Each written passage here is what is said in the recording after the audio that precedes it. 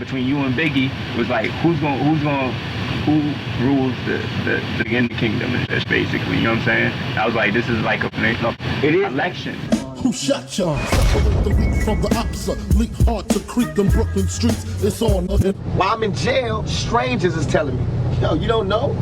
Biggie homeboy shot you. Cause they bragging, they telling they niggas in jail, yo, we just got Pac, woo, woo, woo. That's why what I'm doing, I know what I'm doing, I'm destroying her. I his wife, I'm in the game, I'm destroying her. You claim to be a player, but I bust your wife. We bust on bad boys, brothers touch for life. When they say something to us, we want to make sure we mash that ass like we did Biggie. You see that quiet as a church mouse? I was more in the mind frame of, keep your mouth shut, big. You know what I'm saying? Just don't feed into it. If you feed into it, it's gonna do nothing but escalate. I knew it wasn't true.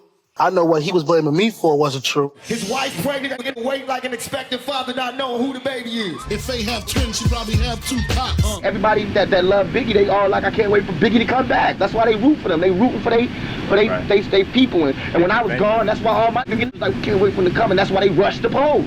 They wanted a new regime. And my regime includes the East Coast. It includes the West Coast. I'm flaming jets, aiming at maniacs, put my name in rap.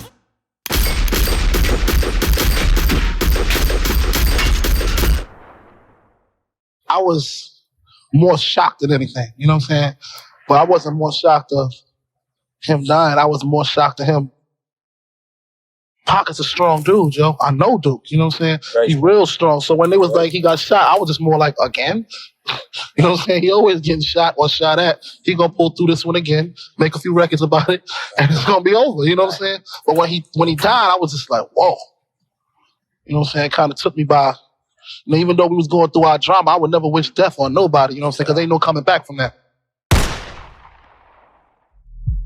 Tupac versus Biggie, the greatest hip-hop beef of all time. Two friends that became mortal enemies on their way to the top, in a deadly coastal war between the East Coast and the West Coast. Bad Boy Entertainment versus Death Row Records. A feud that took place in the mid-90s and changed the rap game forever, with the deaths of both of these icons in 96 and 97. These young men had a bright future ahead of them, but their lives were cut short and we unfortunately never got to witness the full extent of their greatness. Cause they were both in their mid-20s when they passed, and they're still regarded as two of the greatest rappers to ever do it. Before these two met, Tupac was already a star, and Biggie was looking up to him. He himself was on the rise, trying to blow up in the rap game in order to get on Pac's level. Cause after Pac left the group Digital Underground in the early 90s to go solo, his career as an actor and rapper took off. He dropped the album Tupacalypse Now in 1991 and was working on a sophomore album Strictly from our NIGGAZ, which would come out on February 16th, 1993. He had also just starred in the movie Juice, which came out in January 92. And between April and July that same year, he had already filmed the next cult classic called Poetic Justice with Janet Jackson. Everyone knew that Pac had a bright future ahead of him, and that he was on his path to superstardom. He was planning to appear in more movies and go platinum with his next album. We going platinum, nigga, we going platinum. Biggie, on the other hand, wasn't known outside of Brooklyn back in 92. He wanted to quit selling drugs and do music instead, cause he began rapping in his early teens and had been battling people in Brooklyn ever since he dropped out of high school at the age of 17. That's just me, the V.I.G. Competition rapper ever since 13. Used to steal clothes, I was considered a thief until I started hustling on Fulton Street. His friends knew that he was destined for greatness. He couldn't continue living the life of a drug dealer and hustler. People in his circle were getting locked up left and right. But back then it was hard to make it as a rapper. You couldn't just go viral like these days on the internet and become a star overnight. You needed the right connections and tons of luck to get discovered. Being talented wasn't enough. After dropping out of school, he became more involved in crime. In 1989, he was arrested on weapons charges in Brooklyn and sentenced to 5 years probation. In 1990, he was arrested on a violation of his probation, and a year later he was arrested in North Carolina for dealing crack cocaine, for which he had to spend 9 months in jail before making bail. After his release, he finally made a demo tape, Microphone Murderer, while calling himself Biggie Smalls. It was produced by DJ 50 Grand.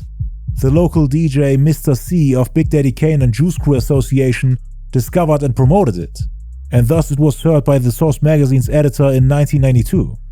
In March that year, he was featured in The Source in the Unsigned Hype section, which was dedicated to airing promising rappers. The demo then made its way to Sean Puffy Combs, who at the time was an A&R executive of Uptown Records. After hearing the tape, Puffy wanted to arrange a meeting with Biggie, hoping that it's someone with sex appeal like LL Cool J, who was a ladies' man and player. But Biggie was far from a player at that time. He got signed to Uptown Records regardless on July 14th, 1992. Puffy then put him on one of the songs on Heavy D's album, Blue Funk. Biggie also appeared on Supercat's Dolly My Baby, and afterwards started recording his own records like Party and Bullish, for example, which ended up becoming his debut single.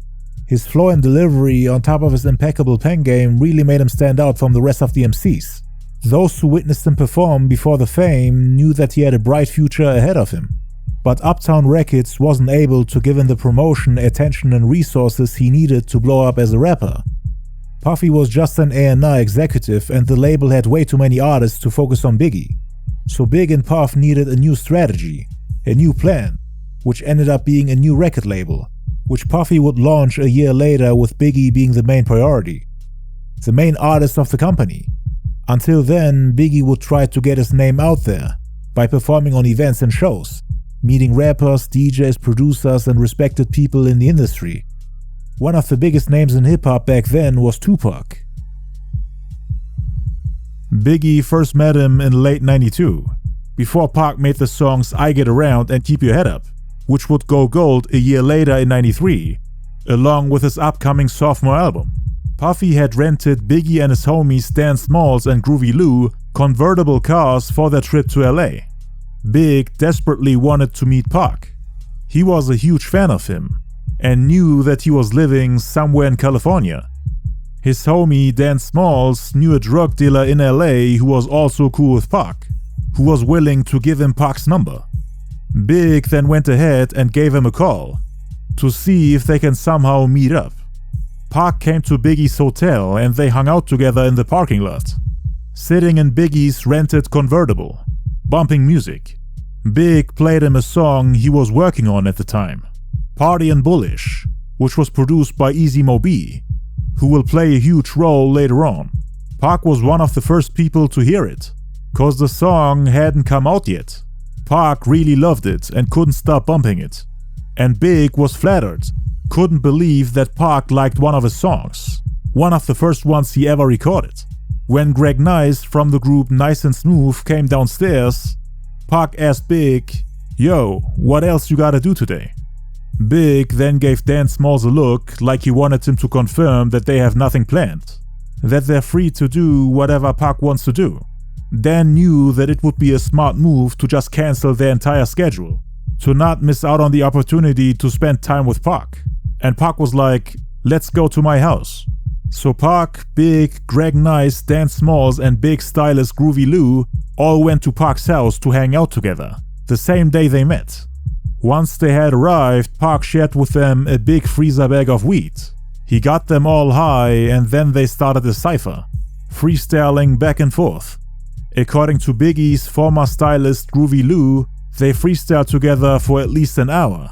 And it was the most incredible freestyle he'd ever seen. You know, Tupac would freestyle for 5 minutes, then Big would come right back for 5 minutes. And Pac would be, hyping Biggie up the entire time. And they would just be having the time of their lives. And there was so much of a respect factor between the two. After the freestyle session, Pac went into his room and pulled out his green army bag filled with hand and machine guns. They played around with the guns in Pac's backyard, running around pretending to shoot each other. Pac then walked in the kitchen and cooked some steaks for them. He also had fries, bread and Kool-Aid. Big and the rest of them were drinking and smoking. Pac all of a sudden came back to the living room and said, "Yo, come get it." They ate together and continued having fun. This is where Pac and Big's friendship started. I always thought it to be like a Gemini thing. We just clicked off the top and we're cool ever since, Biggie said in the September 96 issue of the Vibe magazine. Pac then introduced him to all his homies, including Big Stretch and Majesty from the Life Squad, who initially didn't like him because he was using the same name as one of their homies, a New York graffiti artist called Big Trick, who everyone called Biggie Smalls. He would always hang out with Pac and was part of the Thug Life movement. It's the same Biggie Smalls that Tupac and Stretch dedicated a song called God Bless the Dead to after he passed away. Rest in peace to my motherfucker Biggie Smalls.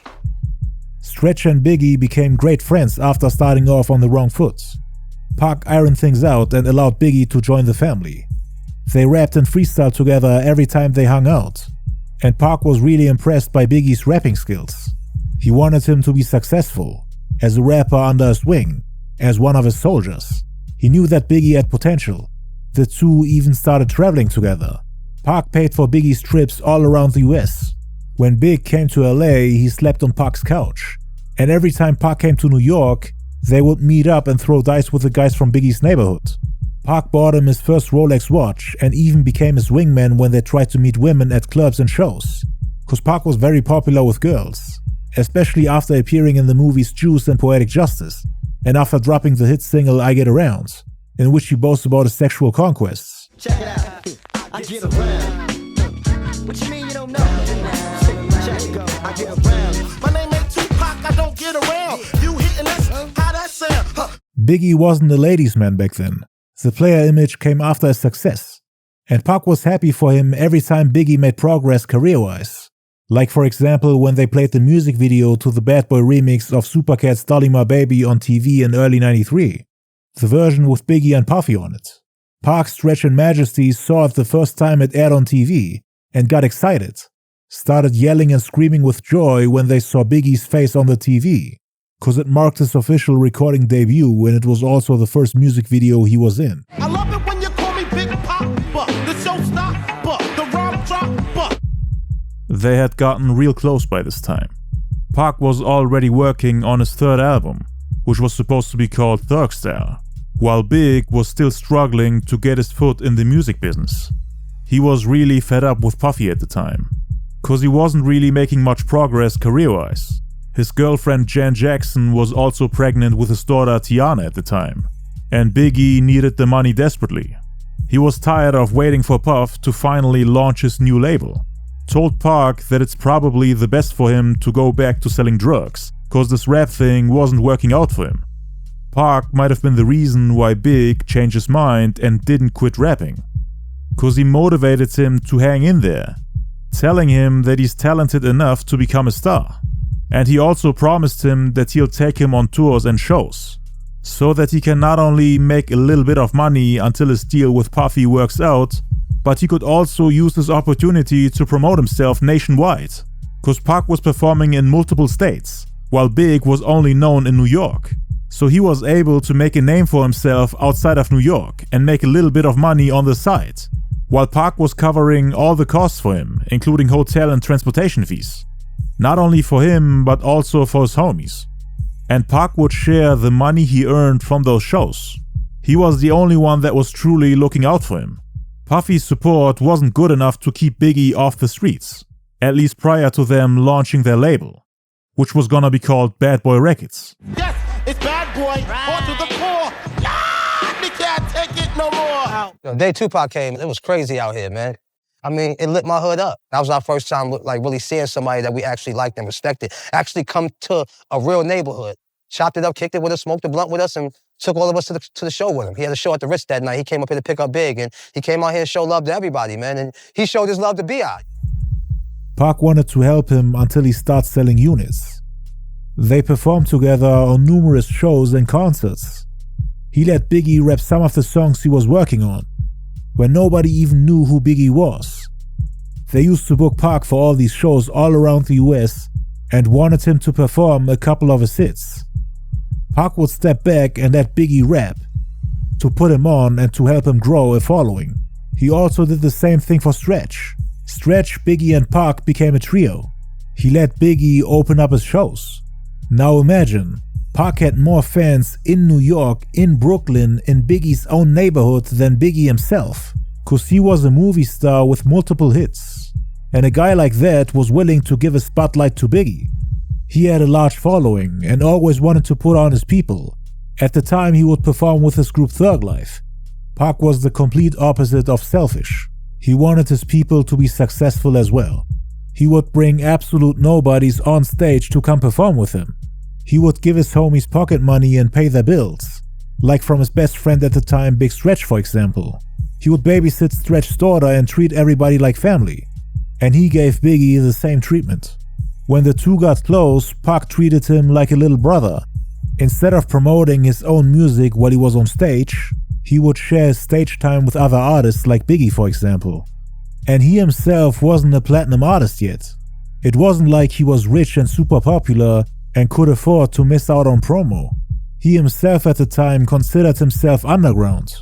But even then, he tried to kickstart Biggie's career, like you would expect an older brother to do for a sibling.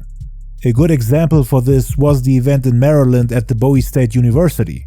Pac let Big Stretch and Majesty from the Life Squad open up the show. Afterwards, it was Biggie's turn, and he performed Party and Bullish. Biggie even yelled Thug Life. Pac then jumped Biggie on stage during the part in the song Party and Bullish where the fight breaks out. They pretended to fight on stage, and then Biggie continued rapping.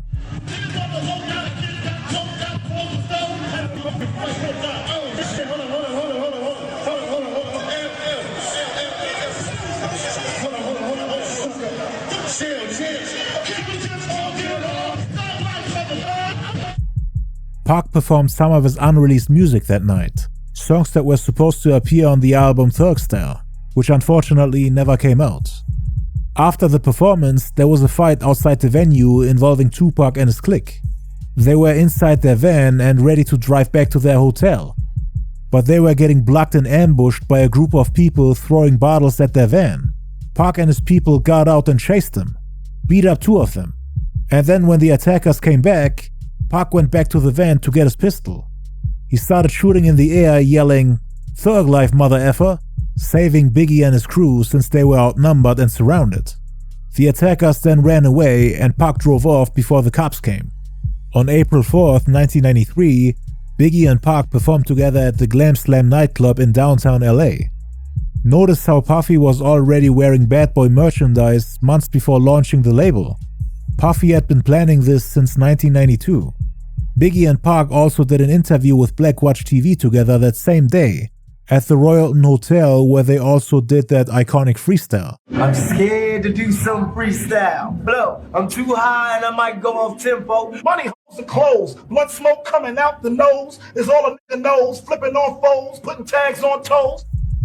On April 20th, the Who's the Man movie soundtrack came out and peaked at number 32 on the Billboard 200 chart. The first song on the album was Biggie's Party and Bullish, so he was the first guy they heard when they played the album. That helped Biggie to slowly grow a following, especially when it got released as a single 2 months later. On May 3rd, 1993, Big and Pac freestyled together live on stage at Trafalgar Square in New York.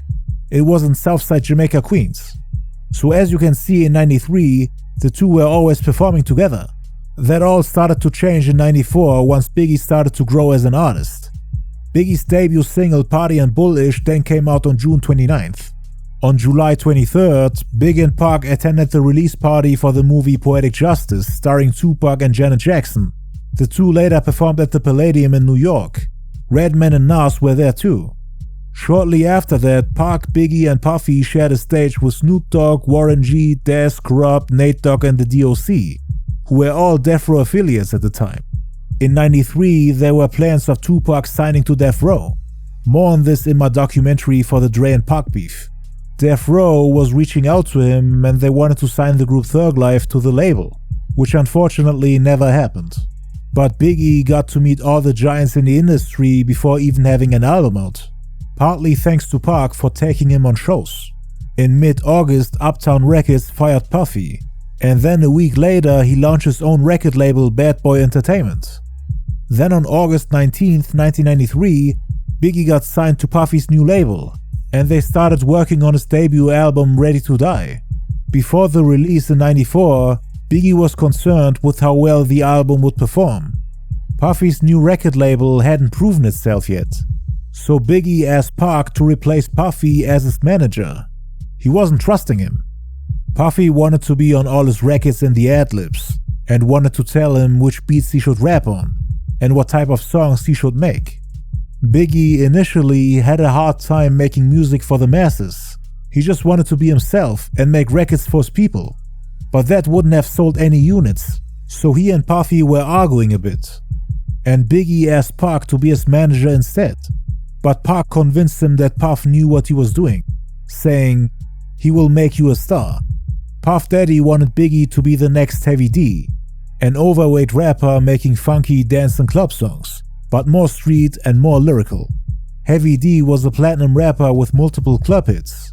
Puffy tried to mold Biggie and turn him into a sex symbol, even with him being overweight. He wanted him to make dance and pop music, which Biggie didn't want at all. He hated songs like Juicy and Big Papa, wanted to make hardcore lyrical street rap instead. But both Puffy and Pac convinced him to give it a try, and to add songs that will sell the album. In '93, Biggie was closer to Pac than to Puff, but that changed over time. Biggie started to trust Puffy more and more, and Puff was always in his ear. Big also listened to Pac's advice and changed his style a bit, or at least tried to add more variety. Went from the hard and aggressive party and bullish to smooth and less forceful songs like Big Papa, One More Chance and Juicy. Pac taught him things he learned about the industry, how to market yourself and have a successful career, what to do to sell records, to not just fill your albums with hardcore and super lyrical joints, songs that only hardcore hip-hop fans will appreciate, but to also add club bangers, songs for the ladies, and tracks that get played on the radio to reach a wider audience. Told him that in order to be successful and popular, you need to make records for the ladies and not just for the men. Since according to Pac, women buy more records and men just want what the women want. Meaning if the ladies love you and your music, then the men, especially the boyfriends, will try to be like you, in order to be more like their girlfriend's celebrity crush. And they will of course buy your albums too. They'll consume your music as a couple. That was Pac's strategy back then. Biggie respected him and really appreciated all the help and support he offered. Pac was something like a mentor to him. He got tons of advice which helped to shape him as an artist. Tupac was generous with his rap experience. And whenever Biggie and other up-and-coming rappers gathered at recording studios, he gave them advice on how to make a name for themselves. Biggie and other young rappers assembled in recording studios or hotel rooms to hear Tupac lecture about how to become successful. Pac could get up and get to teaching. Idi Amin from Tupac's group Outlaws said, "Everyone was transfixed on this dynamic individual and soaking up all the information we could soak up." Pac devoted special attention to Biggie, grooming him and treating him like family. Biggie even told him that he'd like to be a part of Thug Life. One of the biggest highlights in Biggie's career prior to his success was his performance at the Budweiser Superfest at Madison Square Garden on October 24, 1993. He broke bread with some of the giants in the industry and showed off his skills on stage, freestyling with Pac, Big Daddy Kane, Scoop Lover and Shaheem. Biggie was still unknown at this point, but still managed to get the crowd hyped. Both Pac and Big gave us an incredible performance.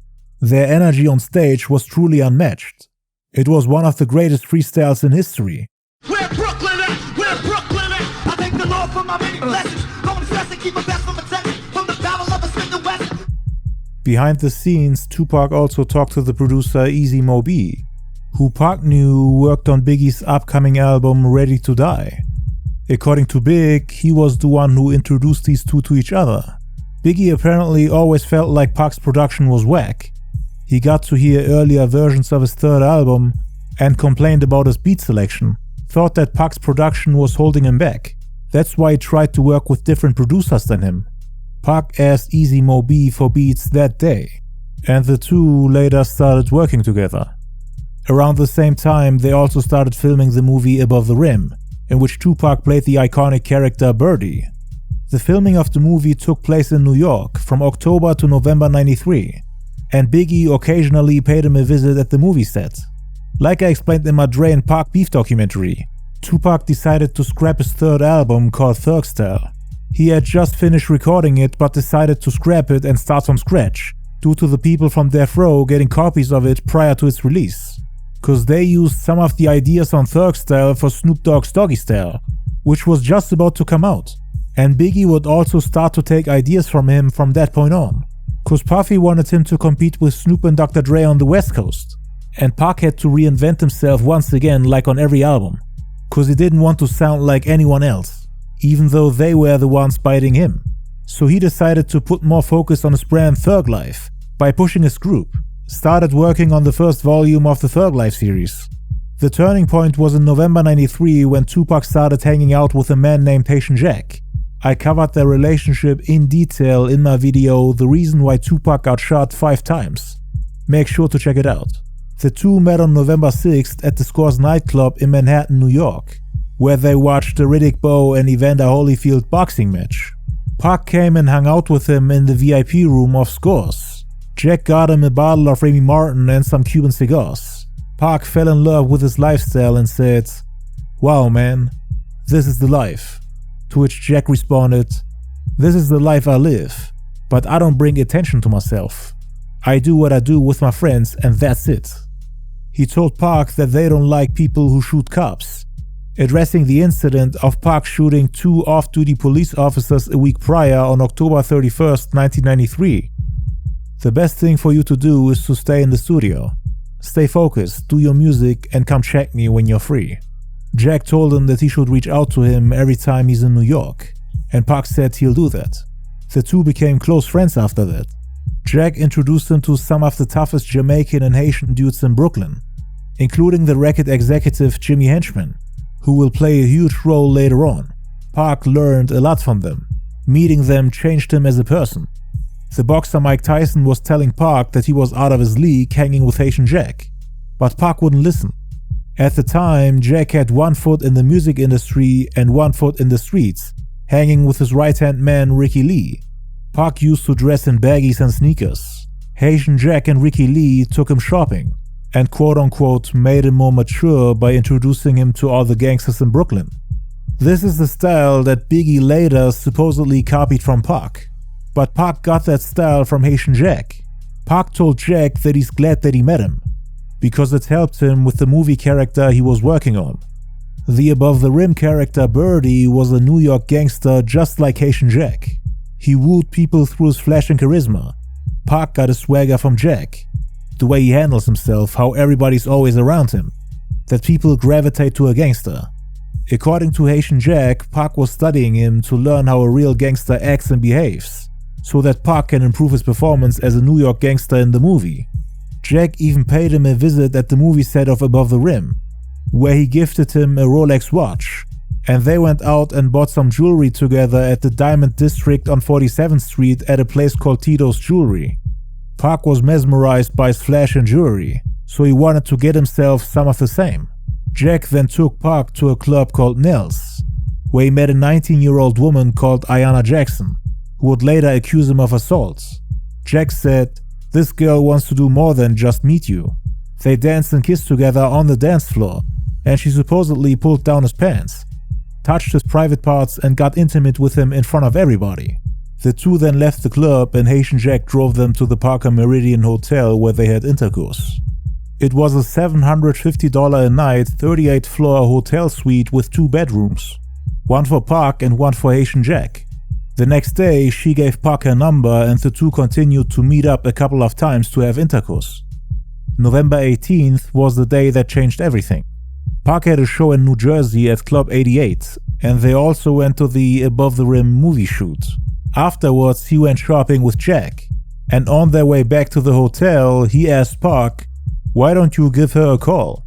So Pac, Haitian Jack, a guy named Trevor, Pac's manager Charles Fuller, and Biggie were now waiting in the hotel room for Ayanna Jackson to arrive.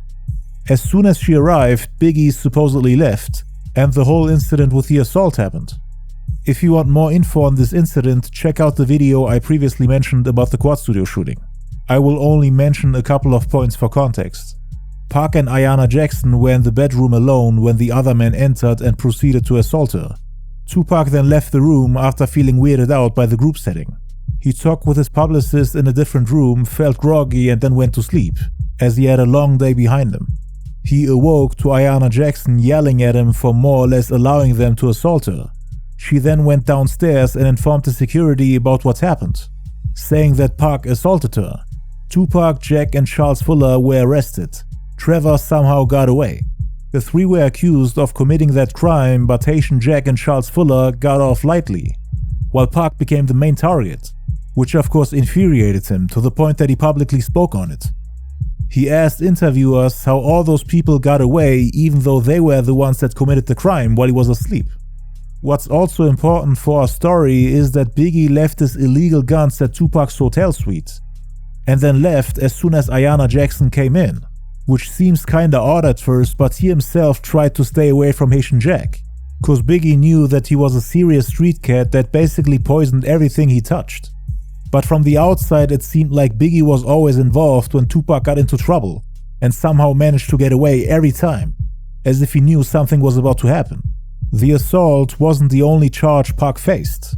Biggie unintentionally made his upcoming fight for freedom more difficult, as Pac was charged with weapons possession that same night, even though those were Biggie, Jack, and Trevor's guns. 4 guns with their serial numbers scratched out were found in Tupac's hotel room. Pac obviously didn't want to snitch on Biggie, as it would not only ruin his career, but it was also against everything Pac stood for at the time. So he was forced to take that one to the chin and shut up about it. He spent much of '94 proclaiming his innocence. The fact that Biggie left exactly when Ayanna Jackson came in, that he was partly responsible for one of the charges Pac faced, and that he was also in the same building when Pac got shot a year later, gave Pac enough reason to think that Biggie might be hiding something, and that he's not completely innocent, cause it was coincidence after coincidence after coincidence. And Pac later came to the conclusion that it was all done on purpose. All these weird coincidences would accumulate until Pac finally had enough. And those wouldn't be the only things he disliked about Biggie. Pac's grudge and frustrations with him grew over time, but the incident at the hotel was the beginning of it. Even if he was somehow able to shake off the abuse charges, the firearms in the hotel room were enough to get him locked up. They confiscated the guns and Pac was forced to fight for his freedom for the next year. In '94, he worked on a new version of his 3rd studio album, which he later called Me Against the World, while also working on the group album Thug Life, and starring in the movie Bullet. Biggie, on the other hand, was focused on his debut album Ready to Die. Both did their separate things. They weren't really part of the same clique anymore. Pac had little to no involvement in Biggie's upcoming album, and Biggie had no involvement in any of the albums Pac and Thug Life were working on, aside from 2 songs which I will touch on later. Pac asked him if he still wanted to be part of the Thug Life movement, now that they're actually putting out an album together. And Biggie, I don't want to say rejected the offer, but he made clear that he had his hands full with his own album, and all the things Puffy wanted him to do. Puff was kinda trying to pull Biggie away from him, so that they can focus on their own brand, and build up Bad Boy together to the point that they can outgrow everyone in the game, including Tupac. Puffy would become his new mentor, and Pac was now less of a teacher to him, but more of a rival in the rap game. Friendly competition. Someone who's not part of the Bad Boy movement. In March that year, both Tupac and Biggie once again performed together on stage at the New Regal Theater in Chicago. Biggie had his clique Junior Mafia with him, and Pac came with Thug Life. This might have actually been their last stage performance together, cause in '94 Biggie and Pac had their own tours and shows, and started to focus on their brands and movements. Biggie stopped rapping the Thug Life movement at a time when Pac was trying to put together the self-titled group album. They worked on it until May '94. Around that time, Biggie gave Pac the demo for his upcoming album. It had the song Juicy on it, and Pac loved it. He used to play it all day and also made his friends and family listen to it. He was really looking forward to hearing the final version of the album, which Biggie was planning to finish in the next couple of months. On August 4th, Biggie got married to the R&B singer Faith Evans, whom he had met 8 days prior at a Bad Boy photo shoot. She will play a huge role in the story later on. 5 days later, on August 9th, Biggie dropped the single Juicy, which is widely regarded as one of the greatest hip-hop songs of all time. And it was also a commercial success. You can hear a change in his style, and Pac was fine with it at first, cause he was the one who had advised him to do so, that he should do more smooth and laid-back songs for the radio in order to sell the album. Biggie hated the song, but it actually became one of his biggest hits. That summer he started performing songs from his upcoming album Ready to Die, and he grew a large following. His album was almost done. 6 of the songs were produced by Easy Mo Bee. No other producer produced that many songs for the album. And Biggie heard that Mo Bee was working with Pac too. He actually wanted that sound for himself. Get Mo Bee to produce as many records as possible. So he got curious and wanted to know if he gave Pac better beats than him. And indeed, Mo Bee gave Pac the beat for Temptations, which Biggie loved. It was a record similar to Big Papa. He was disappointed and mad that he gave Pac those beats, cause he immediately knew that it would become a hit. And he wanted to be the hottest rapper in '94, jump on the hardest beats of the year. Biggie always felt like Pac's beats were whack. And now, for Me Against the World, his friend Pac finally gets some great production and Biggie complains, saying that Mo Bee should have given those beats to him. Biggie approached Mo Bee and said, "Yo man, you know you were supposed to give me them joints." Mo Bee then responded, "What you talking about? I heard the joints you did with Pac." "You heard them?" "Yeah man, them joints is fire. You should have gave them to me." Mo Bee took it as him joking around, but he probably did want those beats for himself. He probably regretted introducing those two to each other. Biggie was kinda disappointed in Mo Bee as they had been tied since the beginning of his career, ever since he produced Big's first single Party and Bullish in '92. Mo Bee had become one of the main producers for Bad Boy Records. He had played a huge role for the first 2 albums released on the label.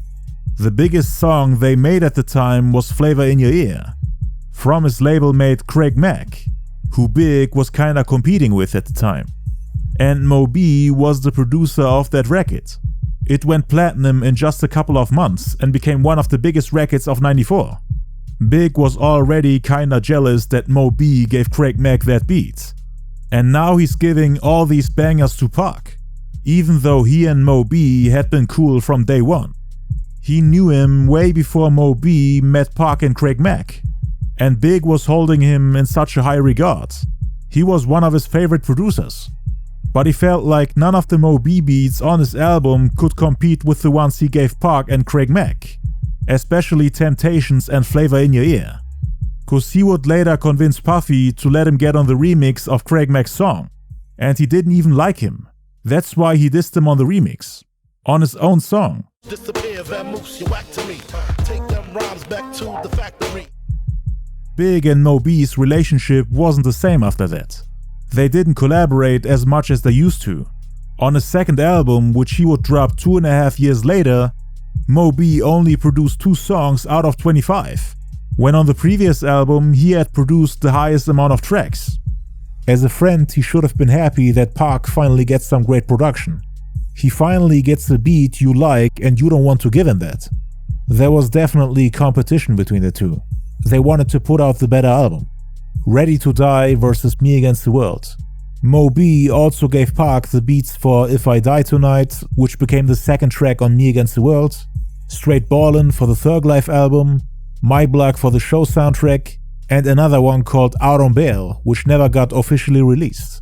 He would also get the beat for Runnin' from the Police. Biggie was mad that Pac got all those beats, cause Pac had never worked with Mo Bee before. He only knew him because of Biggie, and Biggie wanted that sound for himself. Biggie and Pac talked about it and agreed to do the song Runnin' from the Police together, cause originally Biggie wasn't supposed to be on it. The song was supposed to land on either the Thug Life group album or on Me Against the World. It was recorded on August 12, 1994 at the Unique Recording Studios in Times Square, New York. Mo Bee was scheduled to put the song together with Pac and his clique. He didn't expect to see Biggie and Junior Mafia walk in and jump on the track.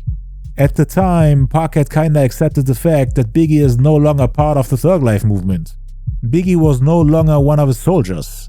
He had ranked up to a general and had his own team. But upon Biggie's request, they wanted to make a last-minute addition, so that Biggie gets credited as an honorable member of Thug Life, which unfortunately never happened, as the song never made it onto a Tupac album. Pac was also unhappy with his verse, probably because Biggie outshined everybody on the track, with his raw delivery, energy, and outstanding flow. So he redid his verse, and that's why there are 2 Tupac verses for this one song. They also recorded the track House of Pain together, which featured Big Stretch, and it was supposed to be on Biggie's album Ready to Die, but it later got scrapped. DJ Eddie F also invited both Pac and Big to jump on the track Let's Get It On, along with the rappers Heavy D, Spunk Bigger, and Grand Puba. It landed on the same titled album, which came out in October 94. Aside from the House of Pain recording session, Biggie and Puffy never invited Tupac to come record with them, even though Pac had helped to shape and promote him. There is a rumor that Puffy didn't want Pac to be part of the album because of the Ayanna Jackson assault case. And then there's another rumor which suggests that Puffy didn't want these two to get too close.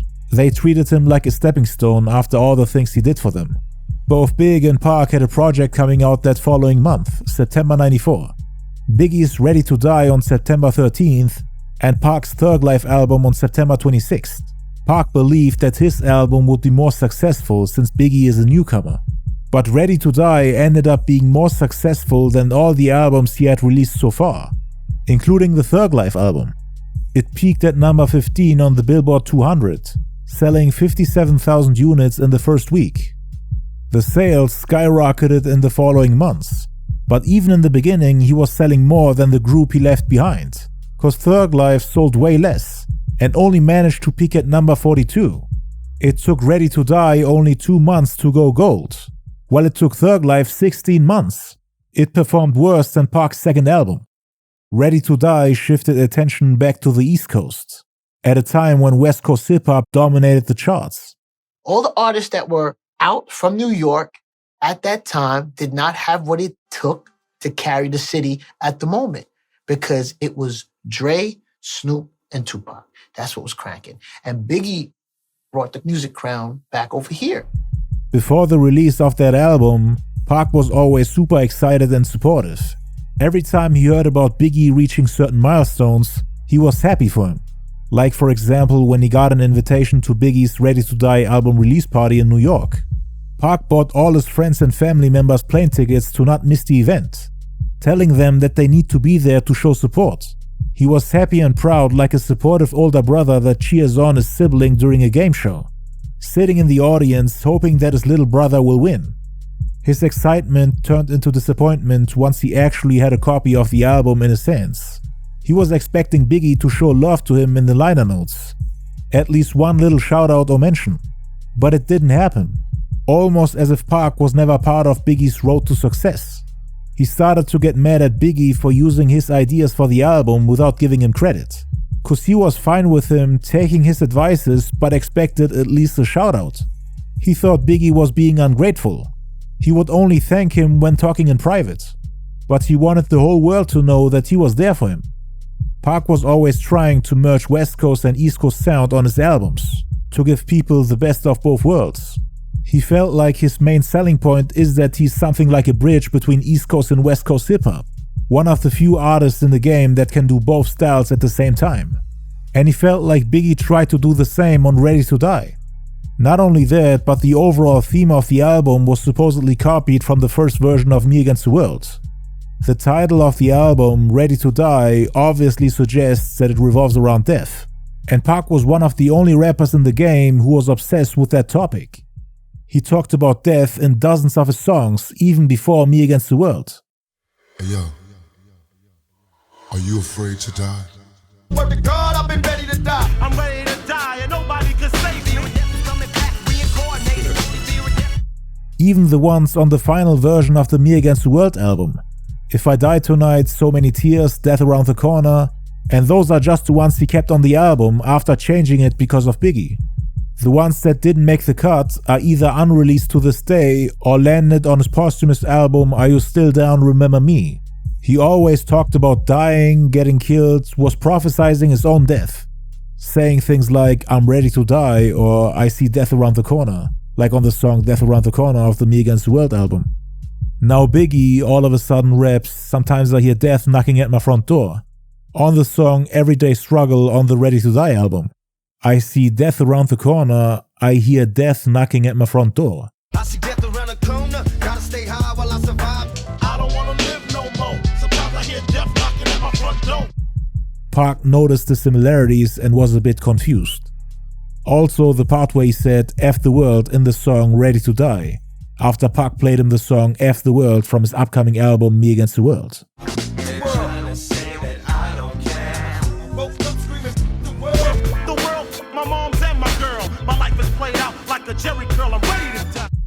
Then on the song Big Papa, they use the same sample from the Isley Brothers as on Pac's song Time to Get My Drank On, which Pac wanted to put on his scrapped album Thug Style.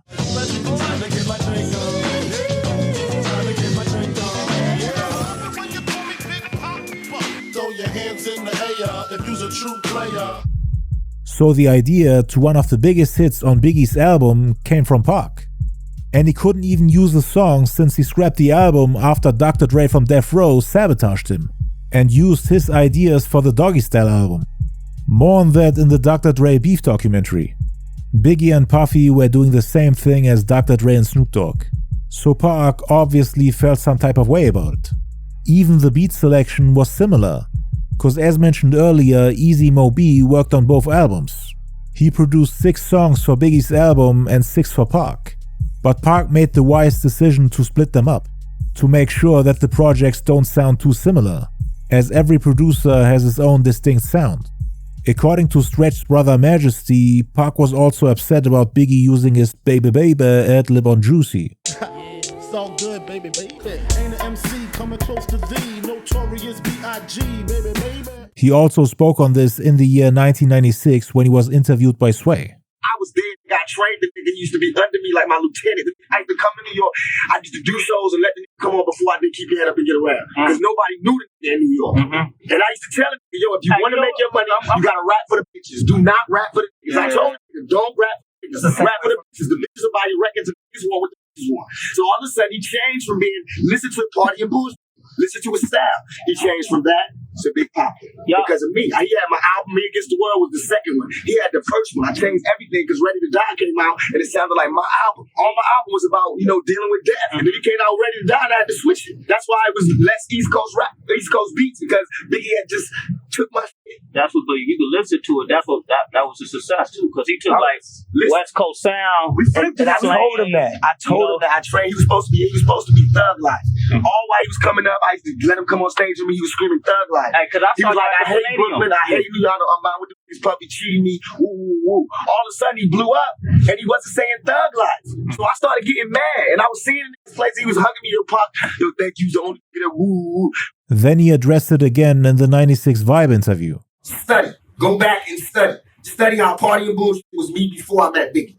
You don't hear my style in this rap. Study how after I met Biggie, Ready to Die come out, his whole style changed. Study. Make sure the rolling and everything is in full effect and brand Versace. Pac was also mad at him for rapping about things that he himself bought for him when Biggie had nothing, since he was broke. Like for example his Rolex watch, his designer clothes, and he also started rapping about popping champagne. Something that The Roots, Raekwon the Chef, and Ghostface Killah made fun of later on.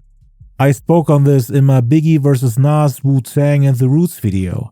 It's like these happy-go-lucky and when they get on, man, they want to pop a little champagne. Like I said, you know what I'm saying? Every time you see him. Pac was mad because he was the one who always bought him champagne and Hennessy. But Biggie got all the credit for popularizing that lifestyle, even though he was technically rapping about the things that Pac introduced him to. Biggie supposedly never knew the taste of champagne before meeting Pac. He would even pay for Junior Mafia's transportation fees since Biggie was broke. So he wasn't the wealthy player he rapped about in his lyrics. At least not yet. But on the album he was rapping about his lavish lifestyle. Basically the life Tupac was living. Cause he was the player, not Biggie. According to Pac, he used to beg women to sleep with Biggie, so that he doesn't come off as a loser who has to go home all alone after going to the club to meet some women with his homies. while everyone is returning to their hotel rooms accompanied by women. He said Biggie was the least popular guy in the group when it came to women. So now the same guy is pretending to be a player. Biggie was still his homie, so he didn't want to say all these things to his face. But that's what Pac had in the back of his head the whole time. He held a grudge against him without Biggie knowing, not realizing that Biggie changed his style because of him. He wouldn't have made player songs if Pac hadn't encouraged him to do so. So it didn't really make sense for him to get mad at that, cause Biggie only did what Pac told him to do. But the part that Pac is right about is that he should have gotten his credit. And that's probably what upset Pac the most. Where is the goddamn credit? Don't just say thank you in private, say it in public. The two are still cool with each other, but Pac started to lose a little bit of respect and love for him. But him not getting a thank you, a shout out or mention really rubbed him the wrong way. He also didn't like how Method Man is the only feature guest on the album. How did Meth make the album but the guy who opened doors for him didn't? The guy who inspired him the most. So Pac was obviously disappointed. He had zero involvement in the album, as if he never existed. Nothing that can be traced back to him. The inspiration part and him taking ideas is all debatable, at least in the public eye. You would have came off as a hater if you called him out on that. You take my ideas, my slangs, my styles, my ad-libs, my themes. You kickstart your career by using the wisdom I shared with you about how to make it in the game. I take you on tour, on all the shows, put some money in your pocket, pay all your fees, let you sleep on my couch, feed you, introduce you to women. Consider you part of the family. And I can't even get a thank you in your liner notes? Am I asking for too much? It's something that only takes 5 seconds. You even stopped shouting out Thug Life now that you're famous. As if we were only a stepping stone to you on your way to the top. That's how Pac felt. He had to bite his tongue. There was nothing he could do about it. Big and Pac had two completely different personalities. Cause Pac always gave props to the people who helped him or inspired him. And he always tried to work with people who were a big influence to him. Like Ice Cube, for example. On his second album he had a song called Last Words. He put Cube on there as he was one of his biggest inspirations. That was Pac's way of saying, yo, these are the people that got me into this game. And Pac thought Big would put him on his album in a similar way. But Big didn't tell him that they never intended to put the song House of Pain on there. Let's say the song wasn't good enough for the album. Why didn't Biggie and Puffy invite him to more studio sessions? With Pac's work ethic, they could have easily recorded a whole album worth of songs. I mean, no other rapper at the time was as close to the bad boy camp as Pac. Puffy supposedly tried to cause a rift between Biggie and Pac, so that Big can focus on Bad Boy. Cause as mentioned earlier, Biggie stopped rapping and promoting Thug Life. He used to yell Thug Life every time he performed on stage. Cause once Bad Boy took off, he stopped doing that. And he didn't want to be part of the whole movement anymore. Pac's biggest worry was that Junior Mafia would become bigger than Thug Life. Biggie told him that his next plan was to put out a Junior Mafia group album, similar to Tupac's Thug Life. So he was kinda using Pac's blueprint. First he becomes successful and then he puts on his group. Not only that, but even the name of the group was inspired by Pac. Pac used the backronym for his group Thug Life. The hate you gave little infants, F everybody. Biggie did the same for the Mafia in Junior Mafia, which stands for Masters at Finding Intelligent Attitudes. So both group names were based on backronyms. Both groups were also signed to the label Atlantic. They didn't get signed to Bad Boy, cause just like how Pac had full control over Thug Life, Biggie wanted to be in full control over Junior Mafia, without people like Puffy being able to interfere. He started to put his focus on them, taught them how to rap, how to sound fresh and unique, mentored them just like how Pac mentored Biggie. So he had his hands full. He also had to promote his album Ready to Die, so that it can go platinum. He performed on shows and also shot multiple music videos for upcoming singles. Tupac couldn't be part of any of it, cause he had his court hearings to deal with, while at the same time trying to earn enough money to cover all the fees. He did shows, went to the video shootings for the movie Bullet, and was also trying to record as much music as possible so that the label Interscope has enough material to release in case that he does get locked up for a couple of years. The two just started to drift further and further apart with their rise to fame, and they saw each other less and less, cause they both had their own shows, their own movements, and their own projects. They would only see each other on rare occasions. Pac didn't really get the opportunity to express his frustrations to Big. When it came to Friendz, he was the type to bottle up his real emotions and feelings. Every time he wouldn't receive the same level of love he would give, while building up resentment and disappointment until he finally explodes. He was usually outspoken and direct, but when it came to friends and family, he would always try to endure it and not make a fuss about it, just out of love, loyalty, and companionship.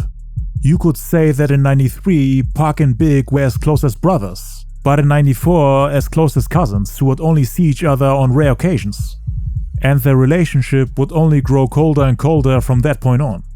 In October '94, Bad Boy released a remix to Craig Mack's gold hit Flavor in Your Ear, featuring the legend LL Cool J, Busta Rhymes, Rampage, and Biggie, who completely outshined everybody on the track and proved that he's a force to be reckoned with, a legend in the making, a man who's reaching for the crown, the #1 spot, the title King of New York. The game was shaken up and Flavor in Your Ear would go platinum in the following month, so this was a huge push for him. Up until this point, not even Pac had a platinum hit out. Biggie represents Brooklyn, New York City, America, the black experience, the young man who's just trying to figure out a way where they tell him, no, your hair doesn't work for us. You can't dress like that. You can't talk like that. You can't walk like that. You can't hang with your friends. You can't stand on this corner. You can't be.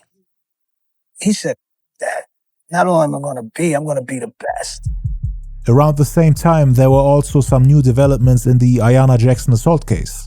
Haitian Jack's trial was separated from Pac's, even though it was the same case, which made Pac think that Jack snitched on him and is trying to push the blame onto him.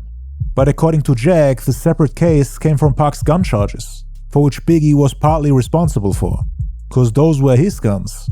They didn't hold Jack accountable for the guns as the hotel suite was booked under Tupac's name, so they separated the case to not include the gun charges. Jack never admitted that one of those guns was his, so Pac had to explain why he had 4 illegal guns in his room, without snitching on anybody. Jack always denied being a snitch. His case never went to trial. He ended up pleading out, took a misdemeanor charge and paid a $1,000 fine. The other guy, Trevor, was never found. So the people who actually abused her got away, while Pac was metaphorically thrown in front of a pack of hungry wolves, even though he wasn't the one who actually abused her, and those weren't his guns. Those were Biggie, Trevor, and Jack's guns. So they all got away. None of them stepped forward and said, wait a minute, don't blame Tupac, that was my gun. I take full responsibility. Instead, Biggie, Jack, and Trevor turned their backs on him and let him fight those hungry wolves all by himself for something that Biggie, Trevor, and Jack were responsible for. And because of the code of the streets, Tupac couldn't just snitch on them. So he felt like everyone stabbed them in the back. But Biggie was always apologetic, so Tupac forgave him. According to Tupac's brother-in-law Zayd, Pac told Haitian Jack to his face how he felt about him getting a separate trial. He allegedly said it in front of Zayd, Stretch, Jack, and a couple of other people. Told them that he doesn't want to have anything to do with him anymore. And Haitian Jack sat there, looking at him with a quote-unquote humble look on his face. But Zayd apparently knew that Jack was mad. Jack was a dead friend to him, would try to holler at him at clubs. Tupac would just ignore him and continue doing what he does. Cause on November 4th, Tupac and Biggie attended Puff Daddy's birthday party at Roseland Ballroom. They hadn't seen each other in a while and hugged on stage. Stretch was there too. They all had a great time until Haitian Jack joined the party. Pac was upset that Biggie and Puffy invited him after all the things he did. I was hurt. I'm going to trial, I'm probably going to get convicted, and this guy is showing up at a party with champagne, hanging with Biggie. He thought Jack was a snitch who's trying to push the blame onto him, after getting a separate trial for the same assault case. The accuser Ayanna Jackson didn't even care about Jack getting punished. Her main target was Tupac, so he thought Ayanna Jackson and Haitian Jack set him up, cause they got into this mess because of Jack, And now Jack is getting away, with Ayanna Jackson not caring about who supposedly assaulted her. Biggie got away from that situation in time and said it was all a coincidence. But then they invited Jack to the party. So Pac was confused. Seeing Haitian Jack at the party ruined his mood. Biggie then told Pac to stay away from him and to not hang around with him. Pac then asked, "What do you mean?" And Biggie responded, "I'll tell you later." And the two never had a chance to finish the conversation, cause Jack came and reached out his hand to Pac in an attempt to greet him, and Pac just walked away. This was blatant disrespect. Even enemies acknowledged each other's presence, and disrespecting someone like Haitian Jack was dangerous. In the September 96 issue of the Vibe magazine, Biggie indirectly spoke about this conversation and Pac's relationship with Haitian Jack. "There's ish that mother effers don't know. I saw situations and how ish was going down, and I tried to school the guy. I was there when he bought his first Rolex, but I wasn't in the position to be rolling like that.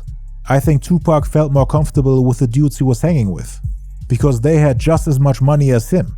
With they, Biggie means Haitian Jack and his people, and with school him, he means warn him about him." Now this is the part that a lot of people close to Big and Pac debate about, and it also might have been part of the reason why Pac suspected Biggie of having something to do with the Quad Studio shooting, which happened a couple weeks later. Biggie supposedly got robbed by Haitian Jack's people in autumn 94, before the Quad Studio incident. But we don't know exactly when it happened, as Biggie tried to hide it from the public. Some people think that that's what he wanted to tell Pac at Puffy's birthday party, before Haitian Jack came and interrupted their conversation. But that would mean that Biggie got robbed before he even warned Pac about him, and it wouldn't make sense for Puffy to invite him to that party. Unless A, he didn't know about it, implying that Biggie kept it a secret from him, or B, he wanted to stay cool with Haitian Jack and his people to not upset them. Cause in 96, Pac said multiple times that they got Puffy under extortion. Puffy getting robbed like a bitch to hide that fact. He did some shitty shit this year, so we riding for that. What it is that the East Coast drug dealers got niggas as extortion. I came and fucked up everything. The rapper Lil Sean argued that Biggie felt like he got robbed because of Tupac, as he supposedly went and told Haitian Jack in a joking way that Biggie wants him to stop hanging out with him, which supposedly infuriated Jack and made him tell his people to go rob Biggie shortly before the Quad Studio shooting, meaning between November 4th and November 30th. Biggie was told by the people who robbed him that Pac notified Jack about him telling Pac to stay away from him. That's how Big supposedly knew that it was Haitian Jack's people who came after him, and that it was because of Pac. So Big was mad that Pac put him on blast, but Pac was not even on speaking terms with Jack anymore, so he couldn't have told him about it, especially not in a joking way, cause Pac was in no mood to joke around with Haitian Jack after the whole thing with the separate trial. Pac was always trying to ignore him and walk away instead of talking to him. Maybe Jack found out from somebody overhearing their conversation at Puff Daddy's birthday party, or he overheard the conversation himself. Pac might have assumed that Biggie tried to set him up at the Quad Studios in retaliation for getting him robbed by Haitian Jack's people. But this could only be possible if Biggie got robbed after Puffy's birthday party. But if that's the case, then why did Biggie try to warn Pac about Haitian Jack? Cause they used to hang out together all the time. Haitian Jack, Biggie and Pac. What did all of a sudden change for Biggie to warn him? And why was he still invited to the birthday party? There are tons of open questions and nothing makes sense. The robbery before the Quad Studio shooting is a well-kept secret. It was never reported to the police and everybody pretended like it didn't happen. So that's why people don't really bother to speak on it. We might never get the answer on when and why exactly Biggie got robbed, and if Pac was really responsible for it. But in November, things didn't really look too good for Pac, as he was informed that he will most likely lose the case and go to prison. Unless, of course, a miracle happens. He was also running out of money as the lawyer fees were getting too much for him to handle. And he was too proud to ask Biggie and Puffy for financial support, cause Biggie was on the rise and Bad Boy was taking over. Despite the relatively low first week sales, Biggie went gold in just 2 months, meaning on November 15th, 1994. So not only did Biggie sell more records in the first week than Pac, but he also went gold in a shorter amount of time. It took Pac's second album 7 months to go gold, and he only sold 38,000 units in the first week, while Biggie shipped 57,000 units. Not only that, but Biggie's single Juicy went gold as well, that same month on November 8th. Took him only 3 months since the single came out on August 9th. So Biggie was catching up to Pac in a very short amount of time. Pac had 3 gold plaques, and Biggie had 2, even though his first album came out just 2 months ago. Pac, on the other hand, had 3 movies, 2 studio albums, and 1 group album. Biggie was just getting started. Pac's latest album wasn't performing as well as he had anticipated. It didn't go gold until '96, and the singles received no certifications. Oh, and Craig Mack's Flavor in Your Ear also went platinum on November 22nd. And Biggie was on the remix, so it seemed like Biggie achieved everything Pac had to work for in the past 3 years in just a span of a couple of months. It was like he played the game of rap on easy mode, while Pac played it on hard. On November 29th, a Manhattan jury had convened to deliberate charges of sodomy, abuse and weapons possession against Tupac and his road manager and co-defendant Charles Fuller. After the first day of deliberations, Tupac was interviewed in front of the courthouse and asked about the allegations. Regarding the gun charges, Tupac denied that the firearms they found in the hotel were his. They couldn't find his fingerprints on them, and Pac told the interviewer that they should go after the other people that were in the hotel room, instead of focusing only on him, since the guns weren't his. He sarcastically asked the interviewers where the other people that were with him are at, basically asking them to go after Biggie, Haitian Jack and Trevor, who were actually the ones that owned those illegal guns. Where are those people that did this? They were all in the same hotel as me. They were all right in the same room with me. Why am I the only one in court right now? Why is the cameras all on me? Why would I come to New York and be unlawfully owning 2 guns? Who has 2 guns? Who carries 2 illegal guns? After the interview, Pac left for a publicity stop in Harlem, recorded a song with a New York DJ named Ron G, and then drove to the Quad Studios in Times Square, where he was supposed to record a song with a rapper named Lil Sean, for which he was supposed to get $7,000 from one of Puffy's associates named Jimmy Henchman, who Haitian Jack introduced him to. At 12:16 a.m., meaning on November 30th, Pac and his entourage of 3 people, his best friend Big Stretch, his manager Freddie Moore and his brother-in-law Zayd Turner, arrived at the Quad Studios and were greeted by Lil C's and Chico Del Vec from Biggie's group Junior Mafia, who were standing on a small terrace on the 10th floor of the Quad Studio building. Junior Mafia and Biggie were actually recording the song Players Anthem together for the upcoming album Conspiracy. This was shortly after the group got signed. They saw Pac and his group in front of the building and screamed down to say hello. They both loved and looked up to him, welcomed him every time he came to Brooklyn. Pac recognized Lil C's, who told him to come up and hang out with them on the 10th floor. Biggie and the members of the group Junior Mafia had no clue that Pac was coming, cause they were supposed to record on different floors and different studios. Pac's plans of recording music with Lil Sean were spontaneous. Biggie and Junior Mafia, on the other hand, had the studio sessions booked for their upcoming album weeks in advance. It was actually Jimmy Henchman who called Pac to come up to the studio. They came to an agreement that Pac would record 1 song with Lil Sean and then leave. He was an hour late to the recording session and had just argued with Jimmy Henchman on the phone. They were cussing each other out and were mad at each other, so he was in a bad mood. Seeing his homie Lil C's there calmed him down a bit, cause he assumed if things go south, he got his homie Biggie and Junior Mafia there to help him out. Lil C's, on the other hand, thought that Pac came to the studio to see Biggie and hang out with him, as a way to congratulate him and help him with his upcoming Junior Mafia album. But he was scheduled to record on the 8th floor, and Pac thought that Lil C's and Biggie were on the same floor hanging out with Lil Sean and Jimmy Henchman. So when Lil C's told him to get around the building and that he'll come get him, Pac agreed, thinking that Lil C's would bring him to Lil Sean and Jimmy Henchman. Quad had recording studios and equipment on 5 different floors at the time. Biggie and Junior Mafia were on a different floor than Puffy, who had just came back from the video shoot for the song Warning. He supposedly wanted to say hello to his friend and mentor Andre Harrell, who was also on the 8th floor waiting for Pac.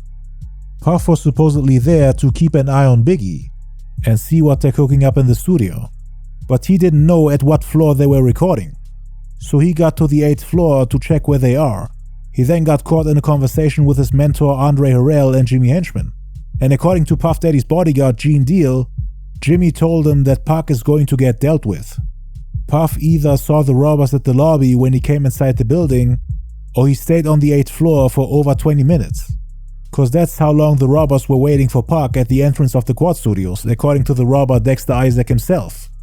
Pac and his homies were now walking around the building, and Lil Cease went back inside to inform Biggie and everyone else. Big was happy to hear that Pac was there, and told Lil Cease to go get him.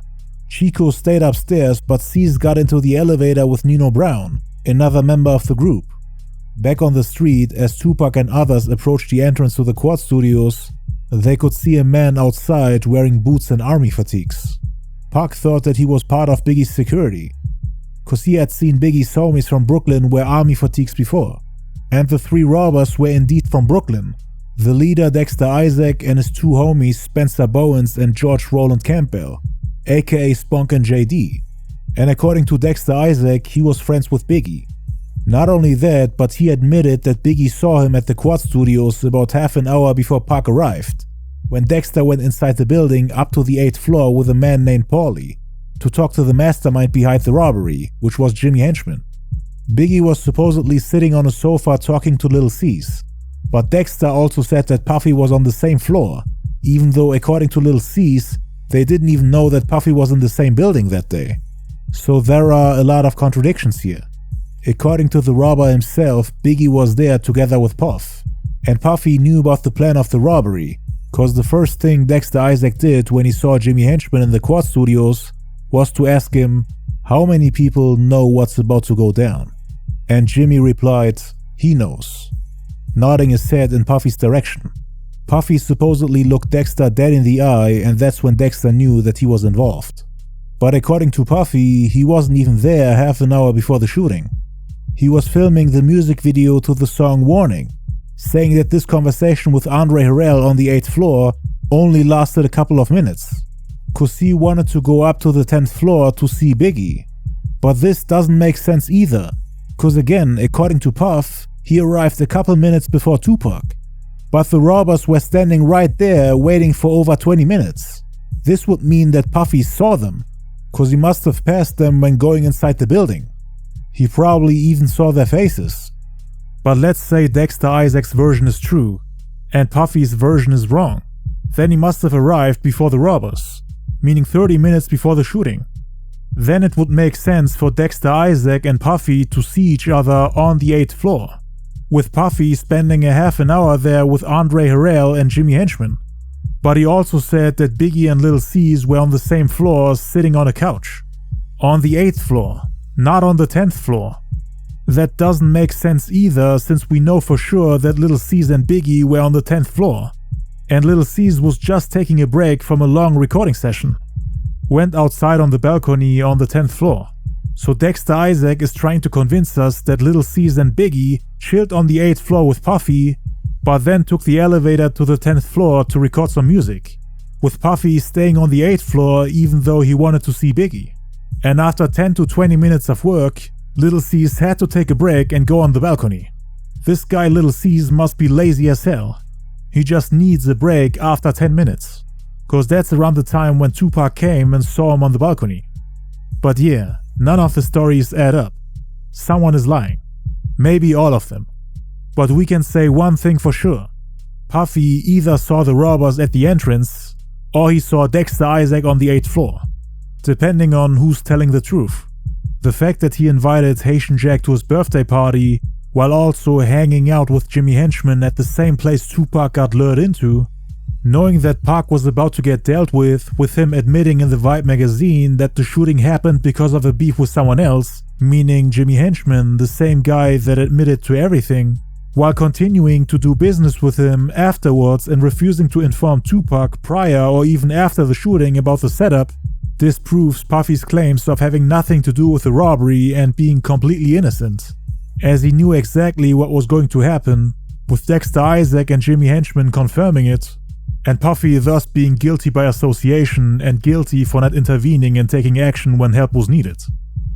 Cause this incident could have easily been prevented or avoided if Puffy had just reached out to Pac.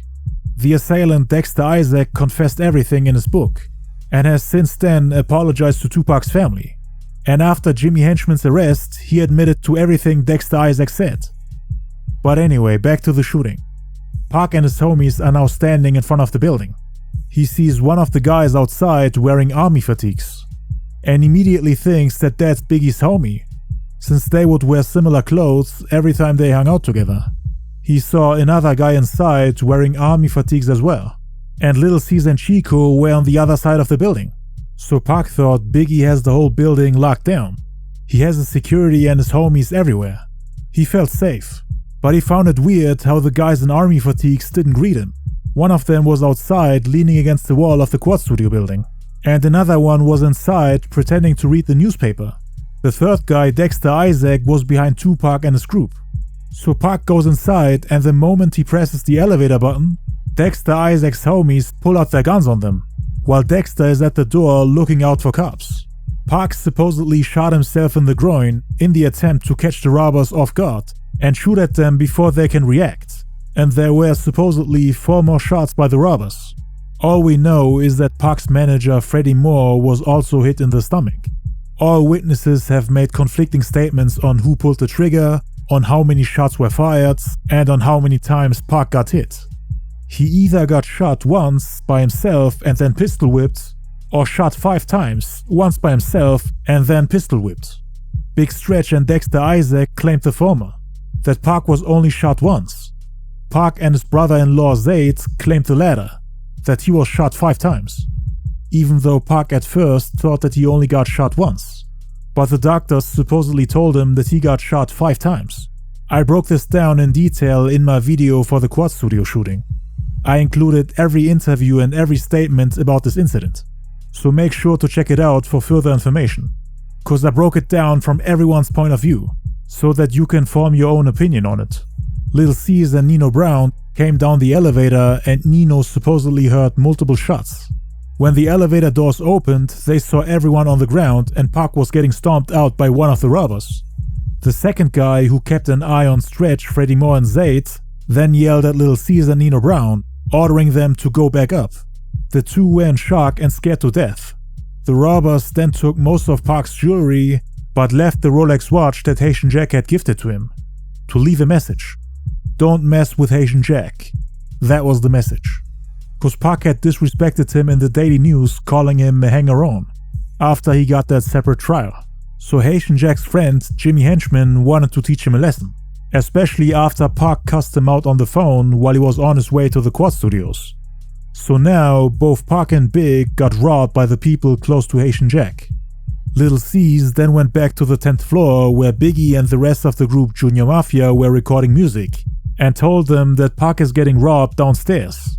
At first, Biggie thought that C's was joking and trying to prank him, but then he understood that he's being serious, and he immediately rushed to the elevator with his gun, going down, while the other elevator was going up. This one was used by Pac, Stretch and Zayd, who were going up to the 8th floor where Puffy, Jimmy Henchman, Andre Harrell and Lil Sean were waiting. Again, Andre Harrell was Puffy's mentor, and Lil Sean was the guy Tupac was supposed to record with. Pac thought Biggie was on that floor as well, but he was actually in the elevator going down to the 1st floor. When Biggie and Chico arrived at the lobby, they saw Tupac's bandana on the ground and blood everywhere. The cops came and pulled them to the side to question them. Lil C's and the rest of the Junior Mafia clique later went down as well and were questioned by the police. They all knew nothing. So Pac comes out the elevator with Stretch and his brother-in-law Zayd, and they run into Puffy, Jimmy Henchman, Andre Harrell, Lil Sean and others. Zayd supposedly held Puffy at gunpoint. They were already treating them like the enemy. A lot of things were going through Pac's head while he was upstairs on the 8th floor. There were supposedly around 40 people there. He was confused, upset and suspicious. Maybe the men in the studio knew who'd done it and weren't saying anything. One of the reasons why he went upstairs was to see their reactions, see who's shocked and genuinely worried about him. He leaned against the glass doors on the 8th floor and looked at everyone while bleeding from his head. Everyone looked surprised when they saw him, including Puffy and Jimmy Henchman. According to Pac, Lil Sean immediately started crying and helped him to sit down. He and Stretch supported him from both sides and helped him walk to the couch, but Pac refused to sit down. They all saw the blood on his head and pants. Pac was in quote-unquote movie mode and started accusing people, saying that only Jimmy Henchman knew that he was coming, that nobody approached him and that everyone was looking suspicious. He would yell, "It was a setup. Call the police. What the hell is going on?" He was confused, disoriented, and full of anger. Blood came gushing out of his head and groin area, and it was hard for people to calm him down. He was moving around so much that the wounds were opening. According to Pac, no one tried to help him, but pretty much everyone else said that they were worried and tried to do everything they can to help him. They called the police, Pac's mother, and an ambulance. The EMS team then came and treated Tupac while he was on the ground. They removed his clothes, secured a brace around his neck, and strapped him to a board. Zayd and Little Sean went to the other room to hide Tupac's gun, the one he used to shoot at the assailants. They hid it inside a piano to make sure that Pac doesn't get in legal trouble again, cause the cops came and questioned everybody. They locked down the entire building. This was just a small summary of the events that transpired that day. More about this in the Quad Studio documentary. So now Pac gets carried down the elevator, and according to Chico Del Vec, he and Biggie see him when he gets carried out of the building into the ambulance. Pac had seen Chico on the balcony with Little C's, so before the shooting happened they gave him a feel of safety. But now he's laying in front of them, fully naked, covered in blood, confused and disoriented, looking angry and accusing everybody. When he got past Biggie, Chico and the rest of Junior Mafia, he put up a middle finger and pointed at them, basically saying F you to Biggie and his crew. But while they rolling him off the elevator, he looking at us against the wall. And he said, "You niggas." And Big was like, "Yo, why is this dude mad at us about something about what the, we ain't do nothing wrong, you know what I'm saying?" And then he looking around at us, looking, so what kind of expression he expect on our face? What we supposed to, we don't know what's going on. We looking like, oh. Chico and Biggie figured Pac was confused. After all, he'd just been bomb rushed and nearly killed. But they couldn't believe that he'd blamed them for the shooting. That's how they interpreted Pac putting up his middle finger. And in fairness to Chico and Biggie, there's very little evidence that they were indeed involved. Chico denied that Biggie and Junior Mafia had any connection to the shooting. Said Biggie came downstairs with a gun with the intention to defend Pac, ready to get into a shooting for his homie. Before Pac left the scene, he was interviewed by newspaper reporters while still being on the stretcher. He only said it was a setup, right before they carried him into the ambulance. They took a photo of him lying naked on the stretcher. The ambulance then drove off and rushed to the hospital. Videotape shot from outside the studio by a TV camera operator showed Puffy inside the downstairs lobby, in a baseball cap with a straw hanging from his mouth, staring at the camera and talking to several men. News footage also showed Biggie walking out the lobby, closely followed by Puffy. A lot of people were in and out the studio that night, many of whom were as bejeweled with gold as Pac was, but they weren't robbed or shot. That's how Tupac knew that the robbery was a calculated and planned setup. He was sure that no one else would have gotten robbed in his place, even if they had more jewelry on them than him. And indeed, he got confirmation by Jimmy Henchman himself that they were responsible for it. Cause when Pac was laying in the hospital bed, he was receiving death threats over the phone. His closest homies were relaying messages from his enemies. Stretch's brother Majesty confirmed that Jimmy Henchman was sending threats and messages moments after the shooting. They got the phone number of Stretch's mother and called the crib to relay a message. "We don't want beef, but we got money for war though." Stretch then went to visit Tupac in the hospital to pass the message. Napoleon from the Outlaws was there too, and according to him, Stretch told Pac, "Jimmy Henchman told me that you don't got your money right. You don't want to go to war." Pac was still laying in a hospital bed when he heard this. He and Napoleon thought it was weird for him to relay messages from his enemies. It almost seemed like he was cool with Jimmy Henchman. Stretch also asked Pac why he fought back. Somebody had told him that they were just going to take his jewelry, and that it was Pac's fault for getting shot. So Pac was wondering where Stretch got all the information from. They thought maybe Stretch is sending messages to Jimmy Henchman as well. informing him about where he's at, in what condition he is, what he's planning, what his next move is, if he really wants to go to war with him, and if he's holding a grudge. Pac just couldn't trust him anymore. He felt betrayed and at the same time unsafe, thinking that Stretch might tell Jimmy his exact location so that he can send his people to come finish the job. Pac's friends and family were there with him at the hospital to protect him, just like the Nation of Islam. They kept an eye out for everyone that came to visit him, thinking they might try to kill him while he's laying there defenseless. The Notorious B.I.G. actually came to the hospital to pay him a visit, but they didn't let him see him. Pac didn't want to see his face, thinking that he might be involved in the setup, cause hours after the shooting, Pac already got told who those men were that came to rob him. He knew that those were people from Brooklyn, where Biggie and his homies are from. Everywhere Pac went during the Quad Studio incidents, he met Biggie's people. Little C's and Chico on the balcony, then Puffy and his mentor Andre Harrell, Little Sean and Jimmy Henchman, with whom Big would also work together after the robbery, and the entire Junior Mafia clique when they carried him to the ambulance. And as mentioned earlier, he thought that those robbers were Biggie's security. And on top of all that, Biggie tried to tell him something about Haitian Jack and his people, days before the shooting. So all this made him suspect Biggie. He talked about this in the Sway interview in '96. And he told me, like, about a week before I got shot, he knew that it was shot me. He was like, Pop, don't hang around this, we walked in with that shot, and they ended up shooting me. He's like, Pop, because I knew it too, he was my Cody fan. And I was like, what you mean? He's like, I'll talk to you about it later. And we didn't talk. The next time I saw him was at the studio where I got shot. So I knew he knew what happened. So I was like, Biggie, what happened? He kept sending me messages like, I'm going to come see you. No, what happened? Seeing Biggie's homie Little C's on the balcony who told him to go around the building was also a terrible coincidence, as Pac wouldn't have even thought about Biggie if C's wasn't there. And it most likely contributed to him losing trust in them, since he lowered his guard the moment he saw Biggie's homies, and then jumped to conclusions thinking that the robbers are Biggie's security, right when he went inside the building. Had he not seen C's on the balcony, he wouldn't have thought that those men in army fatigues were Biggie's homies. That's why Pac told everyone to not let Biggie come to see him in the hospital. He was paranoid. Puffy, of course, didn't care about paying him a visit, but Big did, cause he was his homie. That's why he and Pac's brother-in-law Zayd went to the Quad Studios the day after the shooting to get the gun from the piano, so that Tupac doesn't get in trouble. They don't just let anybody inside that building. You need to get buzzed in by someone inside the Quad Studios to get inside.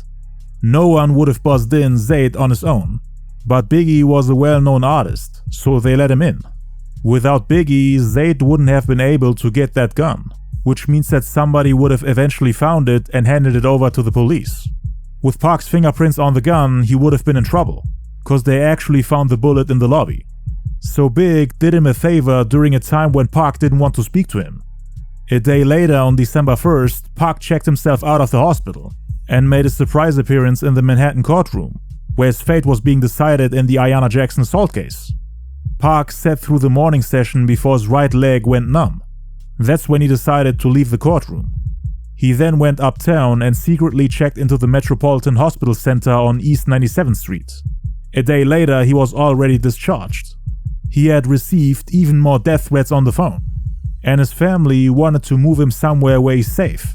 So he holed up at the apartment of a friend, the actress Jasmine Guy, who Pac met when he guest starred on a sitcom A Different World. He spent the next few weeks in her apartment, being cared for by his mother Afeni and a private doctor. He also got protection from a group of people who later became the Outlaws, the ones who stayed in the apartment with Pac were Napoleon, Castro, Idi Amin and Gaddafi. Those became his closest soldiers from that point on, his closest companions. He deaded the thug life movement as he didn't know who to trust, cutting ties with everyone, including Stretch and Biggie. Most of the outlaws at the time were Tupac's family. They all had guns on them, ready to protect Pac with their lives, in case Jimmy Henchman or Haitian Jack's people found them to finish the job. Jasmine Guy lived in a secure and safe neighborhood, which made Pac feel more comfortable to an extent, but he was still holding on to his gun the whole time he was there, paranoid, thinking they might come any time. But fortunately, nobody came and Pac could make a full recovery. Big and Pac were not on speaking terms anymore. but they kept sending each other messages. Pac asked him what happened, and Big wouldn't tell him. Biggie sent him messages requesting to meet up with him and talk in person. But Pac wanted answers first. He was convinced that Biggie was hiding something, cause he had all his people around him in that building. They were everywhere on multiple floors. People on the East Coast believed that Tupac was acting this way because of pure immaturity, seeing him as someone who can't admit that he's wrong, cause he wanted to be the one that's cool with all the gangsters and street cats, the rapper that knows the streets the best, the one with wisdom and intelligence, someone that's a mentor to everybody. He wanted Biggie to see him as his mentor and big brother, someone who he looks up to and reaches out to get advice and help. Pac wanted to be seen as the teacher, the mentor, the big brother, the guy that's always right, the guy that made it, the guy that everyone reaches out to learn. With Biggie saying stay away from Haitian Jack, and with Pac ignoring his advice and then getting into trouble, it was a I told you so moment. The people on the East Coast think that Tupac felt ashamed and didn't have the courage to walk up to Biggie and tell him, I should have listened to you. With Biggie saying, I told you so, you should have listened to me. It made Biggie look like the guy with the wisdom, the guy who knows the streets better than Pac. And Pac, according to the critics on the East Coast, was too embarrassed to admit that he was wrong. It kinda destroyed the image he had built for himself, cause Pac was always the one giving advices to Biggie. But now it was Biggie who was on top, telling Pac how to move in these streets, what to do and what not to do. And Biggie was right. This supposedly upset Tupac. His ego and pride was out of this world. He was incapable of humbling himself in front of one of his own soldiers. Didn't want to hear him say, I told you so, you should have listened to me. Cause Biggie wasn't just a soldier anymore, he was a general now with his own soldiers. And Pac didn't want to get treated like one of his soldiers. Biggie became a huge rap star in the game. 1994 was his year. Earlier, all eyes were on Pac. Everyone idolized him. But now he was going through his worst moments, being rolled around in a wheelchair with bullet holes all over his body, needing weeks of rest to get fully healed while getting ready to go to prison for a crime he didn't commit, with the media destroying his image and everything he has worked for. Hip-hop heads on the East Coast were convinced that in order to not lose face in front of everyone, Pac chose to go on the offensive, partially blaming or at least distancing himself from Biggie and Puffy, instead of meeting up with them and telling Biggie that he was right. That's how Pac's haters on the East Coast felt at the time. Keeping his distance from Biggie made him question everything about the Quad Studio incident. When he got wheeled out the building while he was on the gurney, neither Biggie nor any of the Junior Mafia members looked at him with worry. Pac interpreted that as them having zero empathy or feelings for him, as if they knew he was about to get dealt with. Same with Puffy, Andre Harrell, Lil Sean, Jimmy Henchman and everyone else in that building. It's possible that Pac made everything worse in his head than it actually transpired, after having enough time at home to digest what happened. Just him over and over recalling everything from memory, and subconsciously making everything worse in his head, by overanalyzing the smallest details, cause he was filled with adrenaline and anger, and he obviously perceived the things differently than everyone else that was present that day. His memory and perception might have been clouded by anger. The people on the East Coast believed that Pac blaming them for not showing enough empathy was because he wanted to act tough and distract from the fact that he got roughed up, humbled and robbed, which people on the streets think is dishonorable. In the hood, you don't want to be known as the guy that got punked and robbed. Status and image is very important. People don't want to look weak like a victim. They want to look tough and strong, especially when they have a reputation and are known for their gangster and thug image. And Pac supposedly didn't want people to think that he's a fake gangster and actor, someone who shot himself in the attempt of defending himself from the robbers.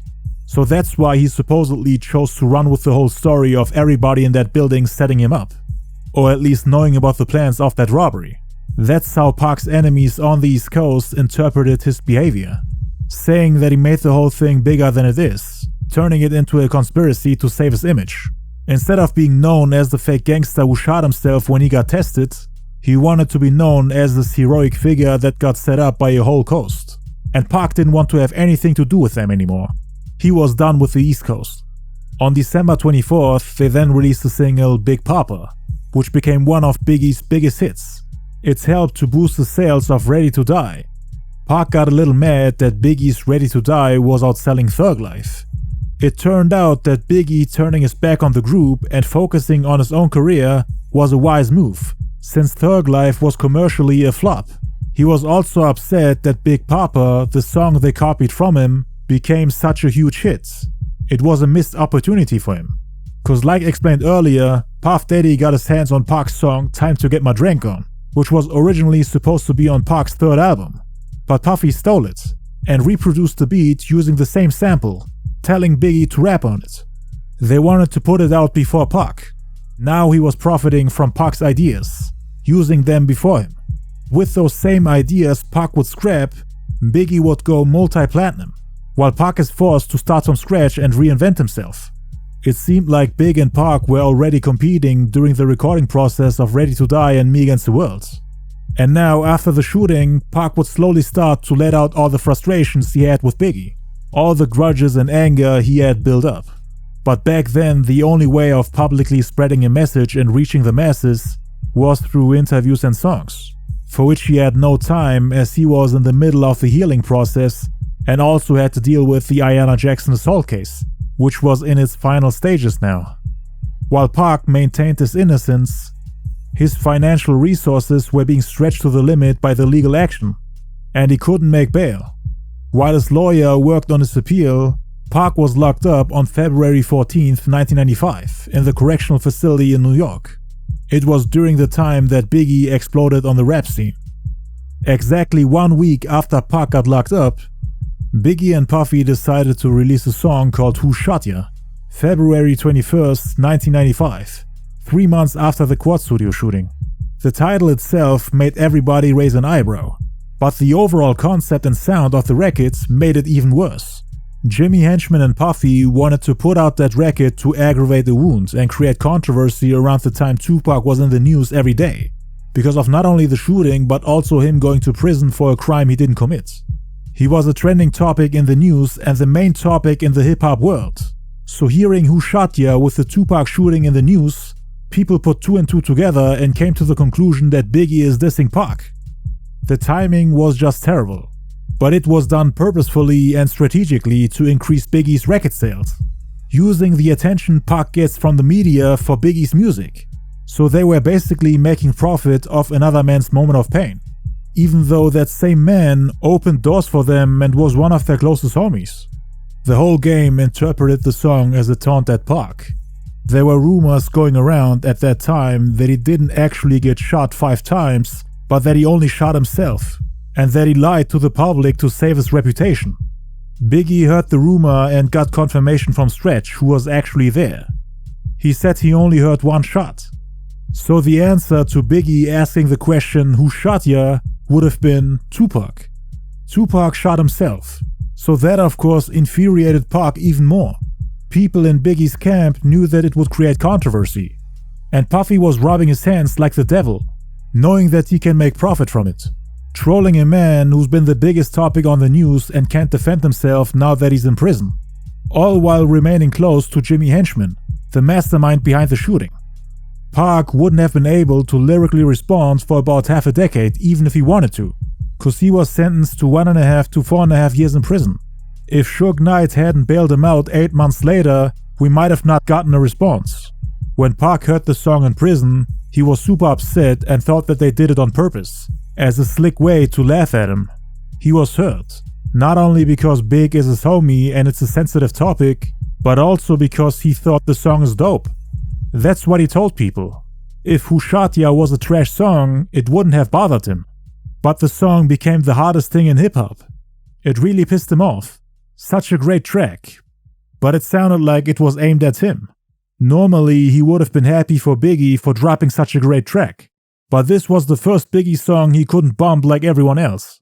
When he made Who Shot Ya, I wanted to quit, because heartbeats sound like Sasquatch feet, thundering, shaking the concrete.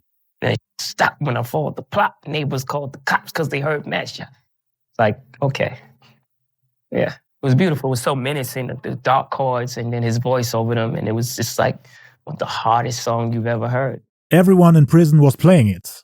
They had it on repeat, telling Pac that Biggie is taunting him, and Pac had to endure it for the next 8 months. He couldn't escape it. I mean, he goes to prison and a week later they drop the song. Prison mates would always ask him if there's beef between them. All while Pac was in a state of confusion, isolated from the rest of the world, with no contact to any of the people involved. He couldn't just call Biggie and talk it out with him, but he would hear all types of rumors while he was locked up. And for the next couple of weeks, he would always hear Biggie say, "Who shot ya?" When family members would come to visit him, he would ask them, why would he release that song? What is he trying to do? Because Pac never heard it before. Biggie used to give him demo tapes of songs that were just about to drop, to show him what he was currently working on. On the surface, this one seemed like a brand new record recorded after the shooting. Especially with Puffy yelling 9-5, short for 1995. Even though the first verse, more specifically the first version of the first verse, was recorded in 94, 3 months before the Quad Studio shooting. This was the first recording of the song Who Shot Ya, with only one Biggie verse. The second one wasn't planned at first. Puffy was yelling 9-5 in the ad-libs of the song. Those vocals were recorded in summer 94. If you listen closely, you can hear that the verse is slightly altered from the final version. It's an entirely different take. He actually called himself Biggie Smalls on this. But in the final version, which was recorded months later, he said B.I.G. The lyrical molesting is taking place. Biggie Smalls, it ain't safe. The lyrical molesting is taking place. With B.I.G. it ain't safe. So 2 completely different recordings. He had to change it because the artist Biggie Smalls threatened to sue him if he continues to call himself Biggie Smalls. So in summer 94, he officially changed his name to the Notorious B.I.G. This was shortly before his album Ready to Die came out, meaning before September 94. But this meant that they couldn't use the first version of Who Shot Ya. The beat was initially intended for Mary J. Blige's album My Life. Biggie and Keith Murray had a verse on it, but Puffy ended up giving the beat to Biggie. Keith Murray's verse was then later used on Eric Sermon's song Tell 'Em, and then also on the K. Murray interlude on Mary's album. The second take of Biggie's first verse was recorded after the release of Ready to Die, somewhere around the time Tupac got shot, and nobody wants to reveal when exactly the song was re-recorded. Again, only the first take of the first verse was recorded before the Quad Studio shooting. The second take of the first verse and the second verse, which completed the song, were recorded after the shooting. Because according to DJ Clark Kent, Biggie was fed up with Clark overpraising the rapper Jay-Z when they were on tour together in December 94, meaning the month after Tupac got shot. The song wouldn't have been re-recorded and completed if DJ Clark Kent hadn't annoyed Biggie, cause Biggie didn't know what to do with that song. Who Shot Ya became a track for Biggie to show off his rapping skills, a way for Biggie to prove that he's a better rapper than Jay-Z. So while being on tour, Biggie went back to the studio in New York to record the second verse of Who Shot Ya, and also to re-record the first verse to improve his delivery, while also changing a couple of lines like the one where he calls himself Biggie Smalls, and also the one in the outro where he's giving Mary J. Blige a shoutout. 2 days later they went back on tour, and Biggie played DJ Clark Kent the final version of the song Who Shot Ya, to convince him that he's a better rapper than Jay-Z. This whole incident happened when Biggie, Junior Mafia and DJ Clark Kent were touring, which they did in December 94, and Biggie played him the song at the airport. So again, the second verse with the lines against Jay-Z and possibly against Tupac were recorded a couple weeks after the Quad Studio shooting, which happened on November 30th. There's footage of DJ Clark Kent and Biggie performing together in Richmond, Virginia on December 27th. They were flying from city to city and playing each other music. Clark Kent made Biggie listen to Jay's songs and Biggie made him listen to his own songs. Even if Who Shot Ya wasn't a diss at Tupac, it was strategically released at a very vulnerable moment for him, knowing that the media would hype it up and turn it into a headline. Pac was already getting crucified by the media, and people were calling him names for the assault case, destroying his image and reputation, to the point that the people from Interscope Records didn't really want to have him on their label anymore, even though he became a platinum artist. At this point, Pac was really done with rap. cause the media had destroyed everything he worked for, to the point that people started to view him as this disgusting, filthy animal and psycho, the complete opposite of what he was trying to be. Plus he's in prison, locked up for a couple of years, and now Puff and Big are kicking him while he's already on the ground defeated. And the people who really believe that Pac is an abuser really love the idea that he's getting dissed. Look, we're dissing this disgusting animal that just got locked up for assaulting a woman. They never actually said it, but that's how some people interpreted this song. Biggie didn't even think that Pac would take offense to it, nor did he care about it. Again, he probably had zero intention to diss him. Let's take him by his words, cause he always denied it. That being said, pretty much everyone at the time thought that it was about Tupac. I mean, who else in the rap game got shot around that time? Why drop a single called Who Shot Ya when your homie gets shot and thinks that you might have known something about it? You wouldn't do that to a friend. It's distasteful. People connected the dots and said that him releasing the song exactly a week after Pac went to prison couldn't have been a coincidence. You would expect your friend to proceed with caution after you accused him of knowing something about the setup, cause Pac was already claiming that Puffy and Andre Harrell knew about it, as they were there with Jimmy Henchman when Pac came up the elevator covered in blood. With Jimmy using Stretch to send him messages, he had confirmation that it was indeed him who gave the green light for the shooting. Why would Biggie and Puffy continue to do business with Jimmy after the shooting and those threats? This is where Pac slowly started to become paranoid and started to overanalyze every line from rappers from New York, thinking that it might be a subliminal line against him. He really started thinking that it was him against the world, with every rapper from New York trying to say something slick about him in their lyrics. And it all started with Who Shot Ya. Pac interpreted some of the lines on there as references to the Quad Studio shooting. Who shot ya? The weak from the ops, leap hard to creep them Brooklyn streets. The opening lines already hit a nerve, with Pac thinking that Biggie is directly talking to him, asking who shot ya, knowing that his best friend Big Stretch, who was there that night sitting on the ground during the robbery, has witnessed the whole incident and told Biggie that Tupac shot himself and that no other bullets were fired.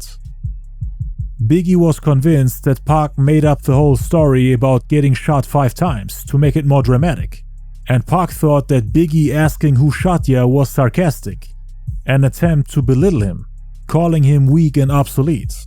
Weak because he couldn't defend himself with a gun in his hand, and obsolete because Biggie is now taking his spot in the rap game, with Pac going to prison for 1.5 to 4.5 years. Again, these lines are not about Tupac. The entire first verse was written in summer '94. But Pac interpreted these lines differently and thought it was a diss. Like him saying hard to creep them Brooklyn streets. The robbers came from Brooklyn, and they all looked like Biggie's homies. It's on, I'm gonna let bickering beef. I can hear sweat trickling down your cheek.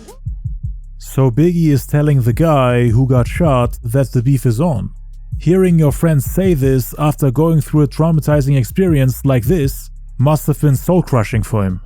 With rumors of Puffy and Biggie's involvement in the shooting floating around, on top of Pac accusing people of setting him up, and Biggie saying it's on, F all that bickering beef, Pac saw it as confirmation that Biggie really has a problem with him and wants to beef with him. He started to connect the dots with the possibility of Biggie's homie Lil C's quote-unquote luring him into a trap by telling him to come around the corner to the place where the robbers were waiting for him, assuming that Lil C's and thus Biggie might have been involved in this, or at least might have known about this. It wouldn't make sense for Biggie to be so insensitive and drop a song like this the week Pac went to prison if he really wasn't involved. That's what Pac thought.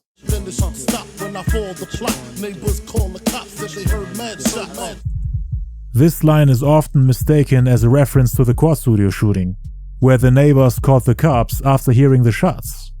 Biggie was in the lobby getting interviewed by the police when they carried Pac out the building. But the lines that people used to back up the theory that the song was indeed aimed at Pac are the following. Old school, new school, need to learn though. Ain't nothing like the old school. I wouldn't be here today if the old school didn't. It ain't nothing like the old school, new school, need to learn though. Tupac had a song called Old School on the album Me Against the World, which was just about to drop. He played it for Biggie when the two hung out together, so people thought that Biggie is referencing that song.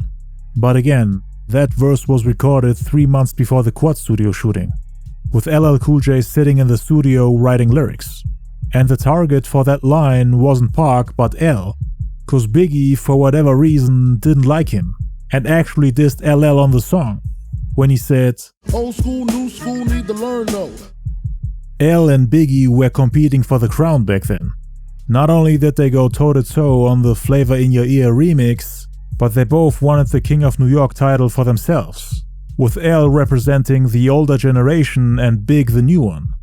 That's why he said old school, new school need to learn though. Biggie would later record a song called Going Back to Cali, similar to LL's song, which has the same title. Part of the reason why he did it was because he wanted to show L that his song is better, while L's song sounds dated, indirectly telling him that he's old and obsolete. Just like he said in the beginning of Who Shot Ya, Biggie wanted to take his spot. LL Cool J is not only considered the leader of the first new school era in hip-hop, but at this point in his career, with him being a veteran MC that has been in the game for over 10 years, people started to put him in the old school category. And Biggie wanted to show LL that he's obsolete, that he's a thing of the past now, that he should just sit back and learn from him, as Big is the rightful owner of the crown, the King of New York title. So they were competing. Both L and Big prepared verses for the Who Shot Ya beats, but Big was faster. L was still sitting in the studio writing when he heard Biggie dissing him. Everyone in the studio knew that it was about L, who then later recorded a response record called I Shot Ya, which Pac also took offense to when it came out on October 31st, 1995. So in 95 we got two game-changing records about shooting someone, with everyone thinking that both songs were aimed at Pac. Both Who Shot Ya and I Shot Ya. All because of Biggie and Puffy. Who shot ya? I shot ya. They unintentionally caused the beef between Pac and L, and also the feature guests on the song, cause the remix to I Shot Ya was a posse track with some of the illest rappers from New York at the time, and Pac thought that everyone from New York was out to get him. First Biggie, then L, and then a whole entourage of rappers. Pac later confronted one of the feature guests of I Shot Ya, called Keith Murray, who, like I said earlier, was not only on the original and remix version of LL's I Shot Ya, but also on the first version of Biggie's Who Shot Ya. There was also friction with the other feature guests, Fat Joe, Prodigy from Mobb Deep, and Foxy Brown. Pac was under the impression that all these rappers were trying to beef with him, cause around that same time, Fat Joe had made some comments about him on the radio, saying that he's ready to beef with him if Pac makes a step in his direction. Cause Pac was wilding out in interviews and blaming all the major A&Rs, label managers, rappers and DJs in New York of knowing who set him up. Fat Joe felt some type of way about it and warned him on the radio. Pac was then approached and threatened by all the Puerto Ricans in prison. They put him on the phone with Joe and they talked it out.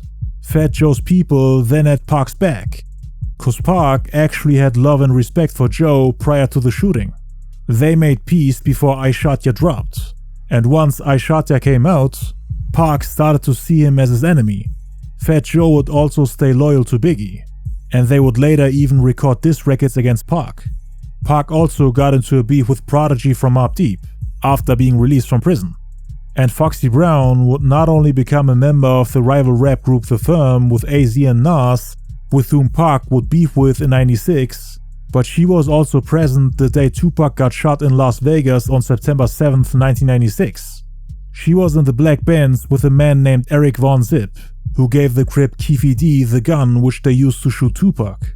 I covered this in my Tupac murder documentary. Make sure to check it out. So yeah, Who Shot Ya caused a lot of problems for Pac. All of a sudden, he was beefing with all the major rappers from the East Coast. Them being on the song I Shot Ya contributed to Tupac having an issue with New York, cause he felt like they were all making fun of him for getting robbed and shot after coming to New York, while using his moment of pain to get some clout, rapping I Shot Ya when the whole world is wondering who shot Tupac. Anyway, in my video for the Big and Nas beef, I also explained how the second verse on Who Shot Ya was dedicated to Jay. Make sure to check it out for more info. So yeah, the main targets of the song were LL Cool J and Jay-Z, not Tupac. It was also a warning to his adversaries to not mess with him, cause he's not actually dropping names. This could technically be about anyone, but a lot of the lines were interpreted as jabs at Tupac, like when he said, I make your skin chafe, rashes on the masses, bumps and bruises, blunts and land cruisers.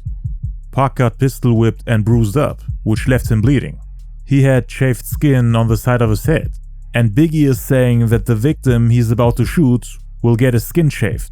But these lines couldn't have been about the Quad Studio shooting since they're from the first verse, which again was written before Pac got shot. But people still thought that he's talking about Pac, and he of course re-recorded the verse after the shooting, knowing that Pac went through the exact same things he's rapping about. But things got more interesting in the second verse, which was written after the shooting. These are the lines that you could argue were meant for Pac, even though Big didn't really have a reason to diss him, aside from the fact that he got robbed by Haitian Jack's people because of Tupac supposedly running his mouth. Some people think that that was Biggie's motivation for dissing him, cause he spit lines like, I switches all that, enemies G's up, one force move, get Swiss cheese up. When Pac reached for his gun, 2 of the 3 robbers supposedly shot him. He made a false move when they were frisking him. When Pac reached for his gun and turned around, the robbers quickly reacted and Pac got riddled with bullets. That's the meaning of getting Swiss cheesed up. Getting holes from all directions. I feel for you, like Shaka Khan, I'm the Don. Sex when I want it, Rolex on the arm. Rolex on the arm. The robbers took all of Pac's jewelry, except for the Rolex Haitian Jack bought him.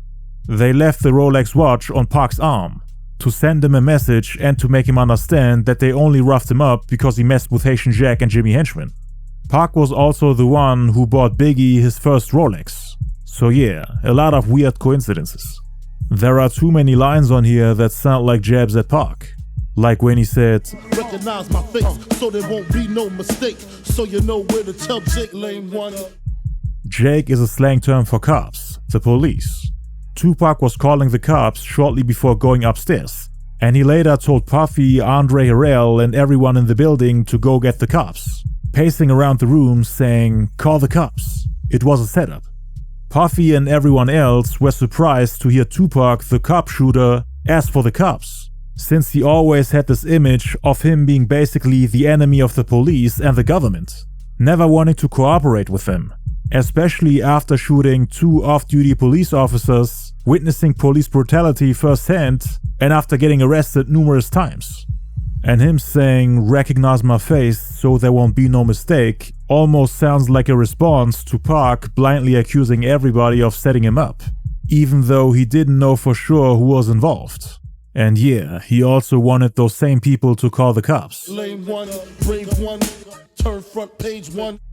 These lines were also interpreted as a reference to Pac making front page after getting shot 5 times at the Quad Studios.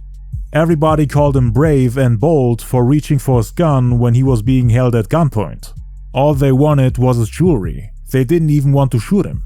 While Pac's homies dropped to the floor, he was brave and stood his ground, tried to fight back even though he was outnumbered and being held at gunpoint. So even the part where Biggie calls his victim brave fits Pac's situation at the Quad Studios perfectly. Almost every line in the second verse can somehow be linked to the shooting. The title Who Shot Ya, combined with him saying the victim turned front page after getting shot, left no doubt in Pac's mind that Biggie was talking slick about him. And Pac wasn't the only one feeling that way. In '95, Biggie would start performing the song live, like in Chicago for example, and the crowd oftentimes would get upset, thinking that he's dissing Pac. So Biggie didn't really perform it as much as some of his other hits. This industry, I turn your best friends into your worst enemies. Pac warned me, but I didn't believe him.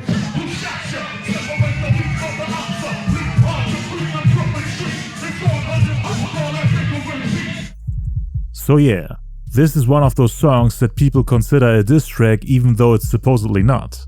The Bad Boy camp has always denied it. But with Pac becoming paranoid and overanalyzing every lyric, he took offense to all the lines I highlighted. And he also agreed with the media and fans that the song is about him. In prison, people who didn't like him would bump the song so loud that Pac would hear it, and he was constantly reminded of the shooting. Strangers would approach and ask him if he heard the rumors of Biggie having something to do with it. Some claimed that Biggie admitted to it right in front of them, with Big and Puff laughing at him, saying that they finally got rid of him. While I'm in jail, strangers is telling me, yo, you don't know? Biggie homeboy shot you. Because they bragging. They telling they niggas in jail. Yo, we just got Pac. Woo, woo, woo. And my cousin was in jail in New York because I got family out there. He sit right there while the niggas get in the car going, yo, my homeboys just jacked that Tupac. So that's how I knew he shot me, what happened, and everything. This was Pac's biggest fear. He had been thinking of the possibility of Big having something to do with it. He was confused and didn't know who to trust. Now, the people who approached him in prison and told him those rumors could have lied about it or made it up, just to create a conflict, cause people love drama and fights, even if they're pointless. It's entertainment to them, especially when celebrities are involved. Pac was in such a vulnerable state that you could have told him anything, and he would have believed it. He wanted to make sure to not make the same mistakes again, and trust the wrong people. Cause up until this point, he thought that no black man can do him wrong, as he was always fighting for their rights, with him being the son of a Black Panther. But that incident destroyed everything he believed in. He felt like he was stabbed in the back by his own people. Not only because of the shooting, but also because of the Ayanna Jackson assault case. And he had been fighting for women's rights his entire career, spreading awareness with songs like Keep Your Head Up, for example. It definitely destroyed everything he believed in. That's why when he came out of prison, he became a completely different person. He understood that you can't trust anybody, but he definitely took everything the prison mates said to heart, and didn't think of the possibility that those rumors were made up, as he would hear multiple people repeating the same thing, and they would confirm some of his biggest fears and theories. Pac told Vibe, even if the song ain't about me, you should be like, I'm not putting it out, cause he might think it's about him. Biggie responded to those comments in the September 96 issue of the Vibe magazine, saying, I wrote that mother effing song way before Tupac got shot. It was supposed to be the intro to that ish Keith Murray was doing on Mary J. Blige's joint, but Puff said it was too hard. Biggie is talking about the K. Murray interlude on Mary J. Blige's '94 album My Life. Big is trickle-truthing the audience here. Cause like explained earlier, the version with Keith Murray only had the first verse.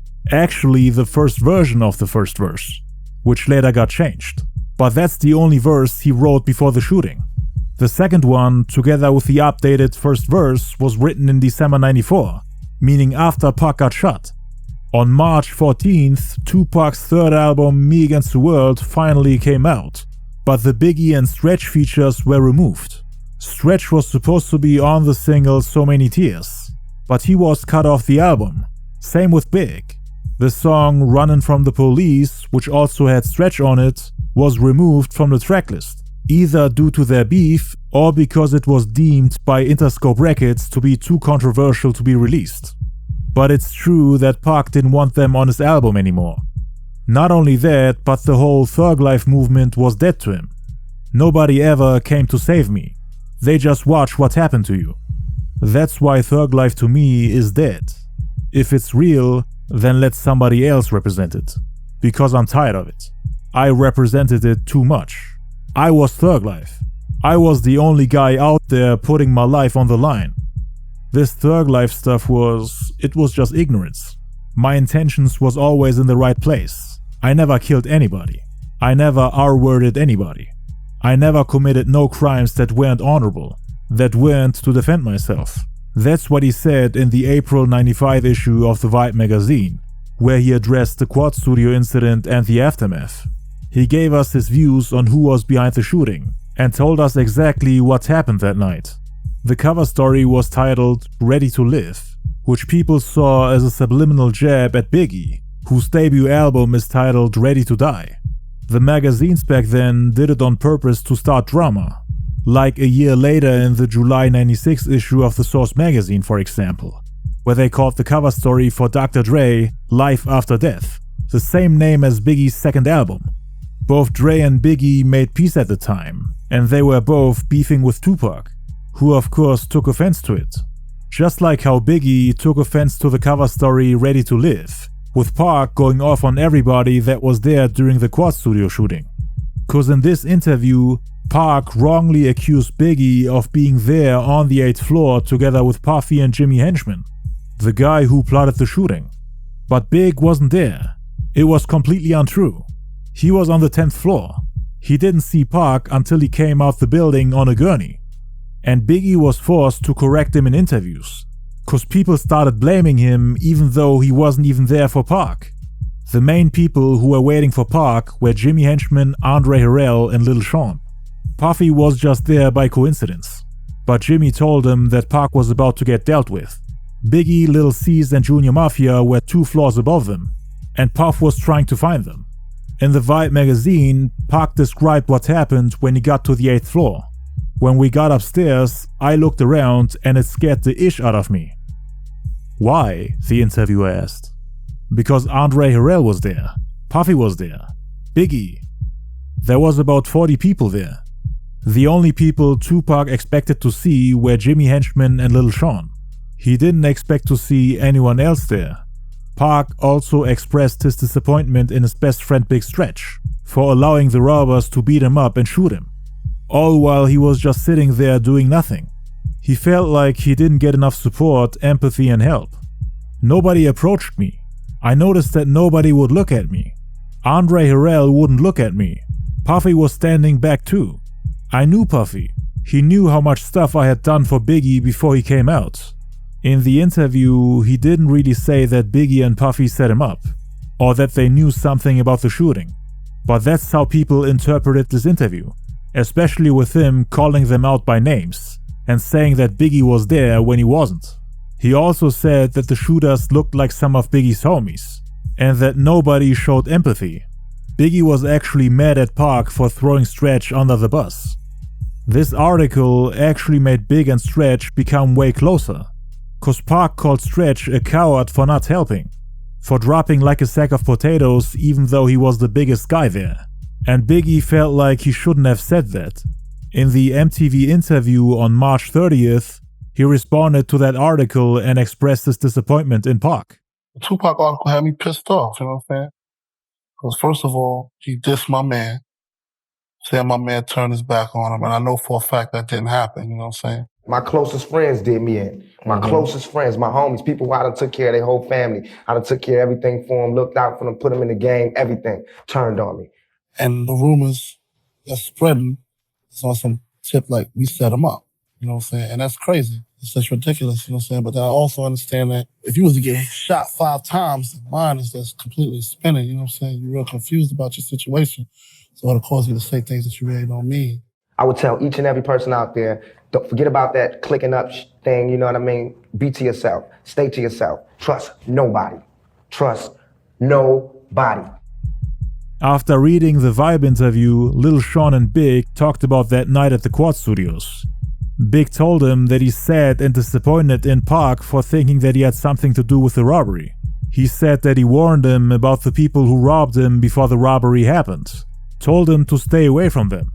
He also accused Pac of telling Haitian Jack and his people that he warned him.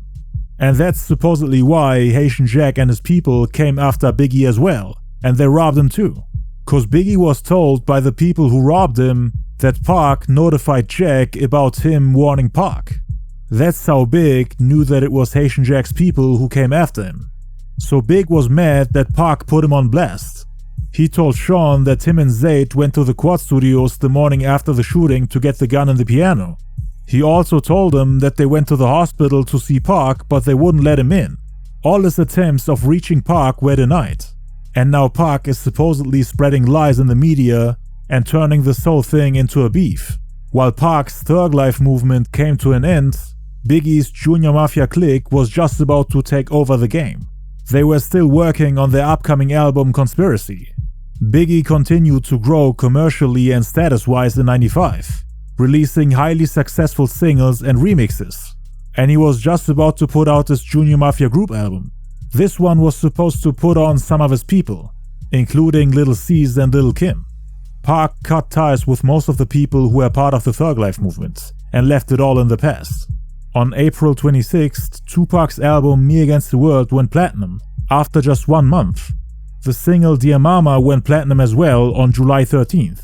The album had sold 240,000 units in the first week, and it only took an additional month for it to reach 1 million. Ready to Die, on the other hand, sold 57,000 units in the first week and had reached the milestone of 1 million copies sold on March 14th, the same day Me Against the World came out. So Pac's album went platinum almost 6 times faster than Ready to Die, as it took Biggie half a year to finally reach 1 million sales. And Big had already outsold all of Pac's albums prior to Me Against the World, so these two were going head to head, with Pac being in the lead again. This was really a relief for him, as he was worried about getting left behind by Biggie, cause he would get closer and closer to Pac's record sales with the release of each single. Biggie had a platinum album out before Pac. Pac's first album to go platinum was a second one. It got certified on April 19th, 1995, meaning a week before Me Against the World. So Pac had now 2 platinum albums. Big had the luxury of promoting his album with tons of remixes, music videos, shows, interviews and TV appearances, while Pac was locked up behind bars. All he could do is watch one of his own soldiers try to overtake him and take his spot in the game, using his own success formula and blueprint. Big started wearing clothes from luxury brands, like for example Versace shades and expensive clothes that you would see Tupac wear in '94. He would turn more and more into a player. He was our savior, man. Big was like me. You're dark, you're heavy, you don't come up through the girl system with the girls being all over you, so all he had was how sharp his lyrics could be, cut him through. Pac felt like Big was living and rapping about his life, saying that Big was never a player until Pac showed him the way. So he wanted his props and at least a thank you. He also wanted Puffy to bail him out. He thought that would be the least he could do after helping Biggie to become a superstar. In May '95, a state judge knocked down Pac's bail from $3 million to $1.4 million. So Pac got excited thinking that Puff and Big would bail him out and sign him to Bad Boy Records. But they didn't make a single step in his direction. Actually, the opposite happened. They got even closer with the mastermind of the Quad Studio shooting, Jimmy Henchman.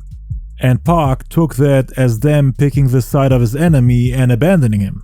Cause on May 2nd, which was about half a year after the Quad Studio incident, Lil Sean released the single Dom Perignon, which not only contains a Biggie sample in the hook, but he's also featured in the video next to people wearing Henchman shirts. Biggie was celebrating with people wearing Jimmy Henchman's merchandise. And Jimmy was managing Lil Sean at the time. So Puff and Big made business with them. They were still cool with Jimmy after the shooting, which was one of the many reasons why Pac believed that Big might have been part of the setup. Pac was told that Jimmy Henchman was invited to numerous parties of Bad Boy Records, popping bottles with Biggie and Puffy. Why would you still be cool with him when Stretch told you about Jimmy being behind the shooting? I mean, Jimmy and his people were sending his mother death threats. Puff himself said that he's not beefing with Pac, but that Pac is beefing with someone else. And he knew exactly who he was beefing with. He knew that Pac and Jimmy were beefing, and he was totally fine with it. On May 30th, they then released the song Players Anthem, which was the first single of the Junior Mafia album Conspiracy, and it became a hit, went gold on September 7th that year, and Pac was really bothered by Junior Mafia being more successful than his Thug Life movement. He would tell his homies from prison to shoot music videos without him to promote the album, cause the album wasn't selling much, while Biggie's Junior Mafia was going gold. And it seemed like Biggie had made a wise decision to not join Thug Life but instead create his own movement, and Pac was obviously bothered by it. Then on June 6, 1995, Biggie released the One More Chance Stay With Me remix with his wife Faith Evans, which peaked at number 2 on the Billboard Hot 100 and topped the Hot R&B Hip Hop Songs chart. It was the highest debuting single of all time and went platinum in just a month. which made him appear on the cover of the Source magazine in July 95. And he got crowned the King of New York. He was Langston Hughes. He was Donald Goins. He was the one. He was the one. He had more than just rap. He had the look. He had the presence. He looked like a king. This made Tupac very upset. He thought, how can you be the King of New York and not know who shot me? You had all your people there and had the building surrounded. Pac felt like as the King of New York, he should have been able to find out who did it. He was mad at him for not informing him. And even if he didn't know beforehand, Pac assumed that as the King of New York, his people have to have told him about the robbers and the mastermind behind the setup. Cause everyone who's lower in rank is giving him info. He is the guy everyone reaches out to when there's an issue. At least that's what Pac thought the King of New York title meant. And Big had all his people there. So as the King of New York, he must have heard about it. Somebody had to know something. Pac felt betrayed by his own soldiers. He expected Biggie to maybe not tell him who did it, but to help him find the people who are responsible for it, so that they can talk it out or settle it. Biggie was cool with Jimmy but didn't reach out to Pac, at least not to talk about the incident. People think I just got out of jail was like, just because I got shot on the East Coast, I'm like, East Coast, you know? Half the rappers from the East Coast was there when I got shot. Nobody knew a thing. That's just like you coming to the hood, the police ask them what happened, and everybody's like, I don't know. You know they lying. And all I was doing was like, give me my proper etiquette. If Biggie was out here on the West Coast, he was in the studio with me and we homeboys, and he got shot. No, I wouldn't tell him who did it, but I wouldn't go right on who did it, but he would want to know who did it. And I'd be like, look, man, Watch did it. Boom, this is why they want to talk to you. When. That's how I do it. Just like when the niggas from the 60s wanted to get a stretch. I went to them personally and talked to them. Not only did Big become the King of New York, but he also made an appearance on the new double album of the King of Pop, Michael Jackson, which was released on June 20th. He rapped on the song This Time Around, which became one of the singles of the album. So the King of Rap and the King of Pop on one song. That's how it was marketed. How did Big go from one of Tupac's soldiers trying to make a name for himself to being on a song with the King of Pop in just 1 year?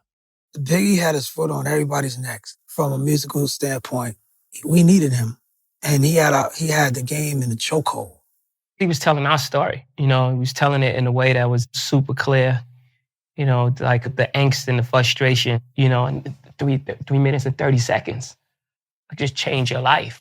Pac became bitter and thought that he would end up like the rap legend Slick Rick, who had to spend 5 years in prison, which slowed down and ruined his career. Everyone who was inspired by him and everyone who was around him, all his homies, partners and underlings, continued to grow using Slick Rick's name, while he himself, as one of the biggest faces of the 80s, started to disappear into the abyss of irrelevance.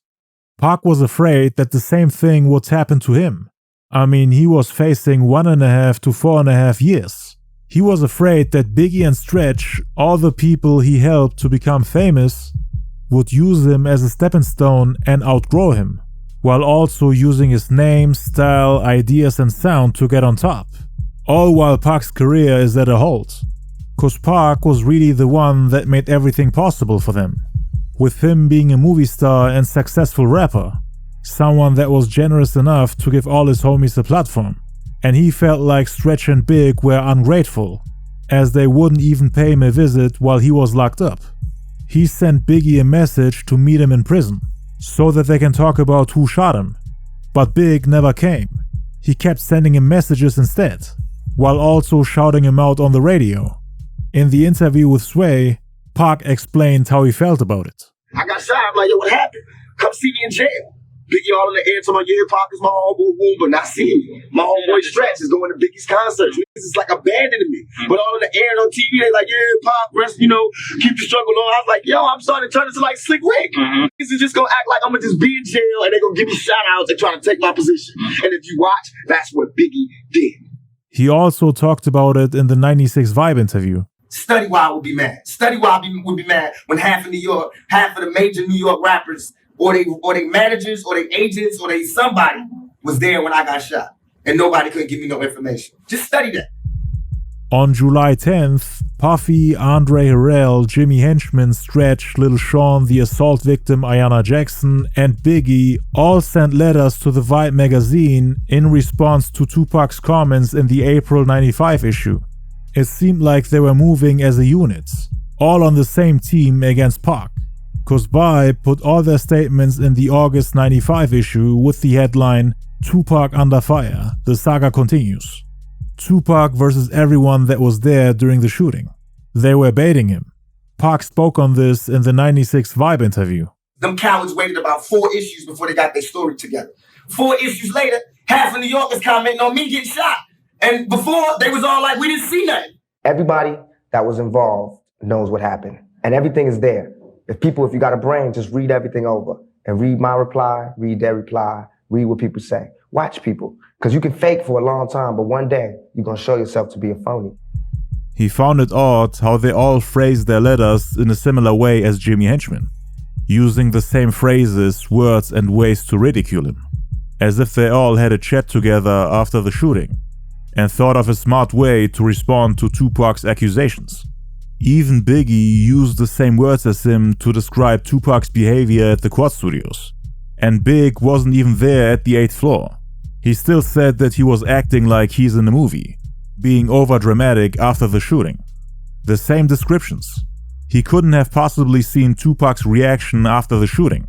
All he saw was him getting carried into an ambulance. Everything else came from different sources.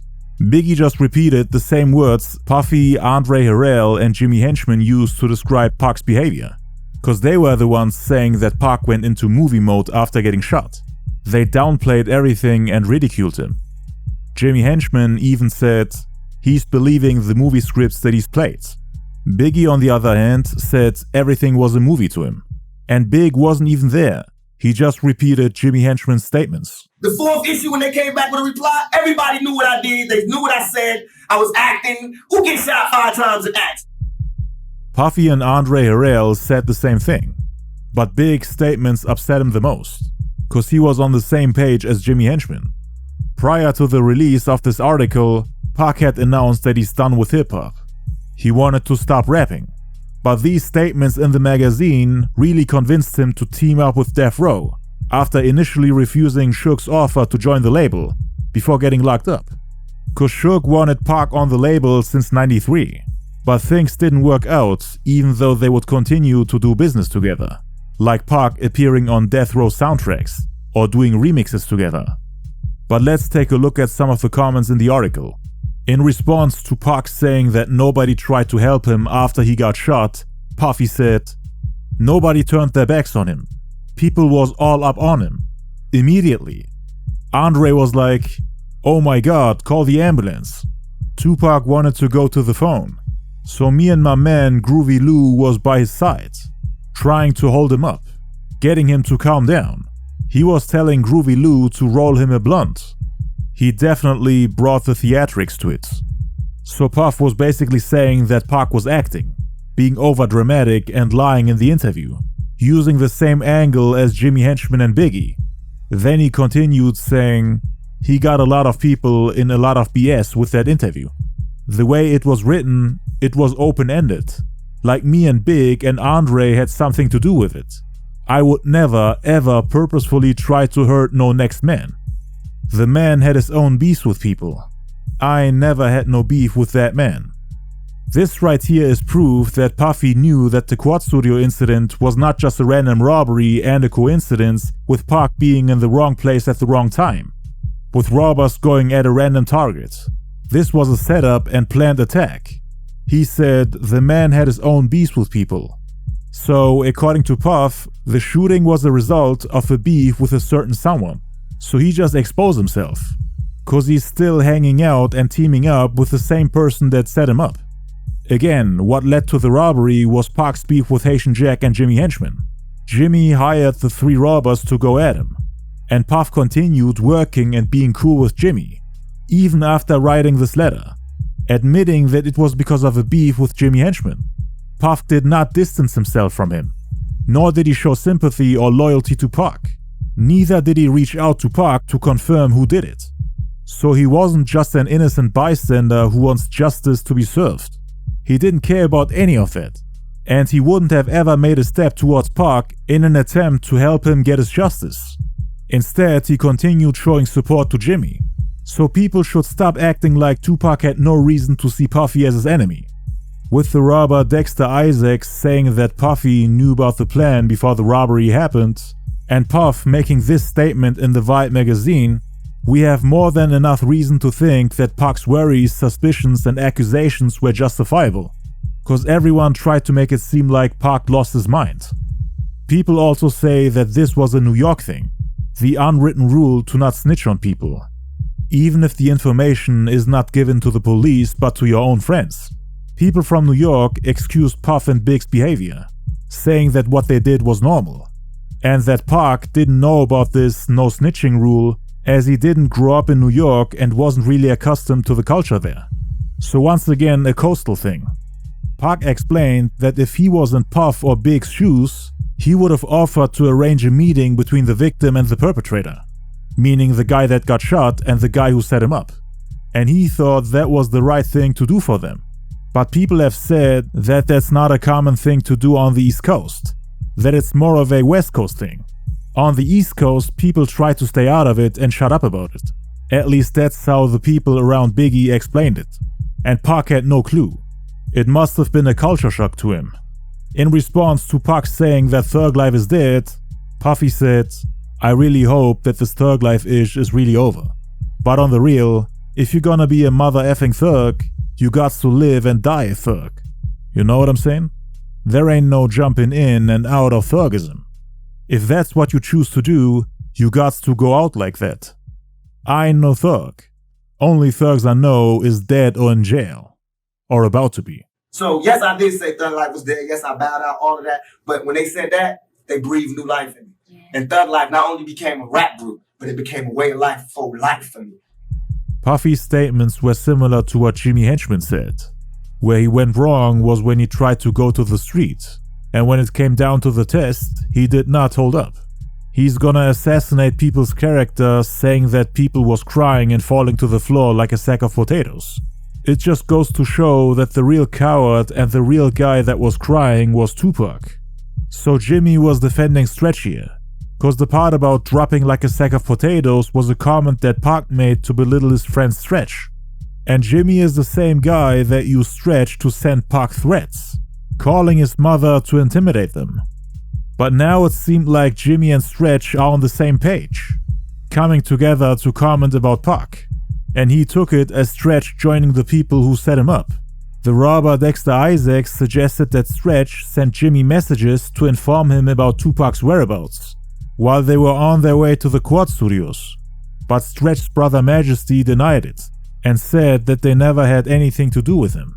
Stretch made similar comments as Puffy and Jimmy as well. Pac was talking all that ish about thug life as ignorance, and telling people names and all that ish. I don't even understand why he went there. I've seen Pac mad times after the shooting, and he never kicked none of that ish to me. You know how he feels about the media, so why would he go and do an interview like that? He's supposed to be a street guy. He should have kept it in the streets. I mean, people had to go and get their names changed. I want him to get a reality check. Recognize what the F he's doing. People on the street live by rules, man. And that rule right there, that's the rule that's never to be broken. The fallout between the two officially happened after Tupac made those statements in that Vibe magazine interview. Stretch got mad at Pac for saying that he and the other two people that were with him dropped like a sack of potatoes when they got ambushed, even though Stretch is 6'8", the tallest guy that was present that night, quote-unquote towering over them. Pac was expecting the robbers to go directly at Stretch, since they usually go for the big guy, but they went for Pac instead, and Stretch followed their orders, instead of fighting back or helping Tupac to shoot them.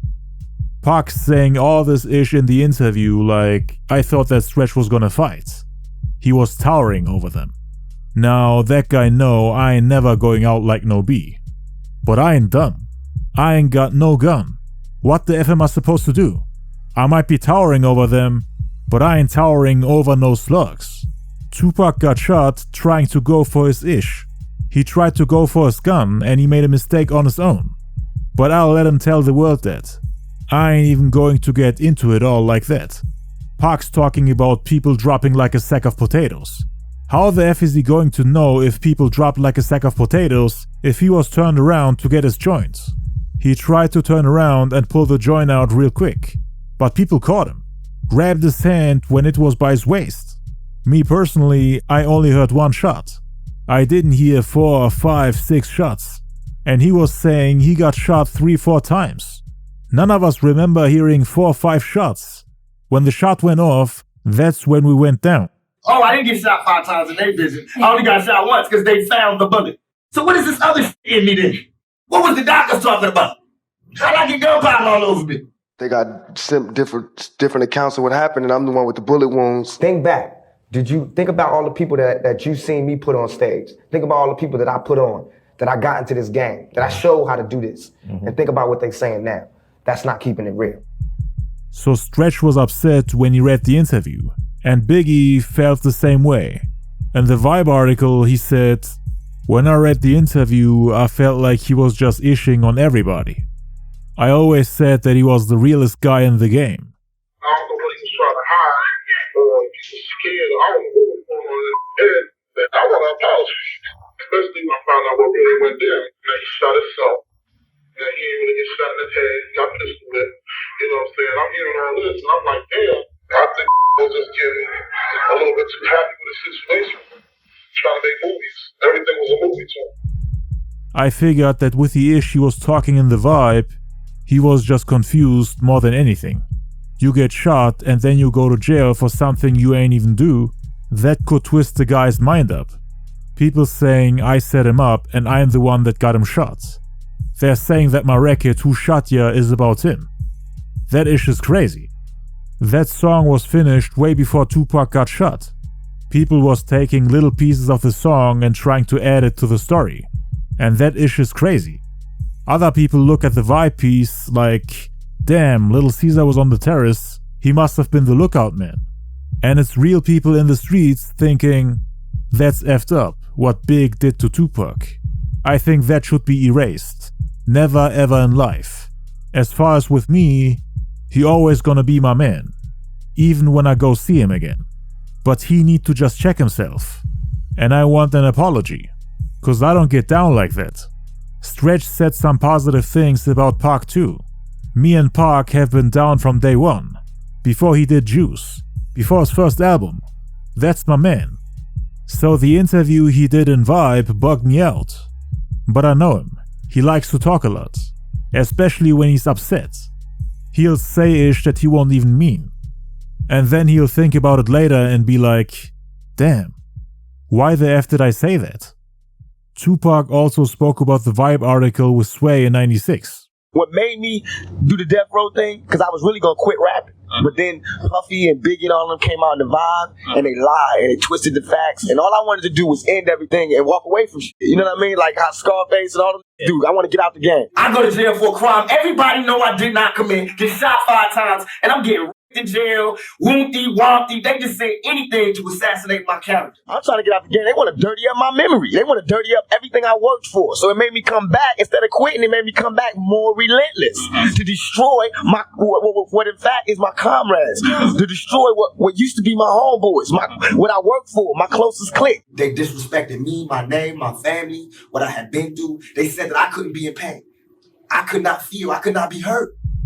Big and Stretch said that they want to meet him and talk it out. But during the entirety of those 8 months Pac was in prison, they never paid him a visit, even though he supposedly told family members and friends to inform those two about his request to talk to them. But they were instead going to parties together. Pac was hurt and disappointed. Majesty later clarified that the reason why they couldn't visit Pac in prison was because he and his brother had no ID. And with no ID, you're not allowed to visit people in prison. Pac of course didn't know that, and thought that they're purposefully abandoning him. All he knew is that Stretch was pretending to talk to him in prison so that he can hit on Pac's ex-girlfriend Desiree Smith. She talked to Stretch in a club about losing contact with Pac, gave Stretch her number in hope that it would reach Pac. According to Desiree, Big Stretch called her saying he had a message from Pac, as if he went to prison and spoke to him, even though he never reached out to him while he was locked up. Stretch then turned up at her place with people from Junior Mafia and Bedford Avenue. He tried to sweet talk her, and she later told Pac that he tried to sleep with her, after delivering no message from him. With everything she was hearing about Pac, thinking that Biggie had something to do with the Quad Studio incident, she thought it was fishy that Stretch would be hanging out with Biggie's crew. She then contacted Pac by the way of letters saying, "This your boy. What's he doing with your enemy's peoples? And why he trying to holler at me?" Stretch hung out with Biggie all the time. Just like Jimmy Henchman, he was invited to numerous bad boy parties. They would always hang out together and make fun of Pac for shooting himself, saying that it was Pac's overreaction that got him hurt, that there was only one shot, which actually came from his own gun. And Biggie told him that he now understood why they hid the gun in the piano, and Biggie was holding on to Pac's gun. He still had it and was hiding it from the police. So they were joking around that Pac was hiding the truth, that he was in movie mode and spreading lies. Majesty said that they wanted to visit Pac in prison to argue with him, and to address some of the things he said in the Vibe magazine about him dropping like a sack of potatoes. But unfortunately, he couldn't. The whole time Stretch thought that everything was fine between him and Big. So when Pac said, "Stretch switched sides," that's what he meant. After the Quad Studio shooting, Stretch got closer to everyone that was present that night, except Tupac. He didn't speak to Pac while he was in prison, but Pac apparently still spoke to Big after the shooting. And that's why Stretch thought that everything was fine. He didn't even know that Pac had changed his mind about the bad boy camp until he read about it in the Vibe magazine. So he just continued being cool with them, thinking Big is still cool with Pac. But they continued giving Tupac shoutouts here and there, even if they never came to visit him in prison. Like for example in the 19th issue of the Canadian magazine Peace, where Biggie was interviewed and asked to rate rappers on a scale from 1 to 10. This came out right around the time he made those disrespectful comments about him in the Vibe magazine, calling him an actor and a liar. Pac get busy.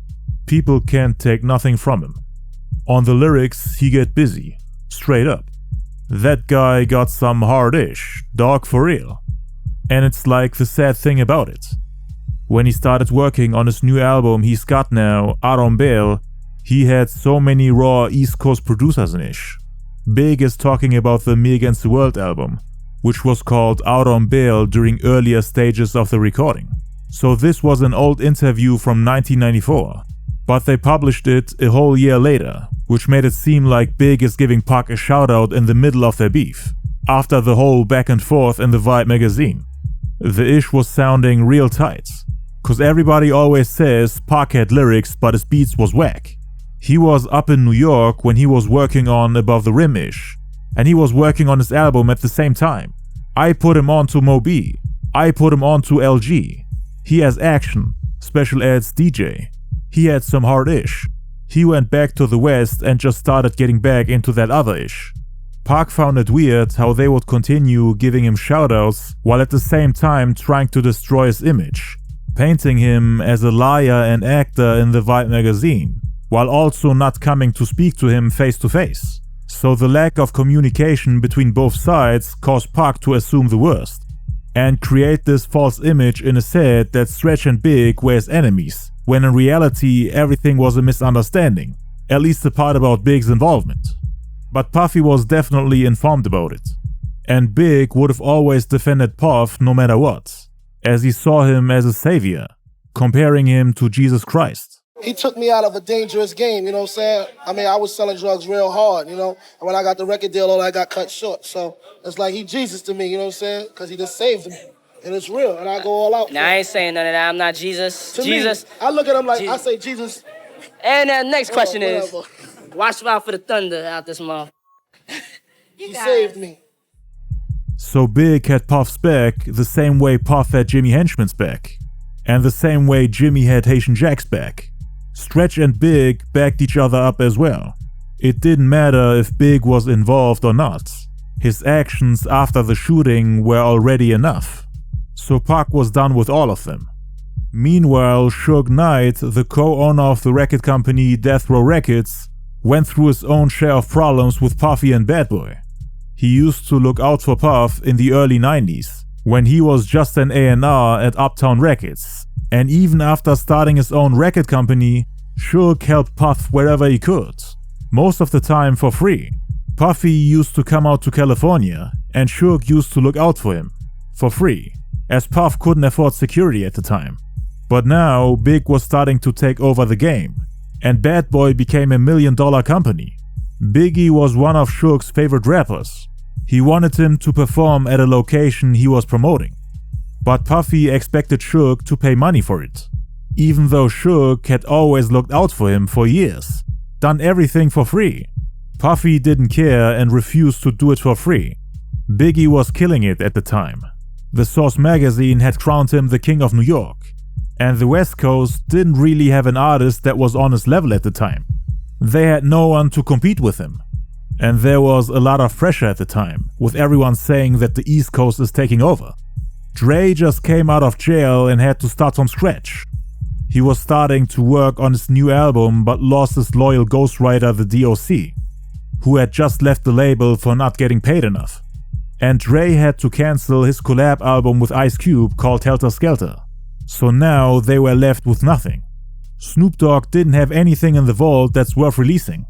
And it was clear that the Dogg Pound album they were working on at the time wouldn't come anywhere near the Chronic, Doggy Style or Ready to Die.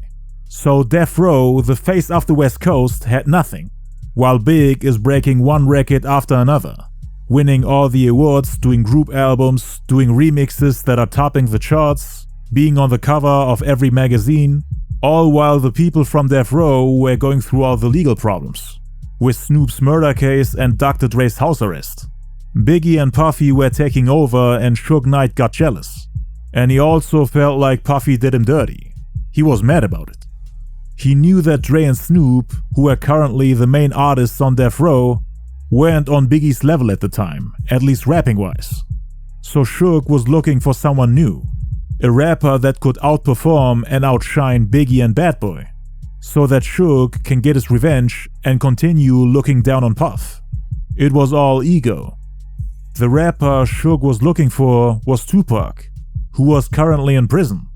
He wanted to teach Puff a lesson, so he got in touch with Pac, and together they exchanged their frustrations and hatred for Biggie and Puffy. They were now in the same boat, had the same motives, the same mindset, the same enemies, the same level of hatred for them. And the two already knew each other through their collaborations prior to Pac's incarceration. The Death Row record deal Pac almost signed in '93 before deciding against it, and his appearance on various Death Row soundtracks, like Above the Rim for example, and also Murder Was the Case, although they ultimately left his song off the album. They paid him regardless, knowing that Pac is short on money because of all the legal problems. So Suge always loved Pac, who on the other hand tried to keep a healthy distance from them, as he knew that they meant trouble. Pac and Death Row were like fire and gasoline, a dangerous combination. But with him being locked up, potentially for the next 4+ years, he had no other option but to join the label. He was filled with anger, rage and hatred, and quote-unquote sold his soul to the devil by signing to Suge Knight, the tyrant of the rap industry, who wanted to bail him out and give him a 3-album contract. Together they thought of a plan to destroy all their enemies on the East Coast. Pac was on board, and Suge wanted to end Puffy's career by all means necessary. He wanted to destroy the label Bad Boy and replace it with the new label branch Death Row East as the face of East Coast hip-hop. He wanted to sign all the artists that Puffy was working with, including Biggie, after humbling him and giving him no other option but to come to Death Row. The plan was to sign all the big talents on the East Coast, so that Puffy had no superstar to work with anymore.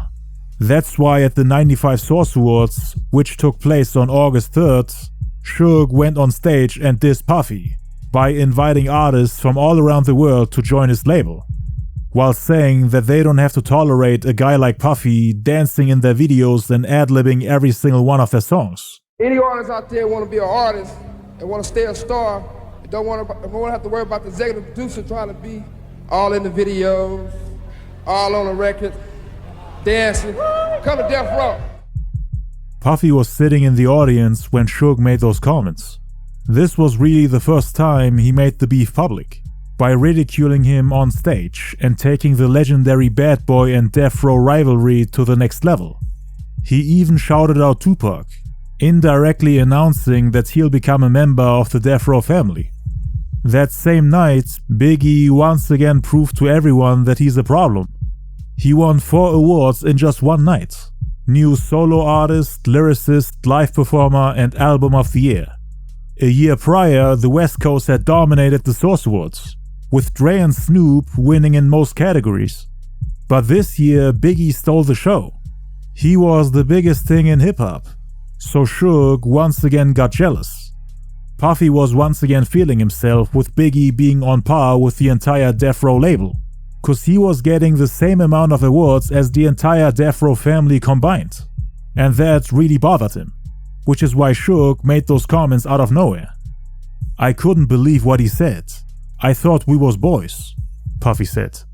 He later came on stage and responded to those comments while also speaking about the East-West war. I'm the executive producer that a comment was made about a little bit earlier. But check this out, contrary to what other people may feel, I would like to say that I'm very proud of Dr. Dre, of Death Row, and Suge Knight for their accomplishments. And all this East and West that needs to stop. The East-West conflict wasn't anything new, but this incident made everything worse. Suge's words spread like flu germs, reigniting ancient East-West hostilities. Biggie being the winner of the night infuriated everyone from Death Row. The people from the East Coast started booing them every time they went on stage, to the point that Snoop Dogg had to speak up. The East Coast don't love Dr. Dre and Snoop Dogg. The East Coast ain't got no love for Dr. Dre and Snoop Dogg and Death Row. Y'all don't love us. Y'all don't love us. They went through similar problems a year prior, cause the East Coast crowd was upset about Dre and Snoop winning all the awards. That was the same award show where Tupac rushed the stage in the middle of the A Tribe Called Quest victory speech. He rapped the song Out on Bail with dozens of his homies on stage, making Q-Tip from A Tribe Called Quest cry and pissing off the East Coast audience.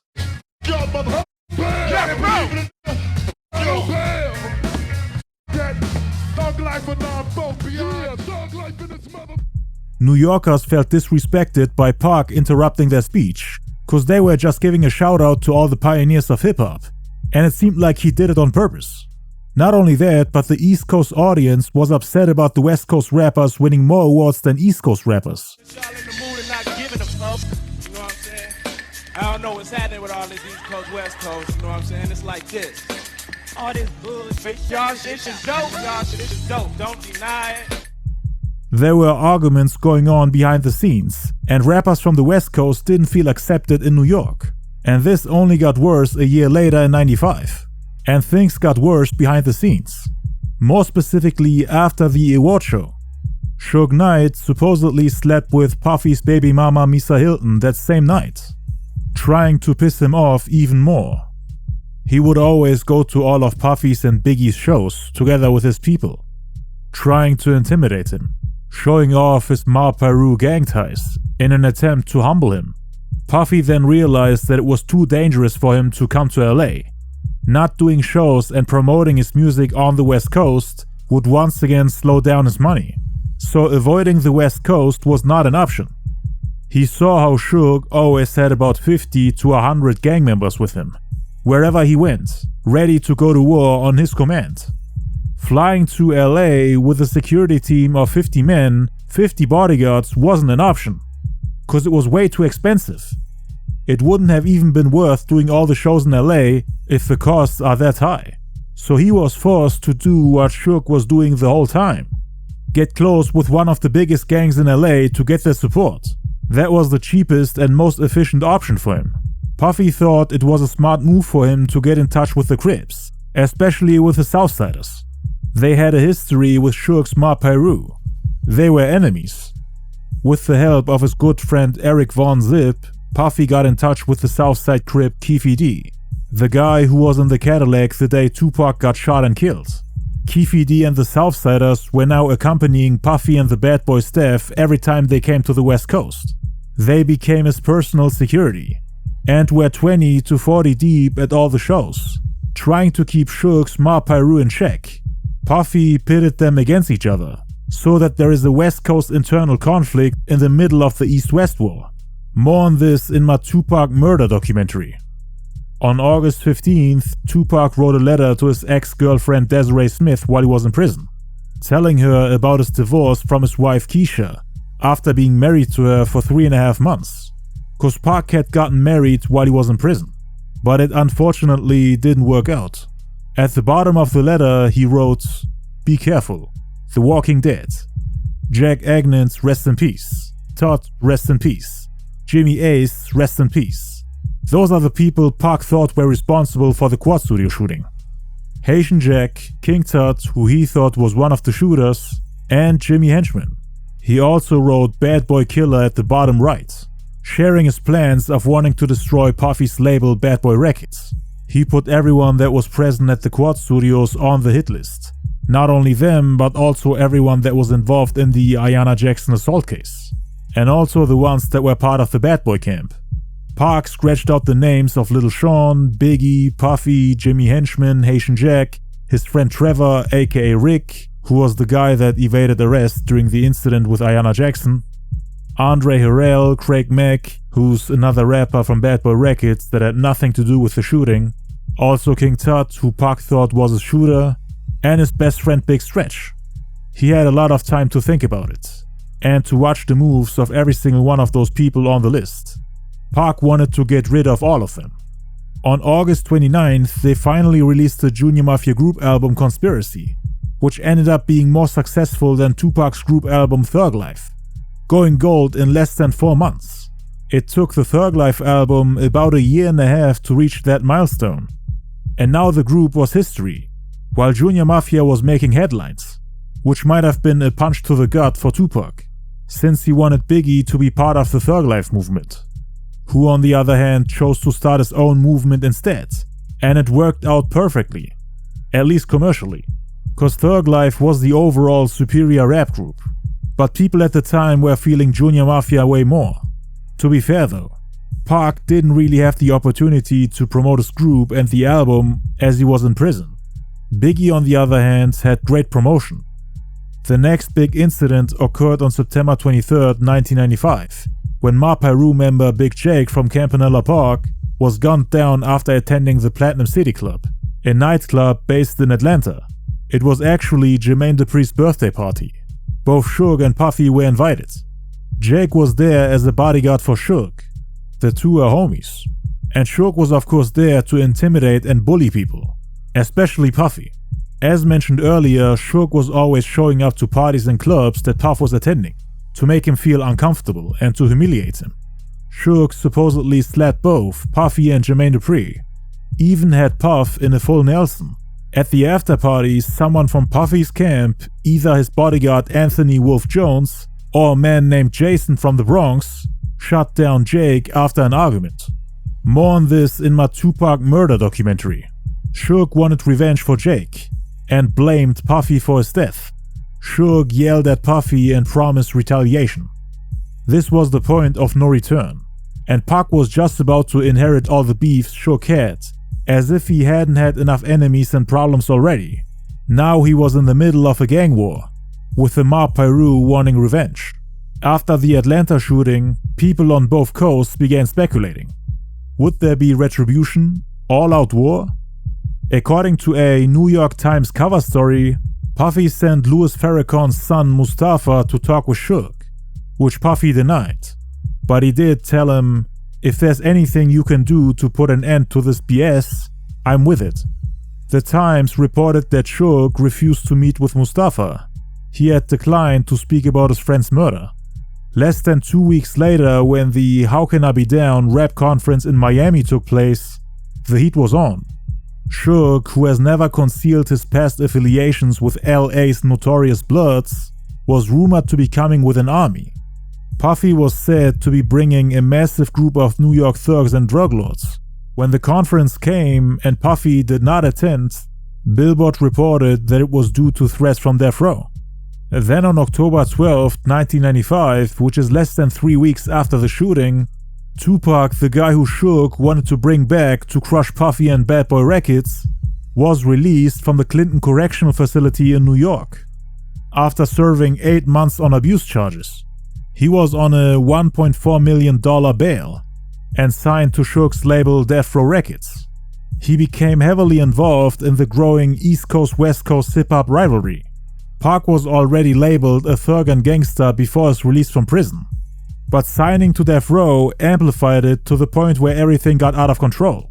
He finally had his chance to get everything off his chest and get back at everyone, unloading all the hate and resentment he had built over the past couple of months.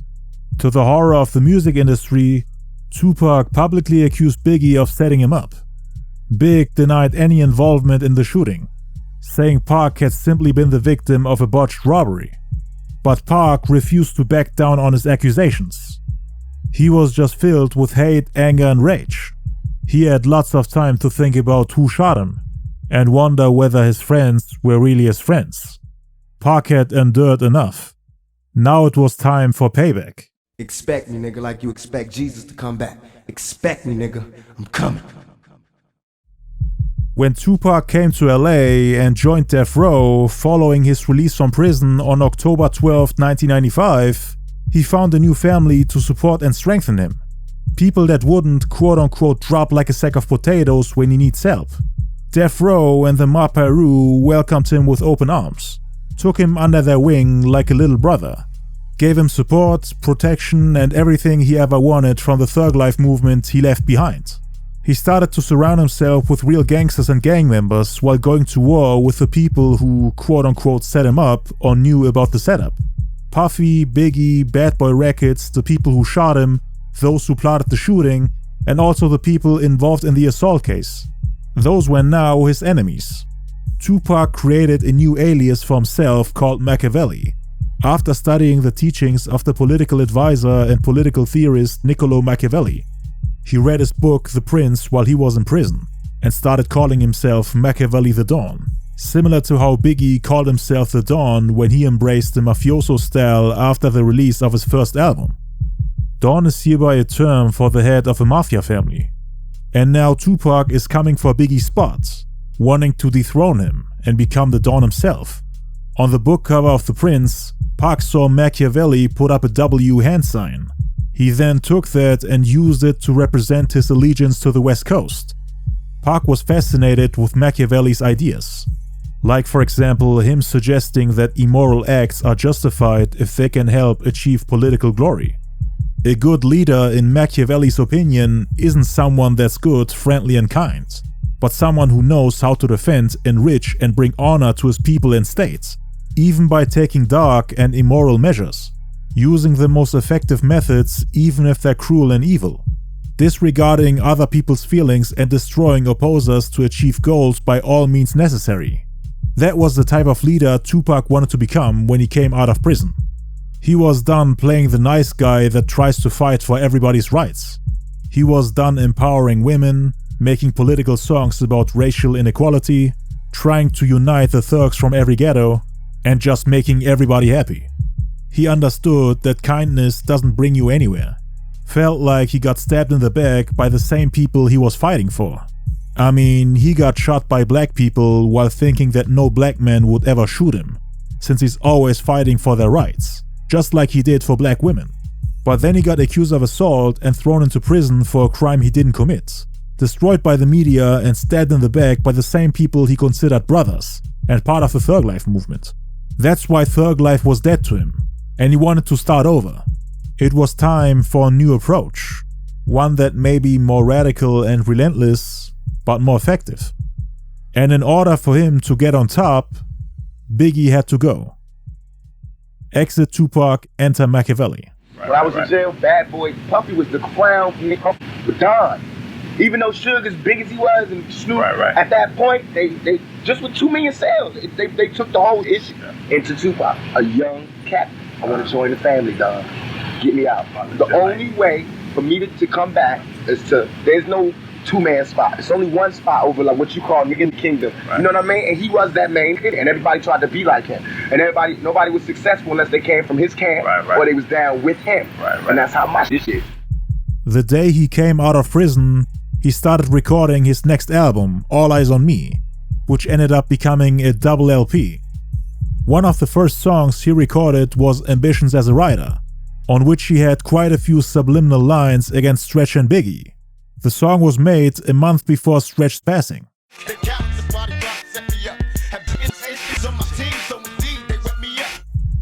This is obviously a shot at Stretch for letting Tupac take on the robbers all by himself, while he was sitting on the ground and watching his friend get roughed up.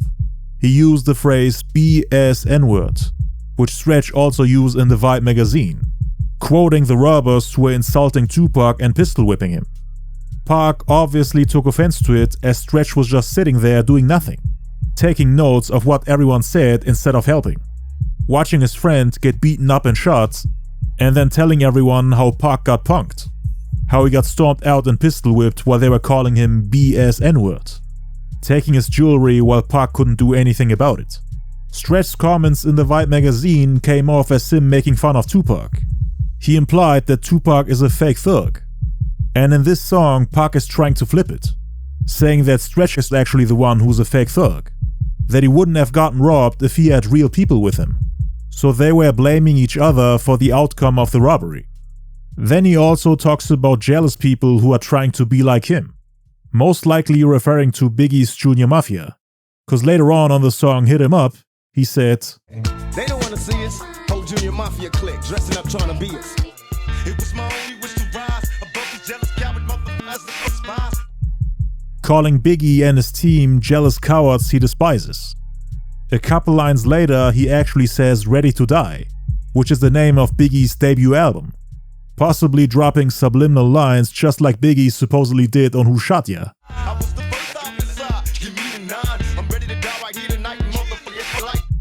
So it once again seems like he's indirectly involving Biggie when mentioning the whole Quad Studio incident, saying that he's hard to kill, ready to die, spitting at adversaries that are envious and after him. And then he also makes another Biggie reference by naming another one of his songs, playing around with the name of the last track on Ready to Die, which is Suicidal Thoughts.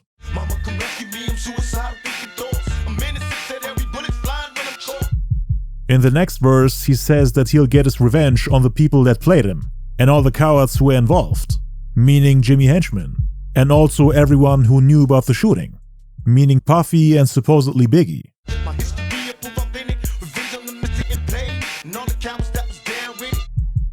On October 16th, Biggie's album Ready to Die went double platinum, reaching the milestone of 2 million records sold before Tupac. So Big went platinum and double platinum before Tupac, even though Pac had been in the game for way longer. Not only that, but Biggie also had multiple platinum singles out. Big Papa went platinum on May 23rd, One More Chance on July 31st. Juicy and Players Anthem were also gold. But Pac wasn't too far behind. He had the platinum single Dear Mama and the gold singles I Get Around and Keep Your Head Up. Strictly for My NIGGAZ and Me Against the World were hereby platinum. But he had no double platinum albums yet. That would change 2 months later on December 6th with Me Against the World going double platinum. The same day Biggie's Junior Mafia group album Conspiracy went gold.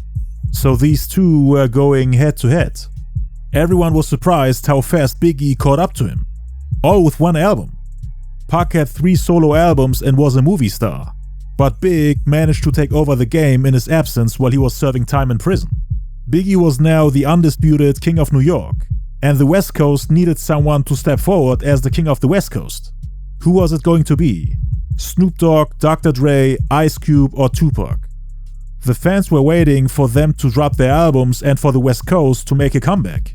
But none of them at the time were able to drop an album as dope as Ready to Die, except Tupac. And the people from Death Row were taking a step back to let Tupac shine. They put all their focus on him. And he was in the studio every day since the day he came out. He had to get a lot off his chest. That same night, on October 13th, Tupac met the wife of the Notorious B.I.G, Faith Evans, in LA. That's when the whole Biggie and Pac beef escalated. At this point in time, Big and Faith were separated, after catching him cheating with Lil' Kim. Prior to that, Kim was actually on the radio bragging about how Big and Faith are separated and that she can now have him for herself. And this was before the two actually broke up. Kim's comments on the radio made Faith suspicious. She then found out that the two had been sleeping together every time he went out to record music late at night. Also during the Junior Mafia tour, basically during the entirety of their marriage. And Lil' Kim would always pretend to be something like a sister to her. Biggie also had a rapper named Charlie Baltimore as his mistress. He had multiple women on the side and had become the player he claimed to be in his lyrics. Faith then confronted him at the Millennium Hotel in Times Square, asking, "What is up with you and Kim?" Big was honest and said, "Yeah, we get down like that." He didn't deny it. "All this time? You've been effing this girl all this time?" "Yeah," Biggie said. Faith appreciated his honesty and they slept together that same night, but she didn't feel the connection anymore now that she knew about his cheating. She did it for closure and wanted to separate from him, decided to live alone for a while. She said that she didn't care who Biggie wanted to sleep with from that point on. Faith then refused to go on tour with Biggie and instead lived in the 2-bedroom apartment of the R&B group 112, which consists of 4 male members. Without Biggie being around to pay the bills, Faith was struggling with money. One day she called him at their house, but it was his mistress Charlie Baltimore who picked up for him, and that's when she knew that he's cheating again. She called him on different dates and it was always Charlie who picked up for him. Always at Big's house while he and Faith lived separately. Faith supposedly beat up all the women Biggie was cheating with, even Lil' Kim. But at this point in time, she was done caring. She then met an NBA player in New Orleans, whose name she changed to hide his identity. She just called him Roger Short, a tall, dark-skinned man from New Orleans, playing for a team in the Midwest. She was attracted to him and started an affair of her own. So now she was cheating back on Biggie, purposefully sleeping with men she's attracted to get back at him. The same day she met Roger, she wrote him the address to her hotel room, and that's when they started hooking up. She would have a couple one-night stands and affairs here and there, just to spite Biggie. This will become important later on when she meets Tupac. She was feeling more and more disconnected from her husband and her bad boy label mates. Started making her own business moves while the bad boy camp was touring. They were mad at her for not touring with them. Faith kept a distance from her husband and wanted to advance in her career on her own, while hooking up with men like Roger Short during her trips around the US. She had friends with benefits in multiple cities. In October, she then came to LA to record some music. She was staying at the Ritz-Carlton Hotel and once again got in touch with Roger Short. Then she met a producer she called Terry Dollars on the same trip. His real name is most likely Teddy Riley. She had sex with him a few times as well. Shortly after that, on October 13th, a day after Pac got released from prison, Faith went to the Hollywood Athletic Club in LA, where she met Tretch from Naughty by Nature. There are 2 conflicting recounts of what happened next. According to Faith, Tretch told her that Tupac wants to meet her, but according to Tretch, it was the other way around. Faith was the one who wanted to meet Tupac, but according to Faith, she knew nothing about him and had no interest in him. In some of her interviews, she even claimed that she didn't even know who Tupac was, or that he was signed to Death Row. But in her book, Keep the Faith, a memoir released in 2009, she admitted to knowing him. Even added that Biggie told him about their beef and his accusations of him having something to do with the Quad Studio shooting. According to Faye, Biggie was convinced that Pac knew better than to think that he had something to do with it, basically implying that he was creating drama and lying on purpose. So Faith knew exactly what was going on between the two, and still decided to meet her husband's accuser, someone who considered her husband his enemy. Went to talk to him before Big and Pac could talk it out. He's not even been outside for a week and she's already meeting him, before Big even got a chance to reach out to him, cause he was on tour. They could have talked it out before Faith got involved. And Big didn't know what Tupac was going to do next. He wanted to see him and talk it out, but there was an awkward silence between them. And now his vengeful wife is going to his potential enemy, someone who's also vengeful and has built up a lot of hate and resentment for Biggie. A lot of people believe that she knew exactly what she was doing, that she purposefully looked for Pac to sleep with him, sleep with someone Biggie considered a brother, just like how she considered Lil' Kim her sister, before getting stabbed in the back. She was already sleeping with other men the nights before, and was going to a new club every night to meet men. She wanted to hurt Biggie the same way he hurt her. And now, according to Tretch, she's asking for Tupac. Soon as they greeted each other, a photographer came and took pictures. And you can clearly see that she's not wearing her wedding ring. She's showing off her ringless hands, while Tupac is looking provocative. Faith told everybody, including Tupac, that she and Big are separated and about to get divorced. So she might have purposefully holden up her ringless hand to seek attention from Biggie. Like, look, I can go and hook up with your enemy if you don't treat me right. This is what you get for betraying me. Maybe she was indeed trying to hurt Biggie the same way he hurt her. Cause there is no other explanation on why she's holding up her hand like that. But later on she was playing innocent, telling Biggie that she never cheated on him. But she later admitted to it after he passed. And yes, she took off her wedding ring every time she went to the club. Tupac complimented her, saying that he likes her music and wants her on his album, adding that only she can do that one song he has in mind, which is Wonder Why They Call You B. Faith was struggling with money at the time. Without her husband or label supporting her, she wanted to make her own deals and work with artists on the West Coast. And she obviously knew that working with Pac would make her husband mad, or at least make him worry. Seeking attention while playing with fire. You don't just collaborate with people who accused your husband of being somewhat responsible for a shooting. Faith told Pac that he would have to get clearance from Bad Boy Records to put that song on the album, and that she wants $25,000 up front. That's not a problem, Pac said. In her memoir, she said that she didn't actually go ahead and work with him immediately, but instead went home to think about it and to ask her manager Mark Pitts and Biggie on the phone, quote-unquote, a day or two later, if it was fine for her to do a song with him. And they supposedly told her that it was no problem, that she can go ahead. I met Tupac out here. He wants me to do a song with him, Faith said. Oh, word? Big responded. You're gonna do it? If the money comes through, yeah, I'll do it. According to Faith, Big played it cool, as if he wasn't worried or jealous, which might have not been the type of response Faith was anticipating. But Big knew better than to sound jealous and worried, as that would make him look weak and insecure in Faith's eyes. Then again, we don't know if this conversation actually took place, as Big was shocked when he saw Pac and Faith together. So she could have lied about it to make herself look better, cause as we will find out, she told quite a few lies to save her image and reputation. So doing a song with someone you supposedly know nothing about requires you to ask your husband for permission, but stepping out of the marriage doesn't? She wasn't even on speaking terms with him anymore. I mean, she was collaborating with multiple artists without having to ask anyone for permission. But Tupac somehow is the exception. It's not unlikely that she knew what she was doing was wrong, or else she wouldn't have asked for permission, assuming that she did indeed make those phone calls. But yeah, a lot had changed between them. Just a couple weeks prior, they were trying to come off as hip-hop's dream couple. They were on the cover of the October '95 issue of the Vibe magazine, and now she's hanging out with Tupac. The photographer who was there that day was supposedly ordered and paid by the people from Death Row to take those pictures with Faith and Pac together. She said nothing else happened after that night at the Hollywood Athletic Club. She just went home and that was that.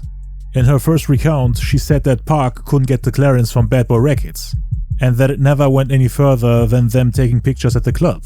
She then supposedly went and recorded the reference track for a girl group that's not part of Death Row.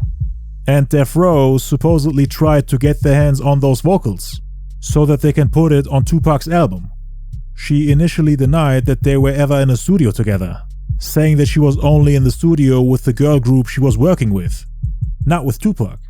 That's what she said in her first account, during an interview with Video Music Box on July 27th, 1996. Situation with me and Tupac, there really never was a situation. I mean, we met, he was really nice. He asked me to work on his album. He told me he could get it approved or whatever, get clearance from the label. And then I found out that he probably couldn't. I was out there working with another group. I won't name them. They have nothing to do with Death Row. Okay. And I was writing for them. That's how I met him. I did a reference vocal for another group I won't name. Okay. And it ended up that they were going to try to use the vocal on Tupac's album. So I guess it was for him or whatever. I really don't know. This can be easily disproven, as there are audio recordings of them together in the studio on October 19th, while they were working on the song Wonder Why They Call You B. There were also about a dozen eyewitnesses who have seen those two together in the studio.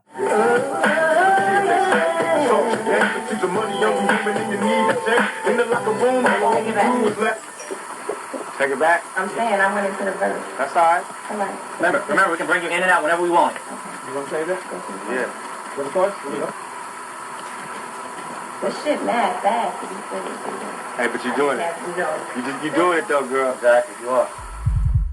This right here is from an interview with Chuck Phillips, which took place on October 19th.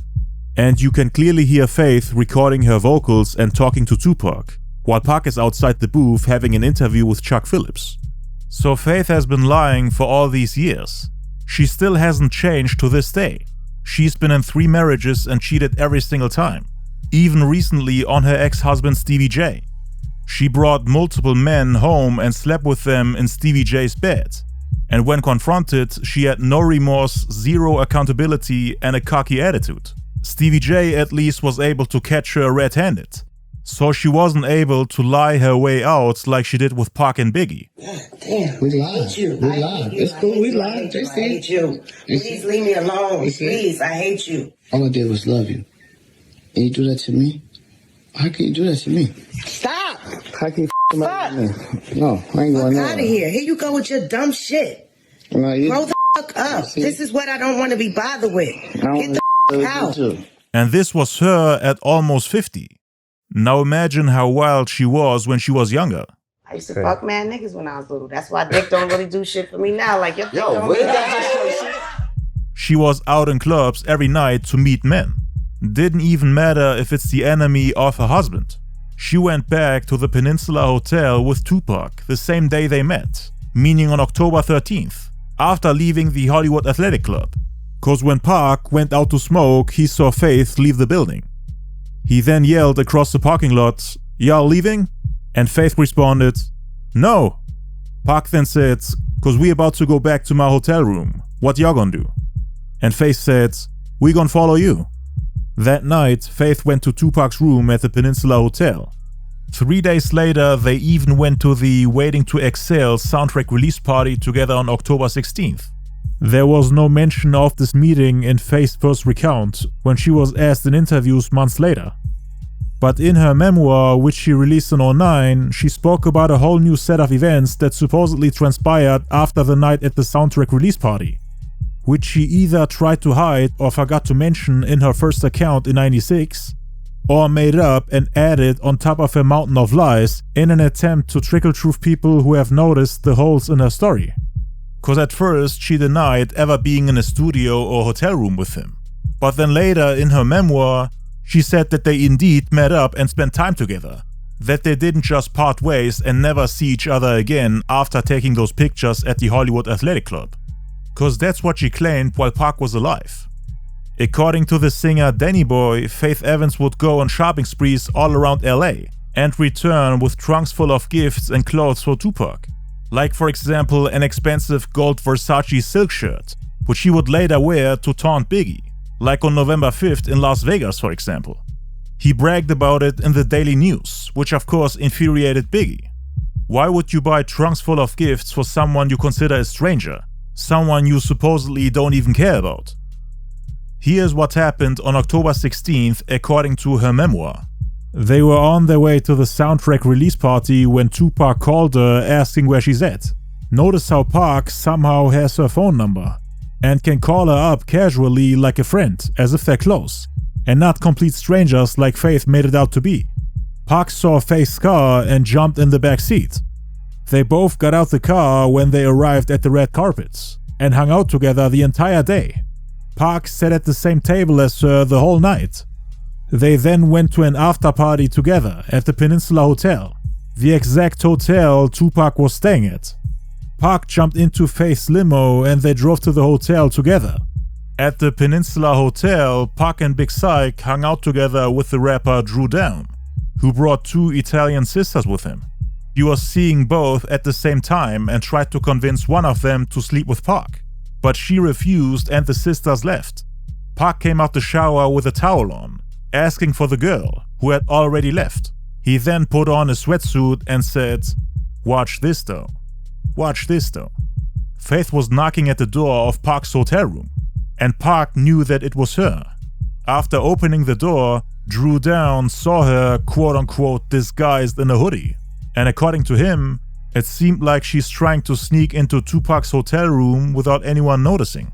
But Dru got the feeling that she had been to his hotel room before, cause how else would she be able to find it on her own? Pac was supposedly bragging about his relationship with her, even on October 16th, 3 days before Faith laid down her vocals for Wonder Why They Call You B. After greeting Pac, Faith then saw Dru and Syke, drinking and smoking. She probably realized that her and Pac won't be able to spend some time together, at least in private, and do whatever the two planned to do. So she left immediately. Dru Down was confused, wondering what the hell just happened.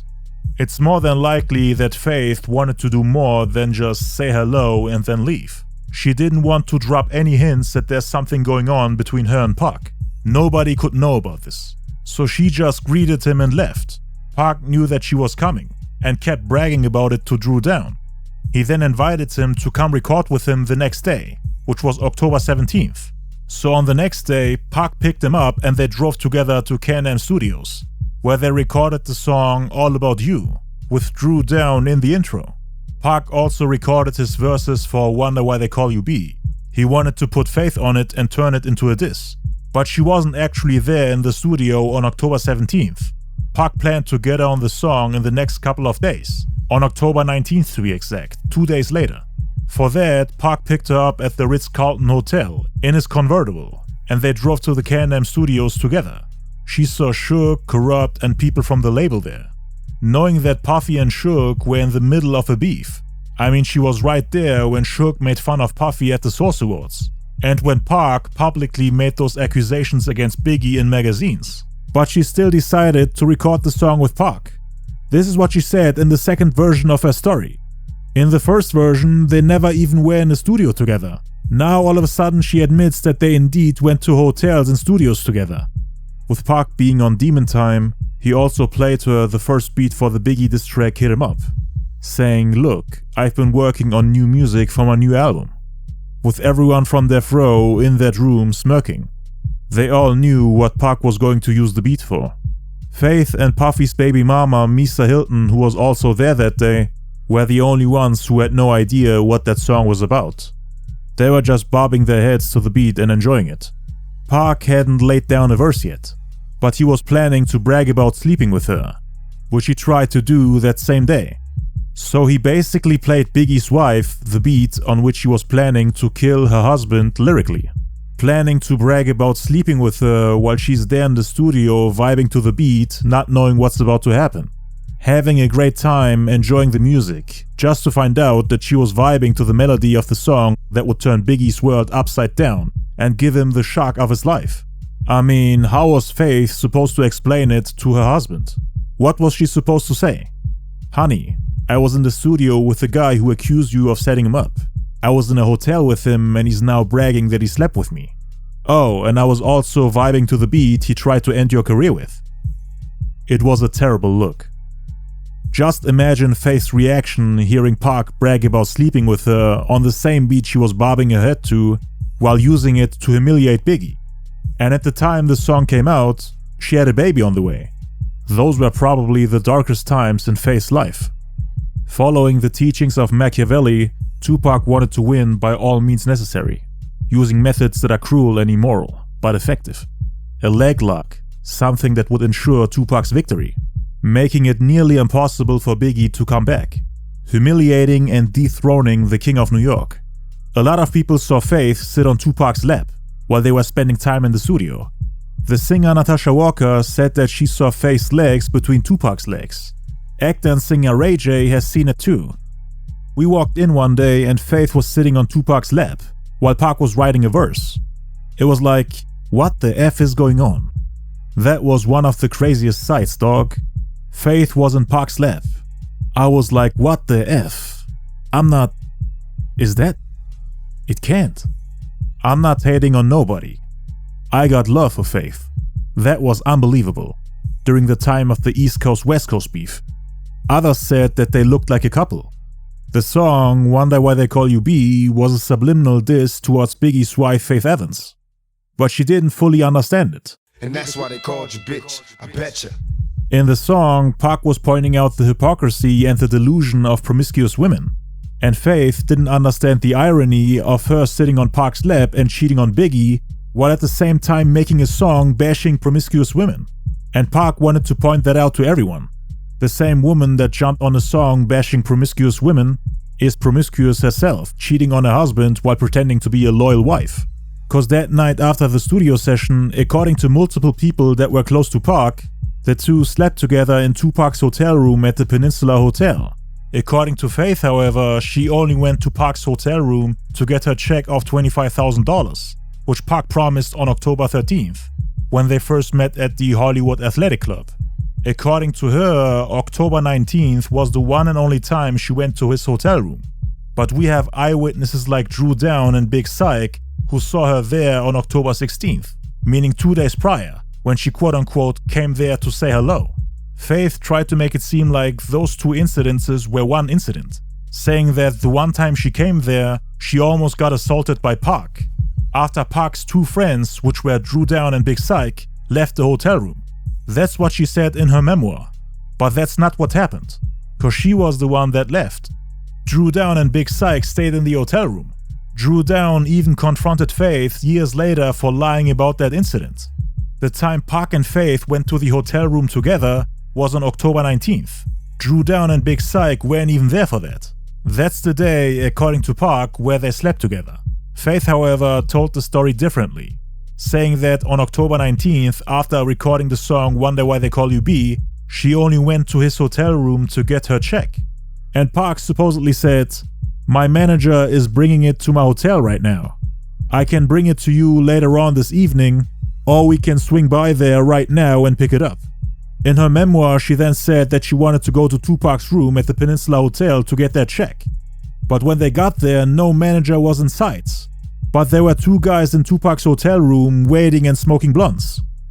She then said that the four of them waited in Tupac's hotel room for a whole hour, but the manager wouldn't come.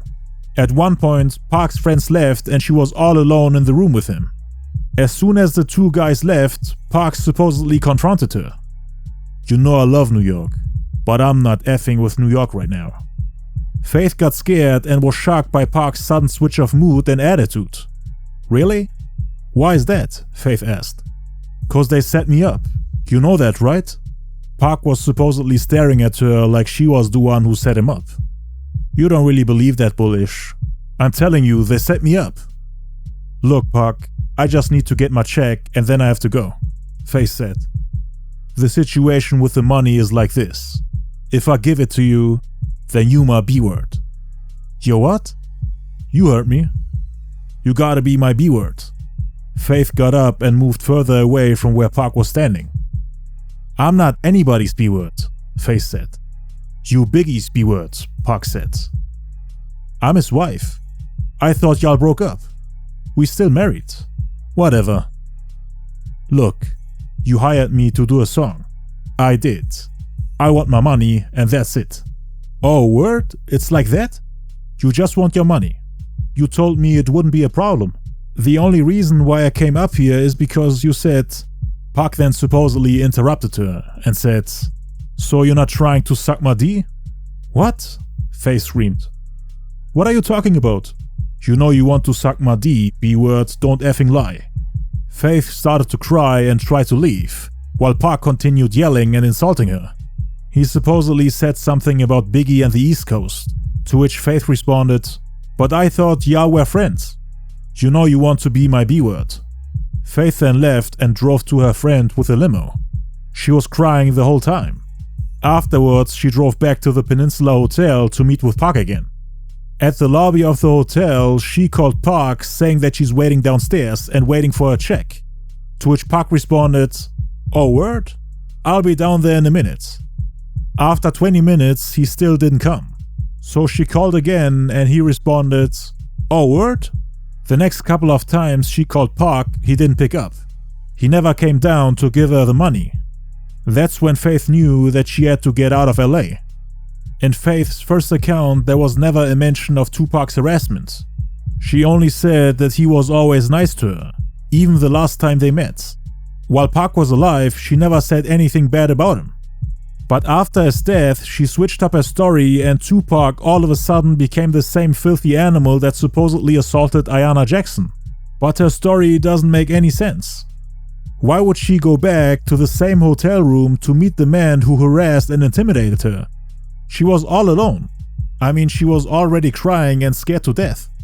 Her staying for over an hour in his hotel room is also very suspicious. Also, why didn't she file a lawsuit for defamation and sexual harassment? Or call the cops? He would have been sent back to prison if she had won the case. But there were actual witnesses there who confirmed Pac's side of the story.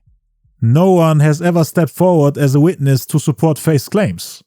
Situation with me and Tupac, there really never was a situation. I mean, we met, he was really nice. I mean, it was strictly business, no pleasure. It wasn't even business. It would have been business, but it never got that far. It was you and somewhere else, and then it was moved on to his project, supposedly. Pretty much.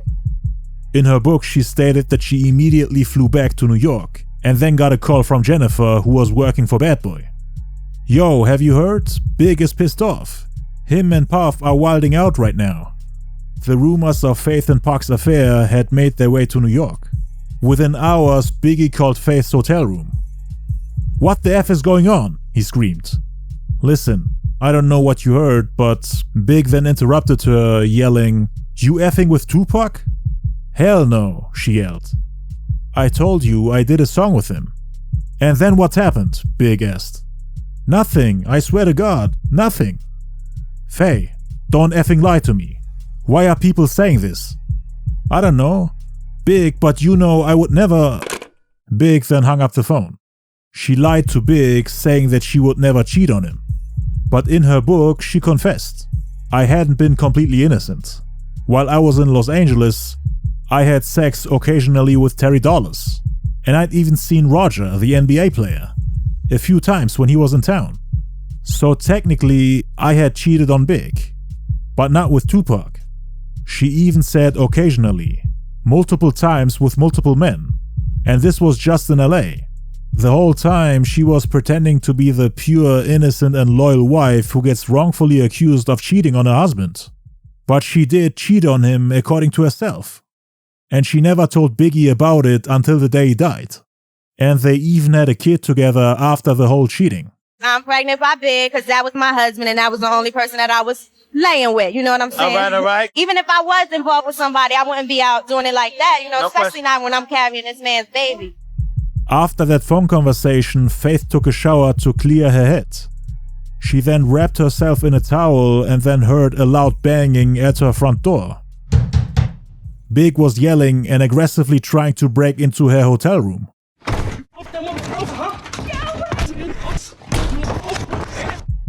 As soon as Faith opened the door, Big rushed inside and grabbed her by her shoulder, yelling, "What the F is wrong with you? You F Tupac?" Faith tried to break free and started crying. "Hell no," she said. "You have to believe me." Big's friend Damien had come with him and was standing in the corner of the room. "Damien, please tell me what's going on," Faith said. Damien stayed silent the whole time. "Why is this guy saying this ish? Huh? Faye? Why?"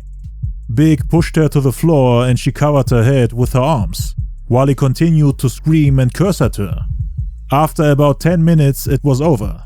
He stormed out, leaving her on the ground, sobbing and hysterical. Faith realized that she walked into Tupac's trap and that he used her to hurt Biggie. And Big was done with her. Got even closer with Charlie Baltimore after that. And there were rumors that she was going to be her replacement. Then he saw the pictures of Pac and Faith together, saw that she wasn't wearing her wedding ring, and showing off her ringless hand to the camera. Pac's facial expression was also very provocative, and they were all hugged up like a couple. Big would always insult her in front of others, and would approach her multiple times out of anger to get some answers. According to Puffy's bodyguard Gene Deal, he choked her and yelled at her when she was supposed to perform during one of her shows. There were other incidences where he would try to talk to her, but she would lock him out of the door in order to make sure that she doesn't get hurt, while Big was in a state of rage and anger. She was denying the allegations and trickle-truthing Big. Every time he caught her in a lie, he would get mad again. Faith went on the radio to say that she's not seeing Tupac, but every other week, Pac would make a cheeky comment in the media calling her his girl or implying that they slept together. And this would obviously frustrate, sadden, and infuriate Biggie. It was an emotional rollercoaster for him. Pac wanted to ruin his marriage after seeing the October 95 issue of the Vibe magazine, with Biggie and Faith on the cover. On those pictures, they seemed like the perfect dream couple. All eyes were on them. Everybody read about their love story, how they got married 8 days after meeting each other. They called it love at first sight, and Pac wanted to destroy that, embarrass them in front of the whole world. Just like how Big and everyone at the Quad Studios tried to embarrass him with their comments in the Vibe. He wanted to turn their love story into a joke, especially after hearing about Stretch trying to sleep with Pac's ex-girlfriend Desiree Smith while he was hanging out with Biggie's homies. He wanted to get back at both of them. But they supposedly only slept together on October 19th, and Suge Knight was sleeping with Puffy's baby mama Misa Hylton the whole time. Pac told him to take pictures of them together, so that they can shock Puffy the same way they wanted to shock Biggie. They wanted them to get ridiculed by the media, and hit them where it hurts the most. Here is a picture with Suge and Puffy's son Justin. You can also see Misa Hylton's legs on the left. Suge and Misa hooked up numerous times ever since the 95 Source Awards, and he would always fly her out to LA, together with her son, just to humiliate Puffy. Pac also did the same thing with Mary J. Blige, who Puffy was working with at the time. While Pac slept with her in one room, Suge slept with Misa Hylton in the other, boasting about how they can sleep with every woman in Puffy and Biggie's life, and then send them back to the East Coast. Mary J. Blige was supposedly passed around by multiple people on death row, like for example Danny Boy and Suge himself. Pac later complained and joked about Mary's bad smell in the intimate area. Pac and Suge were doing everything they could to belittle and emasculate Puffy and Biggie, rubbing it into their faces and showing them that they can get away with everything. A lot of the shady things they did behind the scenes was hidden from the public. They were trying to drive them crazy and provoke a response, which they ended up getting months later. Pac and Suge shared a common interest. They both wanted to find out more about Puffy, cause Suge and other Ma Piru members indirectly held Puffy responsible for Jake's murder. Tupac, on the other hand, blamed Puffy for withholding information about the shooters and the mastermind behind the Quad Studio shooting, thinking he would have told him if he wasn't cool with those people or part of the whole setup. By the end of October, Pac had decided to go on the offensive against Biggie, Puffy and Bad Boy by writing more battle rap themed tracks or songs where he's taking subliminal shots at his enemies. Like on Only God Can Judge Me, for example, which was recorded on October 26th. Perhaps I was blind to the facts. Stabbed in the back, I couldn't trust my own homies. Just a bunch of dirty rats. He started off by saying that he got stabbed in the back by his own homies during and after the Quad Studio shooting. He's obviously talking about Stretch, Biggie and Puffy. I can't lie, ain't no love for the other side. Jealousy inside, make 'em wish I died. The next couple of jabs are on the Posse track When We Ride, featuring the Outlaws and ex-members of the group Thug Life. It was recorded a day later on October 27th. My adversaries crumble when we rumble. It's a catastrophe. Out for revenge on him that blasted me. In the song When We Ride, Pac is talking about a certain person who shouldn't have quote-unquote effed around with a sick-ass guy like him. He's talking about one person here, saying that his adversaries will crumble and that he's out for revenge for the people that shot him. Bust him and see if he bleed. He should've never fucked around with a sick ass like me. Who shot y'all? The weak from the opposite, leap hard to creep them Brooklyn streets. You wonder who shot me is a clue. Stay alert, cause we coming for you. On October 30th, Pac recorded the title track of his album All Eyez On Me, which also contains subliminal shots at Biggie. I bet you got it twisted, you don't know who to trust. So many player hating shit trying to sound like us. With all the different recounts in the Vibe magazine about the Quad Studio shooting, fans and readers were confused on who to trust, Pac or Biggie and everyone else who was there at the Quad Studios. Their versions of the story conflicted Pac's detailed description of the things that transpired during the shooting. Both sides called each other out for lying and tried to make themselves look better. Pac also accused Biggie of trying to copy his sound and style, especially the player image, him making records for the ladies and club bangers for his album. Pac was the one who told him to change his style a bit and to make more radio-friendly records. That's how Biggie became successful, at least according to Pac. But now those same people who supposedly copied him are now player-hating and talking bad about him in the media. Say they ready for the funk, but I don't think they know it. Straight to the depths of hell is where them cowards going. Ready for the Funk is not only referencing Biggie's album Ready to Die, but also the song Machine Gun Funk on the same album. Say they ready for the funk, but I don't think they know it. Straight to the depths of hell is where them cowards going. Pac is basically saying that they're all liars and cowards who would run at first sign of funk, saying that they're not ready for it. Which is actually what happened a couple months later after the Soul Train Awards in '96. More on that later. Pac is ready to send those people to hell for supposedly backstabbing him. Well, are you still down? Holler when you see me and let these devils suck for the day they finally freed me. Holla When You See Me is directed at both Biggie and Stretch. He actually made a song called Holla at Me about a month later, in which he dedicated a couple verses to both of them. He believed that Biggie and Puffy had previous knowledge of or inside intel of those involved in the Quad Studio shooting. So Pac is asking them, are you still down? Telling them to holla at him. He's been waiting all this time for them to come pay him a visit and talk it out with him. Expected them to come see him in prison and to show love and support. Not on the radio for clouds, but actual support in person. See if he or his family needs something. Things you would expect from your closest friends. Instead of doing this whole back and forth in the magazines, they shall come holla at him. A day later, on October 31st, Tupac decided to add insult to injury by recording the first version of the Biggie diss track Hit 'Em Up. A full song going at him. Not just subliminal lines here and there, but an entire verse from Pac bragging about sleeping with Faith Evans, using the same beat he played for her before sleeping with her. He slept with Big's wife and made sure that there are pictures and recordings of them together, which the media would spread everywhere around the world. That was step 1 of Pac's war strategy. This is now 12 days after that incident. Step 2 was now to put it on wax and record the biggest battle record ever. Something that gets played all around the world, at clubs, at parties, at events, on every block, so that you can't escape it. Similar to how Tupac couldn't escape Who Shot Ya while he was in prison. They played the song around him to piss him off, to see his reaction. It was pure entertainment to them.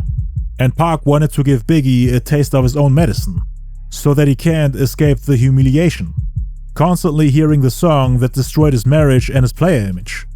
It was a leg lock, something that's really hard to get out of and to come back from. Because diss tracks are all about emasculating the opponent and making them look like a joke. How are you supposed to not only undo the damage, but also come back in a way that you're seen as the victor? As someone who made a strong comeback with a counterpunch that deals more damage than destroying someone's marriage. Biggie would need to drop a nuclear bomb to make a comeback. Pac also wanted to introduce the world to his clique the Outlaw Immortals, which was supposed to be an upgrade over the Thug Life movement prior to his incarceration. He wanted the Outlaws to blow away Biggie's Junior Mafia, because Junior Mafia had successfully defeated Thug Life in terms of sales. Pac was planning to release a project with the Outlaws similar to the Thug Life album and JM's Conspiracy, but more successful, putting Biggie's movement to shame and showing him that he should have been part of Pac's movement instead of creating his own. And he also wanted to show Biggie that he's not on his level, that he's on the level of the Outlaws, on the level of his soldiers. Just like how Big was supposed to be his soldier on Thug Life. I ain't got no motherfucking friends. Chugging and talking about. Hell yeah, I'ma do this motherfucking track. And they know exactly who I'm talking about too, you old inmate. Pac starts off by saying that he has no friends, and that unlike Biggie, he doesn't need to diss people subliminally. Felt like all his friends stabbed him in the back. thinking that Biggie and Stretch turned on him. When they said that they still consider Tupac as their friends, Pac responded with, "I ain't got no friends," basically saying no thank you. Pac is also saying that Big should have been more direct, instead of making songs that are subliminal, leaving it up for interpretation and then denying it in interviews. Instead of talking behind people's backs like Biggie supposedly did after the Quad Studio shooting, while at the same time pretending like everything is cool, Pac takes action and stays true to his word, making it public that he slept with Big's wife, showing that he's true to the game and not all talk. Not a two-faced coward that says one thing and does another, but someone who's direct and real. His words are aligned with his actions. A true player unlike Biggie. He proved that he's a player by sleeping with Big's wife. That's what he was trying to say.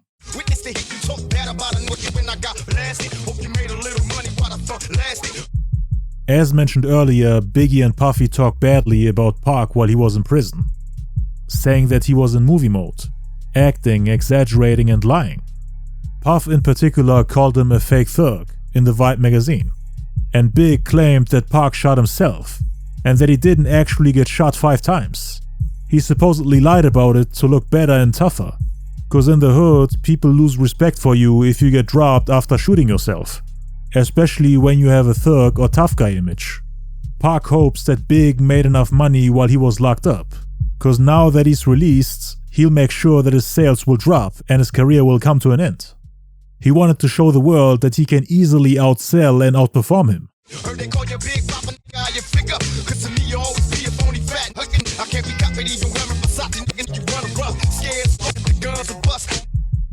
Pointing out the sudden change in style, how he went commercial and adapted the player image, even though he never wanted to go that route. He calls him phony and fat, the furthest thing from a player. The Biggie that Pac got to know wasn't popular with women, and he didn't wear the most expensive clothes and drink champagne every day. Pointing out how he all of a sudden started wearing Versace just like Pac, basically copying him, which is of course debatable. And the tough talk on Who Shot Ya, where he raps about shooting people, is all bluff to him, cause he's under the impression that Big ain't really a tough guy, that he's too scared to actually get involved in shootings, and that he's not the tough gangster that shoots people like in the music video for Warning.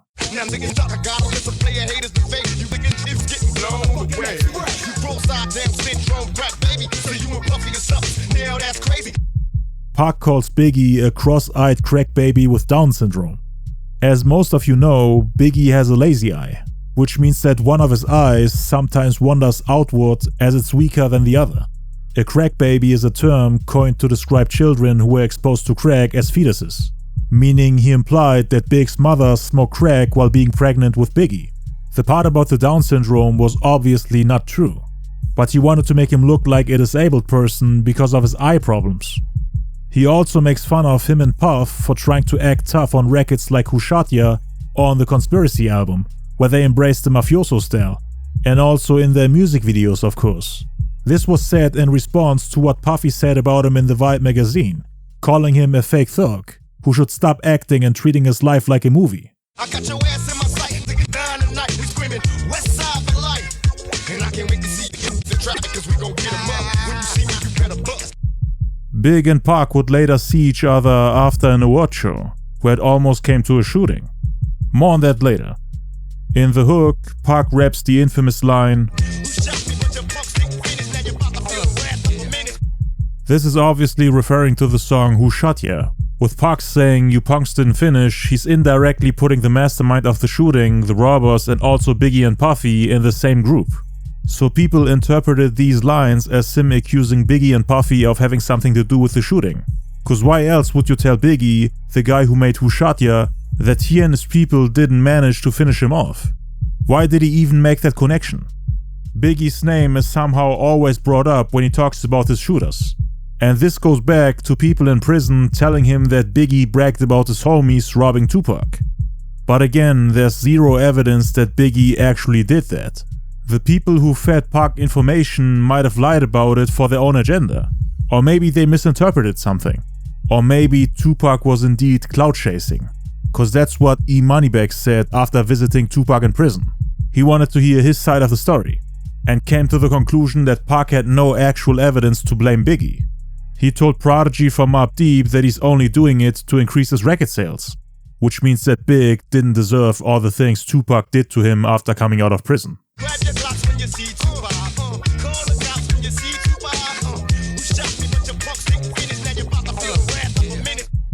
This version of the song also features Napoleon, who was left off the final product, which came out a year later. It didn't surprise me that he was cut off, as most of the lines weren't actually disses.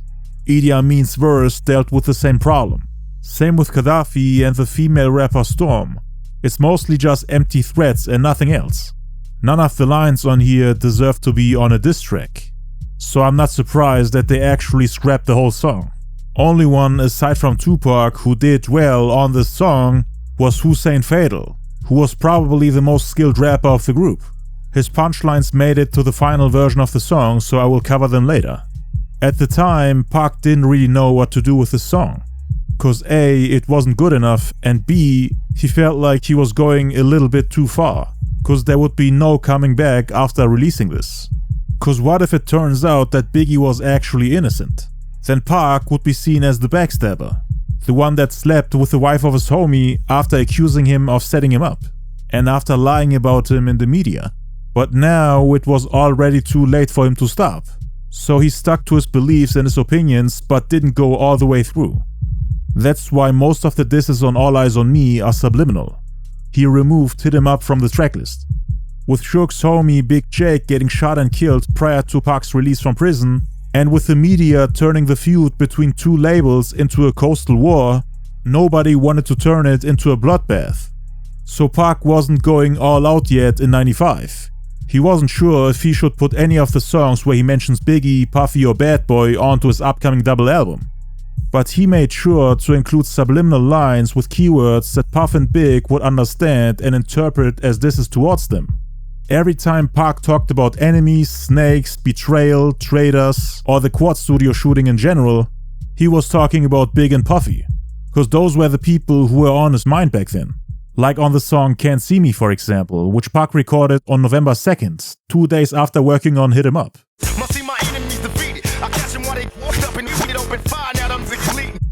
Pac was on a mission to surprise his enemies with the biggest comeback ever, while lyrically taking aim at everyone who badmouthed him while he was locked up. All the people that were happy that they finally got rid of him will now see him in flesh and suffer the consequences. My adversaries cry like hope, open and shut like doors. Is you a friend or foe? You ain't know. Telling people to make clear what side they're on. Are they with him or are they against him? For Pac, his old friends Biggie and Stretch had already made their decisions, and he no longer considered them friends. They had their time to shine while Pac was locked up. But now that he's out, he's taking back his crown, eliminating all his adversaries like they're no competition for him.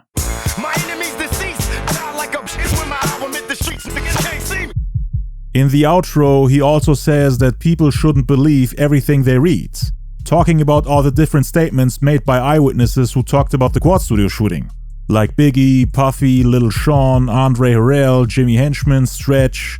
They had multiple accounts of what happened and some of the statements contradicted each other. So Pac is telling his fans to not believe everything they read, implying that his enemies are lying on him.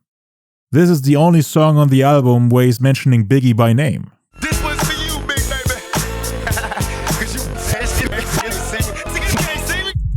On November 5th, Pac, Suge, the Outlaws and the entire Death Row family drove to Las Vegas to perform at Suge's Club 662 and to promote the album All Eyez On Me.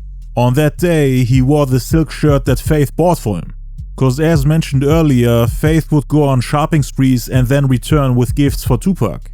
They had a very close relationship. Pac even bragged about it in interviews, which on January 14th, 1996, made it on the New York Times. Tonight, Suge is wearing a new maroon suit and a matching fedora. The rest of the Death Row posse are wearing red and black pants or red pants, or black blazers or red blazers. Tupac is the only one in a different color. He's wearing an elaborately patterned gold shirt and baggy jeans. The wife of a top rapper bought this for him, Suge says. Who's that? His name is an acronym. Notorious B.I.G.'s wife, Faith Evans. She bought him this and a suit, and some other stuff, Suge says. And how did you thank her, Tupac? Tupac pauses. I did enough, he says rather salaciously.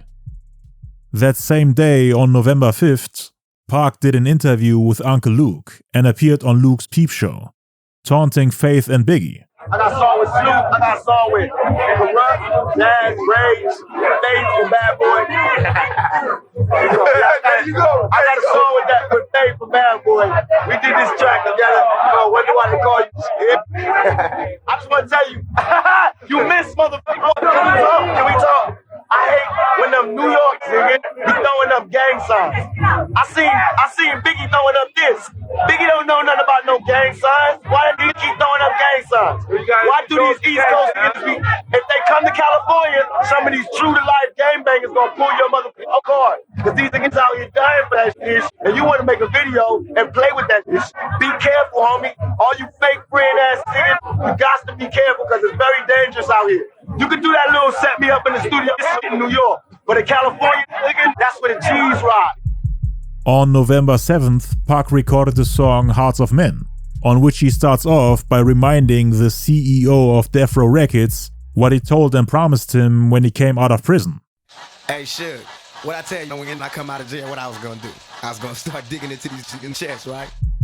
He promised him that he'll destroy the label Bad Boy Entertainment. And Suge obviously liked what he was hearing, as he himself was already in a beef with the CEO of Bad Boy Entertainment, Puff Daddy. And he knew that controversy sells. So his eyes turned into dollar signs, and they immediately came to an understanding. Now me and Quick finna show you niggas like on this side, the real side. He then continues by saying that he'll show everybody what it's like on the west side, the real side, implying that the East Coast ain't the real side. He's creating this contrast of real and fake.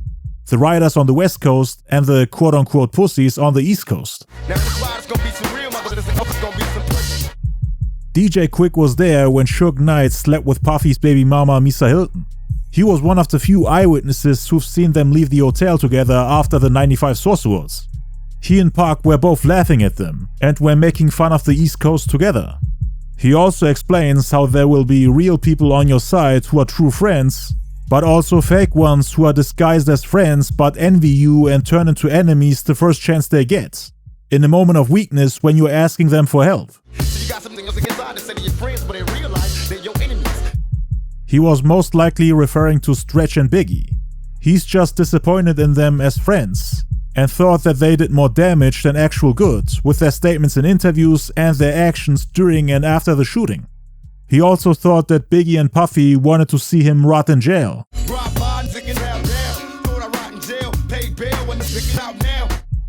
3 days later, between November 10th and November 13th, Pac and Dr. Dre were at the shooting for the California Love music video. The two hung out together on the set and even made fun of Biggie. Biggie who? Dr. Dre found out about the song Hit 'Em Up, which Tupac originally wanted to put on All Eyez On Me, and he offered Pac to remix it so that it becomes the biggest record ever. But Pac refused as he wanted to stay loyal to his friend Johnny J, who actually produced that record. Tupac also bragged about sleeping with Faith when they turned on the cameras to promote the record and the label Death Row. I just want to send a shout out to Faith. Hey girl, hey, and Bad Boy Records. That's for Bad Boy Records. I love y'all. Y'all keep making money. Suge was in the video too. Those two were the main people on Death Row who wanted to destroy Bad Boy. On November 25th, Faith's vocals from Wonder Why They Call You B were replaced with the ones from the singer Jewel, the first lady of Death Row. There are rumors that Faith and Bad Boy threatened the label with legal action. But it's also possible that they just couldn't get the clearance for Faith's vocals, since Bad Boy and Death Row were enemies and would most likely not cooperate. Plus, according to Faith, she never received her money. On November 28th, Pac recorded the song Comrades, which features the Outlaws, Storm and Big Psych. It contains a couple jabs at Bad Boy Records. Prepare for the motherfucking death row, cause every rapper in the industry is history is death row. Not Bad Boy or so-so. Dead if I make you down before the He wants to make Bad Boy bow before death row, and thinks that it's time for the next chapter, now that Biggie, Puffy, and everyone else had their time to talk bad about Tupac while he was locked up.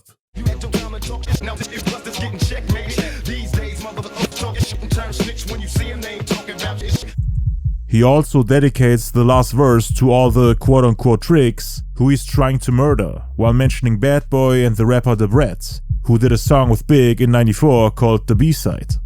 And Pac was basically taking aim at everyone that chose to do a song with him.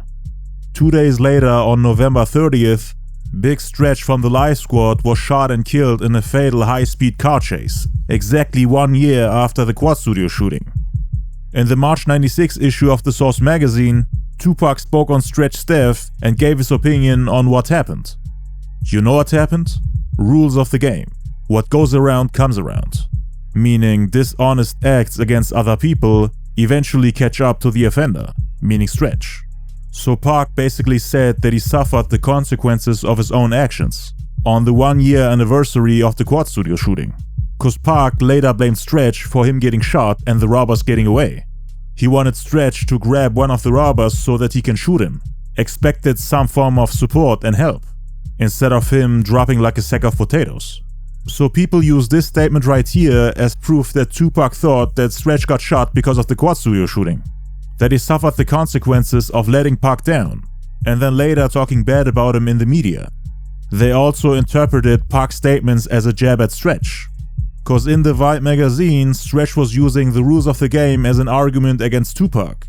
And now Pac is referencing those same rules to say that Stretch got what he deserved. Cause Stretch had said, I want him to get a reality check. Recognize what the F he's doing. People on the streets live by rules, man.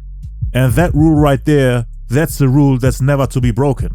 He implied that Pac broke the rules of the streets. Now Pac is directly responding to that comment, using the same words as Stretch.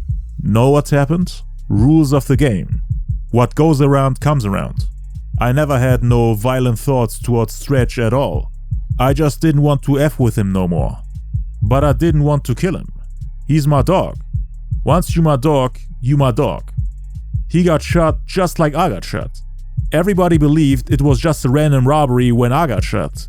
This guy get killed, now random-ish don't happen. He basically said that the shooting involving Stretch was just as random and spontaneous as the Quad Studio shooting, which everyone now knows wasn't random at all. It was a planned setup, and Pac knew that. So this right here could be sarcasm, meaning he really put out a hit on Stretch and is now playing innocent like Puffy and Jimmy Henchman, doing interviews in magazines denying everything while everyone points their finger at them. But he could also just be playing with the idea of people thinking that he's powerful enough to put out hits on people. But it didn't seem like his death bothered him at all, even though he was his best friend at one point. Word on the street is that Stretch was killed for robbing a drug dealer for 10 keys of cocaine, which he refused to return. He had just produced the song Take It in Blood for the East Coast rap legend Nas, with whom Pac would later get into a beef with. But the Bad Boy camp probably speculated if Pac or the people from Death Row had anything to do with it, and if they would dare to do the same thing to him, cause Big and Stretch were real close, and Pac was mad at both of them. Plus, nobody knew what Suge would do next after losing his friend Big Jake, cause he blamed Puffy for his death. 2 days after Stretch got killed, meaning on December 2nd, Pac decided to diss him on the song Holla at Me, which was named that way because of Tupac's ex-girlfriend Desiree Smith's letter, in which he asked Tupac why Stretch is trying to holler at her. So Pac took that and indirectly told Stretch that he should holler at him instead of hollering at his ex-girlfriend. But Stretch had already passed at this point, so Pac was technically talking to a dead man.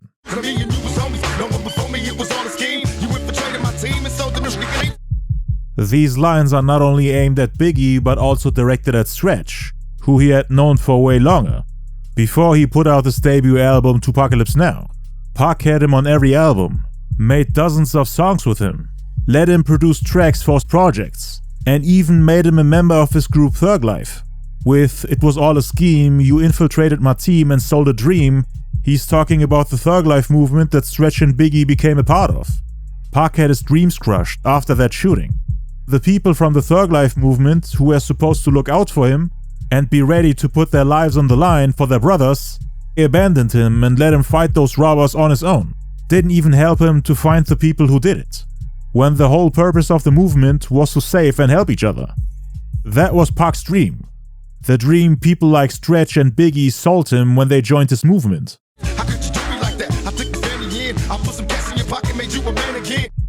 Pac is asking Stretch how he could just watch them shoot and beat him unconscious, when they all gave their word to fight for each other and to defend each other with their lives. He said Stretch dropped like a sack of potatoes, even though he was the biggest guy there, saying that Stretch and his family would still be living in the streets if he wouldn't have given him a chance to make money. Same with Biggie. Big would have went back to selling drugs to make enough money to raise his daughter, who was on the way. Pac was the one who took him on shows so that he can make some quick cash until his deal with Puffy works out. He gave both Stretch and Biggie money to eat and paid their bills as they were broke.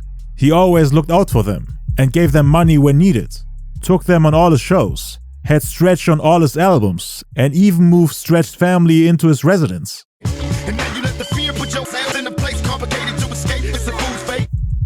Again about Stretch getting weak knees when the robbers pulled out their guns, and he just followed their orders not knowing what to do. Stretch felt like it would have been suicide if he had tried to fight back, cause he didn't have a gun, nor is he able to dodge bullets. Pac was the only one bold enough to counterattack. But you could also interpret these lines as shots against Biggie, blaming him for being too scared to open his mouth and tell him who did it, fearing the consequences of speaking up.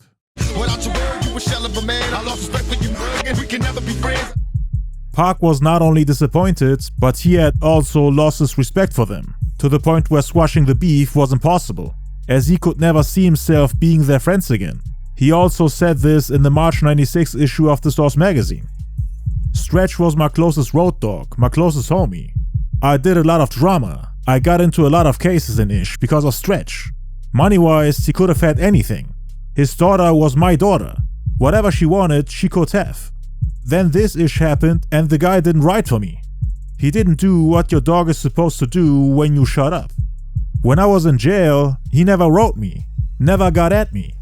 His homeboys was coming to see me and he wasn't coming to see me. And he started hanging around Biggie right after this. I'm in jail, shut up, his main dog, and he hanging out and going to shows with Biggie. Both these guys never came to see me.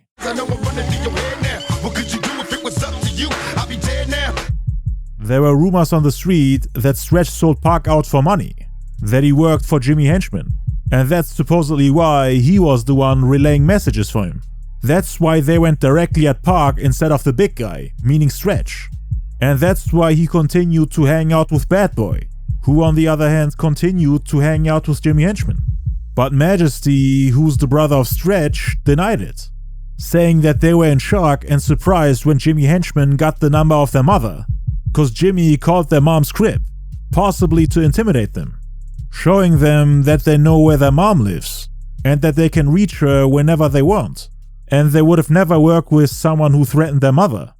The last two lines of the first verse could be interpreted as Pac alluding to the rumors of Stretch selling him out for money.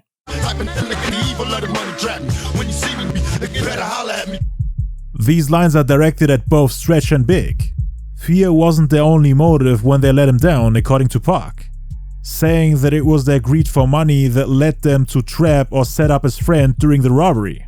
He talked about this in the 96 Vibe interview. And I feel as though he wronged you. You got out of hand and you wronged me. You got seduced by the power. Not because he's an evil person, but because money is evil if it's not handled right. If you lose your composure, you could do anything. And fear got stronger than love. And they know they weren't supposed to do. Then in the hook, he flips it and says that he must stay sharp and alert so that he doesn't fall prey to the things that greed for money brings.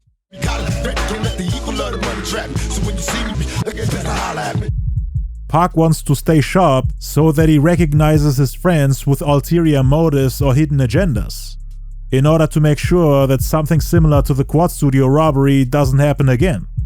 Pac had developed trust issues and questioned everybody that was close to him, cut ties with most of the people he knew, as he felt like he couldn't even trust his childhood friends. That's why he started saying trust nobody during his time in prison. I would tell each and every person out there, don't forget about that clicking up thing, you know what I mean? Be to yourself. Stay to yourself. Trust nobody. Trust nobody. My closest friends did me in. My closest friends, my homies, people who I done took care of their whole family. I done took care of everything for them, looked out for them, put them in the game, everything turned on me. Therefore, anyone who's going to be down with Pac better holler at him, to let him know that he can trust him. That's the message of the song.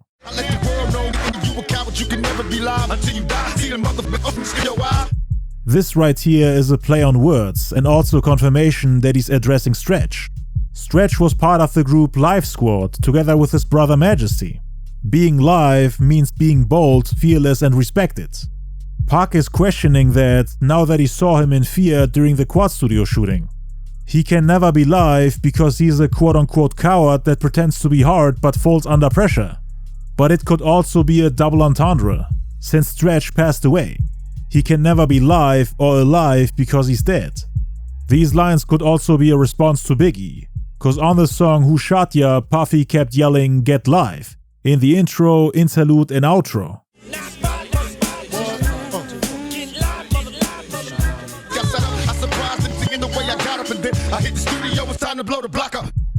This is obviously about him standing up after getting shot 5 times and then going upstairs to see everybody's faces, including Jimmy Henchman, Puffy, Andre Harrell and the other 40 people who were up there.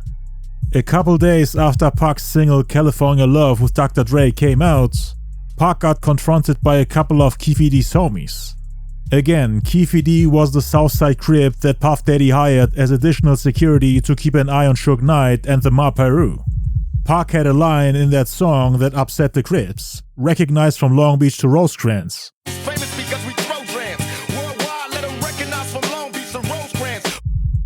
The Crips had a problem with that line because Pac was referring to the areas around Long Beach Boulevard and Rosecrans Avenue in Compton, which is the territory of the Mob Piru Bloods, the gang that Suge and most people working for Death Row were affiliated with, rivals of the Southside Crips and the people that Puffy wanted to keep in check.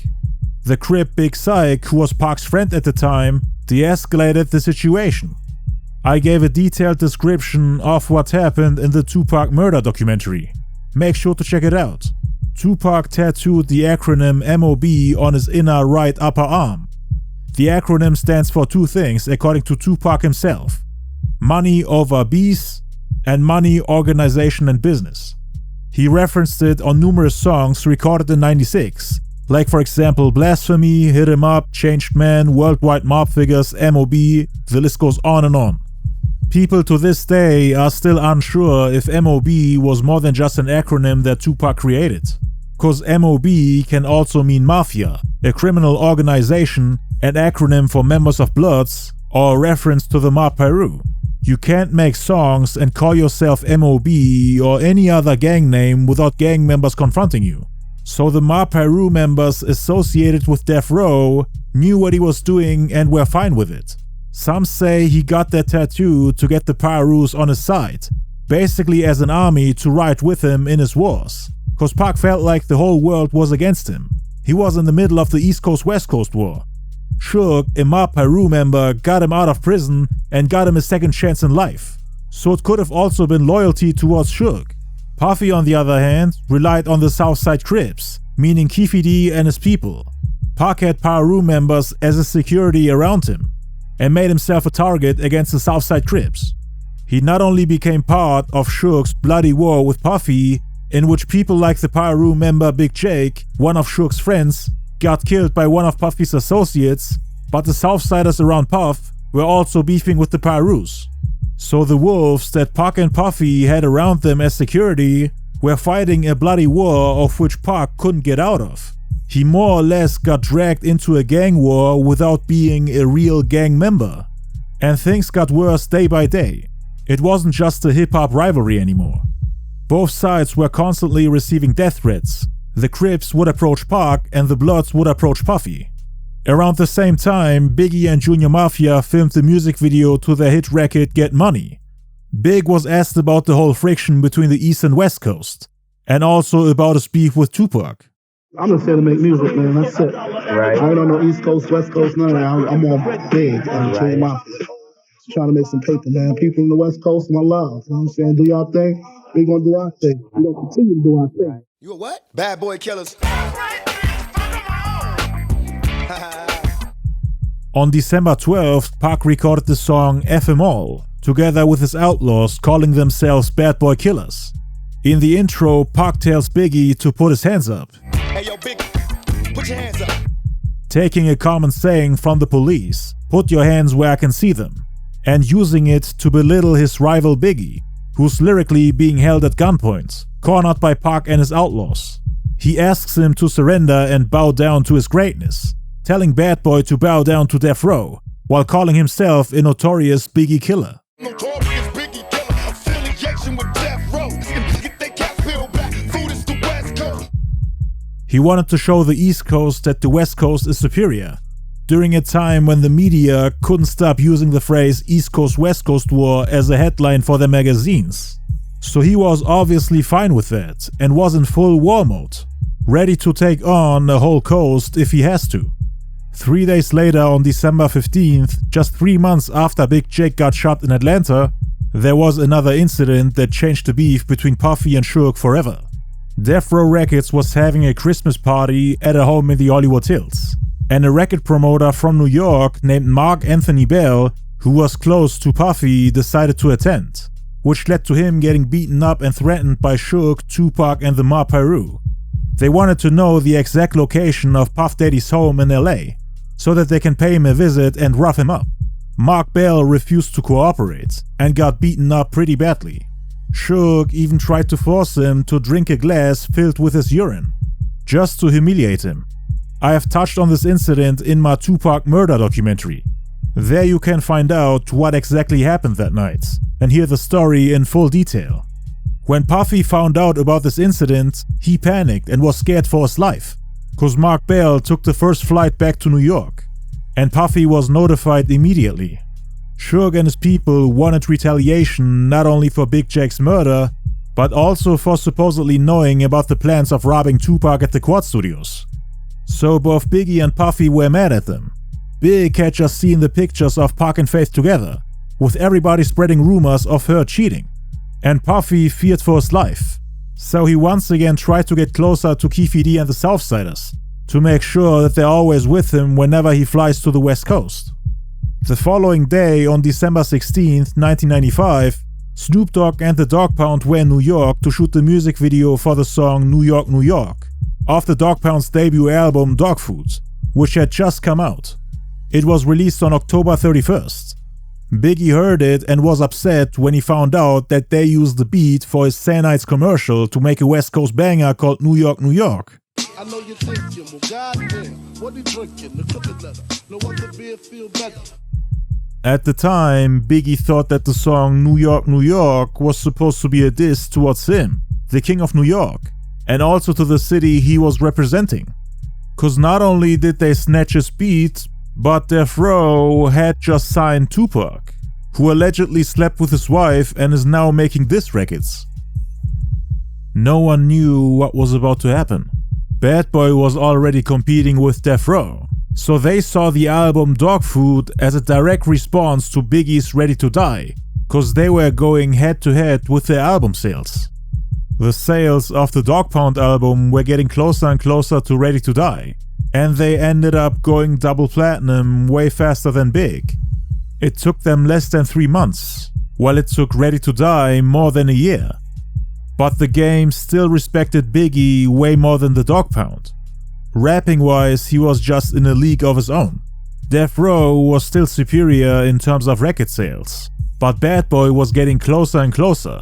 Now with Tupac on board, with all the rumors that were going around, and with Pac's comments in the Vibe magazine, people on the East Coast were nervous about what the hothead Pac would do next.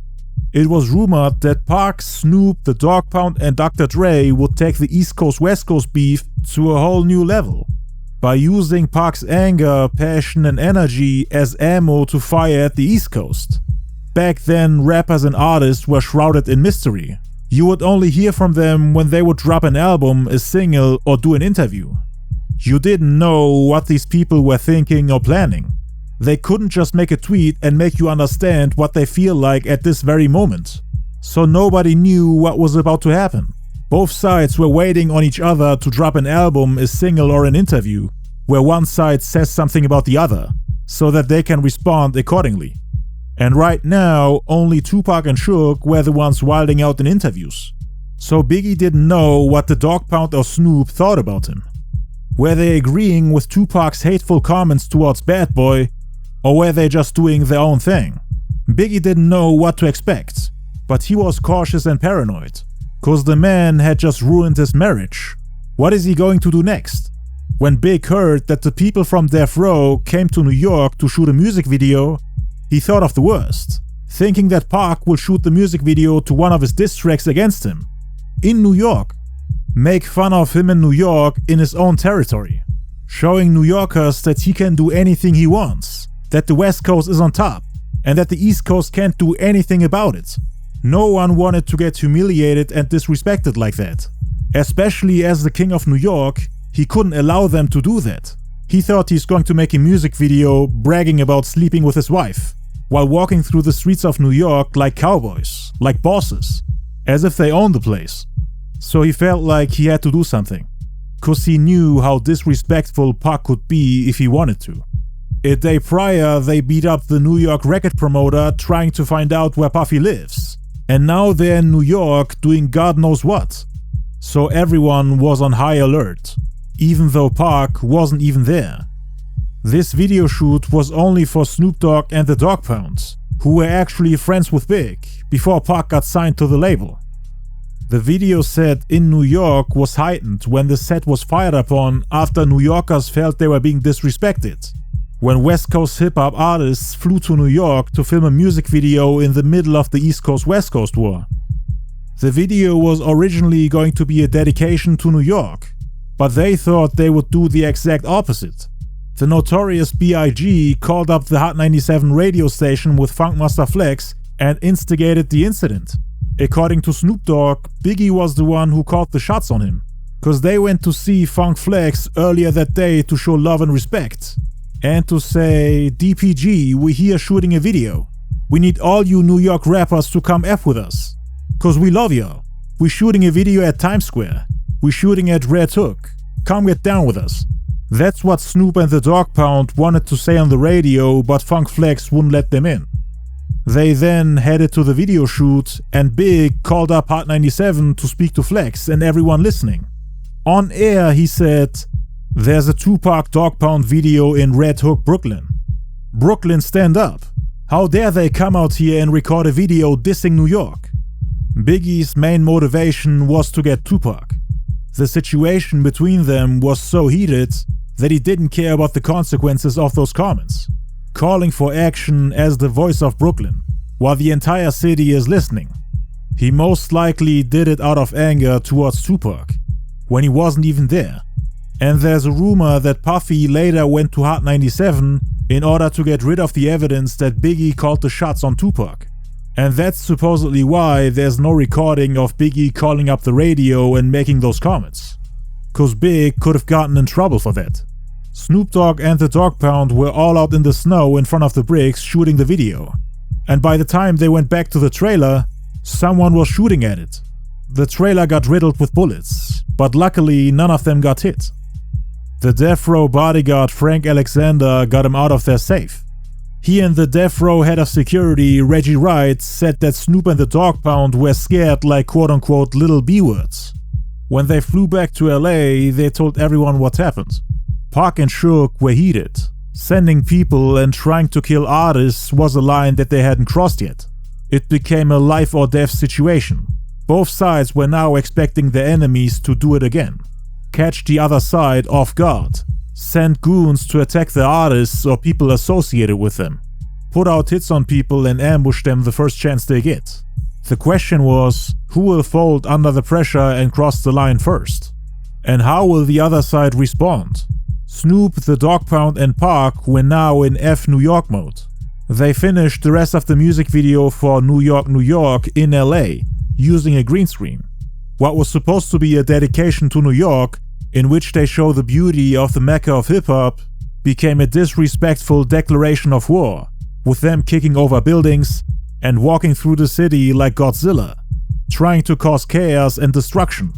You might remember the July 95 Source magazine cover where they crowned Biggie the King of New York, with him standing next to the World Trade Center while being depicted as a giant the same size as Godzilla. Now fast forward to December 95. Snoop and the Dogg Pound are about the same size as him in the music video, stomping on New York while kicking over their buildings. And again, using the same beat as the one for Biggie's commercial. Definitely a subliminal shot at Big, but more importantly an act of disrespect towards the Mecca of hip-hop. Pac was really fed up with New York, cause everything he went through happened in New York. Him getting robbed, threatened by gangsters, getting shot, getting accused of assault, and then also Snoop and the Dogg Pound getting their trailer riddled with bullets. All the people who were dissing him and sending shots, everything somehow happened in New York. Every time he goes there, there's trouble. So he was just done. Completely. New Yorkers took offense to the song and made response records to lyrically defend themselves. Like Capone and Noriega's LA LA for example, which also featured Tragedy Gaddafi and Mobb Deep, initially rapping over the same beat the Dogg Pound used. And in the video, they even kidnapped them and threw them over a bridge. Around that same time, Pac and the Dogg Pound recorded the New York diss song NY87 with rappers like Deadly Threat and DJ Quick. The song is going at multiple East Coast rappers such as Biggie, Mobb Deep, J-Ro the Damager, Tragedy Gaddafi, Channel Live, and A Tribe Called Quest. You can hear DJ Quick in the intro declaring war on the East Coast. Yo, this is DJ Quick. Taking a second out with the Dogg Pound to let y'all know something. If you're looking in the Source mag and don't see me, it's because them niggas on the East is the enemy.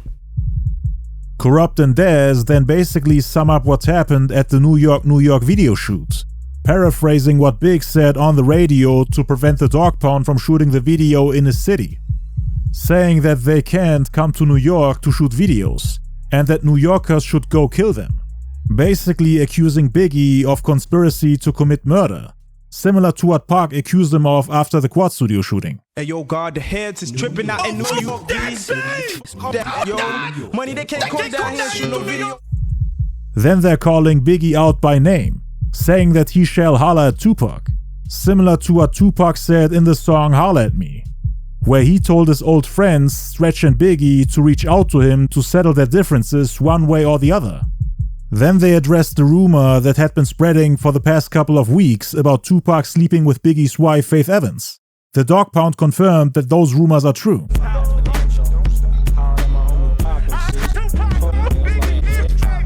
They then asked Biggie and his people if they really want to go to war with them, saying that the same people that set Tupac up tried to set up Snoop Dogg and the Dogg Pound as well, once again accusing Biggie of setting Pac up.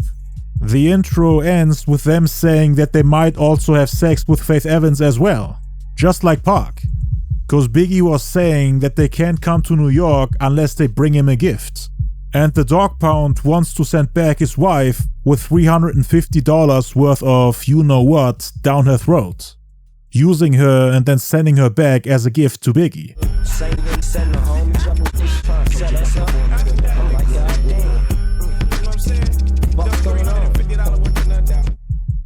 Corrupt then starts off by naming all the people on the East Coast he's cool with and explains how they influenced him as an MC.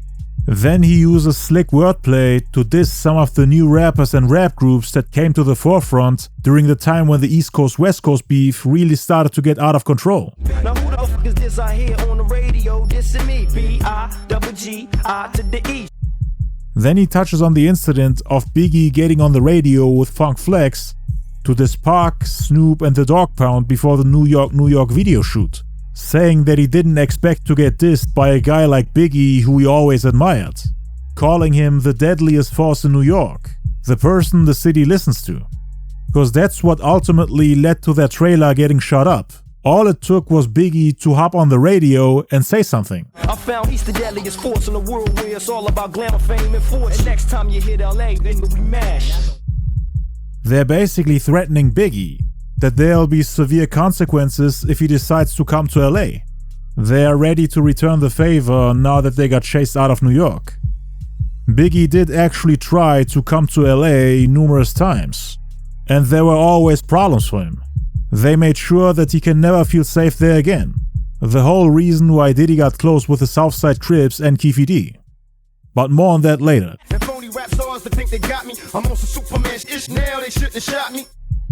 Pac starts off by calling out quote-unquote all the dogs and phony rap stars who think that they got rid of him, meaning the robber Dexter Isaac and his two friends, Jimmy Henchman, Haitian Jack, Puffy, Biggie, Lil Sean and Stretch, who quote-unquote picked the side of his enemy.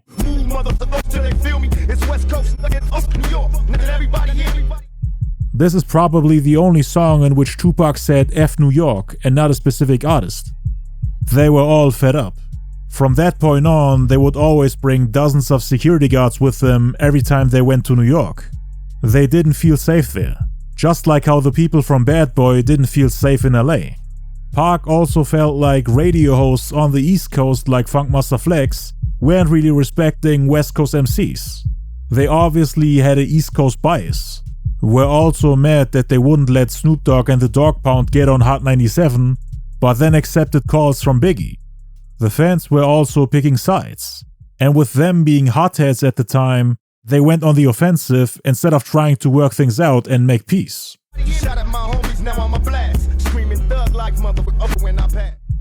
The last song Pac made in '95 where he's talking about Biggie is No More Pain, which was recorded on December 18th.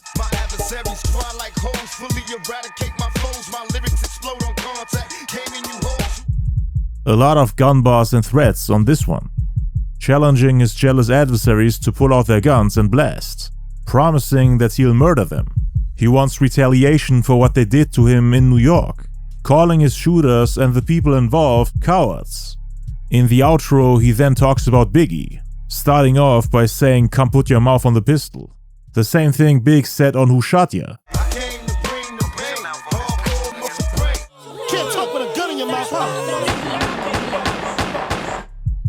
Oh yeah, to the cowards, you know who I mean. It's still Bad Boy Killer. Fat mother effers, got Down syndrome mother effers, weak ass people, dancers turned effing CEOs. These lines are obviously against Biggie and Puffy. And he said those things in the first version of the song Hit 'Em Up as well, saying that Biggie is a cross-eyed crack baby with Down syndrome. Dancers turned CEOs. Suge Knight was mocking Puffy for that at the '95 Source Awards as well. Any artists out there want to be an artist and want to stay a star and don't want to have to worry about the executive producer trying to be all in the videos, all on the record, dancing, come to Death Row.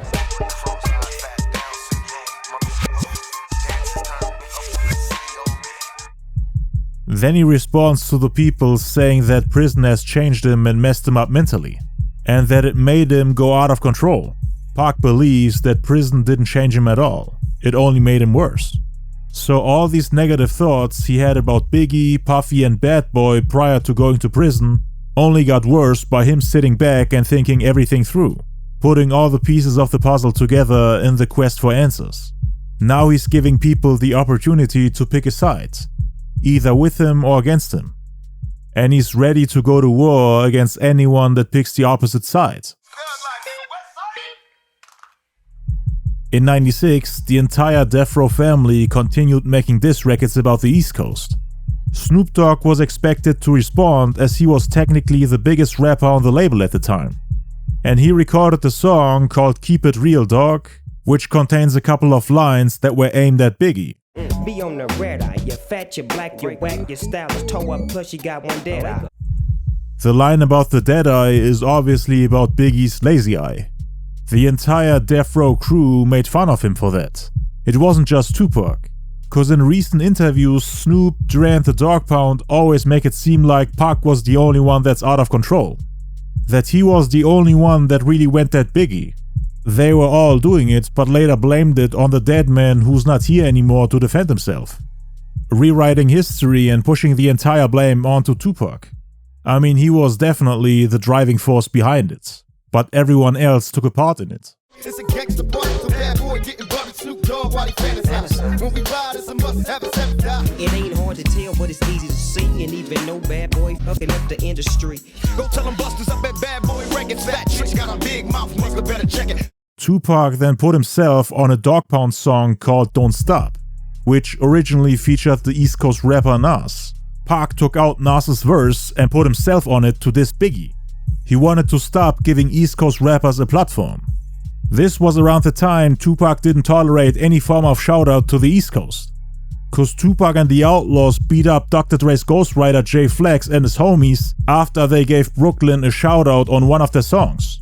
And they did the same to the rapper Sam Snead after he put rappers from the East Coast in his music video. Sam Snead and Jay Flex were all Death Row associates. But they still got beaten up. Pac took it very seriously. More on that in my Dr. Dre and Tupac beef analysis. So yeah, Tupac didn't want to give East Coast rappers any more promo or exposure. Bad boy killer, Biggie later, they wondering why he breathing, but it's done later. Calling himself a bad boy killer and Biggie annihilator. Saying that he'll kill Biggie, that he shall enjoy his last days on planet Earth, because one day he'll come get him, hitting him with 2 Glocks and leaving him with scar tissue. Better laugh now, then cry when I come to get you. I hit you with 2 Glocks and leave you with scar tissue. He wants to go one-on-one with Biggie, lyrically or physically, doesn't matter. Promising that he'll kill him regardless of where he wants to take it, gunplay, fistfight or rap battle. But this verse mainly focuses on gun talk, saying that he'll spill Biggie's brain and that another bad boy affiliated rapper was killed. Shots rang and brains was spilled, another bad boy affiliated with him was killed. And he doesn't stop there. He wants to go to his funeral and also kill everyone associated with him. Everyone who came there to pay their respects, showing that he has no mercy for any of them, and that he's ready to fight dirty. I hit the funeral room and busted his folks, and leave the scene like a shadow in the blaze of smoke. Burst the bomb, quick to unload, expose my foes for being keeping the insuspicious. 2 Glocks full of ammo, my army fatigues ready for battle, lyrical commando. Let's get it on. Daz also produced Pac's song First to Bomb, where he's going at Biggie, Puffy and the East Coast as a whole. I kick him all day, and my motto make Biggie falls back. I make it rough enough, you Puffy taller weight, first to bomb, right out the gate, and up your side. They also recorded Only Move for the Money together.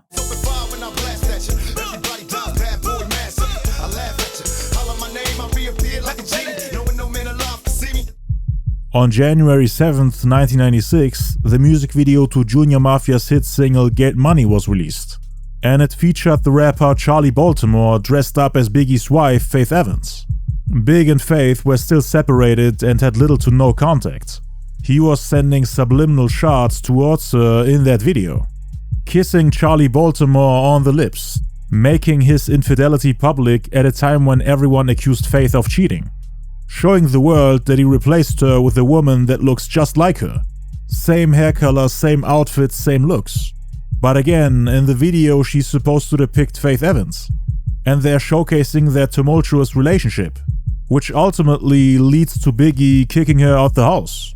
Subliminally telling everyone that he and Faith are no more. Showing them that he got his masculinity back, after Pac tried to emasculate him and destroy his player image. This was Biggie's strategy to counter Pac's efforts in the most passive way possible. He wanted to show the world that he's indeed a player, someone who can get a new girl by just snapping with his fingers. Show people that Faith is replaceable, that players don't simp for any woman, especially not cheaters, that they just move on to the next one. Showing people that Pac didn't do any damage, that he's not even on his radar, that he's not the type to worry about a girl, as they're all lining up for him. There's nothing fake about the player image. Big is just making money and enjoying life, without a single thing to worry about. On January 9th, he then recorded the song Homeboys, on which he said, "It's a goddamn shame. Somebody explain why they send a bad boy to play a grown man's game." This is actually an advice that he got from Suge Knight. He said Pac picking on Bad Boy, Biggie and Puffy is like a grown man picking on little kids who can't defend themselves. He's asking them why they're trying to play a grown man's game. They shall stay in their lane, or Pac will quote-unquote tear that ass out the frame. On January 12th, Pac recorded a song called If My Enemies Love Their Kids, which contains shots at Puffy. Why have drama? If your baby mama stay right around the corner, I can touch it if I wanna. Pac is mocking Puff by pointing out Suge's relationship with Puffy's baby mama Misa Hylton, saying that Pac could sleep with her too if he wanted to. So why you wanna insist that this? I got your name at the top of the fucking dead bitch list. Puffy is on the top of Pac's kill list. This whole song is basically a warning and a death threat. You don't wanna die, and I don't wanna kill you. Keep my name out your mouth. For it in after Virginia, all my enemies buck. For the shit that they did, don't make me murder you. A day later, on January 13th, Pac recorded the song He vs. She with the rapper Storm. It contains shots at Biggie, Puffy, Lil Kim, Da Brat, Lil Sean and LL Cool J. Again, the whole reason why Pac went at L is because of the song I Shot Ya, which was a response to Biggie's Who Shot Ya. Pac thought LL was going at him too, so that's why he kept sending shots at him in response. But his main targets were of course the people associated to Bad Boy. Now when I say pig, you say B.I.G. When I say bad boy killer, then you say me. When I say Puffy, it's a punk, you scream word of my life. I wrote this bitch off fucking Big's wife. Calling Biggie a pig and Puffy a punk while also bragging about sleeping with Biggie's wife, Faith Evans. They also had lines for Lil Kim and Da Brat. Now I've been told that Lil Kim thinks she hot. She not. Better get that attitude adjusted for one mash your slut. Plus now the Brat's true. Must want an ass whipping. We be the first ones to fuck with you and bad boy. This was a direct response to Da Brat's line in Total's song No One Else. The decoy watch Brat kill and destroy. You the last one to work with so death and bad boy. We be the first ones to fuck with you and bad boy. Bustin' through Brooklyn, look at my shots to Queens. Cause I'm looking for Lil Sean, that's your jazz fiend. Lil Sean was one of the people that were present during the Quad Studio shooting, and the only person who tried to help him according to Tupac himself. The only one that shed tears for him. But in the Vibe interview, he called Pac stupid and a liar for saying that he was crying the whole time. So that's why he kept dissing Sean. I made scream like last year. Let's don't come to California, we don't want your buster ass here. On January 14th, the previously mentioned New York Times article with Pac talking about his relationship with Faith Evans came out and brought back quite a bit of emotions for Biggie, since he kept learning new things about his wife's relationship with his biggest enemy. Things that she kept a secret from him. Faith never told him that she was actually that close with Pac, that she would buy him trunks full of gifts. Big just couldn't catch a break. Pac would always reopen his wounds by making fun of him and his wife in the media. In magazines, in newspapers, on the radio, on TV. He couldn't escape it. What made it even worse is that the only times he would speak to her, he would catch her in lies, as she was only trickle-truthing him. This was also around the time Faith saw the video to Get Money, where she's getting dissed. Faith got mad when she saw the video, and they sent each other messages to talk about it. Cause they had went low contact after she caught him cheating, and then they went no contact after the incident with Pac happened. Biggie called Faith to come visit him in New Orleans, so that they can talk it out. They had an argument and fight in winter '96, which somehow led to Faith's pregnancy. Biggie's son Christopher Jordan Wallace, who was born 9 months later on October 29th. At the time, people were speculating if the kid might have been Tupac's. But that would have been impossible since the two never saw each other after November '95. Big and Faith agreed to co-parent their child once he's born, but their relationship never recovered. Tupac ruined Big's marriage, regardless of Big believing his claims of sleeping with his wife. The trust and spark was gone. Big thought of the possibility that she might have cheated on him as revenge for him cheating with Lil Kim and Charlie Baltimore. But according to Lil C's, he did later believe Faith's version of the story, that she didn't sleep with him. But the gossip on the streets made it impossible for him to just move on and to continue being all lovey-dovey with her. Nobody believed Faith's side of the story, except Big. But Big also said that he always believed that Pac is the realest guy in the industry. It wasn't just anyone making those claims. Things just couldn't go back to how they were. The image of Big and Faith being hip-hop's dream couple was crushed. And Big was seen as a weak man who wifed up a promiscuous cheater that would open her legs even for his biggest enemies, and then come back to play the innocent and faithful wife. So he couldn't stay with her, even if Pac was a liar. Pac had successfully convinced the entire world that he slept with Biggie's wife. And the baby that was on the way made things 10 times more complicated. So in the end they decided to stay friends. But they wanted to stay in separate places. With Faith promising him that she'll stay faithful and focus on the kid. Big, on the other hand, continued to see other women. They didn't know if they wanted to get divorced yet. The media and fans continued to bombard them with questions, being a nuisance during her entire pregnancy. Press the media was like, also, all right, she stopped with Big, she stopped with Tupac. I'm not no different than any other. You know, everybody has a tempo. He say he okay. He say he I asked him, no. All right. I can't get to ask him. You know what I'm saying?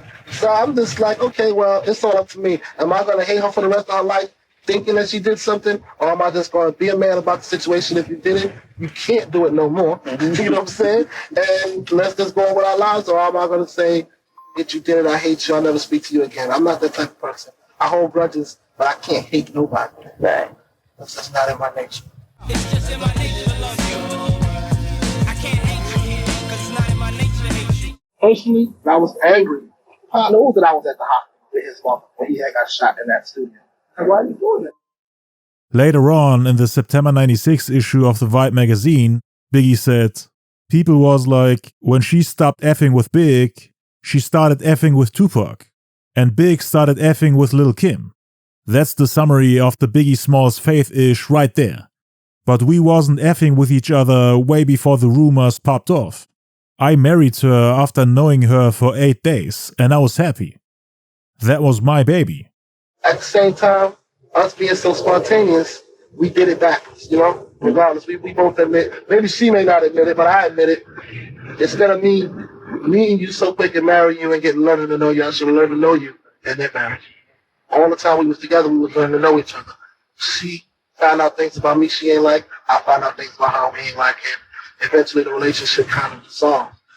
She showing we ain't together right now, but we tight. We still gonna be friends. Mm-hmm. I love her. You know what I'm saying? She love me. We love our son, and we gonna always love our kids, and we gonna do whatever we gotta do. Who knows? 10 years from now, we might get back together. Big implied that the marriage failing was partly his fault. It would have happened regardless of Pac's involvement. On January 18th, Pac then recorded the song This Life I Lead, where he once again calls himself a bad boy killer. Bad boy killer. On January 19th, Tupac and the Outlaws went to the House of Blues to see the rap group Onyx perform. There they met the rapper Keith Murray, the guy who was not only on the first version of Who Shot Ya, but also on LL Cool J's I Shot Ya, and also on the remix of course. Pac wanted to know if they were dissing him. Pac's homie Big Syke was actually the one that approached him, while Onyx was performing on stage. Fred Rose Stars saw Pac and Keith Murray come face to face, and the two started yelling at each other. Keith denied that Pac was their target.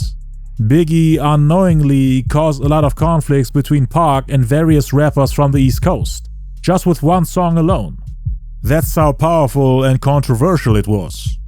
Cause again, I Shot Ya was a response to Who Shot Ya. But they made peace that day, and Pac was definitely relieved, cause he never really wanted to go to war with LL Cool J. But he still saw everyone on I Shot Ya as potential enemies. That included Prodigy from Mobb Deep, Foxy Brown from Nas's group The Firm, and everyone else who was in that music video. Cause the song was actually supposed to be something like a New York anthem, with all the different cliques coming together. And Pac initially thought that all the cliques from New York were coming together to diss him, and to side with Biggie during the East Coast-West Coast war. Cause Pac had become the face of the West Coast and Biggie the face of the East Coast. So he thought I Shot Ya was a part 2 to Big's Who Shot Ya. But Keith Murray denied it and prevented it from escalating any further. Cause as you could hear on the song NY87, Pac was in F New York mode. And he was ready to diss everybody if he had to. Hey, Junior Mock, we got some for your most niggas ass.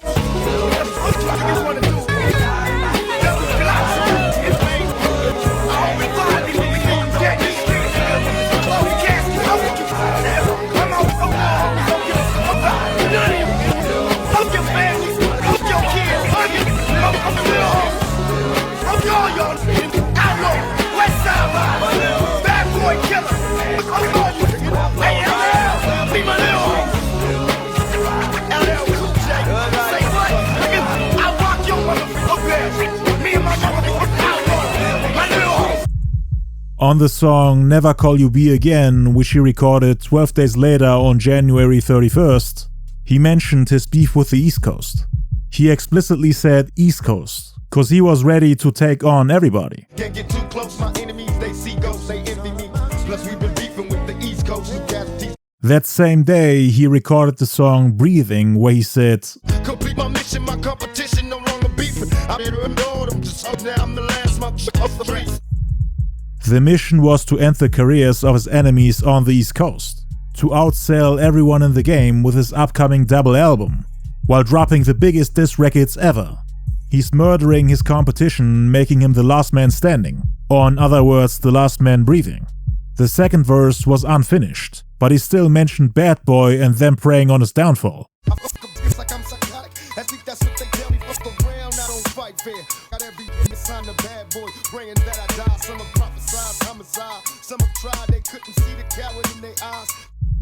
In the February 96 issue of the Vibe magazine, it seemed like Pac was trying to de-escalate the situation between him and Biggie. He was asked about the rumors of him sleeping with Faith Evans, to which Pac responded, "Me and Faith don't have no problems." When asked about their relationship beyond the studio, he replied, "I ain't gonna answer that ish, man. You know I don't kiss and tell." The whole energy he had on the first version of Hit 'Em Up somehow disappeared, cause on that song he was actually bragging about it.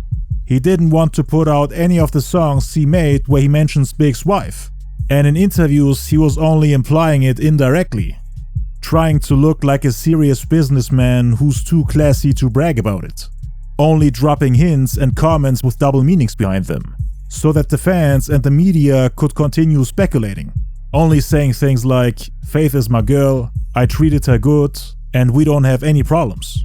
In the studio, he was way more reckless, saying things like, "I effed your wife." But those tapes didn't come out yet. He was holding them back and waiting for Biggie's next move. Things changed quickly after hearing the response from Biggie, cause on February 3rd, they released the remix to Junior Mafia's hit single Get Money, which includes shots at Tupac. And this song was actually genius. When Biggie's wife Faith Evans came back to New York after spending time with Tupac, and after Big and Faith more or less reconciled in winter 96, she told Big about the beat Pac played for her, so that Big can prepare himself for what Pac has planned and then sabotage him. In the studio, Pac was hyping the beat up, saying that it'll be one of his biggest songs on his album. Lance Rivera, DJ Enough and Biggie quickly recognized the sample Faith was talking about, the one Johnny J used for Hit 'Em Up. Cause again, Pac played it for her when they were in the studio together, and the sample was Don't Look Any Further, which they decided to use before Pac to sabotage him. They produced a similar beat to what Faith described, and used it for the Get Money remix, cause they knew that Pac's album was just about to drop. February 13th was the date for Pac's huge comeback, so they decided to drop the Get Money remix 10 days prior. Biggie wanted to put a song on the radio which sounded just like the track Pac wanted to put on All Eyez On Me, expecting that he'll use the beat Faith heard for his next single. They expected Hit 'Em Up to be on All Eyez On Me. So Big did the same thing he did in '94, when he used the same sample for Tupac's Time to Get My Drank On for his hit single Big Papa, before Tupac even has a chance to use that song. According to Lil C's, they knew that Pac would lyrically take aim at them on his next album All Eyez On Me. What they didn't know is that Pac used the beat Faith heard for a Biggie diss track, not for a club banger. Faith thought Hit 'Em Up would be a party record, and that's why Biggie and Junior Mafia wanted to turn it into a smooth, laid-back club record. But Pac, by this time, had already decided to exclude the first version of Hit 'Em Up from the album. He had actually given up on the idea to release it, thinking that he had humiliated Biggie enough already, with those pictures of Faith and Pac floating around, and the media turning it into the biggest topic in hip-hop. People were trying to tell Tupac to slow down, that it's all a misunderstanding, as Biggie would have never done anything sneaky like dissing him on a song like Who Shot Ya, and making fun of him for getting shot, and that the whole thing about Biggie setting him up is a misunderstanding, that Pac is attacking a man who's completely innocent, which makes him the one that's in the wrong. and they were all saying that Biggie is not even responding, that he wants peace. But the Get Money remix convinced him to go ahead with his initial plans to do the Hit 'Em Up song, cause he had scrapped the first version and didn't want to use it. Pac understood what Biggie and Puffy were trying to do with that remix. He understood that they were trying to sabotage him again, so he stopped having mercy for them. Her decision to tell Biggie and Puffy made Pac go back in the booth and redo the song, but this time more brutal. He even started insulting Faith, cause he knew that she was the one that told Big about the sample. Biggie was the first one to make a move, lyrically, cause none of the songs Tupac made about Biggie had been released so far. The Get Money remix was retaliation for what Pac did with Faith, but they once again kept it subliminal. The remix starts off with Lil C's asking Tupac and the Outlaws how they could possibly think that they could ever have a negative effect on Biggie, Junior Mafia and the money they pull in, implying that they're unstoppable, and that they will forever continue to get gold and platinum plaques, regardless of who's trying to stop them. How you figure that your team can affect my cream? Gold and platinum plaques since I stepped on the scene, nah, I mean. Both Lil Kim and Lil C's have a verse on here, and that's part of the reason why they later became a target on Hit 'Em Up, cause the other members of Junior Mafia didn't get called out by names. They gave C's and Kim special attention. Big then comes in verse number 3, starting off with slick talk and double entendres. All that and the bottle of Dom P. Can't harm me, I keep the on me. This part right here includes 4 references. Dom P, obviously the alcoholic drink Dom Perignon, but also the name of Lil Sean's song, in which he sampled Biggie. Those two were also in the Dom Perignon music video next to people wearing Henchman shirts. Again, Jimmy Henchman was the mastermind behind the Quad Studio shooting. Biggie was still hanging out with him after the shooting. And Lil Sean was the guy Tupac was supposed to do a song with that night he got shot. Next, he uses the word army. The people who robbed Pac at the Quad Studios wore army fatigues. Not only that, but Big is also kinda talking about them as if they're his people, which is what Tupac initially thought when he saw them, according to the Vibe magazine interview. Pac made it seem like the robbers could have been Biggie's homies. The accusations, of course, infuriated him, cause Pac literally said they looked like Biggie's homies from Brooklyn, and Biggie plays with that in the next line by asking, "Is Brooklyn in the house?" Immediately after using the word army, he uses the word Brooklyn. Was that a coincidence? Cause Pac's robbers in army fatigues were indeed from Brooklyn. Can't harm me, I keep the on me. Is Brooklyn in the house? Without a doubt. He also said people can't harm him, in response to Tupac constantly taking jabs at him. And he was the main one doing it at the time. So these lines were definitely aimed at Pac. Again, Dom P, harm me, army, is Brooklyn in the house. He chose his words wisely. He knew exactly that Pac would understand what he's trying to do. And he did, cause he paid close attention to that. While everyone else was busy telling him that he's just overanalyzing things, that it's all a reach, that Biggie is innocent and could never do him wrong, Pac saw them as deceitful, two-faced, manipulative snakes. I mean, Puffy always managed to make himself and his people look like innocent angels, in contrast to the big bully, tyrant and devil Suge Knight. And Tupac, who's completely out of control. While Pac and Suge were always direct, Puff and Big loved responding subliminally, while pulling strings behind the scenes without anyone noticing. That's why Puff always said that bad boys move in silence. Without a doubt, I'm the rapper with clout everybody yap about. Who was the one quote-unquote yapping about Biggie every chance he got? Tupac, of course. Check it out, guns I bust 'em. Problems with my wife, don't discuss 'em. Biggie's infidelity, followed by Faith's alleged affair with Tupac, changed their relationship forever. And Biggie was getting tired of it, always getting brought up wherever he went. It was of course hurting him, and he just wanted to move on. So he's telling Pac and the media to stop talking about his wife and his relationship with her. Fingerprints I dust them, recent address. Stuck it for your stash in your pissy mattress. The part about the recent address could be about the incident with Mark Bell at the Christmas party in December 95, where Pac, Suge and the Mob Peru beat up the bad boy associate in an attempt to find out Puffy's recent address. stuck you for your stash in your pissy mattress, another way of saying he robbed him, and possibly another reference to the Quad Studio shooting. Cause people saw it as Biggie admitting, or at least making it seem like he was partly involved in the robbery, just to piss off Tupac, who was already accusing him. Or it could also be something completely unrelated. Just him rapping about his life as a drug lord. Your mom's the actress, didn't want to show me the safe. It's okay, she was old anyway. I know that I was at the hospital with his mom when he had got shot in that studio. Your mom's the actress, didn't want to show me the safe. This could be about Tupac's mother, Afeni Shakur, who was a political activist and a member of the Black Panther Party. Biggie called her an actress, just like her son after the Quad Studio incident. Cause that's what Biggie and everyone else said about Pac in the Vibe magazine. That he was acting and being overdramatic. That everything was a movie to him. That he refused to hand over his jewelry. And Biggie is saying that Pac's mom is refusing to show him the safe. That she's as rebellious and stubborn as her son. Joking about her starting to be dramatic like in a movie, when Biggie tries to rob her. So Big had to kill her. It's okay, she was old anyway, I display.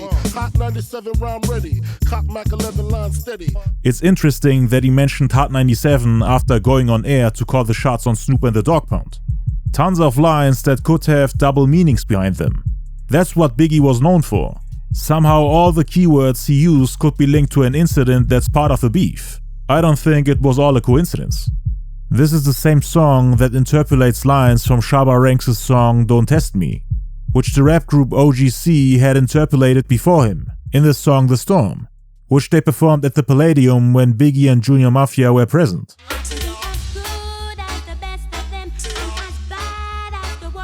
I can be as good as the best of rest and be as bad as the worst. You can be as good as the best of them, but as bad as the worst.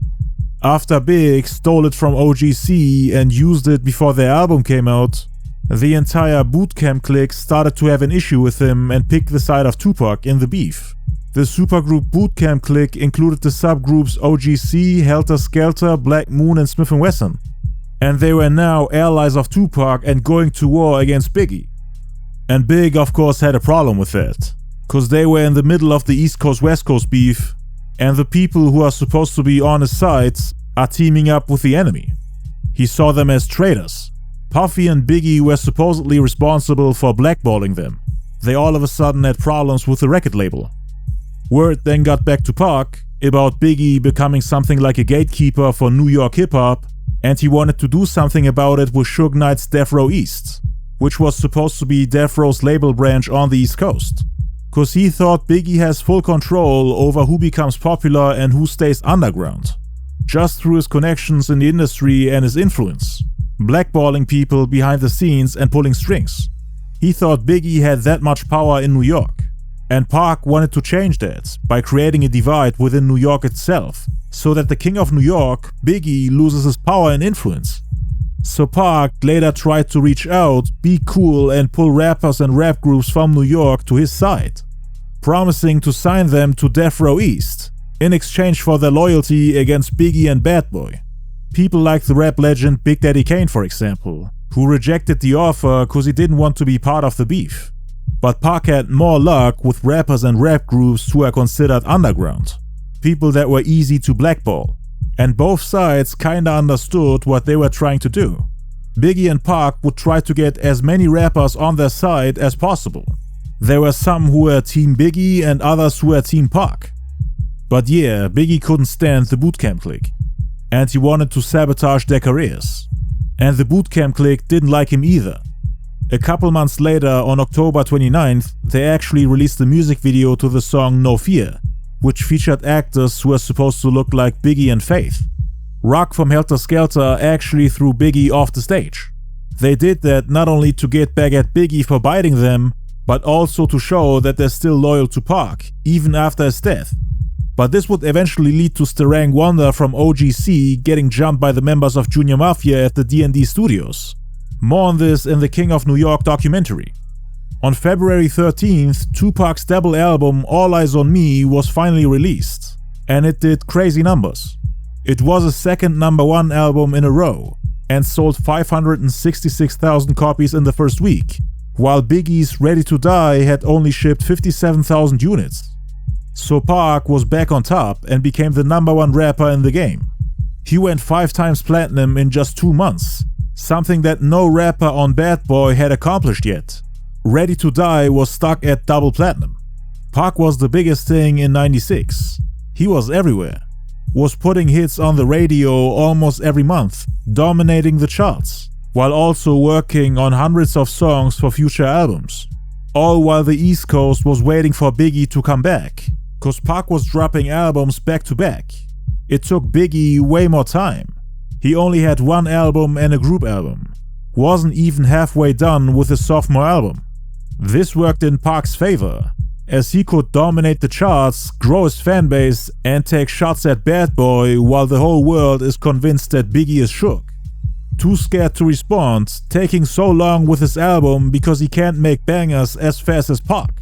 People were belittling Biggie and attacking him from all angles. He had dropped a group album just a couple months ago, but All Eyez On Me blew that away, and the fans expected Biggie to drop again to compete with him. 1995 was Biggie's year to shine, but '96 was Pac's year. He took Biggie's crown, with Pac outselling him in no time. He made the biggest rapper on the East Coast look like an ant, cause remember, it took Biggie a whole year to go double platinum, while Pac went 5 times platinum in just 2 months. So Pac didn't see Biggie as competition, at least sales-wise, and he rubbed it in his face in multiple interviews. On February 17th, Tupac flew to New York to perform at Saturday Night Live. He wanted to show everyone that he's not scared of coming to the East Coast, even after the 2 shootings in New York, while Biggie and Puffy are quote-unquote scared of coming to LA, which in Pac's opinion showed who was truly in power and in control of the rap beef, bragging about how he can come to the East Coast whenever he wants, while the people from Bad Boy can't come to the West. I'm gonna be in LA. I got to pump mine. You do? I got to sling my album. I'm gonna be there. They feel like they could come into it like dissing Big and dissing Puff and doing their little thing. If that's what they choose to do, that's what they choose to do. But I know one thing I got to do is feed Tiana and take care of Miss Wallace. You know what I'm saying? And that's my only job. I mean, I'm making music for the people. If y'all love the music, y'all gonna buy the music. But please, all you MCs out there, all you fans out there, don't think Big gonna make a record dissing Tupac or the West Coast, because it's not going down like that. I can't even see me wasting my time or my talent. Right. You know what I'm saying? To disrespect another black man. He do his thing. I'm gonna continue to make my joints, man. I put a dent up in this joint, you know? I'm gonna make my album. That's how I'm gonna prove myself this year. I'm gonna make a whole tight album without saying nothing about the West or Tupac or Suge or Dre, or they do their thing and I'm gonna do my thing. You know what I'm saying? But if it's ever a confrontation between the two, you know what I'm saying, we're gonna handle that when we see each other, you know what I'm saying? But as far as musically, cool. All right, I understand that your album is going to be dropping in July, right? Yeah, hopefully in July. I mean, be ready for July, but I might want to do some more songs or something. All right, because I was checking out the Bad Boy tape, and Puff Daddy was letting everybody know, eventually it's going to drop sometime in July. Yeah, July 4th, we're going to drop the song. Pac then appeared on the March '96 issue of the Source magazine. He spoke on the beef with Big and explained how it all happened. I was putting Biggie on. What killed it was Biggie got put on. Biggie was in Thug Life. He used to be like, Thug Life, Thug Life. He used to be like, F Bad Boy. I hate Puffy. I ain't effing with him. Sign me, Pac. I just ain't have no chips for the guy and I wasn't gonna lie to him. He made his album and I was making my album. This is before Me Against the World came out. I used to hear his tracks. He used to hear my tracks. Our styles were totally different. My ish was on some I'm about to die, like you hear me on Me Against the World. But it was even a lot more ish about death. This guy album come out, Ready to Die, it's all my album. And Biggie used to sit up there and ask me, how do you do them choruses? You the hook man. How you do this? How you do that? I used to tell that guy, don't do none of that gangsta ish. You better get at these females. Because the females buy your tape. The guys buy your tape because the females want the tape.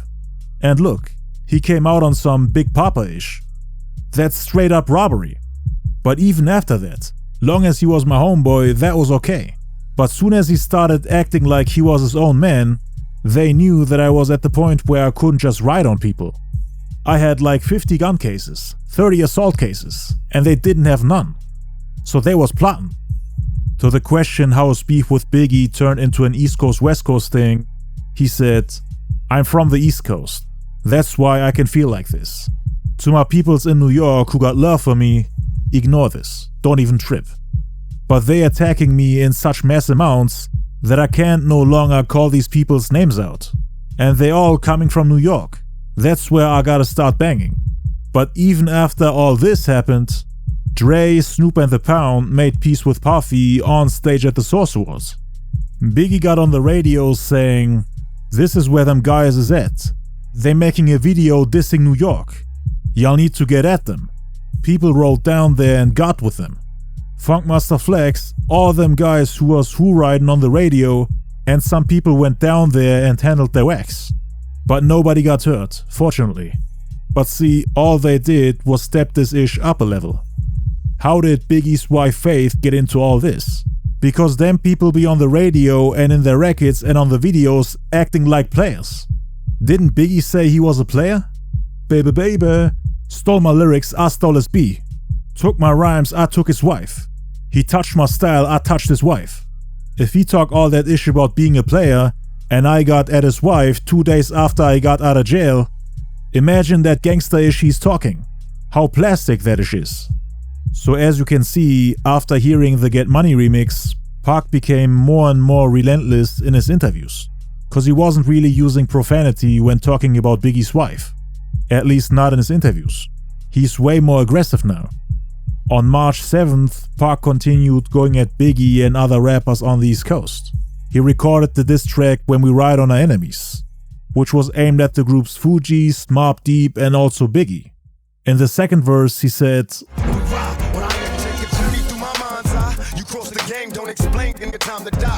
Tupac felt betrayed and double-crossed by Biggie, who he believed knew who shot him. When he said crossing the game, he meant not playing by the rules of the game. And that's exactly what he thought of the Bad Boy entourage when they allegedly set up the robbery and shooting. Say goodbye, watch my eyes when I pull the trigger. So right before you die, you bow before a bigger nigga. Now try your eyes. In Pac's view, it's only right for him to retaliate in the same manner, by dominating and eradicating the competition in the rap game. On the song Who Shot Ya, Big rapped about putting his gun into the mouth of one of his victims who chose to mess with him. He killed him while the victim begged for mercy. Pac wants to give him the exact same treatment. Come here. Open your mouth. Did I tell you don't fuck with me? Huh? Did I tell you not to fuck with me? Now try your eyes. You was heartless on your hits. It's love to scream peace after they start some shit. Biggie was indeed heartless on his hits, like on Gimme the Loot for example, where he's talking about robbing and shooting a pregnant lady. That whole mafioso ice-cold killer image. Songs like Who Shot Ya, where he's making people beg for mercy who have a gun in their mouth. Pac is now asking how he can scream peace after doing songs like that. How they can squash the beef after all the things he did. Pay attention, here's a word to those that rob me. I murder you, then I run a train on my beef. Don't fuck with me. Sending a threat to those that robbed him. Dexter Isaac, his two homies Spunk and JD, King Tut, who he believed was one of the shooters, Haitian Jack, Jimmy Henchman, and everyone who knew what happened but refused to help Pac. I mean, the kids wanna be involved. See, I was only talking to Biggie, but I'll kill all of y'all, then ball. That same day, he recorded the song You Don't Have to Worry with the Outlaws. Repetitive blows are thrown to my foes, no love shown, get disposed of, blasted full blown. This is the song where Tupac supposedly admitted to have given orders of killing someone after getting shot 5 times. And that someone, as explained earlier, was widely speculated to be Pac's old friend Big Stretch, who died exactly a year after the Quad Studio shooting. 5 shots changed my whole life, clothes were slick, niggas died by my orders when I wrote this shit. The next lines kinda confirm that he's talking about an old friend who was there from day one, cause Pac and Stretch met in 1990, when he hadn't even started his solo career. He was still a member of the group Digital Underground. Though we go back like wild nights of Latin quarters, niggas tried to kill me, and I fed their wife and their daughters. I fed their wife and their daughters. Pac is talking about Faith Evans and both Biggs and Stretch's daughters, who he always bought presents and took care of like an uncle. He really saw Biggie and Stretch as his brothers. Pac even gave Stretch money so that he can take care of his kids, even babysitted her. Big was gonna quit rapping and go back to dealing drugs around the time his girlfriend got pregnant. Pac stopped him and put some money in his pockets. Took him on shows so that he can make some cash until his deal with Puffy works out. Paid their bills, bought them food, toys and presents for the kids, but he also said that he fed their wives, talking about Faith Evans. You know exactly what Pac fed Faith Evans that night when they slept together. Say they shot me in my nuts. Out of luck with it. Bullshit, nigga, cause I'm still yo. Once again, Pac bragging about sleeping with Biggie's wife, Faith Evans. He did it even after getting shot in the groin area. His enemies were making fun of him for shooting himself in the balls, spreading rumors of him losing a testicle, which he actually didn't. His wound sealed, and according to Idi Amin from the Outlaws, Pac still had both testicles while he was recovering. But people at the time were making fun of Pac for only having one testicle left. He addressed it again in the next song called Ghetto Style, which he recorded a day later on March 8th. Bust my gun, make them all scatter. Bullets to my nuts only made my balls fatter. Eat it, I eat. His haters on the East Coast started to call him One Pac, and there were rumors that that's the angle Biggie wanted to use to come back at him lyrically. Like, look, how can you say you slept with my wife when you only have one testicle? And Pac was already writing lines in response to that.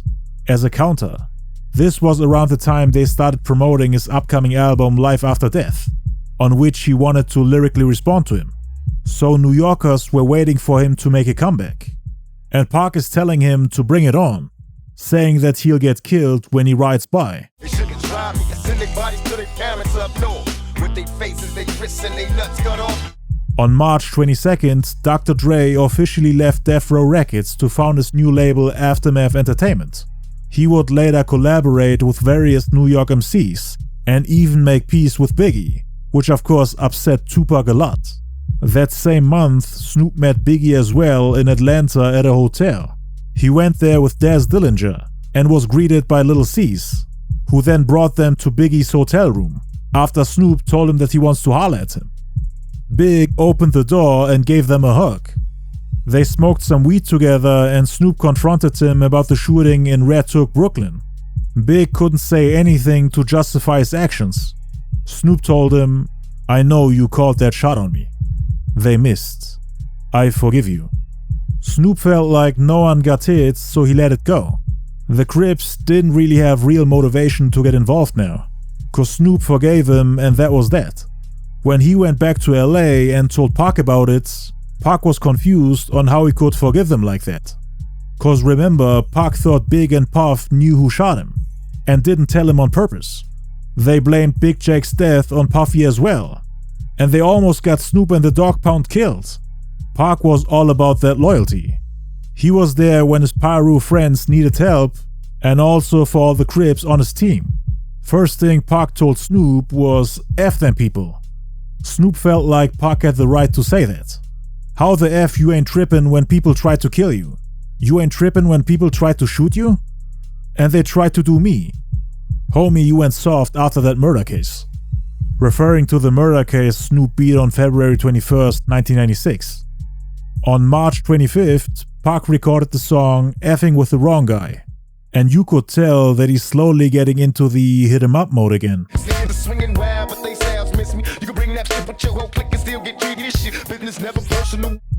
He's being sarcastic here, saying that Biggie sending Faith like a peace offering won't change the fact that he will continue to go at him, mocking him by saying that it's business, never personal. He did the song with Faith, but instead of paying her, he slept with her as compensation, sending her back to New York, telling Biggie to not take it personally. If you was half the man it was, bring your when you come for me, cause we sick thugs. Saying that Faith at least had the metaphorical balls to come step into his territory and visit him, implying that Faith is much more of a man than Biggie, even though Big tried to make everyone believe that he's an ice-cold killer and mafia boss. Pac is telling him that he shall bring out the big guns when he and his crew come to get him. I wanna be a peaceful man, but still when taking them for me, all I can see is getting them away.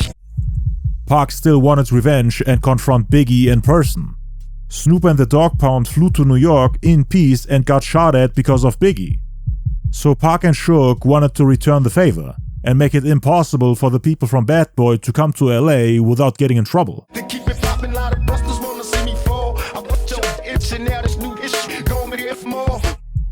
The next time Pac and Suge saw the people from Bad Boy was at the Soul Train Awards in LA on March 29th, 1996.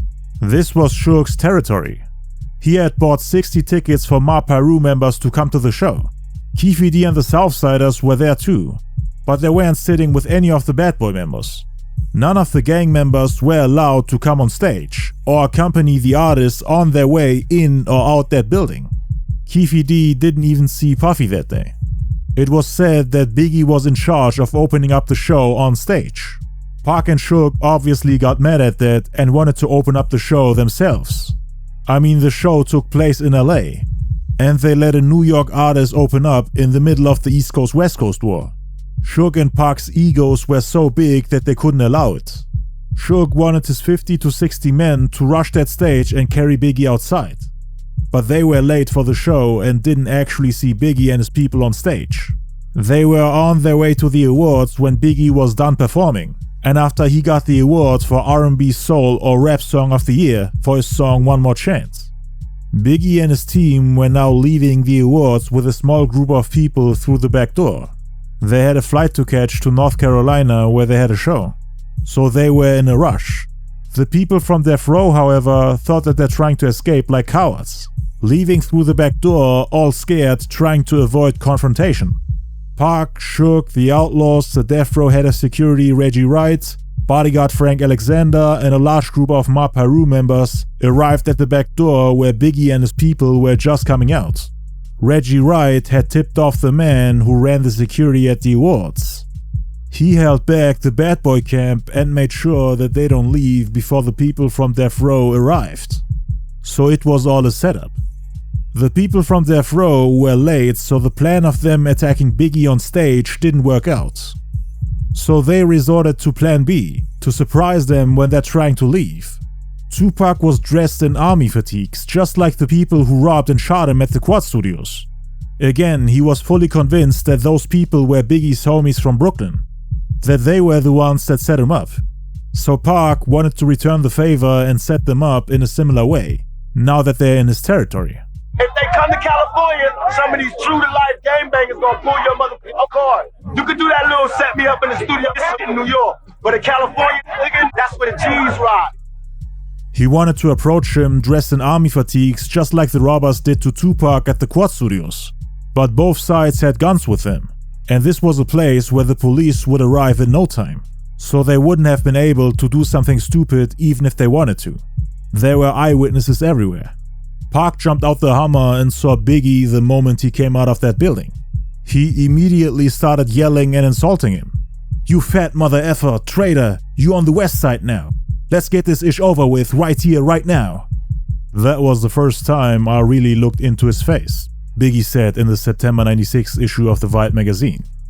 I looked into his eyes and I was like, yo, this guy is really bugging the F out. Biggie had Little C's, Lance Rivera, C. Gutter, and one security guard with him. They were clearly outnumbered. The two groups came face to face and started arguing. C. Gutter from Biggie's camp then pulled out a gun.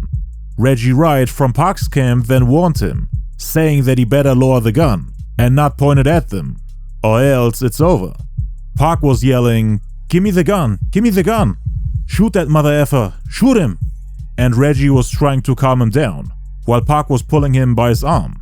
Puffy wasn't actually with Biggie at the time, but they were heading in their direction after Biggie's security guard called them for backup, meaning one armed security guard and Puffy as their reinforcements against Suge's people.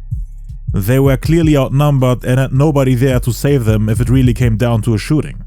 But they were now rushing there, not knowing what Pac and his people wanted to do to Biggie. But Big was standing there all cool and relaxed. He didn't look scared at all. Little C's on the other hand was quote-unquote pissy drunk and started responding to the things Tupac was saying. "F you, man. East Coast, mother effer." To which Pac responded, "We on the west side now, we gon' handle this ish." The following week's Hollywood Reporter quoted an unnamed source saying that Pac waved a pistol at Biggie, but Big denied it in the Vibe magazine. Nah, Pac didn't pull steel on me. He was on some tough ish though. I can't knock them dudes for the way they go about their biz. They made everything seem so dramatic. I felt the darkness when he rolled up that night. Duke came out the window, fatigued out, screaming, "West Side, Outlaws." I was like, that's Bishop, talking about Tupac's character in the movie Juice. Whatever he's doing right now, that's the role he's playing.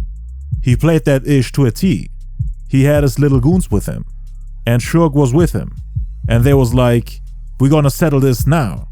Then his people start formulating and my people start formulating. Someone pulled a gun. Mother effer starts screaming, "He got a gun! He got a gun!" Like, we in LA. What the F are we supposed to do? Shootout? That's when I knew it was on. Keefe D said if he was with Biggie that day, he would have shot and killed Suge, Pac, Reggie and the rest of the Death Row entourage. But C. Gutter and Reggie didn't fire any bullets that day. Lil C's and Lance Rivera tried to run away, while Big, his security and C. Gutter stood there unbothered and fearless, according to Reggie Wright himself. The Fruit of Islam came and jumped in between the two groups, calming down the situation. Suge was talking to one of them, and after that, both groups went their separate ways. But the Death Row entourage was now coming to Puffy's direction, cause they wanted to get inside the building. Puffy panicked and jumped down the embankment, leaving the bodyguard Gene Deal behind, while the entire Death Row entourage came in his direction. Puffy ran alongside the trucks, and according to Reggie Wright, he hid under a car. He was scared to death, and the entire Death Row family was laughing at him. They definitely had the advantage that day. Tupac and Suge went inside the auditorium and walked around as if they owned the building, signing autographs while he was actually supposed to be on stage to accept the award for Album of the Year. Cause Pac had won in that category with Me Against the World, the only award he won while he was alive. Pac didn't even care to go on stage. He was just filled with adrenaline, walking around the building as if he's looking for a fight. Biggie, on the other hand, had won 4 Source Awards, 2 Billboard Awards and 1 Soul Train Award while he was alive, all through one album, while Pac had 4 solo projects out. He was mad about that as well, but he played it off as if he doesn't care about awards, saying that record sales is the only thing that matters, and Pac outsold all of them. So the Death Row entourage is now in the building while Bad Boy is outside trying to escape. They didn't want to spend too much time in LA, cause they never felt safe. Puffy then tried to call Biggie, who was now on his way to North Carolina. He didn't go on the phone because he was mad at him for leaving him behind. Puffy didn't actually fly to North Carolina. He drove back to the house he was staying at in LA, the one Pac and Suge wanted to find when they beat up Mark Bell. When they got there, Gene Deal called Chaz Slim Williams, owner of Black Hand Entertainment, and he told him what happened. He mentioned the fact that Puffy ran for his life, and Puffy overheard their conversation while he was going upstairs. He started yelling at him and said, "Why you telling him I ran? Why you ain't tell him I took a left?" Chaz and Gene Deal were shocked. Puff was heated, came back downstairs to speak to Gene. "Yo Gene, I got 126 employees, and these people depend on me for their livelihoods. If these white folks thought or would think that I had anything to do with any kind of gunplay, they wouldn't F with me, and they not gonna F with me. I'm a businessman. I'm about making money, but something gotta change. I don't give a F if Pac gotta die, Big gotta die, or Suge Knight go to jail. Something has got to change." And then he went back upstairs. Gene Deal and his friend, who was in the same room, couldn't believe what they just heard. The other man in the room said, "Yo, that guy said Big." And Gene responded, "He sure did. Big gotta die? Yo, he said Big." Bad boy killer, there's no one realer. Mob D killer, you know X killer. All you can die in your motherfucking sleep. And close your eyes, motherfucker. Sleeping on. Close your eyes, you sleeping on the west side. West side, bad boy killer, Mob D killer. On March 31st, Pac recorded the song Good Life with Big Psych. Please forgive me for my wicked way. Bad boys again, day bumping this. On April 4th, Pac and Snoop recorded the song Street Life, with Pac dissing Biggie in his verse, even though Snoop supposedly made peace with Big in person. Pac even said he and Snoop are bad boy killers, and Snoop was fine with it. Pac would say bad boy killer on numerous records. It became one of his most commonly used phrases.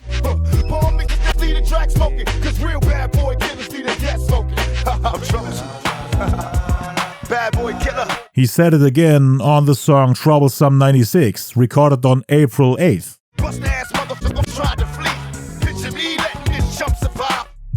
On April 19th, Pac graced the airwaves of KMEL Radio's West Side Radio program in San Francisco. He spoke to Sway about his beef with Biggie and also the East Coast-West Coast war. We gotta have this beef and this war and these words and this dialogue until we can renegotiate the terms of the treaty. I love the East Coast. I'm from the East Coast. But they have to understand that you can't just be saying this about us and think that we're not gonna take it personal. You can't just be calling us fakers and pretenders and non-creative motherfuckers and we can't freestyle and this and that and this and think we just gonna be like, oh, that's cool, we love them because they started it. Hell nah, we gonna take it personal. He also made it clear that it's not really a coastal war, but more of a label beef. Death Row Records versus Bad Boy Entertainment, while explaining how Biggie was able to take over the game at a time when the East Coast was really in need for a strong leader to keep the West Coast under control, cause they were taking over commercially, outselling rappers on the East Coast, even though New York is the mecca of hip-hop. Biggie came at a time when they were open to somebody saying, we're the master race and these guys are nothing and the pretenders and this is why we not making it in the business because of these guys. This is why we not doing nothing because of these guys. So the East Coast really not hating us, really not knowing nothing about us, but just listening to their supposed to be leader. You know, listening to the person that was representing for them. Like, yeah, okay, well, Biggie, he from Brooklyn, you know what I mean? And that's what happened. So now I'm doing what the East Coast would have did if the West Coast did this to the East Coast. I'm riding.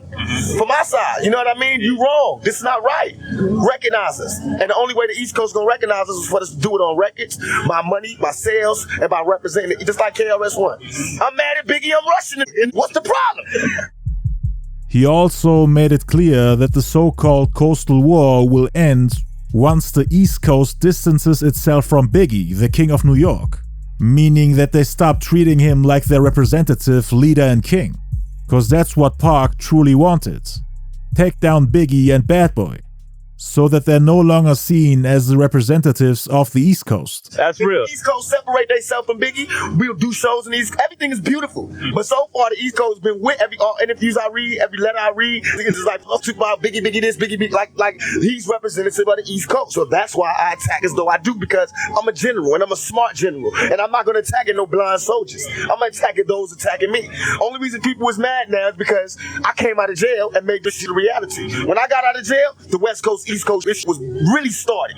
California love, what I was saying, put it down. And now the niggas is mad because money is up.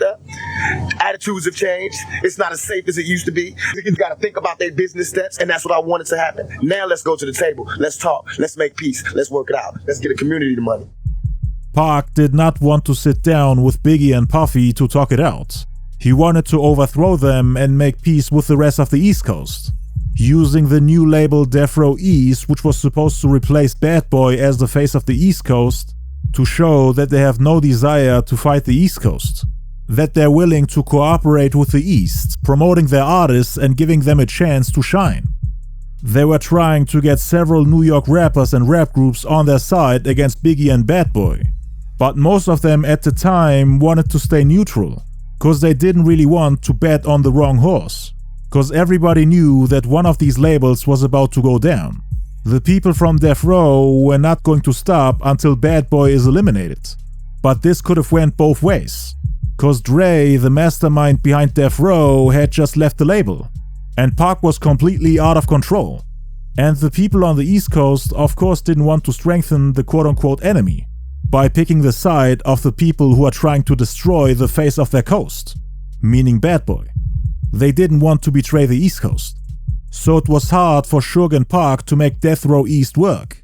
cause nobody knew what was about to happen next. So you saying with a conversation with guys like Puffy, Biggie, and that whole East Coast? Sit down and conversate with Puffy or Biggie because that's like Scarface sitting down with the dude he overthrew. You know what I mean? They not on my level, but I can sit down with the OGs from there, which we are doing. People don't even know we not beefing with the East Coast. We starting Death Row East with Eric B, all the OG niggas out there from the East Coast. We got Kane, Christopher Williams, all these artists. We trying to get Bobby Brown, all these artists. We trying to put the East Coast Death Row just like the West Coast Death Row and make it major. You know what I mean? Right, but we're not doing that until we get this business settled. And even while we doing that, we're trying to get the Wu-Tangs again because I love them niggas. I feel as though they represent the East Coast how we represent the West Coast. And I love them. Pac also thought that the Bad Boy camp is mad because he found out about what happened at the Quad Studios.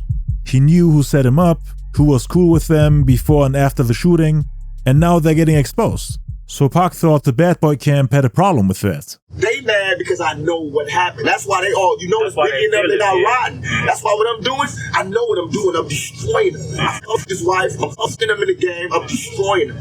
He lives by the rules of the game. He lives off a mafia image. I'm bringing him showing how he totally disregarded the rules of the game and he's everything but a mafia. Reinventing it. Right. I'm showing. You know what I mean? If anybody's a mafia, look at me. I fucked your bitch. I took 5 shots. I went in your crew. I mean, I just what? I went to New York. They don't do shows out here. I did Saturday Night Live. Y'all forgot. Live in New York where everybody knew I was going to be there on stage, no problems. Went to the clubs, everything. In the middle with my West Side ride. You know what I mean? Because I'm real about it. I don't hate New York, but if y'all don't understand it, you can get rolled over too. Because I hear y'all. I was in jail and I heard what they were saying on the radio. And I swear to God, dog, they used to diss the West Coast. He also talked about Biggie's player image, how it's all fake and made up to sell records. How Pac is the real player, and that a quote-unquote faker like Biggie could never battle him as he'd only expose himself.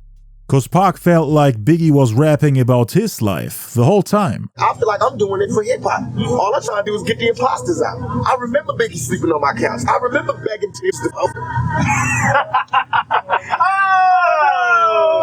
you feel me? Yeah. So Big Papa don't mean nothing to me. He know it. He know it. That's why he can't fight me. That's why he can't battle me. Yeah. You know what I mean? I can make songs talking exactly about him, and he can't talk about me because he know.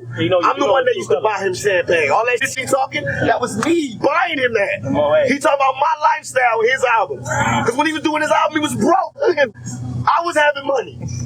The shit he talking about was my life. Thug life. That's what he talking about. All that Junior Mafia, them niggas was young motherfuckers that used to hang around that I used to give money to get on a train to go home at night. Little Caesar and all of that. And Kim and all that. Yeah, so now they rapping against me and you can imagine how I feel.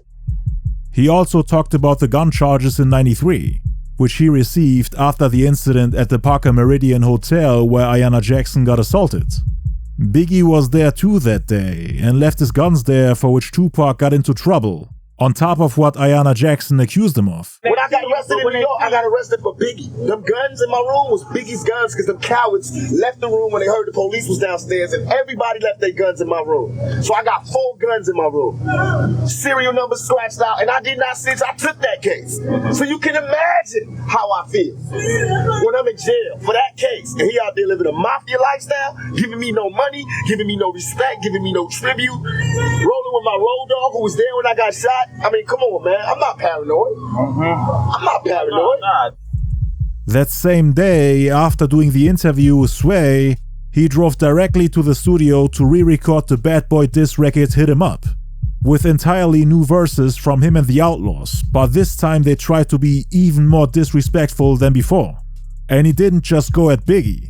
He also went against Diddy, Lil' Kim, Lil' C's, Junior Mafia, the whole Bad Boy label, Mobb Deep, Gino XL, Jay-Z, and everyone else who had a problem with him. The producer Johnny J made the same beat from scratch, but this time it sounded more polished. They also took inspiration from the Get Money remix, where the background singer repeatedly said, "Get money." And on Hit 'Em Up, they turned it into "Take money." Basically saying that Biggie might be getting money, but Pac is taking it away from him. The song starts off in the most disrespectful way possible, probably the most iconic opening line in history. That's why I fucked your bitch, you fat motherfucker. West Side, Bad Boy Killer. Pac destroyed whatever was left of Biggie's marriage with this song alone. By this point, everyone had seen the pictures of Pac and Faith together. Now this song would play at every club, at every event, in every hood and every day on the radio. Starting off with the most disrespectful opening lines in hip-hop history on one of the hardest tracks of '96. A timeless classic with infinite replay value. First off your itch in the click you claim. West side when we ride, come equipped with game. Starting off his first verse with a huge FU to Biggie's wife and Junior Mafia. On the first version of Hit 'Em Up, Pac didn't really insult Biggie's wife, only said that he slept with her. But now that Faith told Big about the sample they used for Hit 'Em Up, and them using it for the Get Money remix in the attempt to sabotage Pac, he had no reason to spare Faith during his lyrical onslaught, saying that he not only effed her, but he's also saying F her, used her and threw her away. The disrespect. He's also saying that as a representative of the West, people can be sure that he will pull up strapped and with game, meaning intensity, every time he goes for a ride to hunt his enemies. You claim to be a player, but I f***ed your wife. We bust some bad boys, niggas fuck for life. How can you claim to be a player, make the song Player's Anthem, but then wife up a promiscuous woman, who according to her own confessions in her book, had numerous affairs behind Biggie's back, opening her legs for random men, possibly even for Biggie's enemy Tupac? How can you call yourself a player after that? Players usually don't even have a wife. They never commit and change partners like their underwear. So Pac was pointing out that contradiction. He's also threatening to shoot and kill the people from Bad Boy. Plus, Puffy tryna see me weak, hearts I rip. Biggie Smalls and Junior Mafia, some Martinez. After reading Pac's comments in the Vibe magazine and hearing his constant jabs at him and his label, Puffy told Pac to come see him if he's as tough as he claims, so that they can talk it out face to face. He was calling him a fake thug and actor. But then when they actually met at the '96 Soul Train Awards, Puff ran for his life and hid under a car, and everyone was laughing at him. So Pac is saying that he'd rip his weak heart out. He doesn't associate with weak-hearted people. But this is also a double entendre, with Pac saying that Puffy wants to see him weak, like when he went to prison with the whole media destroying his image and reputation, and then putting out Who Shot Ya to kick Pac while he was already on the ground, unable to respond. But now that he's out, he's showing the world that Puffy, Biggie and Bad Boy are easy targets for him. Quote-unquote mark-ass B-words. We keep on coming while we running for your juice. Steady gunning, keep on busting at the boots. You know the rules. Similar to how Pac was robbed for his jewelry in the presence of Biggie and Puffy, Pac and his homies will come for their jewelry as well and rob them at gunpoint. Take their jewelry and take their money, like you hear the singers say in the background. When Puffy heard this, he actually put out a $75,000 bounty on Death Row chains. Anybody who manages to snatch one of their chains and bring it back to Puffy would receive that amount of money. Cause Puffy's plan was to record a Bad Boy music video for Biggie with them showing off the stolen Death Row medallion to belittle them, showing them that they're the ones in power, the ones that get the last laugh. On Hit 'Em Up, you were saying that you would rob us and take our jewelry, but as you can see, you're the ones who actually got robbed. You're the victims and you can't do anything about it. That's what Puffy wanted to do to ridicule and emasculate them. Little Caesar, go ask your homie how I leave you, cut your young ass up, leave you in pieces, now be deceased. Now this is a clever play on Little Caesar's name, turning C's into deceased, cutting him up into pieces, which is also a reference to Julius Caesar of the Roman Empire, who got brutally stabbed to death by those he believed to be his closest friends, who believed that Caesar was full of wrongdoings for his people. Pac used to be Little Caesar's friend, but he did him wrong, and now he's cutting him into pieces. Cause again, Pac believed that C's was the lookout man during the Quad Studio incident. The guy that lured him into a trap by telling him to get around the corner, to the place where he got robbed. Little Kim, don't fuck around with real G's, quick to snatch your ugly ass off the streets, so peace. Little Kim is another member of Biggie's Junior Mafia. She was the one Biggie cheated on Faith with. Reason why they're getting dissed is because they were the closest to Biggie, and also appeared on the Get Money remix, for which again they stole the beat off Hit 'Em Up. Pac is telling her to not mess with real G's like him, or else he will snatch her ugly ass off the streets. This is actually a double entendre. The first way to interpret this is pretty straightforward. He wants to kidnap her. The second way is that he wants to take her off the streets, like a pimp.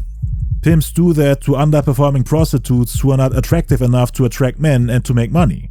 So the pimp, which in this case is Pac, is taking her out of rotation, basically calling her an ugly, underperforming prostitute. Her main selling point aside from her rapping skills was definitely her looks, which Biggie wanted to utilize to outsell the competition on the West Coast.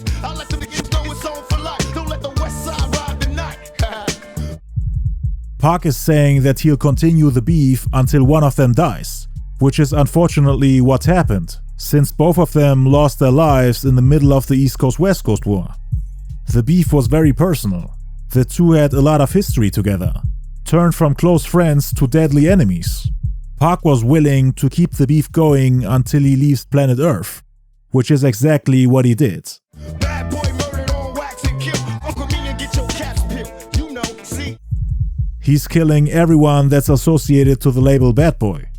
They'll get their caps peeled, meaning they'll get shot in the head. In the hook, he's telling them to grab their guns and to call the police when they see him, since he's about to strike back after they failed to finish him off during the Quad Studio shooting.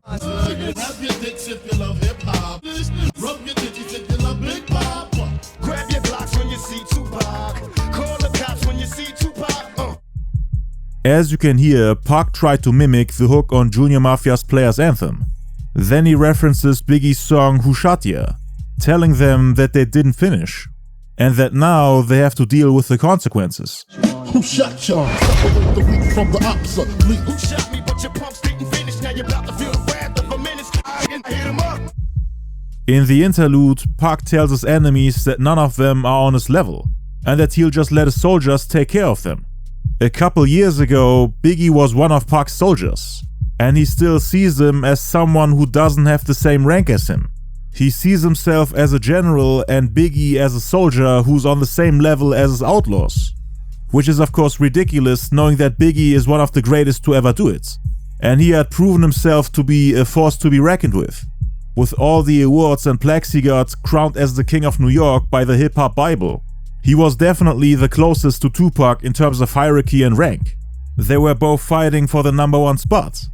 But Pac wanted to remind him that he once stood exactly where his outlaws are standing right now, right by his side, working under him. So Big shall come down from his high horse. Get out the way, yo, get out the way, yo. Biggie Smalls just got dropped. Hussein Fatal had the second verse, and he starts off by saying that Biggie just got dropped, describing a crime scene in which Big was just shot and people are pushing through the crowd to see his dead body. He asked Lil Moo, aka Napoleon from the Outlaws, to pass him the Mac, so that he can shoot Biggie in his back even though Pac already dropped him. Frank White need to get spanked right for setting traps. Little accident murderers, and I ain't never heard of ya. This is them publicly saying that Biggie set up Tupac, talking about the Quad Studio incident. People were always coming in Pac's defense saying that he never actually claimed that Biggie set him up, but they're accusing him right here, on one of Pac's biggest records. Pac always made conflicting statements about Biggie's alleged involvement. He would usually only say that Big knew who shot him, but wouldn't tell him, and that he assumes that he had something to do with it, having no clear evidence.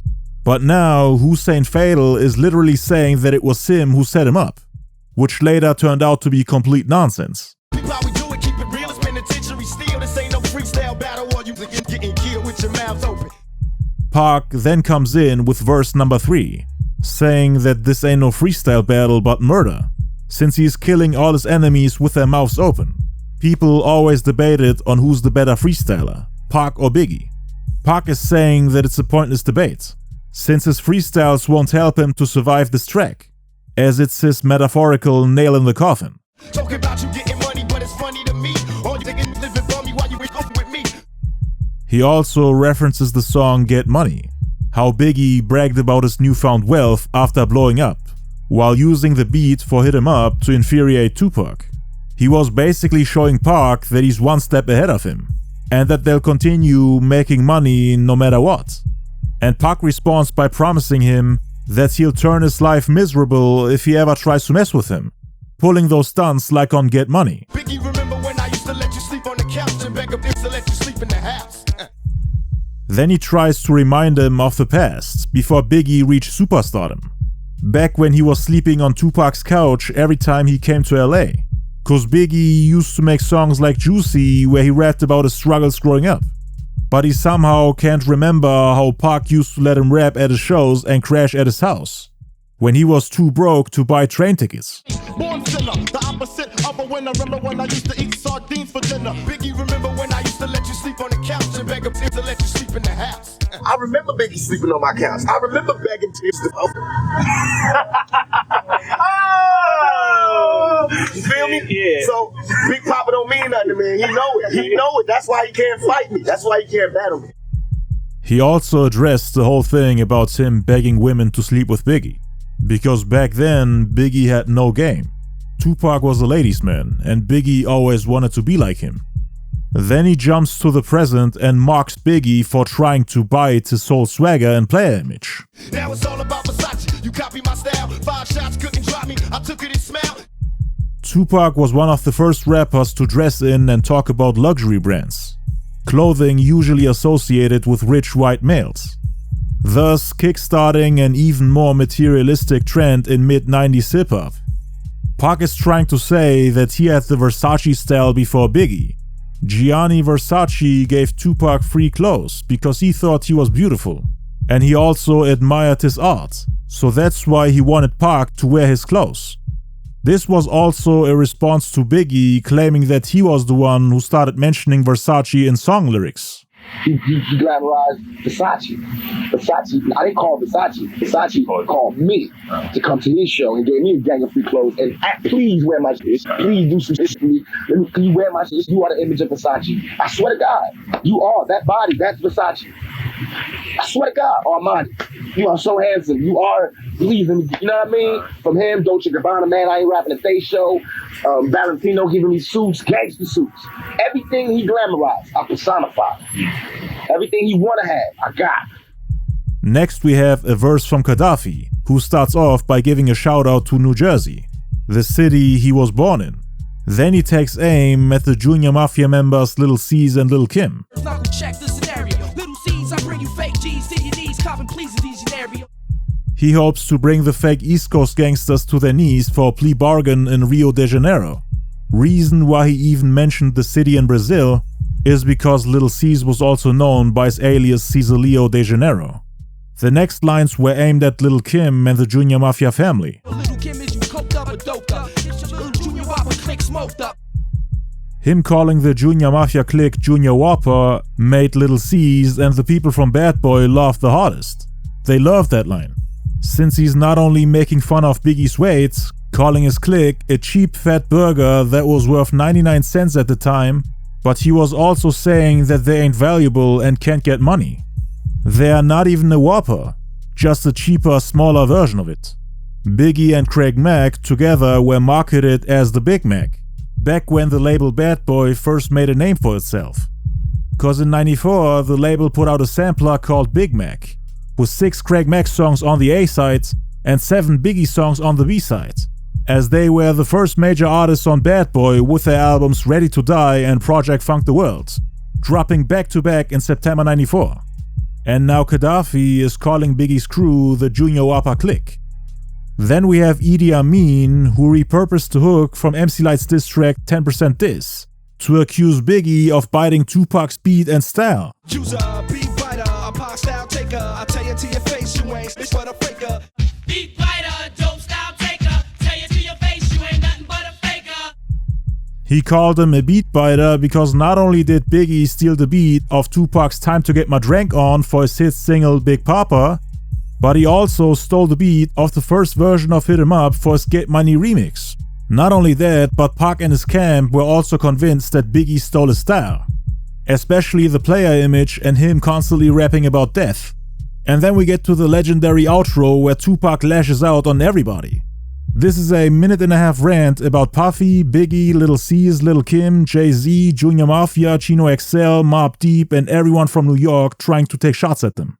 Now you tell me who won. I see them, they run. Pac thinks that this track won him the East Coast-West Coast war, as it's a lot harder than Who Shot Ya, which he thought was a diss track towards him. and also all the other diss tracks from rappers from the East Coast. They don't want to see us. Old Junior Mafia clique dressing up trying to be us. He also makes fun of the fact that Puffy ran off in parkour fashion when they came face to face at the '96 Soul Train Awards. Puffy was running for his life and hiding under a car. And he was the one telling Pac to come say those things he's saying in the media to his face. So Pac pulled up and Puffy ran for his life. And that's why he said, "I see them, they run." Any niggas from New York that want to bring it, but we ain't singing, we bringing drama. You and your motherfucking mama. He also called out every rapper from New York, showing that he's not scared of any further beefs with rappers from the East Coast. He's basically saying F you to everyone from New York who has a problem with him. And also F you to all their mothers, saying that they'll kill them all. Now when I came out, I told you it was just about Biggie. Then everybody had to open their mouth with a motherfucking opinion. At first, Tupac was only talking about Biggie, but he felt like people started taking sides and wanted to get involved, jumping in the ring while the media labels it an East Coast-West Coast conflict, even though for Tupac it was only about him and Biggie. So Pac felt like in order for him to win the war, he has to fight everyone who's still trying to get in the ring with him. He makes clear that everyone can get it, all at the same time. He's not shying away from battling any MC from the opposite coast. Biggie, Bad Boy as a staff, record label, and as a motherfucking crew. The next lines were the reason why Puffy finally decided to put out a hit on him and Suge. Puffy was worried about his business and safety, because Pac was the biggest rapper on the planet at the time, crushing everything Puffy, Biggie, and Bad Boy had built up since Pac got shot the first time in New York. All of y'all motherfuckers, you die slow, motherfucker. My fofo make sure all y'all kids don't grow. Puffy was scared to death after Tupac made those threats on Hit 'Em Up, especially the part about him killing their kids, knowing that his baby mama, Misa Hylton, has a relationship with Suge, cause she would always bring Diddy's son to LA every time Suge flew her out. Faith and Biggie had a baby on the way too, and he also had a daughter, which Tupac helped to support. And Pac was now saying, "My fofo make sure all your kids don't grow." Nobody had crossed that line yet. It was unheard of for rappers to threaten to kill babies. And Pac was really out of control at the time. He scared Puffy to death when they met at the Soul Train Awards. And that's why he supposedly got in touch with Keefe D and wanted him to take care of them before they do anything stupid. Cause even on the song, he was telling everyone to not come to Cali. Out here in California, and we warn you, we'll bomb on you, motherfucker. We do our job. Counting loot. I got banks to rob, convertible sobs. I'm married to the mob. You think you mob? We the motherfucker mob. He also gave a shout out to Suge's gang, the Mob Peru, which Pac wanted to join. They had the Bloods behind them, ready to go at the people from Bad Boy the moment they come to LA. Pac ends the song by mentioning the record sales of his last album, bragging about outselling everybody. Fuck 'em, we Bad Boy killers. 4 days later, on April 23rd, he recorded the song Made N-Words, in which he's also taking jabs at Biggie. Call me a bad boy, killer, murder, motherfucker, daily, know the fans trail me, so my alias Machiavelli. This song contains physical threats against Biggie's daughter, who was only 2 years old at the time, and also against Biggie's wife Faith Evans. Pac was engaged to the daughter of Quincy Jones, Kidada Jones, and he was afraid that Biggie might start dissing Kidada in response to him dropping Hit 'Em Up and bragging about sleeping with his wife. So that's why he made it clear that nobody can do to Kidada what he did to Faith, that there'll be severe consequences. This the daughter and I kidnap your daughter, kill your wife and hit the funeral and tell you just who gave the order. So Pac was ready to kidnap Biggie's daughter and kill his wife Faith Evans. And he promised him that he'll attend her funeral just to tell Biggie that it was him who put out the hit on her. Now that is even worse than what he said on Hit 'Em Up. Yo, Piggy, man, we got it going on, baby. It's on and cracking, man. He's gone, baby. You the man, you the man. Champagne, caviar, dreams from now on, baby. Plats, baby, straight plats, homie. Baby, baby. That's right. We on and cracking from now on, man. You know what I'm saying? On April 28th, Tupac and Snoop released a music video for two of America's Most Wanted. The intro features two characters named Piggy and Buffy, who, as you can probably guess, were supposed to depict Puffy and Biggie. In the video, they were accused of setting up Tupac, who miraculously survived the shooting and came back to confront them. Biggie and Puffy have a chat about finally having eliminated Tupac, saying that they have no obstacles in their way now. That's when Tupac stepped into the office like Tony Montana in the movie Scarface. He confronted them and made them beg for their lives, telling Biggie that he won't kill him, as they were once homeboys. It's a lying piece of shit. Pop, please don't kill him. It was Buff's idea. Oh, man. I'm just a rapper, man. Please don't take me out the game. I ain't gonna kill you. We was homeboys once, Peg. Once we homeboys, we always homeboys. Even if you is a fat phone. But they got killed regardless. So this raises the question. Did Pac order the killing of Stretch like he did in the music video with Buffy and Piggy, or was it done just for entertainment? To recreate that iconic scene from the movie Scarface where Tony tells his friend Manny to shoot Frank. Pac saw me big psych, then shoots them off screen. This video dropped right after the Soul Train Awards where they drew the guns on each other. And Puffy was running for his life. So seeing a music video of Pac letting people shoot him, especially after the Quad Studio shooting in New York and after the shooting with Snoop at the New York video set, must have had an impact on him. It most likely added another reason for Puffy to assume that they were really trying to hurt or even kill them, for all the things they blamed him for, like the murder of Suge's friend Big Jake, for example. So Puffy most likely didn't see this video as a funny Scarface parody, but more as a threat and something that may happen in the near future if he's uncareful. But after the release of that video, it appeared as if Death Row might be starting to chill. At a mid-May East-West Rap Summit in Philadelphia, set up by Dr. Benjamin Chavez to help defuse the situation, Suge avoided any negative comments about Puffy, who did not attend because there was too much hype around the event, according to Puffy himself. "There's nothing between Death Row and Bad Boy, or me and Puffy," Suge said. "Death Row sells volume, so how could Puffy be a threat to me? Or Bad Boy be a threat to Death Row?"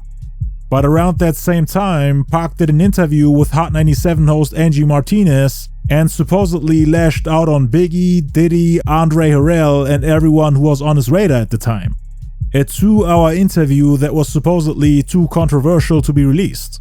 Hot 97 is a New York radio station, so there was a lot of pressure on Angie Martinez for even giving Tupac a platform and letting him diss the East Coast in an interview which, according to her and everyone else, would have gotten people killed and Pac locked up.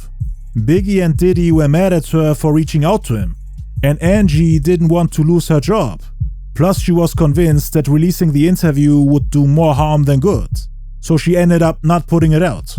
Puffy's ex-bodyguard Gene Deal said that Puffy heard the interview and made Angie Martinez not release it, as according to him, it would expose him. The East Coast, West Coast thing is a musical thing. That's separate. That's a whole thing separate to itself. That's a musical thing. When we have been beefing about whose music is better or which is this or which is that from the beginning. It has because I'm like a lightning rod because I'm attacking New York's finest. They're self-proclaimed king of New York. You know what I mean? I'm attacking them. So because nobody's separating themselves from them, they still talking about how raw. Yes, they still talking about how raw he is and woo woo woo. He's a representative. He represents New York. There are a lot. Every time it benefits New York, he represents New York. When it don't benefit New York, now he's just another rapper.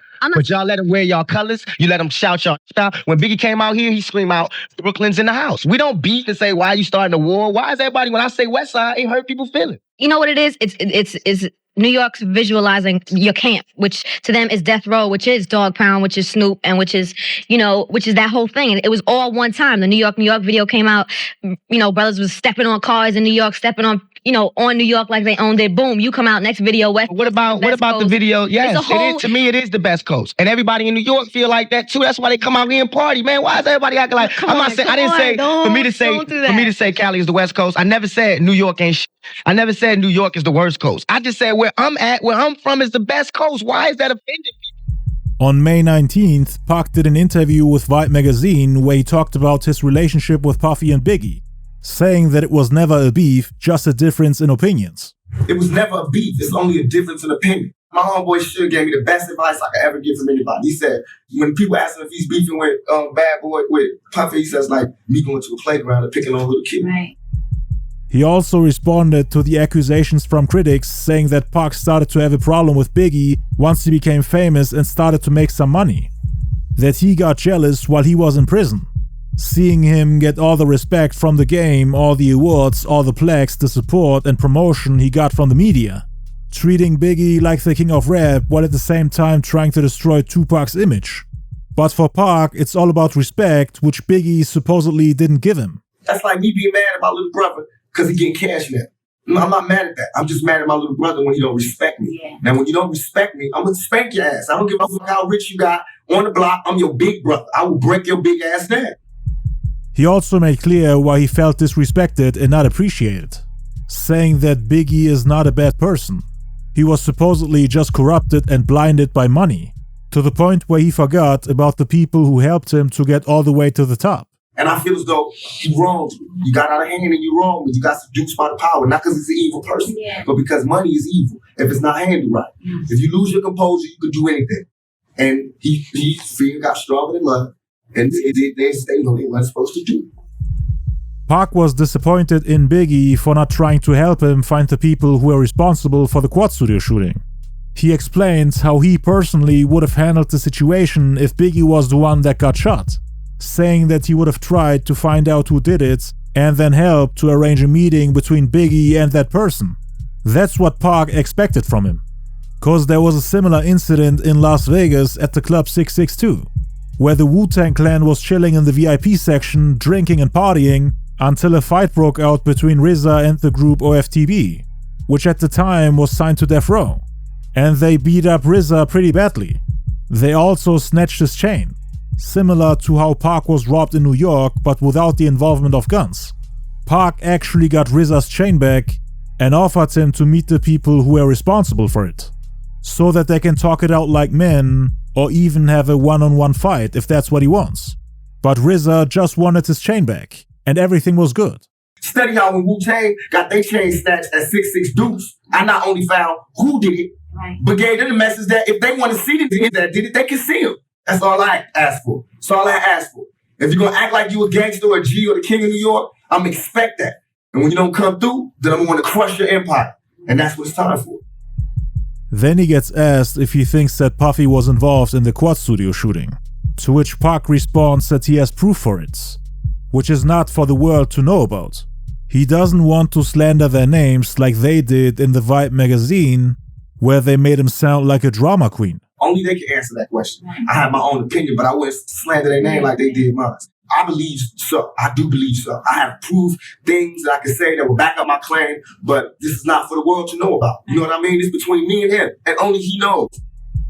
Pac also talks about dethroning Biggie in just 2 months, saying that nobody in hip-hop can come close to him success-wise, with him selling 5 million records in just 2 months, while Biggie, as the king of New York, only sold 2 million in over a year.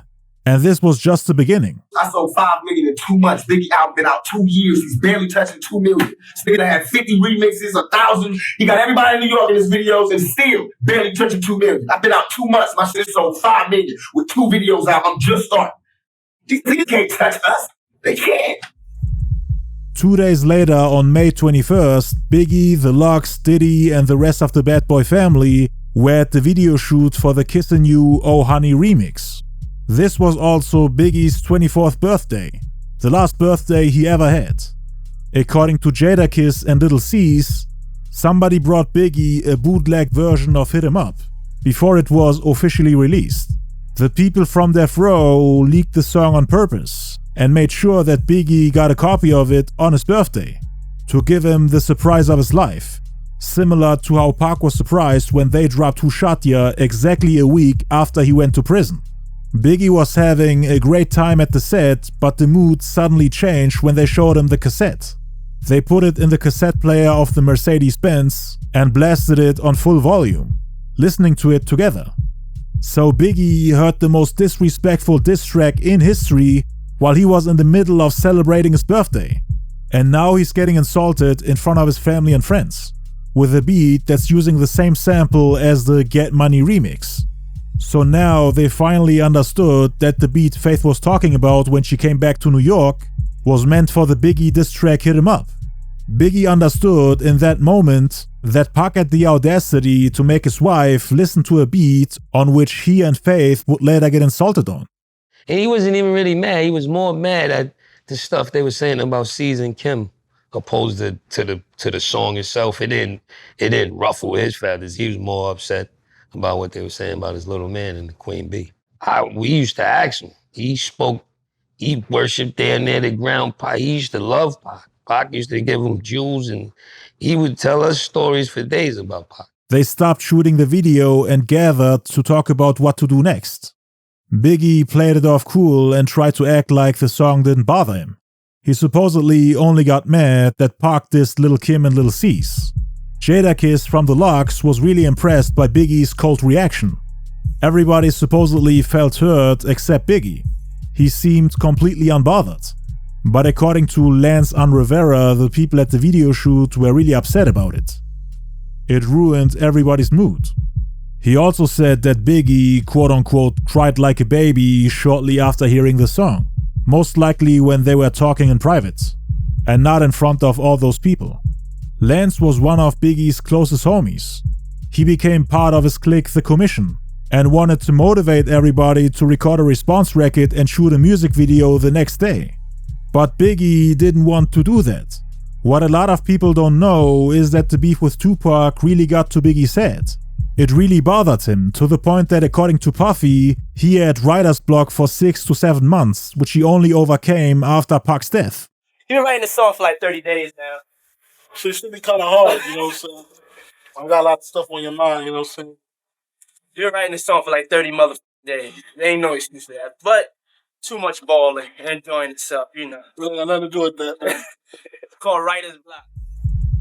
The whole time, Puffy made it seem like Pac's constant disrespect towards Bad Boy didn't bother them. But Big was definitely hurt by it.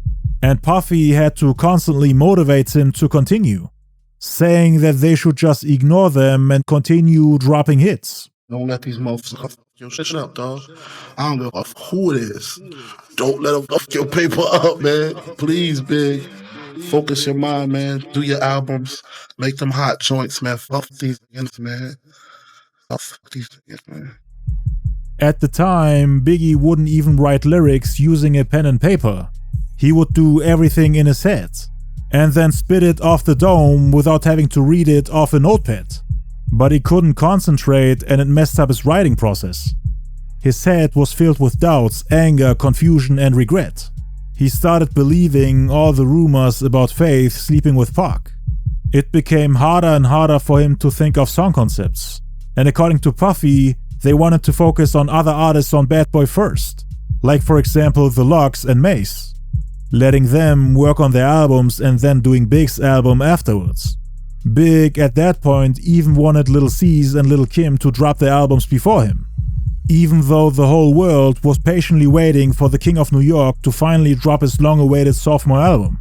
People on the East Coast were tired of the West Coast pushing them around, and Big had been silent the whole time. He needed some time to clear his thoughts.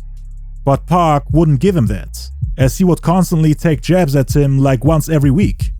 Every time Biggie turned on the radio or the TV, Pac was there trying to destroy everything he worked for, to the point where Big couldn't even focus on the music without constantly being reminded of the drama, which Biggie never even wanted, as he saw Pac as his homie. He didn't even let him catch his breath. It really bothered him. Big knew that if he ever responded to it, there would be no coming back or a way to fix it. Somebody would have gotten hurt, cause they both were surrounded by gangsters and killers. So the next time the two would meet each other, like at the Soul Train Awards, somebody definitely would have gotten hurt. It was already impossible for them to travel and tour around the US without having to worry about physical violence. All Biggie wanted to do was record music and make money. I can't really listen to that hip-hop too much, man, because they be talking garbage, man. And some MCs is alright, but a lot of them are funny, man. They got that portrayal of being, first they tough, then something happened to them, they turn to God, Then when everything's cool, they tough again. I don't understand it. It's just real confusing to me. So I just said, I'm just gonna listen to me and Junior Mafia and some slow jams because I can't deal with these characters. Biggie and Lil C's appeared on Yo MTV Raps and sent shots at Pac, saying that he's getting tired of him acting tough in one moment and then turn into God in the next. He also talked about Pac rapping about luxury brands like Versace, saying that he regrets setting that trend and making that cool in hip-hop, implying that he was the one who did it first, before Tupac, and that Pac just copied him, saying that he sucked the fun out of it and that it's not cool anymore. And if I hear one more rapper talk about Versace, leave it alone. It's over, y'all. It's no more. It's finished. I started it and I'm ending it. It's over. This is interesting because Pac always claimed the exact opposite, saying that it was actually him who put Biggie onto all these luxury brands, that it was him who bought him his first Rolex, told him how to dress and present himself, as he didn't have the player image before becoming famous. Pac was wearing designer clothes before Biggie, but Big indeed took it to the next level while Pac was in prison. It's interesting how they both accused each other of biting the whole fashion thing. They both wanted their credit. Biggie also promoted his upcoming album Life After Death, on which he promised to respond to all the disrespect from Death Row. My man Leo De Janeiro dropping the hottest album for the summer, Sleep If Y'all Want, and of course Life After Death.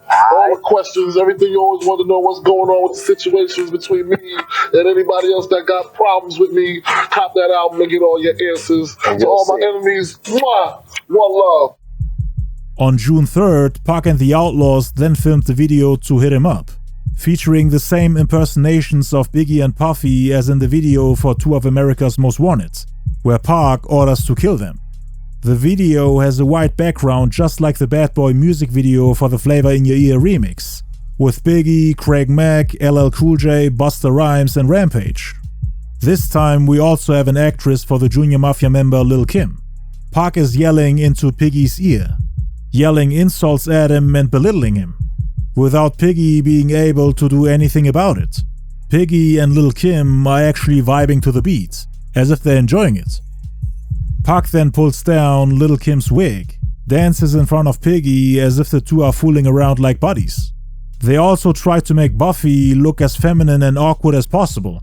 This is definitely one of the greatest music videos in hip-hop history, and they more or less did a part 2 to it a day later on June 4th. The same day Hit 'Em Up officially came out and changed the rap game forever. Cause on the second day they filmed the music video to Made N-Words, featuring the same actors for Biggie and Puffy. But this time they tried to make it as comedic as possible, with Piggy not being able to control his hunger and Buffy being a complete weirdo. Man, these West Coast people ain't shit. You know what I'm saying, man? I mean, I'm having millions, man. You see what I'm driving, man, you know? Well, let's get something to eat, man. But we can't get nothing to eat right now. We got business here. Well, what's that smell, man? Smell like some ribs or something, man. I farted, all right? Hey, man, I just ate all them donuts, man. I'm hungry, man. Let's go get a chicken or something, a pizza. We cannot stop right now, Biggie. I'm sorry. We can't, okay? Man, I'm hungry, though, Buff. Man, let's stop right here, man, at the burger joint. Man, let me get something to eat. We done passed it, all right? Damn, I'm hungry as hell, Buff. Man, let's stop and get something, man. I told you we gonna stop and get something to eat. I'm trying to tell you about these West Coast motherfuckers. They ain't shit. That peanut head Tupac with his big old boat on top of it. Pac's Outlaws attach a GPS device onto Buffy's car and follow them to a place where Piggy is doing a drug deal. The Outlaws then pull up and shoot up the place. Probably the best scene of the entire music video is Piggy opening his desk drawer in panic after Pac's Outlaws come in and start shooting. We then see a drawer full of weapons, and instead of reaching for his gun to defend himself, Piggy reaches for food. He then crawls out the back door to escape, but eventually gets shot and killed. And unfortunately, Biggie would meet the same fate a couple months later. Don't fall asleep, nigga. Everybody dies, nigga. Everybody dies. We all gotta go, nigga. We all gotta go. Go to sleep, nigga. Go to sleep. Close your motherfucking eyes. We all gotta die. Fuck them all. Fuck them all. West Side. MOB, nigga.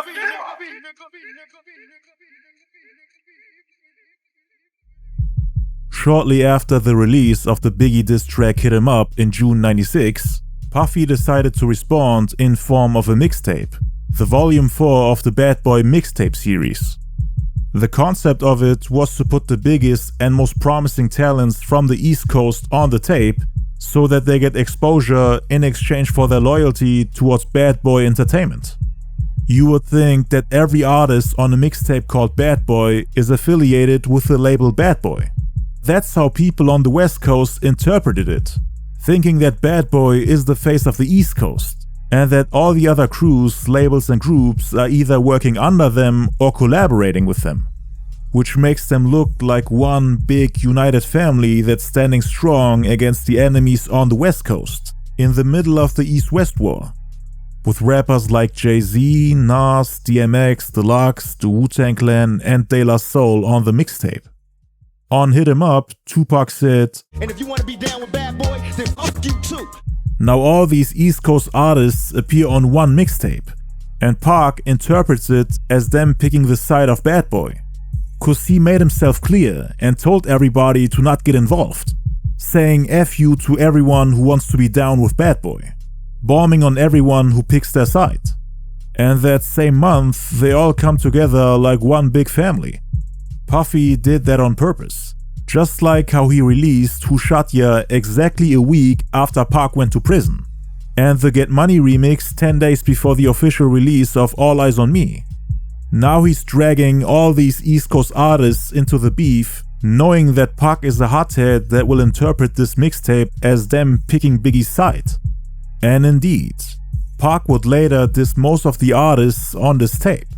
Jay-Z, Nas, De La Soul, oh and they even put Helter Skelter on here. Rock from Helter Skelter later kicked the fake Biggie off the stage in one of the music videos of the group OGC, which was part of the Bootcamp clique, which Pac was actually cool with. Puff tried to start some drama between them, so that Pac stops messing with the Bootcamp clique, cause they were underground and saw Puffy and Biggie as the gatekeepers of East Coast hip-hop. The people who dictate who becomes popular and who stays underground.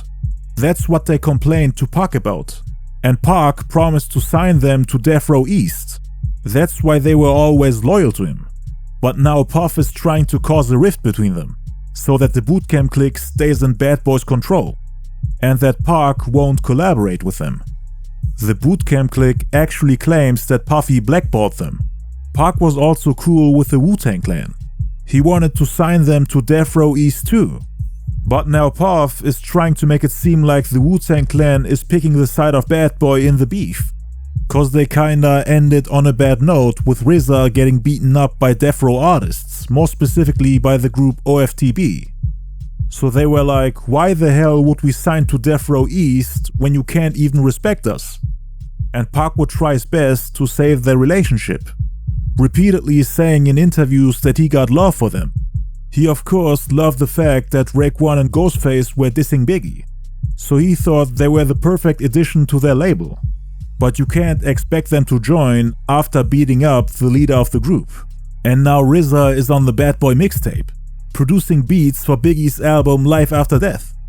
Part of Puffy's war strategy was to burn the bridges between Pac and the East Coast, so that he doesn't have any supporters or allies left, and so that the King of New York is in control of his kingdom and territory, meaning the East Coast, making it seem like Pac has to go at all these artists, including the Wu-Tang Clan, in order to take down Bad Boy Records. DMX was on the radio dissing Tupac as well. He wanted to use the East-West conflict to kickstart his career. Pac was also under the impression that De La Soul was trying to diss the West Coast on the song Stakes Is High.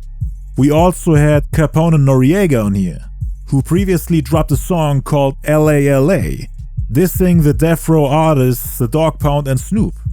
We also had Nas on here with the song Street Dreams, using the same sample as Pac's All Eyez On Me, which really pissed him off because he thought that Nas stole his beat. Jay-Z was on here too, on a song with Biggie who's responding to Pac. So yeah, Pac was pissed off. Almost every feature guest on here was handpicked strategically, knowing that it will cause confusion for Tupac. He was talking to him directly, in the intro where he's reacting to the outro of Hit 'Em Up, telling Tupac to stop yapping. This is how we gonna do this. That's right. Up Mobb Deep, up Biggie, up Bad Boy as a staff record label and as a motherfucking crew. And if you wanna be down Bad Boy, then you too. Chino X. Come on, up you too. All you motherfuckers, up you too. Puff is playing it cool, acting like the song Hit 'Em Up is light work. Nothing that's worth getting upset about. Something that's not even worth addressing. He's laughing it off, asking Pac why he's so upset, sarcastically telling him that he's scary. You sound upset. Why do you sound so upset? All of y'all motherfuckers, fuck you, die slow, motherfucker. My phone make sure all y'all kids don't grow. You motherfuckers can't beat us or see us. We motherfucking thug like riders west side till we die. He's once again calling him an actor, saying that his acting performance is spectacular as always, that he deserves an Academy Award for playing the role of a tough gangster and thug. This is the same thing he said in the Vibe magazine where he responded to Pac explaining what happened at the Quad Studios. Puffy, Biggie, Andre Harrell and Jimmy Henchman were calling him an actor. Ladies and gentlemen, give it up. Give him a round of applause. The Academy Award goes to the actor, Tupac Shakur. Give him a round of applause. It's gonna triple in 4 quadruple. He also sampled a speech by Nation of Islam leader Louis Farrakhan, in which he talks about him and his enemy not letting go of each other until one of them dies, saying that he'll be the one surviving, while his enemy dies. And Puffy used it to say the same thing about Tupac, that he will be the one that dies, while Puffy will be the survivor, which is exactly what happened, since Puffy put out a hit on him. Some of my black brothers and sisters want me to be quiet, be silent. I can't let them go, and they can't let me go. I can't let you go. I can't let them go. I can't let you go. No, no, no, no. God has me on your behind, and I'm not gonna let it go, and you got me. Like you're holding on to an electric current, and you can't let me go. So we are locked in a life and death struggle. Only one of us is going to survive. That's right. Now I want you to write this down. I shall tell you today, straight up, with the help of Almighty God, I'm going to be the one to survive. And then he plays a clip from the Get Money remix released earlier that year, in which Biggie is subliminally dissing Tupac. But it went over everybody's heads, so he's playing it again so that everybody understands that they were talking about Tupac. Again, the remix uses the same sample as Hit 'Em Up. They put out their song before Tupac's, and now Puffy is trying to rub it in his face. I'm gonna be the winner, living or dead. Come on! Say what? Come on! Why you born? Brooklyn in the house. Without a doubt. I'm a rapper with clout. Everybody yap about. On track number 13, called Shoutouts, Puffy gives Dr. Dre, who had just left the label Death Row, a shoutout. Dre and Biggie actually squashed their beef and were now beefing with Tupac both at the same time. The enemy of my enemy is my friend. So he and Big all of a sudden became cool, even though Dre always looked down on him. Homeboy name, Biggie who? I covered Pac's beef with Dre in a separate video. Make sure to check it out. So just like how the Bootcamp Clique and several other New York rap groups and rappers sided with the quote-unquote enemy on the opposite coast, meaning Pac and the West Coast, Dr. Dre and his allies were more or less siding with Biggie on the East Coast, even though they are West Coast artists. Both sides were trying to win over rappers from the opposite coast who had nothing to do with the beef, in order to cause a coast internal conflict, something like a rebellion against the king within the kingdom. People in New York who don't acknowledge Biggie as their king, and people in LA who don't acknowledge Pac as their leader. Both sides were doing it to weaken their opponent, to make sure that the enemy doesn't have enough influence to have an entire coast behind them. So that New York, for example, ain't fully rocking with Biggie and doesn't have his back during the Coastal War. That's why Pac and Suge tried to build up the label Death Row East, to not only win over rappers from the East Coast, but also their fans. At the time, Pac was actually working on an album called One Nation, inviting rappers from the East Coast, like the Boot Camp Clique, to come make music with him, showing Biggie that he ain't in full control over his kingdom, even though he's technically the king. Big and Puff were now trying to do the same thing with Dre, who was the co-founder of Death Row Records, the face of the West Coast, prior to Pac getting released from prison and turning the label upside down. Pac came on board and made the co-owner leave his own label, and now he's replacing him. Puffy knew that giving Dre a shout-out would infuriate Tupac, cause they were beefing as well. Pac and Suge saw Dre as a traitor. They were the type to make a lot of unnecessary enemies for themselves. And Puffy used their hot-headed and recklessness against them. While they were busy making themselves enemies, Puffy made sure to reach out his hand to every single one of them. And this made Pac go back in the booth and record an entire album worth of songs going at everyone Puffy gave a shoutout to. He could have basically given a shoutout to anyone, and Pac would have started beefing with them.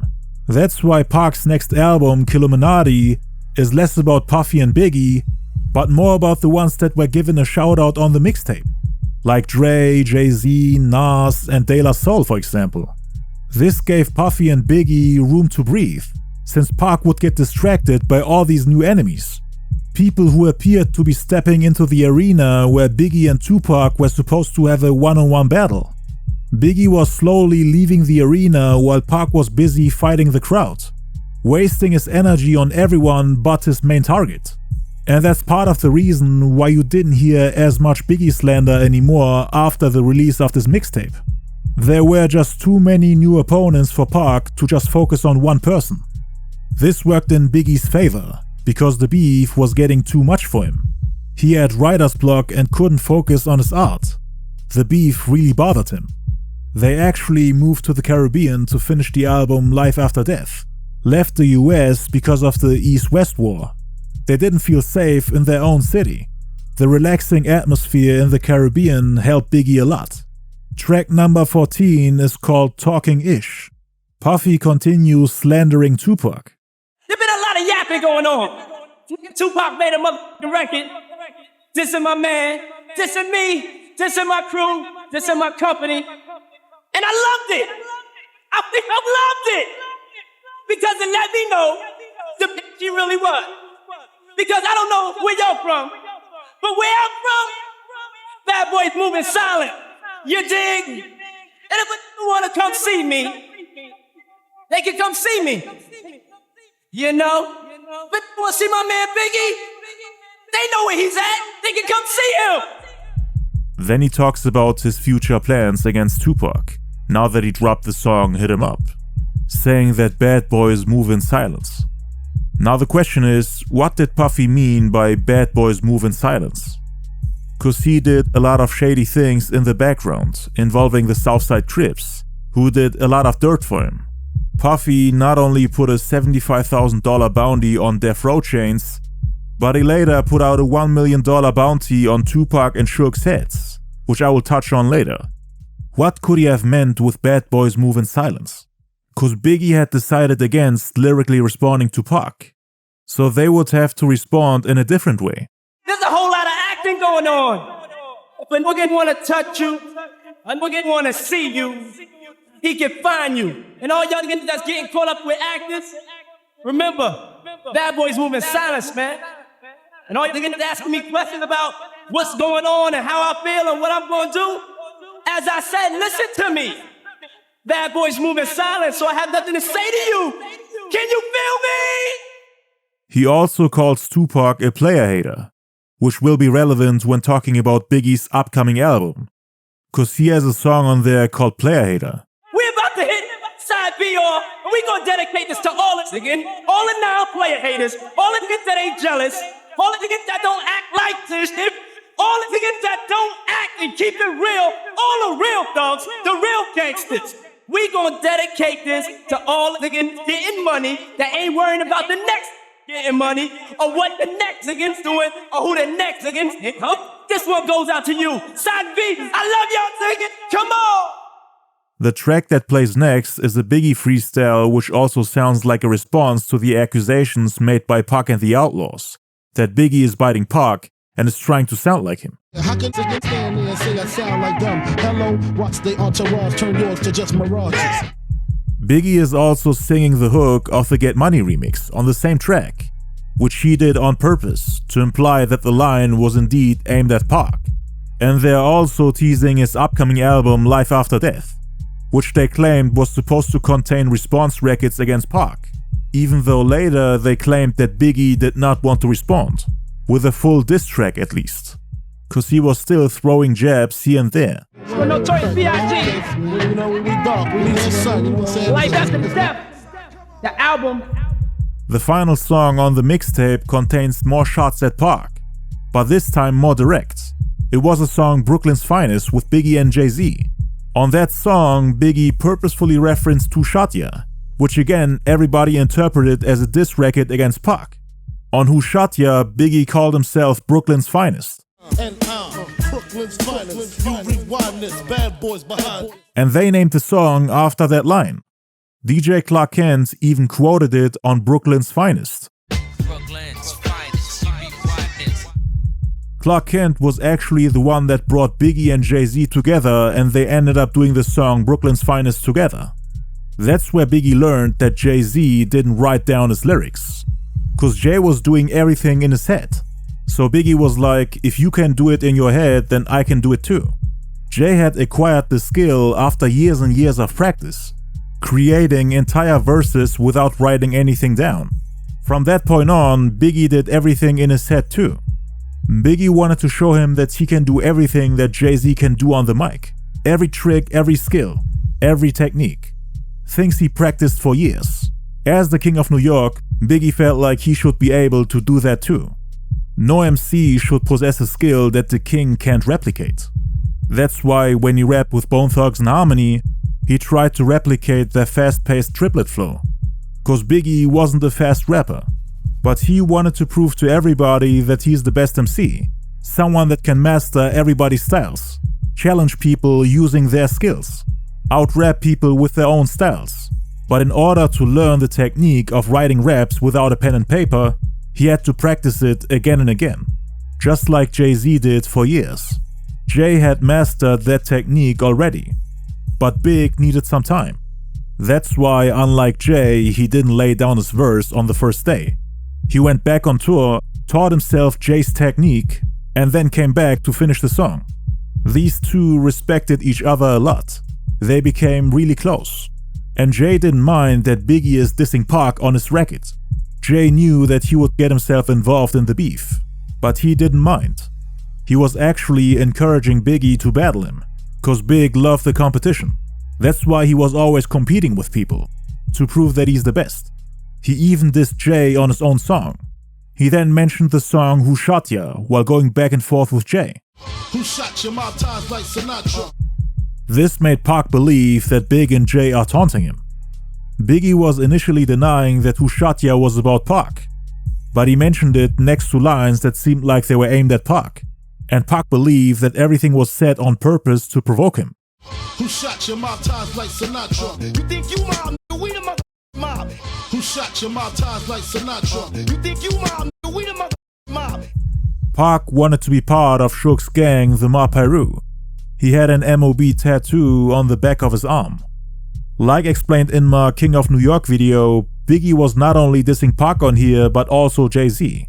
Some of these lines have double meanings behind them. Like when he tells Jay-Z to pass the safe, before he blazes the place, basically robbing Jay-Z.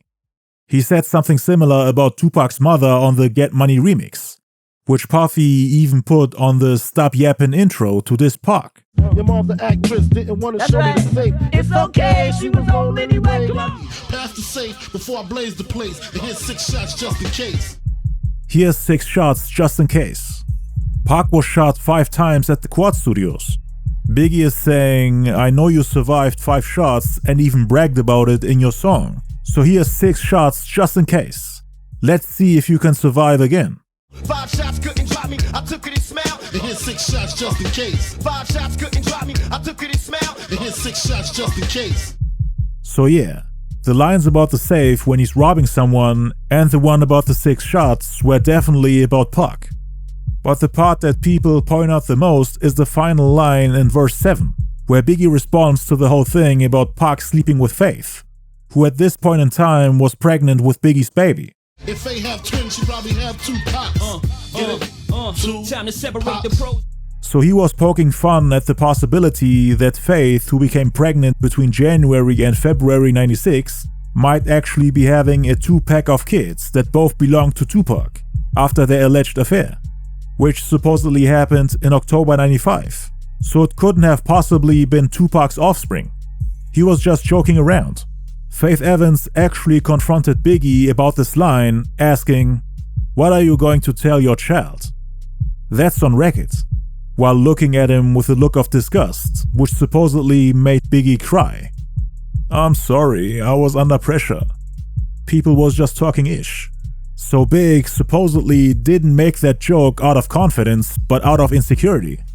He wasn't laughing it off while being all cold and stoic. But that's how Pac and the entire world interpreted it. It wasn't this, but I was just upset at the time, you know what I'm saying? That's all. I'm just that type of person, you know what I'm saying? I just did that, you know? It was kind of funny to me. Everybody laughed when I did it, but, you know, I don't care. I'm my own person, you know? Biggie and Fat Joe then supposedly started working on a collab album together, dissing Tupac. They made around 5 songs in total, but never actually got to finish the project as Atlantic Records heard about it and intervened, offering Joe to help him form his own record label, which later became Terror Squad Productions. This is all according to Fat Joe himself, a collaboration between the quote-unquote Puerto Rican Don and the Black Don, going at Machiavelli the Don on the West Coast. They felt like they were the Dons of the East Coast, so it was their job to respond to all the disrespect from Tupac. Puff Daddy was supposed to produce the album and offered Joe a record deal, but he decided to start his own record label instead, signing artists like Big Pun, Cuban Link and the group Terror Squad. According to Joe, the songs they recorded will probably never see the light of day. Jay-Z also tried to motivate Big to respond to Hit 'Em Up, and even offered to help him, but Biggie didn't want to add more fuel to the fire. And this would confuse people because he would always make conflicting statements about whether or not he's going to respond. Cause in interviews he was teasing diss tracks on his upcoming album Life After Death, telling people to stay tuned, and that they can look forward to a response. But now he's telling his team to leave it be, making it clear that nobody is recording response records or else they're getting thrown off the group. Meaning both Junior Mafia with Lil Cease and Lil Kim, and also the Commission with Jay-Z and Charlie Baltimore.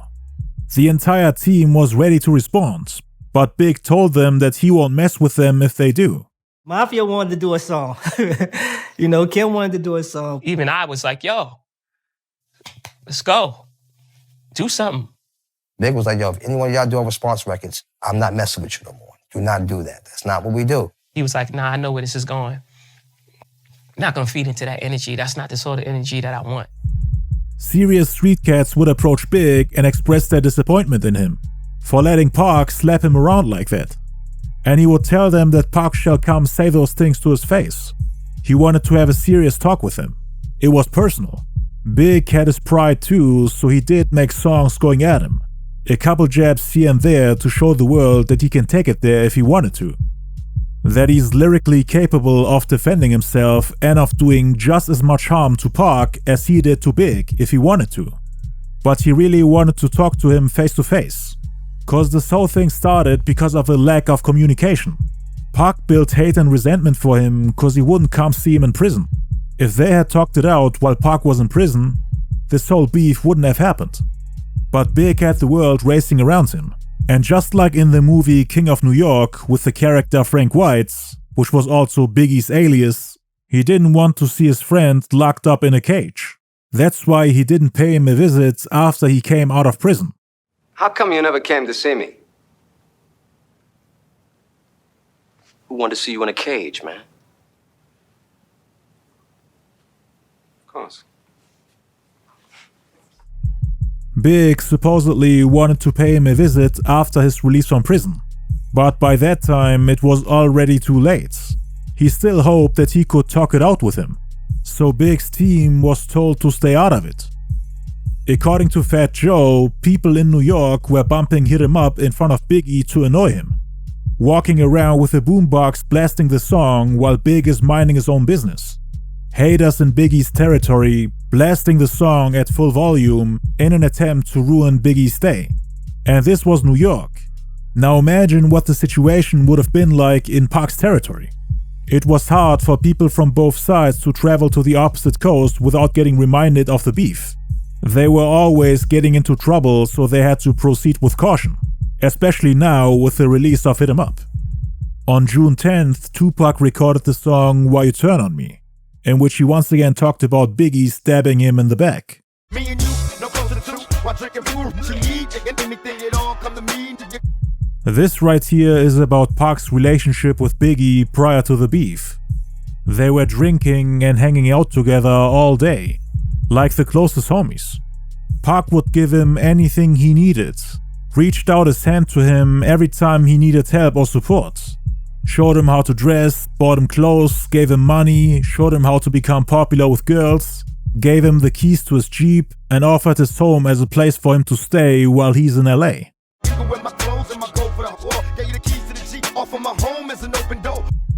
After Biggie became famous, things started to change.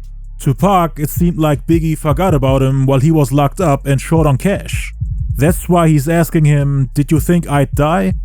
He chose not to cooperate with Pac when he was robbed and gunned down, and completely ignored him.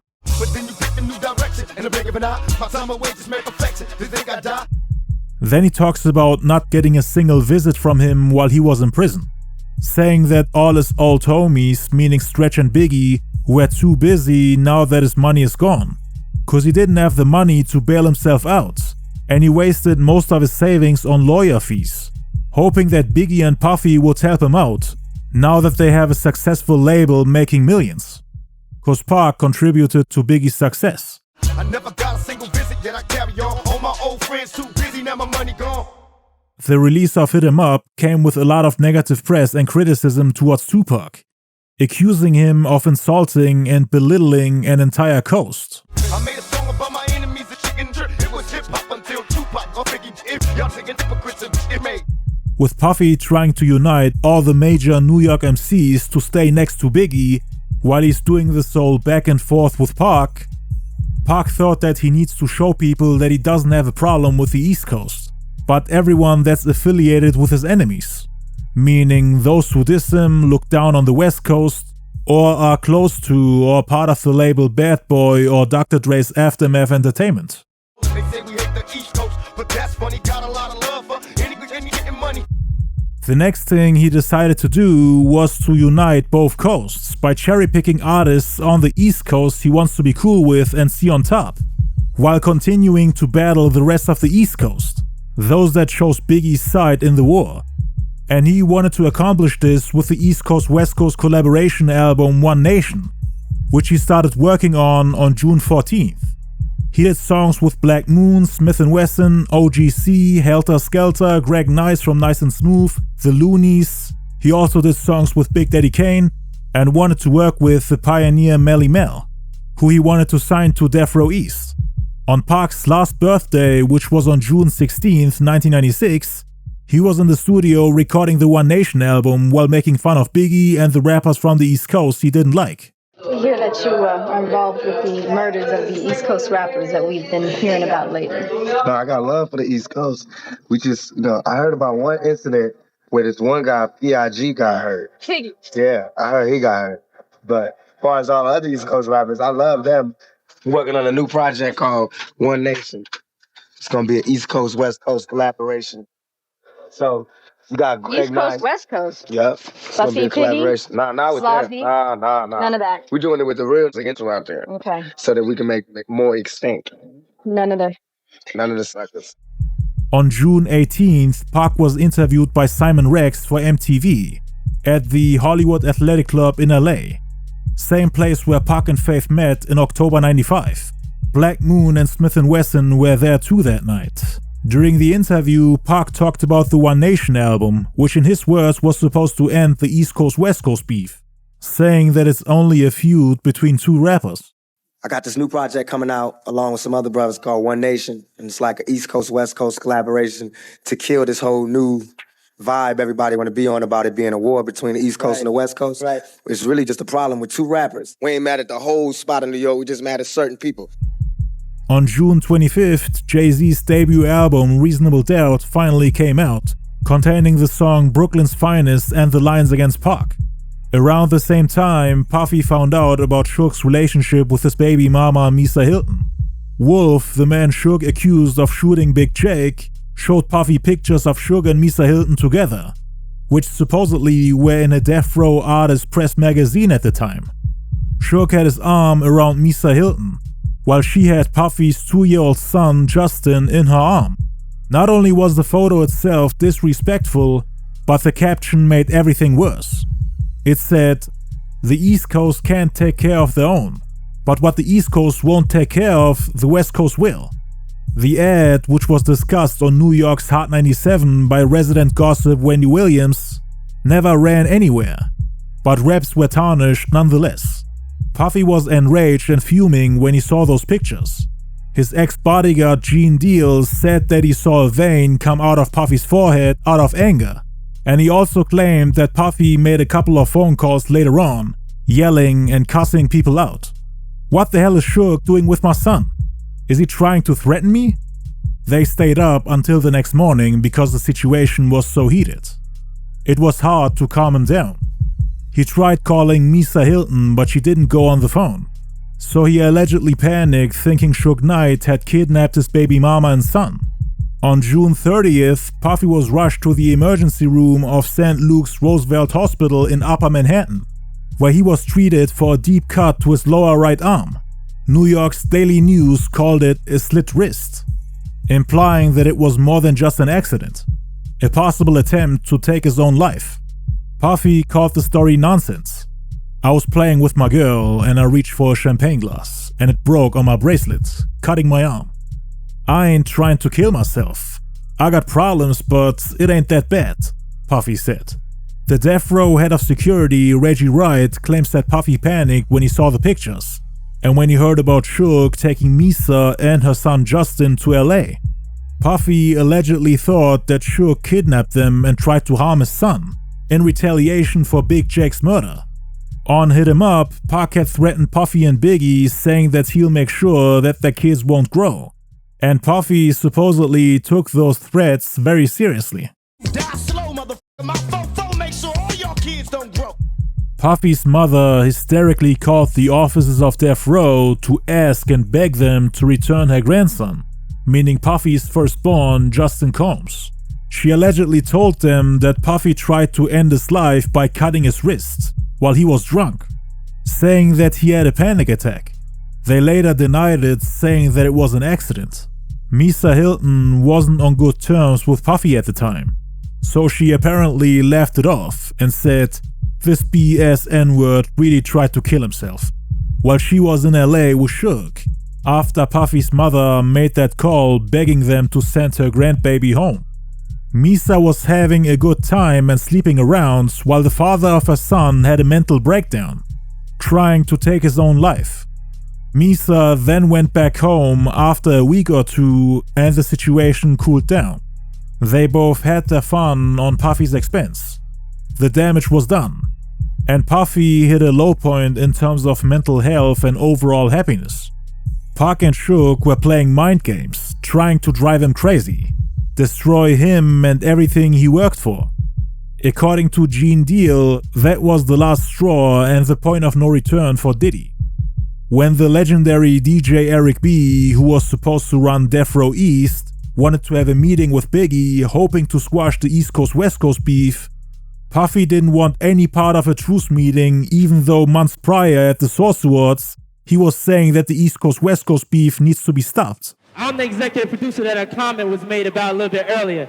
But check this out. Contrary to what other people may feel, I would like to say that I'm very proud of Dr. Dre, of Death Row, and Suge Knight for their accomplishments. And all this East and West that needs to stop.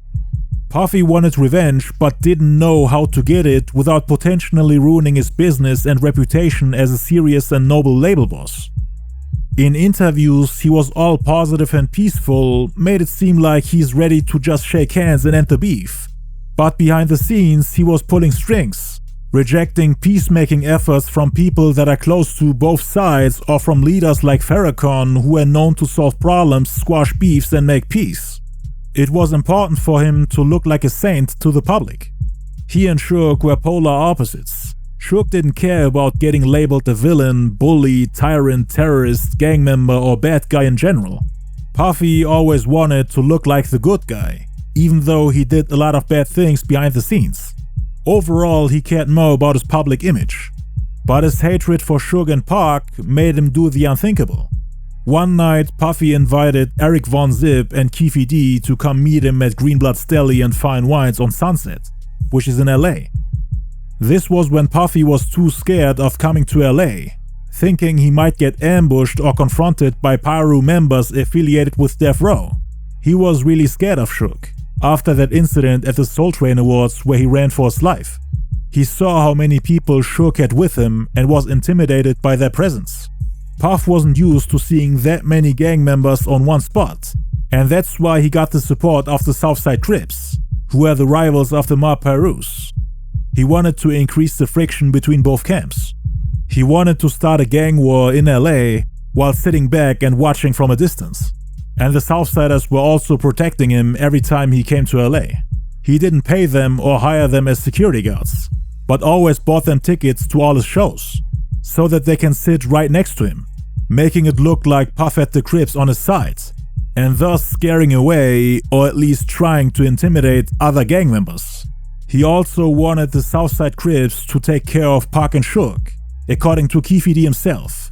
Again, Keefe D was one of the 4 people in the car from which they shot Tupac in Las Vegas, and according to him, this meeting at Greenblatt's Deli and Fine Wines in LA was one of the key reasons why they came after them. Puffy waved them over to speak to him in private. I have a couple of problems I need to be handled. Big CEO and Pac. He was worried about his business and safety, because Pac was the biggest rapper on the planet at the time, crushing everything that Puff, Biggie and Bad Boy had built up since Pac got shot the first time in New York and while he was in prison. Biggie had no clue about Puffy reaching out to the Southsiders. Puff did that all by himself. I want to get them dudes, Puffy said. Man, we'll wipe their ass out real quick. It's nothing.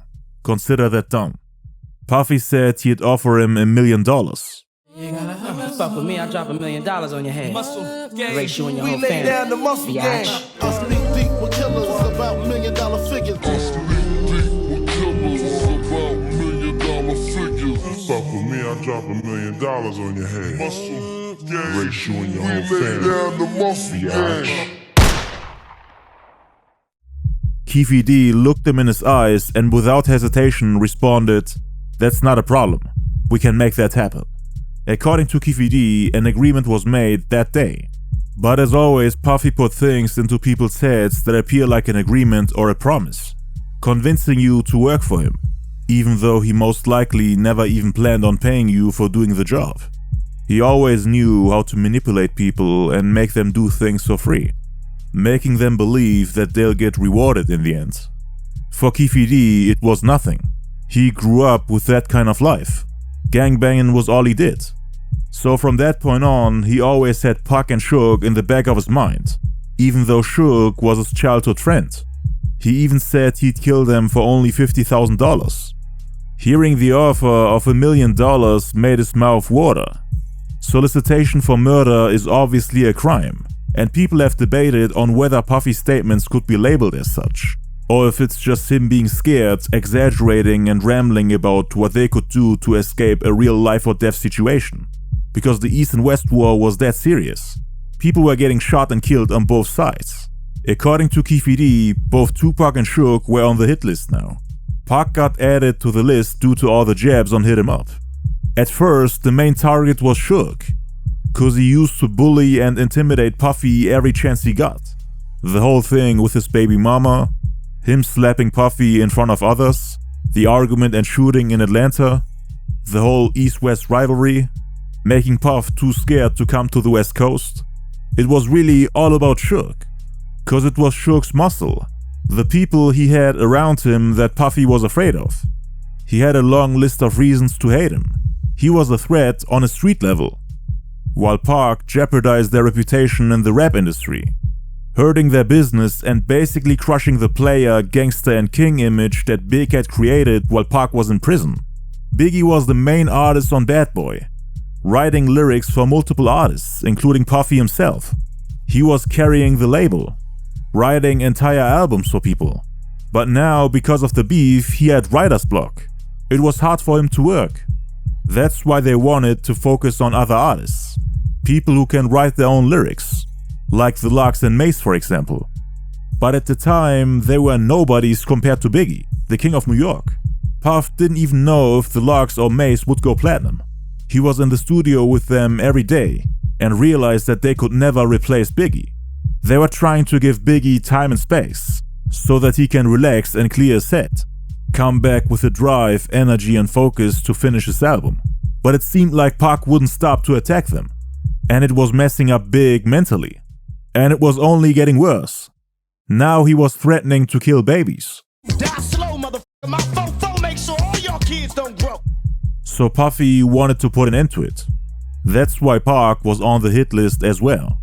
Puffy was worried and super nervous. A few days later, in July '96, there was another turning point for the feud between the Southsiders and the Mob Piru. An altercation took place in the Foot Locker store at the Lakewood Mall in Lakewood, California, which involved a group of Southside Crips and several Mob Piru members, including the Death Row associate Trayvon Lane, who got assaulted by the Crip Orlando Baby Lane Anderson and his people. Trayvon Lane was knocked out and Orlando tried to snatch his chain. I spoke about this incident in my Pac murder documentary. Make sure to check it out if you want to hear more details. There were more incidences between the Southside Crips and the Mob Piru which are covered in that video. Trayvon's Death Row medallion was a gift from Suge Knight, so that was like a declaration of war. Suge and everyone associated with the Death Row label, including several Mob Piru members, were blaming Puffy and Bad Boy for that incident. Cause that's when they heard the rumors about a $10,000 to $75,000 bounty placed on Death Row medallions by Puffy, who they thought was trying to use the friction between the Southsiders and the Mob Piru to his advantage, by starting a gang war on the West Coast. So Puff was pulling strings on the East Coast, making people on the West Coast fight against each other. All he had to do now is sit back and watch the show, while Compton Crips were out hunting Death Row members, thinking they can get an easy $10,000 to $75,000 from Puffy. When Pac heard about it, he thought that the beef had turned into a war now, not just a battle between two rap labels. People who had nothing to do with the music industry were getting involved now. His enemies were now attacking his label and everything he stood for. And he blamed himself, thinking that he was responsible for it. Just because of him, they're trying to attack all his homies. So there was no turning back now. Innocent people and bystanders were getting hurt just because the enemy wanted some form of payback. After the chain snatching incident, there were several shootings between the Mob Piru and the Southsiders. The people from Death Row thought it was extremely disrespectful and provocative. It infuriated Suge, Pac and the rest of the Death Row family, especially after it got physical. To most people in the industry, it was just a regular rap beef. But the whole feud involved gang rivalries, multiple shootings, bounties put on people's heads, threats, verbal and physical assaults, things that are poorly documented and barely spoken about. They were playing mind games on each other, playing dirty, hitting people where it hurts the most, attacking from every angle possible. And Puffy was the first to fold under the pressure. The first one to put out a hit on the leaders of the opposite side. The people from Death Row were fully aware of that. Suge and Pac knew that bounty hunters from all around the US were coming for them. For Death Row and the Mob Piru gang members, it was decided that the next time they see Orlando, it was on. That they would get their revenge by physically attacking him. And unfortunately, the next time they saw each other was in Las Vegas at the MGM Grand when Pac was present. But until then, they were keeping an eye out for the Southsiders, making sure that Pac always has security around him, cause the Crips would try to approach him on numerous shows. Around the same time, Dr. Dre appeared on the cover of the July 96 issue of the Source magazine, making disrespectful comments about Tupac while giving props to Biggie. He was basically saying that people like Pac, who use the East Coast-West Coast feud to sell records, are talentless, and that the East Coast has more talented MCs. The interview was also named after Biggie's upcoming album Life After Death, and this of course infuriated Pac. But the part that upset him the most is him as his ex-label boss saying that Biggie is laughing at him, sitting in a jacuzzi counting his money, not worrying about anything Pac has to say. Yeah, I think Biggie is doing the right thing by not responding to Ish. He's kicking it. Why should he respond? He's chilling and making money. Nobody knows what the F he's doing. If he ain't happy with his wife, he has girls around that's just doing what the F he wants them to do. He's happy as F, sitting in the jacuzzi reading what so-and-so said about him and chilling. The same thing with me. I'll be sitting in the jacuzzi with a bottle of Cristal, laughing at mother effers that's out there talking about me. This really struck a nerve with Pac.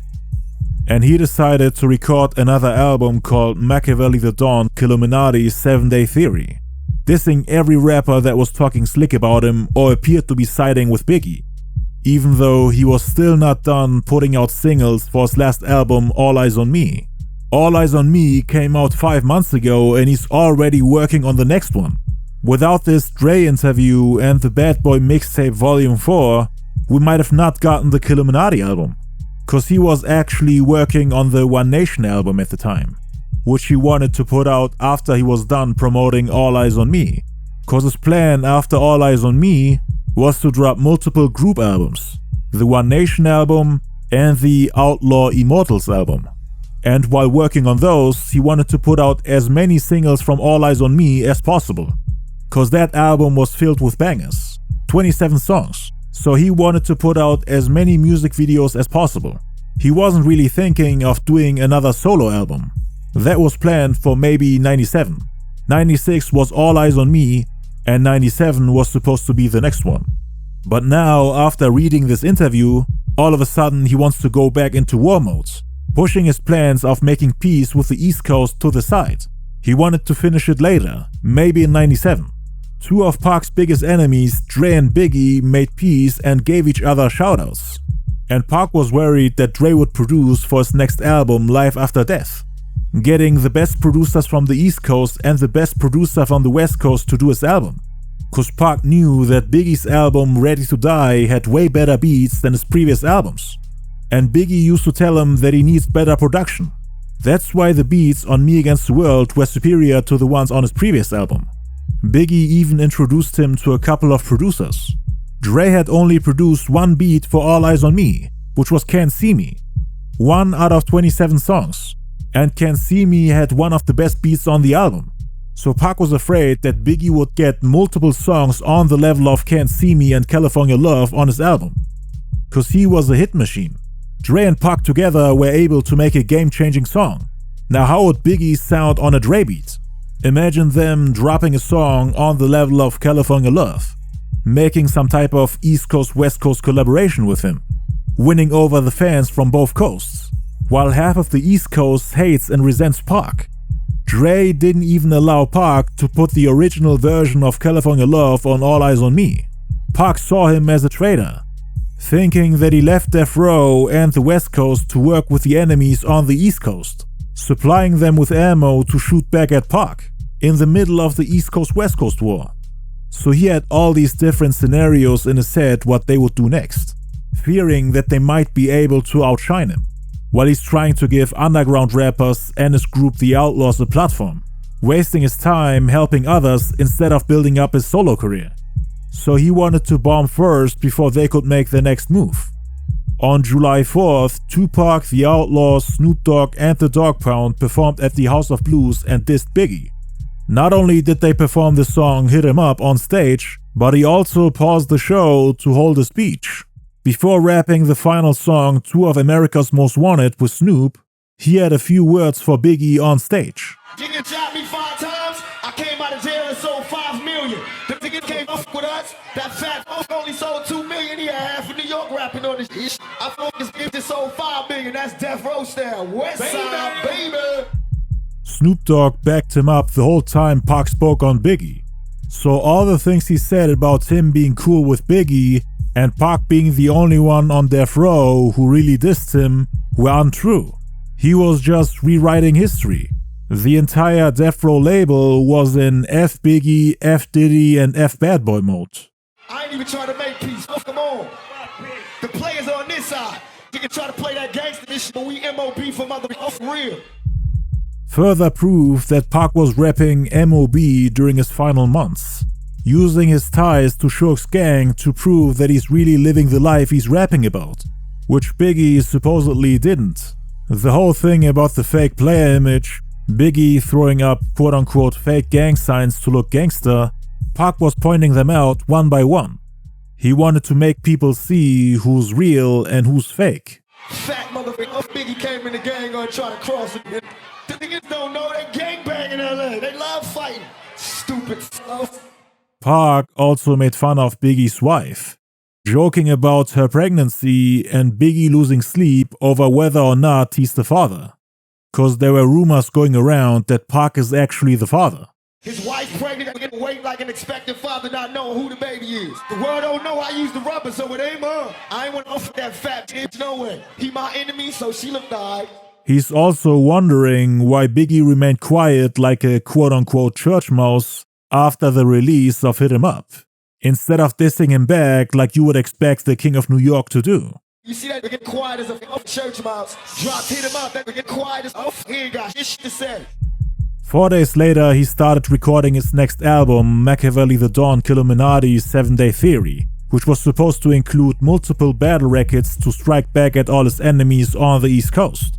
Biggie and Puffy were hereby not the main targets since Hit 'Em Up remained unanswered, and there was no sign from the bad boy camp that Biggie was going to respond anytime soon.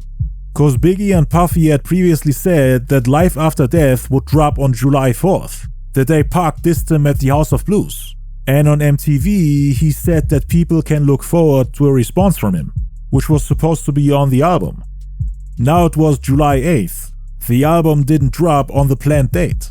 Biggie wanted to record a couple more songs to make sure that the album is better than anything released in '96, including Pac's All Eyez On Me.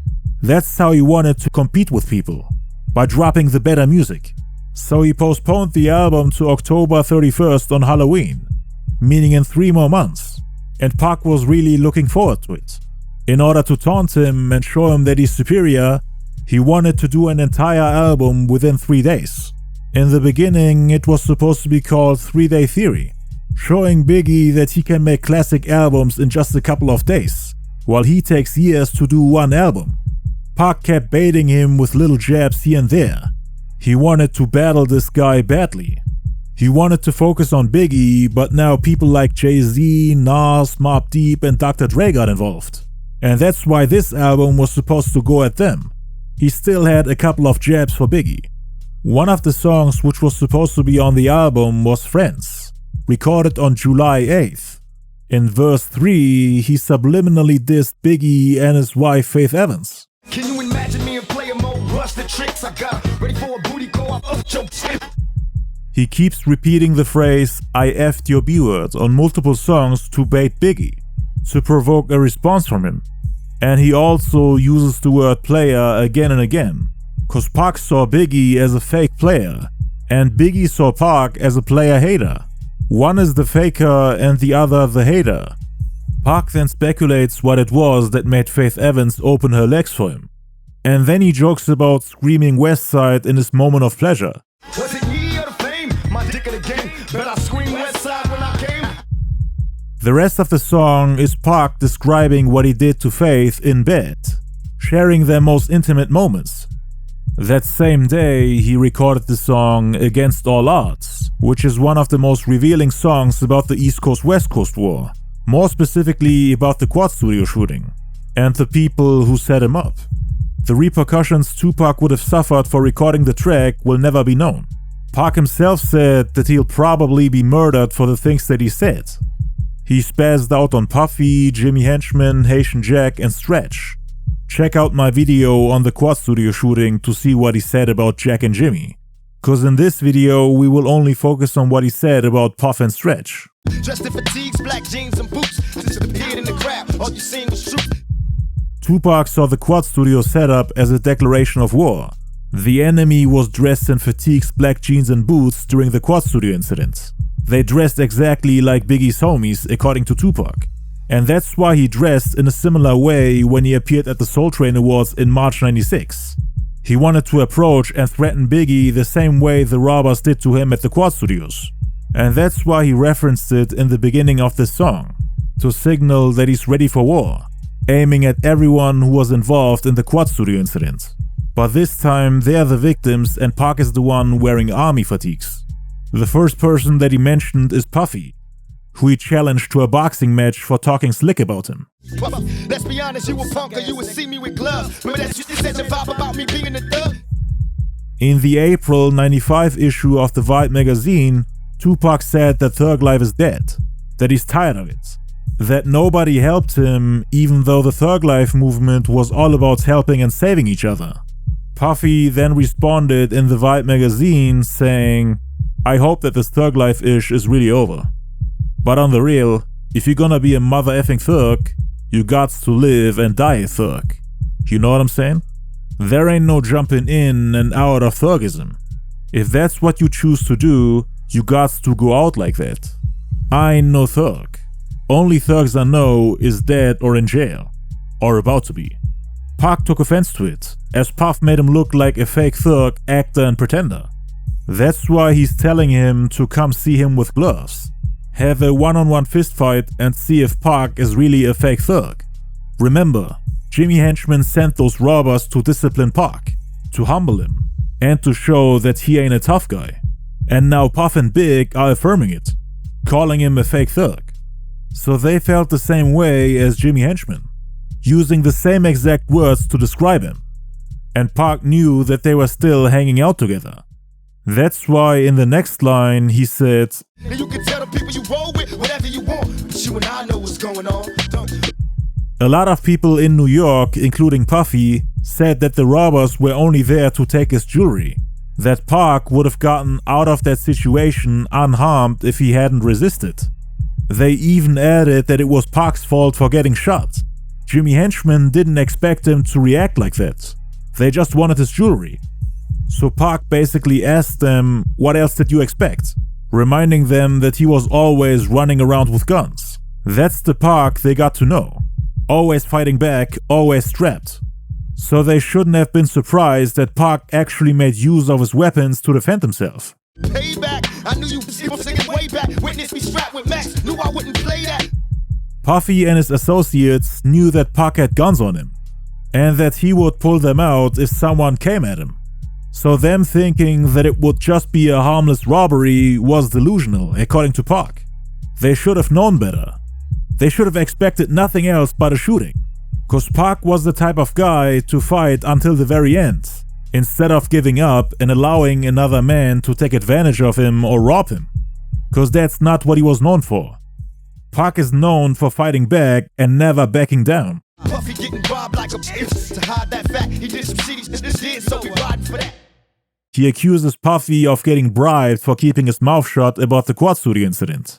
The same incident where he didn't warn him, even though they were friends. Set me up, wet me up, they can stuff me up. Heard the guns bust, but you chicks never shut me up. Pac helped Puffy and Biggie wherever he could. Gave Big his first shows, and told him how to make popular records, so that him and Puffy can make millions. But they both kept quiet the whole time, even though numerous people like Puff's bodyguard Gene Deal and the assailant Dexter Isaac have said that he knew about the plans of the shooting beforehand. Touch one of mine, on everything I own, I will destroy everything you touch. Pac also dedicated a few words to his fallen friend Stretch, who chose to hang out with Biggie instead of visiting Pac in prison. And then again, that was down for me. Biggie, rest the dead. Switch sides, guess his new friends wanted him dead. When he said switch sides, guess his new friends wanted him dead, Pac was talking about Biggie and Jimmy Henchman. Stretch chose to hang out with Biggie, who on the other hand chose to hang out with Jimmy Henchman. Pac knew that Jimmy threatened Stretch's mother, so he's trying to imply that Jimmy put out a hit on him since he doesn't have any more use for him. Stretch was the guy relaying messages for Jimmy. And there were also rumors that Stretch was involved in the setup. So now Pac is saying, see, this is what you get for betraying me. You shouldn't have switched sides. Probably murdered for the ish that I said. Implying that Stretch got killed because of Pac's comments in the April '95 issue of the Vibe magazine, where he basically implied that he's a traitor. Probably be murdered for the ish I said. I bring the real, be a legend, breathing the dead. On July 10th, Pac recorded the diss track Watch Your Mouth, which was also supposed to be on the Killuminati album. Prepare for panic when I unleash. It's lucky if they leave here in one piece. Queen Puff never had no heart to start, so how the hell Biggie Smalls get the part? Watch him out. That same day, he recorded the song Thug Nature. Why cry? Knowing that's the nature. Tell him that it's human nature. According to the producer QD3, Pac's beef with Biggie prevented him from collaborating with the king of pop, Michael Jackson, cause the song itself was supposed to be paying homage to him, as MJ had a song called Human Nature on his classic album Thriller. Pac had already recorded a song called They Don't Give a F About Us, which was paying homage to MJ's song They Don't Really Care About Us.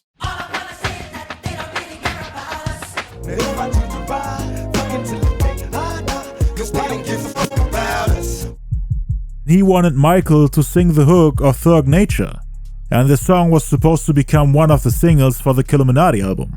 Cause the year prior, Biggie had done a song with him called This Time Around, back when he was crowned the King of New York. Now that Pac was on top, he felt like he deserved to be on a song with the King of Pop, just like Biggie in '95. Cause the Biggie song was marketed as a collaboration between the King of Pop and the King of Rap. And now that Pac had dethroned him, he thought it was only right for him to get a chance to collaborate with MJ.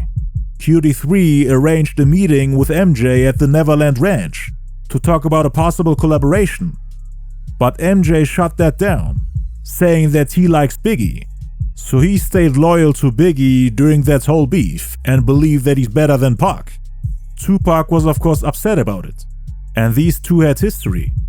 Cause in 1994, Pac was called to the studio to come do a song with Michael Jackson for his upcoming double album. When he got there, MJ was nowhere to be found. They wanted him to lay down a verse, but Pac didn't want to do that. He wanted MJ to come to the studio and at least say hello to him. They told Pac that that's not going to happen. He shall just lay down a verse and then leave. Pac supposedly felt disrespected and then walked out on them. A year later, MJ then decided to put Biggie on the album, on the song This Time Around. By that time, Pac was in prison and Biggie was the biggest thing in hip-hop. So Pac and Napoleon from the Outlaws assumed that MJ did that on purpose, cause by that time the two had already started beefing. And now fast forward to '96, MJ tells QD3 that he prefers Biggie.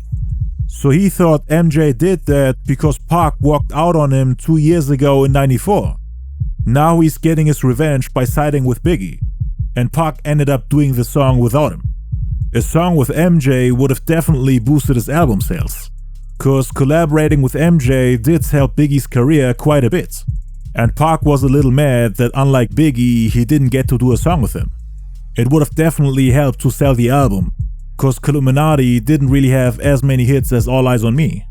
The album was more serious. But of course he wanted it to sell more than his previous one. A collaboration with MJ would have definitely boosted his sales. 2 days later, on July 12th, he then recorded the song Bomb First, where he's also taking shots at several rappers. Still fucking talking, you chicken still breathing. You off the roaches, I'm a bad boy killer. Jay-Z got to looking out for Mob D when I find you. Young Noble from the Outlaws then takes aim at Biggie and Nas for supposedly lying about being drug kingpins and the King of New York. They were both battling for the crown back then. I covered this in my Biggie and Nas beef documentary. Yo, chicken black, you ain't thorough, half rapper, half drug kingpin. You tell a fairy tale, done, king of New York, like you the motherfucker. In the uncut version of Bomb First, Pac rants about his enemies in the outro, saying that there's no coming back for them, and that they have no option but to stay quiet like a church mouse. West side, west side. Death Machiavelli, dog. One checkmate, bitch. Wait for the next move. Still a nigga. Yo, I ain't making no noise. When I do it, now I can finish my shit. Don't you love how I stick to you? How I do it. Don't you love how I play the trick? Nigga,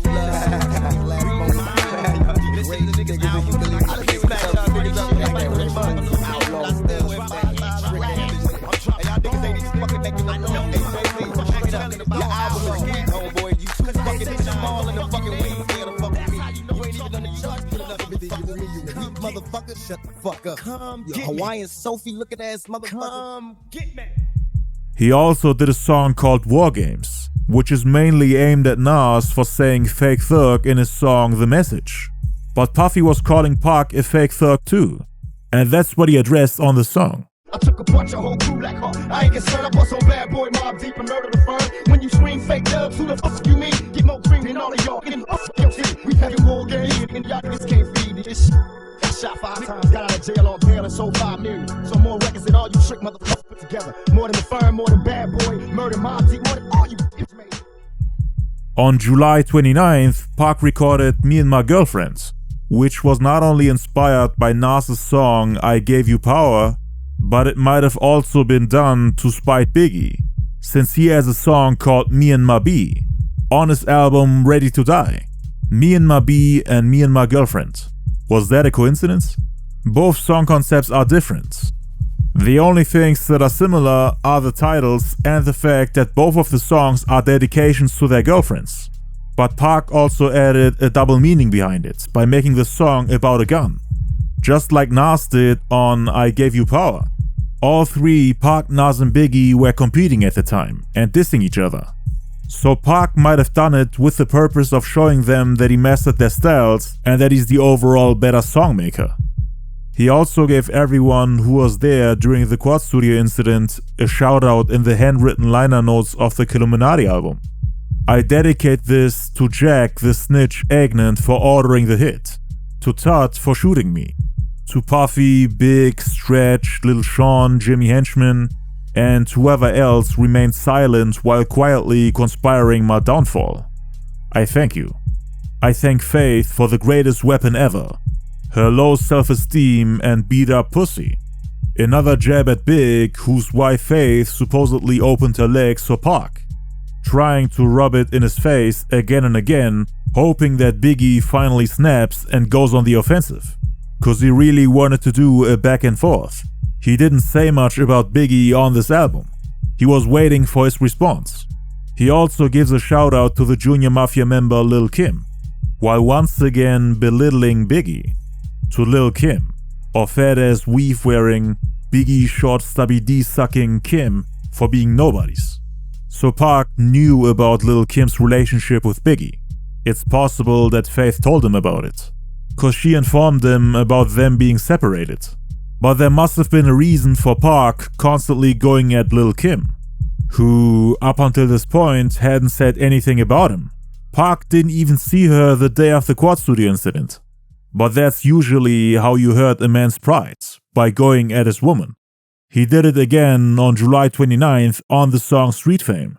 Busting on my enemies, bad boy killers. Straight dissing you. Off Little Kim, you nasty.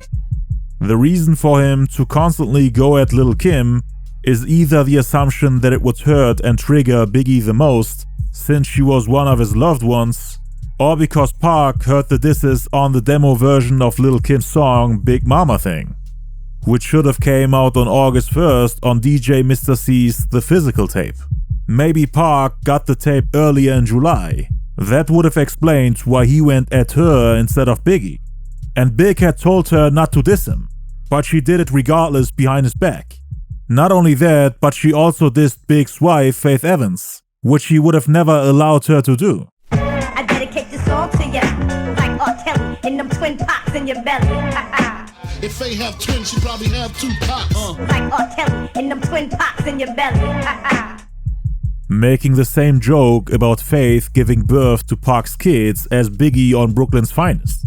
The entire second verse is going at Faith, cause the two were beefing at the time. Faith once again caught Biggie cheating with Kim. Faith was pregnant but still decided to fight her, beat her up and stole her wig. Lil' Kim used the whole incident with Pac against her, trying to show Biggie that she's unfaithful and not worthy of being his wife. Lil' Kim was Biggie's side chick the whole time, and she wanted to rank up and be Biggie's main chick. In order to prove her loyalty towards Biggie, she decided to diss both Pac and Faith. But again, Biggie didn't want her to do that. In verse 3, she's taking shots at Pac. Oh yeah, who shot ya? Who knows what they got ya? Who shot me but your pumps didn't finish? Who shot your mouth ties like Sinatra? Who shot me but your pumps didn't finish? They got ya. Fed up, wet up. Maybe next time your punk ass will keep your head up. Quiet.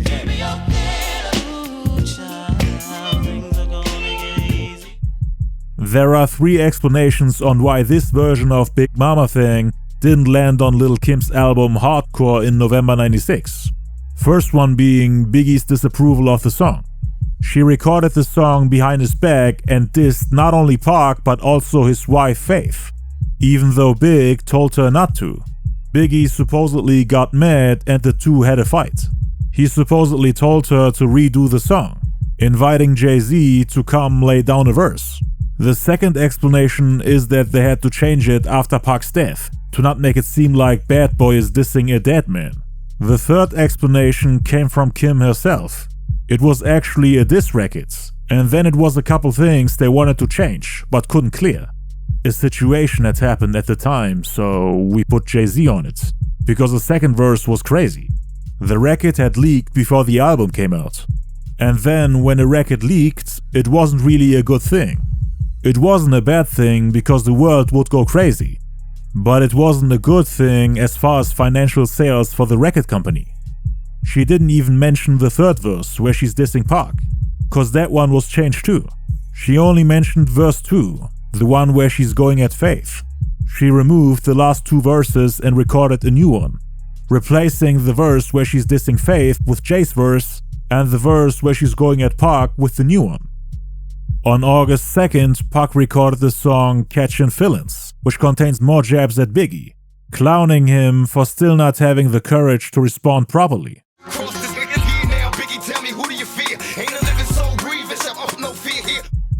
Implying that Big should have thought twice before crossing him, saying that he's afraid of him, while Pac himself is fearless, cause he is the one that everybody is scared of. They are terrified of his presence. Not even the King of New York has enough courage to face him.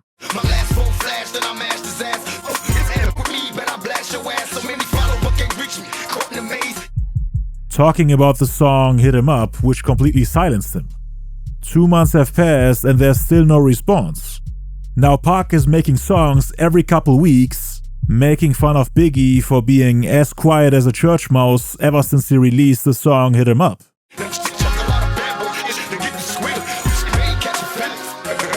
On August 4th, Pac recorded the outro to his song Toss It Up, in which he's once again dissing Lil' Kim, Biggie and Puffy.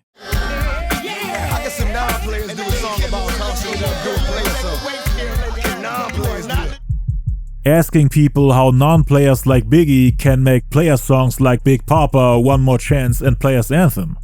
There are multiple vocal tracks overlapping in the outro, so it's a little hard to hear what he's saying.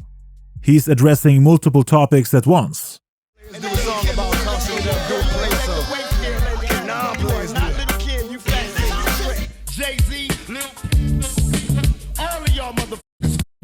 Big hated the fact that all of it was going on. He loved Tupac and everybody from the West that he had known. He loved them.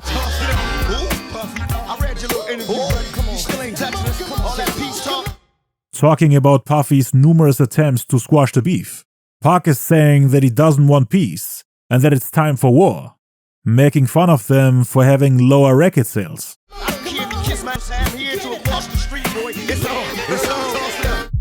On August 12th, Pac and Suge decided to do a video for the song Toss It Up, the lead single to his next album Killuminati. The location for the video was a beach. There's footage of them joking about sleeping with Biggie's wife.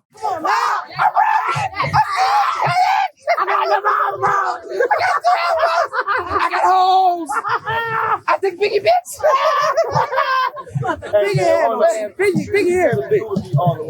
Okay, but I did you for you, but I did you. You told me to fuck Puffy bitch, so I did it for you.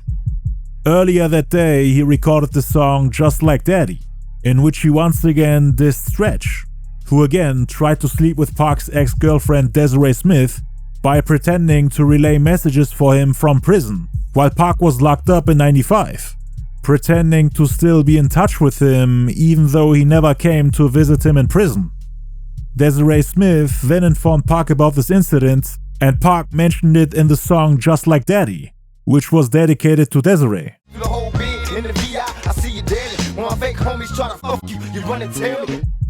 A day later, on August 13th, Pac and the Outlaws recorded the song Runnin' on E, on which he dissed the Bad Boy Camp in the hook. If you a bad boy, then you die. They fucked up when they robbed me. Put another contract on Mob Deep. On August 22nd, Biggie was interviewed by Uncle Luke at Little Caesar's birthday party at a club. He was asked about the Tupac situation, to which Biggie responded that he ain't mad at him for trying to make money by all means necessary, and that they'll eventually see each other. I look at this like this, man. We all trying to be rich against, man. You know what I'm saying? Right. That man doing what he got to do, and I'm going to do what I got to do. You know what I'm saying? Right. Plain and simple. When we see each other, we going to see each other. Until then, I'm going to make good music, and he going to make whatever he make. You know what I'm saying? Simple as that. Whatever is whatever. I want to be an entrepreneur, man. I want to be $1 million nigga, man. He also added that Pac wouldn't have dissed him if he was broke, implying that he's only dissing him because he's rich and on top of the game. At the end of the day, it's all about that motherfucking money. If I was a broke motherfucker, he wouldn't have nothing to say about me. Right. So what you say? What you got something to say about that little scene? I ain't got nothing to say about the dude, man. We gonna do our thing. Let him keep yapping about us. He gonna help us make some money. That's it. Tupac did an interview as well 2 days later on August 24th. It was with Rob Marriott, and he once again spoke about Biggie, explaining how much he did for him before the fame, and how much Biggie learned from him. I possess his soul, his and Puffy. They know that I was the truest involved with Biggie's success. I was the biggest help. I was the truest. I don't like his rhymes, but he know how much he borrowed from me. He know how I used to stop my shows and let him touch the show. Let him blow up and do his whole show in the middle of my show. How I used to buy his and give him and never ask for that. How I used to share. How I used to share my experiences in the game and my lessons and my rules and my knowledge on the game with him. You know what I mean? He owed me more. He owed me more than to turn his head and act like he didn't know he was about to blow my head off. He knew. He then talks about how Biggie acted like a quote-unquote mouse in front of him, acting like he can't help him out after the shooting, can't tell him who did it, but then later claiming to be the king of New York, the Don, the guy that holds the entire rap game in a chokehold, while forgetting about his mentor and teacher Tupac, who, for once, asked for something in return, after all the things he did for him. If you all mouse, be a mouse. But for me to know, like, 3 weeks ago this happened, and then 3 weeks later your album's coming out, and you are fucking done in your album. But you don't know who shot me in your fucking hotel, it's from your neighborhood, and I gotta find out about myself, and I don't even call myself a Don, just a capo from the west side, and I'm on the east side in jail, and I know who touched me, and I know everything that happened. That's power. And he didn't know, so he was faking. And I was mad about that. And then he talks about how people believed his fake player image, which revolutionized the rap game. All of a sudden, everybody wanted to become a player just like Biggie, after seeing him on top. And they forgot that Tupac was the originator of that style, the one Biggie learned it from. The true player Biggie wanted to be like, according to Pac. And then I'm out of jail, and I couldn't believe that everybody was treating Biggie like the biggest star in the world. I couldn't believe that people was buying into the player image. And I wanted to bring back that reality. Nobody can never be confused and think I'm Mike Tyson and I'm a heavyweight champion. I'm a little, that's why it's so raw to watch me just battle lions, because I'm a little skinny, battling 3 times my size. But Biggie's not a player. He's never been. He's never had until he got some money. That's a trick. That's not a player. It's not a pop-up. So my point was to prove him wrong. I took everything that he glamorized and I personified it. Right. He also explained why he believes that Big ain't responding, saying that Biggie knows that everything about Pac is real. I mean, he always called him the realest guy in the industry. That's the reason why he even admired him so much and tried to be like him. The same thing that he admired is now coming to haunt him. Biggie has to compete with that same level of realness he always admired. And according to Pac, he can't keep up with him, as you can't beat realness with fakeness. That's why Biggie couldn't respond according to Pac. So I know if you pretending, and I know it. The same thing they love about me, they gotta admire, and but they forgot. Biggie forgot that same shit that made him want to kick it with me. It's the same shit that's whooping his ass right now. Right. And that's why when he talks, you can hear it in his interviews. He want to say, "I wish I could take this shit back," but he can't. He already committed himself to lying. So now all he can do is act like you don't know what the fuck is going on and listen to it. Think. People have to think. If this was happening for real, would this be your reaction? Unless you was guilty. He also talked about Biggie, saying that the reason why he ain't responding to the diss track Hit 'Em Up is because his friends and people around him told him that the song ain't worth responding to. Cause in the September 96 issue of the Vibe magazine, Biggie said, "The whole reason why I was being cool from day one was because of that guy Puff. Cause Puff don't get down like that. He got the streets riled up because he got a little song dissing me. But how would I look dissing him back? My people is like, F that guy. That guy is so much on your D. It don't even make no sense to say anything." This is interesting because everybody around Biggie, including Junior Mafia, Jay-Z and The Lox, said that Biggie told him that he won't respond, and that nobody is making diss records. Maybe Puffy spoke to him while he was in a state of confusion, not knowing what to do, advising him to not respond and to just focus on the music. I had to make the call to Biggie, and I said, we're not gonna respond. Somebody's gonna get hurt if we respond, because Tupac hit us with Hit 'Em Up, and that joint was cold. We would take your turntables, you played Hit 'Em Up. You know what I'm saying? That's how cold that thing hurt to this day. I told Big not to respond, so I could understand, because what Big had written for them, like somebody was going, it was going to get as bad as it got. No, he didn't record it. I mean, he let me know what it was going to be saying, and it was just too much, Sometimes things are just like, it's too much. Pac pointed out how the King of New York all of a sudden became a follower, doing what the people who were supposed to be his followers were telling him, instead of making his own decisions and making them follow him, implying that Biggie's team shouldn't have the authority to stop Biggie from making response records. And all that shit about my homeboys tell me, don't sweat that. This is all my friends telling me not to. Oh, so you're following now? So you were following now? Why didn't your homeboys tell you not to make rhymes when you shooting pregnant babies in the stomach? You know what I mean? That's why, why'd you say that at the end of your record? You was like, how their kids won't grow, boom, boom. Honestly, I didn't write none of that shit down. I didn't write nothing. I was blowing up on the studio to keep me from really killing me. And that's what came out. But I don't have no mercy in war. They didn't have no mercy. They kids, they tried to shoot my fucking balls off. What about my kids? He then explains how Biggie was able to take over the game while he was locked up, even though he quote-unquote only sold 2 million albums, saying that Death Row wasn't in a good place at the time and that Biggie had it easy. He also explained why he had to go at Biggie, arguing that you always have to go against the one at the top if you want to be the number one. The one that's able to dictate who's successful in the game, by controlling the media, radio stations, and by being well connected in the industry. So that's why only people in Biggie's camp were succeeding, cause Big was in full control. In order for Pac to get his spot back, he had to take down the number one, so that he's in charge and can build up his empire. I said it in the beginning that I was going to take these out the game, and sure enough I will. Already people can't look at Biggie and not laugh. I took every piece of his power. Biggie is 3 times bigger than me, and everybody sympathizing with him. They acting like I'm bullying him. He's 3 times bigger than me, and I'm asking this to have a fight. All I want to do is take them to where I was when they didn't want to support me. And anybody that try to help them, I would destroy. Whether it's whoever it is, I would destroy. That's what I'm doing. Everybody that try to side with him or do a record with him or try to unify with him, I'm going to destroy. I swear to God. Can't nobody touch me right now. Maybe next month all of this will be over. But this month, I'm taking every moving target out. Because this is a very personal thing for me, and I feel like people should have given me my respect. Y'all know I was not like this before. I did not attack people. I was not on no East Coast, West Coast. I was the major bridge between the East Coast and the West Coast. So this is very serious. It's like if America sent an ambassador to Iran and he gets murdered, Iran got problems, and Iran should know that. And that's what I feel about New York. They should know that. Separate yourself from this. And that's what's going to show. And they already do it. I got hands out there. Now, I took over his kingdom. Not took it over, but it's still in New York bumping my shit. Ain't like my record ain't selling in New York.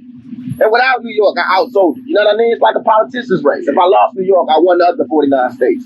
And that makes me in control. Now I'm the new president for the next 4 years. Right. That's why I'm telling you now, when I see Biggie, it's not going to be like we're going to attack him every time. Right. I might be in a good mood. And I might not want to be going. This is so minor. This is not about me and Biggie. Everybody keep talking about it. Y'all making this look bigger than he is. The rest of the interview with Rod Marriott was in the September 96 issue of the Vibe magazine, which featured Biggie and Puffy on the cover, with the headline East vs. West, Biggie and Puffy break their silence. Pac spoke about Puffy's comments in the Vibe magazine, where he responded to Pac's comment of Thug Life being dead, saying that he really hopes that Thug Life is over, and that you have to live and die a thug, or else you're not a real thug, criticizing Pac for trying to step out of thugism. I lived and almost died for Thug Life. And after that Vibe article, people said, Tupac, I thought Thug Life was dead. Yeah, but read the rest of the article. Puffy, in that letter in the Vibe, gave me some advice that brought me back to the Thug Life-ish. He said you can't be a thug for a second or a minute and get in and out of it. You gotta be in it forever. He didn't mean it as advice at the time. He said it to dampen things. So now, when I'm whooping his mother effing ass and it hurts, and all these people talking about, stop, now. Remember what he told me. These words came out of his mouth. Like mentioned earlier, Biggie and Puffy broke their silence on Tupac, Death Row, and all the East-West friction in the cover story of the same magazine issue, in which they included the Tupac interview with Rod Marriott. Puffy said, I'm hurt a little bit spiritually by all the negativity, by this whole Death Row bad boy-ish. I'm hurt that out of all my accomplishments, it's like I'm always getting my most fame from negative drama. How it got to this point, I really don't know. I'm still trying to figure it out. Why would I set a guy up to get shot? If I'ma set a guy up, which I would never do, I ain't gonna be in the country. I'ma be in Bolivia somewhere. This was said in response to Pac claiming that Puffy and Biggie set him up at the Quad Studios. He's telling Pac that he's barking up the wrong tree. He ain't mad at the guys that shot him. He knows where they're at. He knows who shot him. If you ask him, he knows. And everybody in the street knows. And he's not stepping to them. Because he knows that he's not gonna get away with that ish. To me, that's some real sucker ish. Be mad at everybody, man. Don't be using people as scapegoats. We know that he's a nice guy from New York. All ish aside, Tupac is a nice, good-hearted guy. This part right here, everybody in the street knows, is confirmation by Puffy that they all knew who shot him and set him up. And that was Pac's problem with them all along. None of them wanted to tell him, but somehow everybody knew. They told everybody in the streets who did it, but didn't tell Pac. Pac was upset that his old friends didn't see the issue in them telling everybody in the streets what happened and who did it, except the victim. They withheld information from him, but told everybody else, as if they're picking Jimmy Henchman's side. They still continued their relationship with Jimmy as if nothing happened. And Puff saying he's not stepping to them cause he knows he's not getting away with that ish, while still being cool with the people who did it, confirmed Pac's whole point. They're not distancing themselves from Jimmy and always talk highly of him while belittling Tupac, telling Pac to stay in his lane and that he's not ready for a powerful guy like Jimmy, that he wouldn't get away with it if he ever decided to step to them. I just remember what you told me. You said don't go to war unless I got my money right. I got my money right. Now I want war. Biggie, on the other hand, took a whole different approach. He sounded way more genuine and good-hearted. You can see that he really cared for him, and that he wasn't involved. I'm still thinking, this guy's my man. This ish just got to be talk. That's all I kept saying to myself. I can't believe he would think that I would ish on him like that. Honestly, I didn't have no problem with the guy. He can't front on me. As much as he may come off as some Biggie hater, he knows. He knows when all this ish was going down, I was schooling him to certain things. Me and Stretch, God bless the grave. But he chose to do things he wanted to do. There wasn't nothing I could do. But it wasn't like he wasn't my man. And Biggie had a point. He always saw Pac as his big brother. This whole beef wouldn't have happened if Pac wasn't such a hothead. Biggie may have missed out on opportunities to help him while he was in prison, but that doesn't justify all the things Pac did afterwards. Like the whole thing with his wife. Pac should have been more patient, and Biggie should have made more of an effort to reach out to him. Especially after putting out the song Who Shot Ya and then reading Pac's comments in the Vibe magazine. Biggie had the world racing around him with his sudden rise to fame. And he had his own personal issues to deal with. Pac should have been a little more understanding. But then again, while he was in prison, he was fed false information by his loved ones. Like his cousin hearing King Tut brag about shooting Tupac and being homies with Biggie. Which later turned out to be complete nonsense. King Tut was not involved in the Quad Studio shooting. And neither was Biggie. Which means that Pac was in the wrong for doing what he did. He slept with the wife of someone he considered his little brother, stabbing Biggie in the back while having a completely false image of him, fighting a version of Biggie that doesn't even exist. He should have directed his anger at Puffy. But then again, it's very easy to say what people should have done 30 plus years ago, when we have access to all the information and they didn't. Things were different back then. If the mother effer really did F Faye, that's foul how he's blowing her like that. Never once did he say that Faye did some foul ish to him. If Honey was to give you that pussy, why would you disrespect her like that? If you had beef with me, you're like, boom, I'ma F his wife. Would you be so harsh on her? Like, you got beef with her? That ish doesn't make sense. That's why I don't believe it. To the question if Puffy believes that he's in physical danger because of Death Row's intimidating reputation, Puffy answered, I never knew of my life being in danger. I'm not saying that I'm ignorant to the rumors, but if you got a problem and somebody wants to get your ass, they don't talk about it. What it's been right now is a lot of movie making and a lot of entertainment drama. Bad boys move in silence. If somebody wants to get your ass, you're gonna wake up in heaven. There ain't no record gonna be made about it. It ain't gonna be no interviews. It's gonna be straight up, oh, ish. Where am I? What are these wings on my back? Your name is Jesus Christ? When you're involved in some real ish, it's gonna be some real ish. But ain't no man gonna make me act the way that I don't want to act. Or make me be something I'm not. I ain't a gangster. So why y'all gonna tell me to start acting like a gangster? I'm trying to be an intelligent black man. I don't give a F if you people think that's corny or not. If anybody comes and touches me, I am going to defend myself. But I'ma be me. A young guy who came up making music, trying to put people on, handle his business, and make some history. In this interview, Puffy may have hinted that he gave the green light to have Pac and Suge handled. Like he said on the Bad Boy Volume 4 mixtape, his response to hit him up is Bad Boys Move in Silence. And now he's explaining the meaning of Bad Boys Move in Silence. There won't be no response records. You're gonna wake up in heaven. And this is unfortunately what's happened the same month the interview came out. I'm ready for it to come to a head. However, it gotta go down. I'm ready for it to be out of my life and be over with. I mean that from the bottom of my heart. I just hope it can end quick and in a positive way, because it's gotten out of hand. In the September 96 issue of the Source magazine, Suge Knight offered to stage a pay-per-view boxing event featuring bouts between Bad Boy and Death Row artists. A boxing match between him and Biggie, and also between Pac and Puffy, as those would be the right weight classes for both fights. Let's put up a ring, throw the gloves on and fight.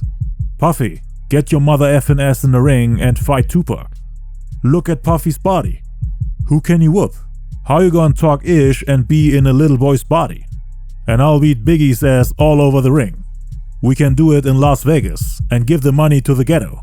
not charity organizations which don't mean a mother effing thing. Take it straight to the ghetto and build swings, parks, and buy food in it. On September 4th, the Death Row family flew to New York to attend the '96 MTV Music Awards, showing New Yorkers that they're not afraid of coming to the East Coast during the height of the East-West War, after telling everyone from New York that they're ready for drama. Any you ticket from New York that wanna bring it, but we ain't singing, we bringing drama. You and your mama. Biggie, Puffy, and the Bad Boy crew did not attend the awards even though they were held in their own city. The awards took place in New York, but they did not feel safe. The Death Row entourage had dozens of security guards with them. The reason why Puffy and Biggie did not attend is because they were afraid that Pac would once again attack them like at the Soul Train Awards 6 months prior, where they pulled guns on each other. We are businessmen. We are not animals. It's not like we're going to see them and rush them and jump on them. If they see us and they want drama, we're going to definitely bring it like only Death Row could bring it. But we here as businessmen to enjoy and support the Video Music Awards for MTV because they support us. So if they want to come and use this business opportunity to get on some gangster, you know, we do that better than anybody. He made clear that they're not going to jump each other like wild animals once they see each other, saying that they're businessmen who came here to show love and support. But he made clear that there's no interest in working with them. When it all go down, don't look at me and Biggie and be like, why is there a big East Coast, West Coast war? When you're shooting this to 300 homes, 300 countries, telling them about an East Coast, West Coast war that they would never know exists. If it did exist, Pac, we wouldn't be here. So right, and if it exists, how we gonna be sitting in New York talking about it? We'll try to be better role models, and y'all try to stop putting that drama out there. You got a lot of power, a lot of responsibility. We both do. We both need to exercise greater restraint. Pac did another interview later that night at the MTV after party, 10 minutes before he ran into Nas. He promoted the new label Death Row East, while saying that with their strength in numbers and by them coming to New York, they're proving that there's no fear and that they're about to overthrow all the labels on the East Coast. Ain't no other record company out there that sold as many records as we did. We outsold Bad Boy, LaFace, every black record label out there, we outsold them in 1 year. So Death Row East is gonna be a personification of what we did on the West Side. We're gonna do it to the East Side, and we're gonna prove once and for all that all these people talking about an East Coast, West Coast war, they like the Judas was to Jesus. They only here to cause confusion. We here to bring money and to bring change. They here to cause confusion. All these weak rappers, Nas, all these suckers, they battling off of East and West like this is a game. This ain't no game. If this was chess, we be yelling checkmate 3 years ago because we've been beat these. It's not a game. By strength and numbers, we coming to the East Coast to prove there is no fear, there is no problem, there ain't nothing but opportunity. And the opportunity is overthrow the government y'all got right now, which is Bad Boy and Nas and all that bullshit, and we will bring a new government here that will feed every person in New York. 10 minutes later, he clashed with Nas and they squashed the beef. Told him to meet him in Las Vegas the following weekend. Pac, Suge, and Snoop stayed in New York the following day, where Pac got into a fight with basically everyone. Snoop did an interview with Angie Martinez on September 5th in New York. When asked how he feels about Biggie and Puffy, he said, "I'm cool with them. I want to do some music with them. I want to work with them." This is interesting because the night before, when he was with Pac, he agreed that there's no interest in working with them. Can you envision a day when, y'all, if not get together and make an album, just peacefully coexist? There's no dream of making an album with Biggie and Puffy, or none of them. We're not sweating it like that. This is our family. We peacefully coexist right now because we all cool. Everybody's here. They sell records. We sell records. Well, I guess you could call that selling records. What they do, we sell large amounts of records, and they sell a few records. And really, there's no competition. People are really making too much out of it than it is. Snoop supposedly started hanging out with Biggie after the New York video shoot. And according to the Death Row head of security, Reggie Wright, it caused a label internal beef between him and Suge in spring '96. But the conflict had cooled down a bit until that interview. Now Pac, Suge, and the Mob Peru were mad at Snoop for making those comments. Cause the Crips on Death Row didn't really want to be part of the whole Bad Boy Death Row beef. Suge and Pac wanted Death Row to look like one big family that moves as a collective. They didn't want their enemies to know that there's a divide within their camp, cause it looked like Biggie had to go up against Pac, Snoop, the Dogg Pound, and every artist on Death Row. But with those comments, Snoop confirmed that it's only Pac, and it seemed like everyone else on the label turned their backs on him. and let him fight Biggie on his own. That it was only one hothead on the label that had a problem with him. And this made Pac appear less influential and powerful. So of course he was mad at him. And according to Reggie Wright Jr., he was ranting about it for hours. One of the security guards saw Pac hit the top of the limo saying, "I'm a dead man now, I'm a dead man now. They know we not family. They know we not one." When Pac met Suge at the hotel, he told him what he's going to do with him when he sees him. He was furious. He tried to use the Outlaws to lure Snoop into a trap, asking him to bring him some weed. Pac wanted to corner him and beat him up. There's also people saying that he wanted to leave Death Row, but he probably only said it in the heat of the moment. Later that day, Tupac, the Outlaws, Suge, and the Death Row family went to a club in New York. Everything was fine until the DJ started playing Biggie. Pac supposedly approached him, took the vinyl and broke it, yelling at the DJ for playing Biggie's music. But this was Biggie's territory. Pac was telling New York DJs in New York not to play East Coast music, and that led to a whole argument and fight. So Pac was really mad during his final days. He saw Snoop as a traitor and supposedly wanted to leave Death Row. He even wanted to cancel the trip to Las Vegas that following weekend, where he eventually got shot and killed. Because at the time he had some issues with his family that he wanted to solve, but Suge convinced him to stick to the plan. On the following day, which is Friday, September 6th, they flew back to LA early in the morning. Pac didn't speak a word to Snoop, even though he tried to hold a conversation with him. All three had a Rolls Royce waiting for them at the airport. They all went their separate ways. Pac had a tight schedule that Friday. Tons of things he had to get done before his trip to Las Vegas. He wanted to record a couple more songs and then later do the second video to toss it up. One of the last songs he ever recorded is All Out, on which he's dissing Puffy and Biggie in the outro, saying that he destroyed their careers. Us, the first of us, who we trust. I'm from Mobb Deep and Jay-Z, dead to dust. I told you punks that I was after Biggie. You got it wrong, now we about to bust on all y'all. West Side! Nah, dead, nah, slow Biggie. Bang, nah, you die slow, Puffer. Bang, nah, dead, die slow. Out the game, no need to explain. You die slow, get out of here. Die slow, yeah, and it don't big, pig, Puffer, nut, die slow. Nigga ain't stop me. On Saturday, September 7th, Pac and the entire Death Row entourage, excluding the Crips, Snoop, the Dogg Pound and Nate Dogg, drove to Las Vegas. This became Tupac's final trip. Cause that night, after the Mike Tyson-Bruce Seldon fight at the MGM Grand Hotel, Tupac and the Death Row entourage got into a fight with Keefe D's nephew Orlando Anderson at the lobby of the MGM Grand. Again, Keefe D was the guy that Puffy hired as security and backup to keep Suge in check. He was after the $1 million bounty which Puffy put on Pac and Suge's head. His nephew Orlando Baby Lane Anderson had previously knocked out the Death Row affiliated Ma Peru member Trayvon Lane, whose Death Row medallion he attempted to snatch, supposedly to bring it back to Puffy, to get that $10,000 to $75,000 bounty which Suge and Tupac were aware of. Trayvon and fellow Ma Peru member Neckbone spotted him standing there alone, and then informed the rest of their people. Pac overheard the conversation between the Ma Peru members and then decided to rush Orlando. He took it on to himself to get revenge, cause Pac thought his friends got in danger because of his beef with Puffy. He thought Puffy was taunting them, so he wanted to take matters into his own hands, thinking that he dragged too many innocent people into this who had nothing to do with the beef. He also wanted to prove his loyalty to all the Ma Peru members.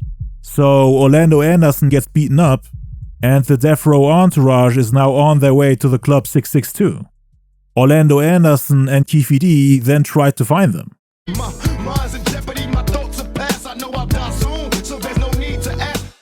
At 11:15 p.m., they pulled up on the right side of Pac's BMW with a white Cadillac and shot multiple times.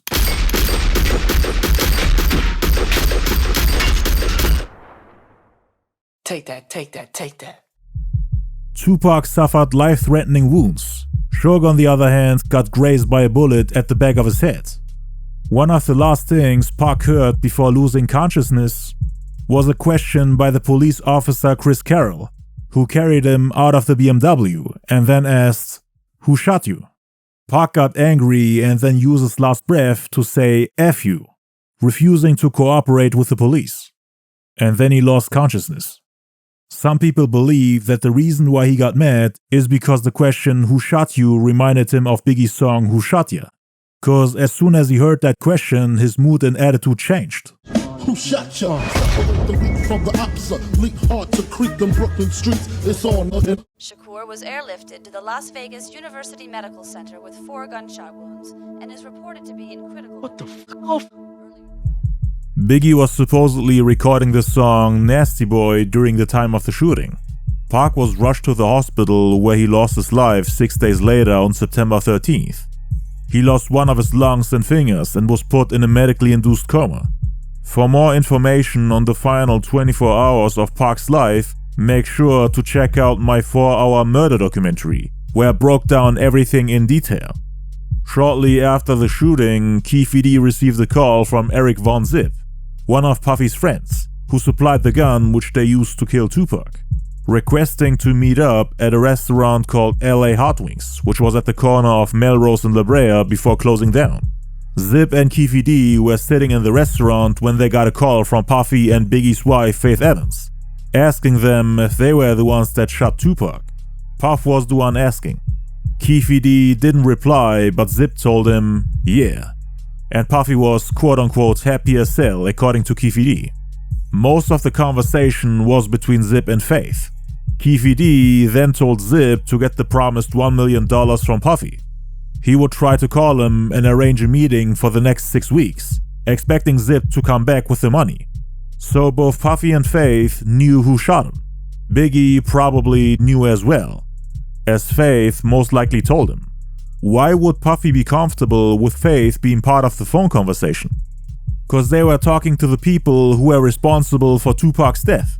And according to Keefe D, Zip and Faith already knew each other. Keefe D and the Southsiders did not have contact to Faith Evans or Biggie, at least prior to the shooting. So either Puffy or one of their associates had to have told Faith about it. Or they were just fine with letting Faith be part of the phone conversation. Possibly because she had history with Tupac. But the fact that they trusted her and knew that she wouldn't cooperate with the police is very interesting. Cause usually you don't want any more unnecessary witnesses. This phone conversation supposedly took place on September 10th, 3 days before Pac actually passed. According to Puffy's ex-bodyguard Gene Deal and everyone else associated with the Bad Boy camp, Biggie was devastated when he heard the news of Pac's passing. He was actually watching the news with the production team The Hitmen. I had the TV on, and when they said Pac just died, we was like, silent. Couldn't believe it. Wow, Pac died. Unbelievable. Biggie's then estranged wife, Faith Evans, said that she got a call from him that night. She described his voice as low and small. He was crying and seemed afraid. Something ain't right, Faye. Ish got effed up somewhere along the way. But that was my guy. Again, according to Keefe D, by this time, Faith and Puffy knew who shot him. And now Biggie is talking to her like he has no clue what's going on.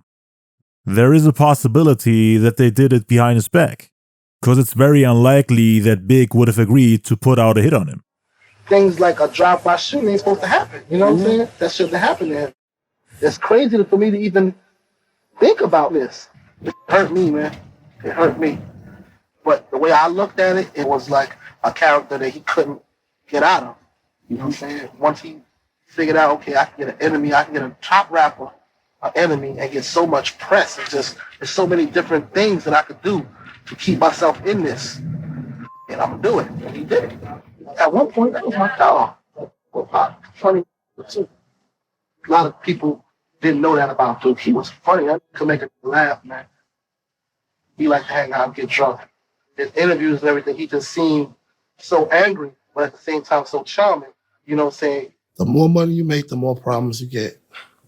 And jealousy and envy is something that comes with the territory, man. A lot of people, it's just negative energy, like my man Puff say. It just surrounds you. it makes you depressed, you know? So I got to rap about it. And that's one of the bad things about the game is when you get large, even your friends are turning against you, man. I always thought that we were going to have a chance to reconnect.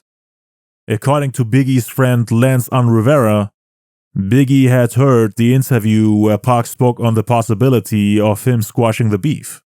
I already said this. I said this in the gang interview. If some large corporation or if the world really wanted to see us come together, my offer is the community center in every ghetto in the United States of America, fully funded, fully taken care of, and I'll tour every one of those community centers with Biggie and kiss him on his cheek and rap whatever they want me to rap. But until they do that, the war is on. Biggie was really sad that they couldn't work it out. His death made him paranoid. He felt like if Pac could die as one half of the whole East Coast-West Coast war, then he could die as well as the representative of the opposite half, with him being accused of setting him up and maybe even putting out a hit on him. Cause they started to blame him for the Vegas shooting as well. Those rumors existed even back then. When Pac died, everybody looked at Puffy and Biggie. They always found a way to blame Big, and he was afraid that the West Coast would retaliate. Biggie was clearly hurt by Pac's death. He was also scared to realize that Pac's money and security guards weren't able to protect him from the violence of the streets. He understood that the same thing could happen to him as well. On September 16th, meaning 3 days after Pac's passing, Biggie, Lil C's, and Charlie Baltimore got into a near-fatal car accident. Big was supposedly saddened by Pac's death to the point where he was feeling down for days. They had been smoking a lot ever since he passed. A day before the car accident, they actually got arrested for smoking marijuana. For some reason, when they got their Lexus back, the truck wouldn't start. So they had to obtain a rental car, a Chevrolet Lumina to be exact, which was known for having brake problems. Biggie gave C's the keys and then sat in the passenger seat. They got into an accident right when they got on the highway.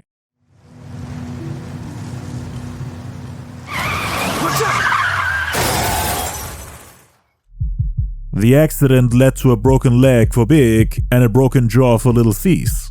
Big had to spend 3 months in the hospital and required 6 months of therapy to recover. And from that point on, he had to depend on a cane to be able to walk again. Now with Big laying in the hospital and being in rehab for 3 months, they couldn't finish the project and release it as planned on Halloween.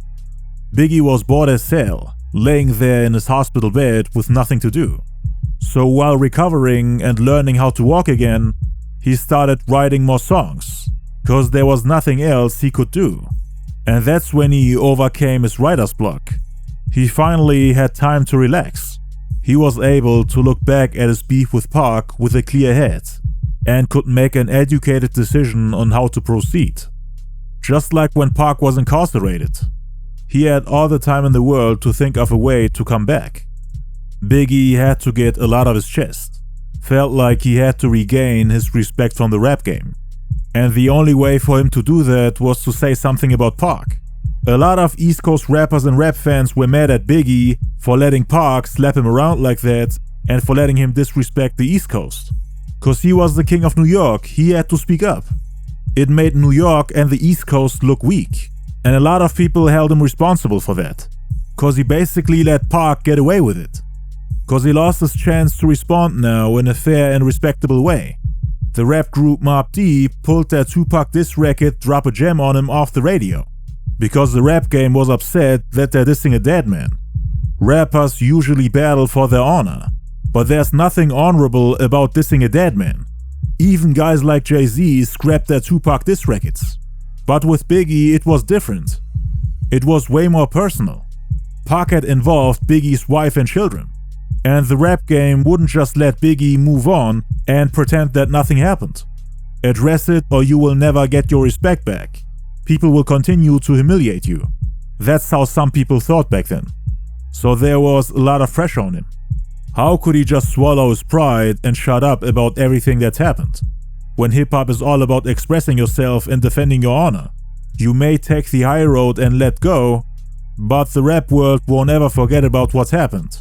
They will constantly remind you for the rest of your life. Remind him of what Pac did to him. And that's what Biggie realized while he was recovering. He had his pride and ego too. He wouldn't have been satisfied with the number 2 spot, behind Pac, who earned himself the eternal number 1 spot after quote-unquote defeating the King of New York. And he basically took that to his grave, which is part of the reason why he later made the song "You're Nobody Till Somebody Kills You." He realized that death only made Pac stronger, and the entire world was convinced that Big got humiliated, that he lost the battle and will never get his number 1 spot back, saying that he's only number 1 now because Pac is dead, that he wouldn't have been number 1 if Pac was alive. He would have been number 2 at best, and he can only compete with number 3 now, meaning Nas. And that would mean that he could only go down from that point on. People were begging Biggie to finally respond to Tupac to regain his respect in the streets. A lot of New Yorkers were really looking forward to a diss track. They didn't mind that he'd be dissing a dead man. The West Coast would interpret it as the ultimate form of disrespect, and they would have never forgiven him. But Big obviously wanted his spot back in the most competitive music genre in existence. And he can't get it back by battling people who are never even in the conversation for the number 1 spot. Especially after ducking the smoke from the actual number 1 and then coming out of hiding once he's dead, claiming to be number 1. That's the impression people had of Biggie, calling Biggie a coward for not responding. You can't make people believe that you're the number 1 after losing the biggest fight of your career and then only fighting smaller opponents. Cause people would always use his loss as an argument against him. Biggie can't be number 1 cause Pac easily destroyed him. That would be the argument. And Biggie didn't want that. So in order to shut those people up and put everybody in their place, he made sure to respond properly, even if it meant that he had to diss a dead man. Cause Pac had dissed his homie Stretch when he was dead. So he thought it was fine for him to do that as well. Cause Pac dissed Stretch on 2 albums after his death. And Biggie didn't want anybody to think that he was scared of battling him, or that he accepted the loss and moved on. Cause Biggie was more than capable enough to do just as much damage to Pac as he did to him. But he was holding back the entire time. People were still looking forward to what he had to say. And now, after a whole year of Pac going at him, he finally had a chance to say something. Cause he hadn't dropped a solo album in 2 years, and a lot of things had happened since then. There was too much unfinished business, things that needed to be addressed, like him almost losing his career and status in the game. So he went into the album with a lot of anger and hunger. That's what helped him to overcome the writer's block. Prior to the writer's block, he would write rhymes without a pen and paper, doing everything in his head just like Jay-Z. But due to the car accident and him not being able to turn everything into songs right then and there, he started writing rhymes on paper again, so that he can go to the studio months later when he's healthy and record everything back to back. He kept writing and writing until they decided to turn Life After Death into a double album. If the car accident hadn't happened, Life After Death most likely wouldn't be a double album. But now he could show people that he can make a better double album than Tupac. Cause All Eyez On Me was the biggest thing in '96. Biggie wanted to take over '97 with a double album of his own, with a bigger comeback than Tupac's. That was the plan. Snoop Dogg actually paid him a visit while he was recovering. He's in a walker, what the old people walk around in. He got the walker sitting at the edge of the bed, and when I walk in the room, we started talking. Then he looked me in my eyes and he said that Tupac is dead. But I can look in his eyes and I could see that he hurt. He didn't even have to say it. I could see it, that he hurt. This is not a man that's happy or glamorized. This is a man whose friend that's dead. They had a misunderstanding and he could never get no justice for his emotions. But he's showing me his emotions. He explaining to me how much he loved Tupac. And I ain't tripping. Not once did we bring up the Brooklyn incident, because what's understood don't need to be talked about. Biggie Smalls, he's an artist that I listen to his music, I love his work. There's no beef, it's nothing personal. I don't hate him and I don't disrespect him and I love what he do, you know what I'm saying? And it's just me, I'm just a smooth, peaceful individual. I don't have beef with nobody right now, baby. I look at the East-West thing as not a Snoop Dogg problem.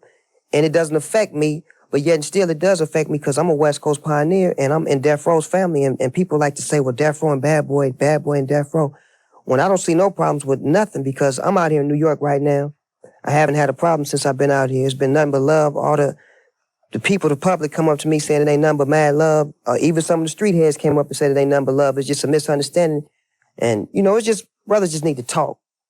If it's a problem, we need to really sit down and talk and get an understanding with each other and stop being punks and hiding behind labels and hiding behind music and videos and just be a man about the situation. Because there was a time when I went to Angie Martinez radio show and she asked me, when Pac was alive, when we was in New York, how do you feel about Biggie and Puffy? And I told her, them is my homies. I got love for them. And did you get any backlash from the West Coast? Because I remember that. Not the West Coast. I got backlash from Suge Knight, Tupac, and Death Row. And then was our last days hanging out before he got killed. So we ended on a kind of foul note because he felt like I didn't stay down with him. In actuality, I did stay down with him because before I knew Tupac and before I knew Biggie, I was cool with everybody. So once I met Pac, I still was cool with Biggie. Right. You feel what I'm saying? So it was like, do you want me to stop my friendship because of something that you think he did to you? And as a man, every time I see you press up on Biggie, he didn't want it. So do you want me to jump in and he acting like he don't want it? It don't make no sense for us to double team him and he don't even want it one-on-one. Right. He's acting like he don't want an issue with you. A bigger man would say, okay, I got you, you don't want none. Not constantly driving him, riding him, because the nigga had skills. If he wanted to shoot back some shit, he could have shot back some super gangster shit. I heard the subliminal shit he was shooting. You understand what I'm saying? So at the same time, it's like he was strategic with, I'm not going to start a fire. I'll just shoot a shot here and there. I'm not no punk. You know what I'm saying? Biggie's wife, Faith, paid him a visit as well. The two actually got closer after Pac's death. On October 22nd, 1996, Suge was sent to jail for kicking the crib Orlando Anderson the day Tupac was shot in Las Vegas. He was later sentenced to 5 years in prison. Death Row Records was slowly falling apart, with Bad Boy coming out on top by getting rid of their biggest competition.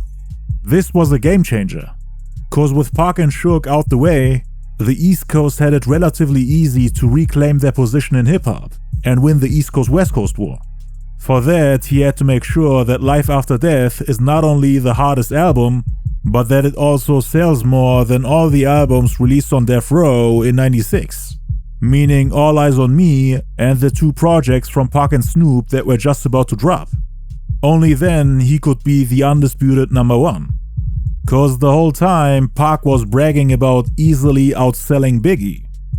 On November 5th, his first posthumous album, Machiavelli the Dawn, Killuminati, 7 Day Theory, came out and sold 664,000 copies in the first week, which was a major improvement compared to his double album All Eyez On Me, which had sold 566,000 copies in the first week. Although it's worth to note that the sales of Killuminati slowed down drastically compared to All Eyez On Me, which went 5 times platinum in just 2 months, while it took Killuminati 3 years to go 4 times platinum. All Eyez On Me remained his biggest album, mainly due to all the singles, music videos and club-friendly records. Plus, he was actually alive to promote the album. It is said that Biggie really liked the new album, even with all the disses on it. He played it in his car and was studying it. For most people, the album was very eerie, mysterious and spooky. Not just the cover with Pac being on a cross and him dying, but it was also way darker than all his previous albums. Biggie really loved the song Hail Mary, which must have hit different for him as it's one of the spookiest rap songs of all time. Biggie was paranoid and scared after Pac died in Las Vegas. He even spoke about it in one of his interviews. Every day is real.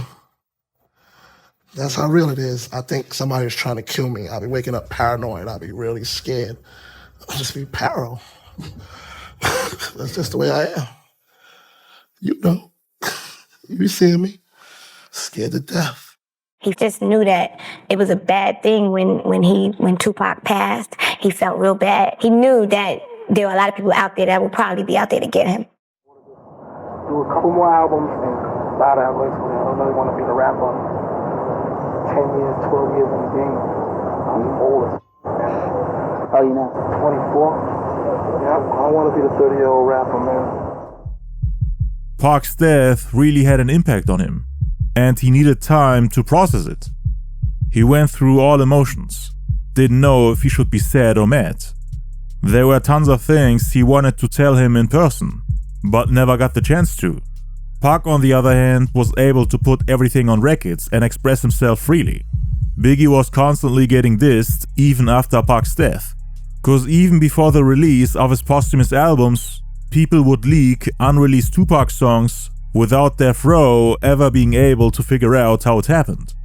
That's why you see so many unreleased Tupac songs on the internet now. It's possible that Biggie got to hear a few of them, just like how he got his hands on a leaked version of Hit 'Em Up. A few songs like Watch Your Mouth and Friendz didn't make the final Killuminati album, but they're listed on the original back cover, which has 6 additional tracks in total, including the song Thug Nature, which was supposed to have Michael Jackson on it. The back cover was also supposed to feature 3 of Pac's biggest enemies. The Notorious B.I.G, who is depicted as a pig wearing a P.I.G hat and a tight Bad Girl shirt. Then we have Puff Daddy as a ballerina, and lastly a naked Dr. Dre on the far right.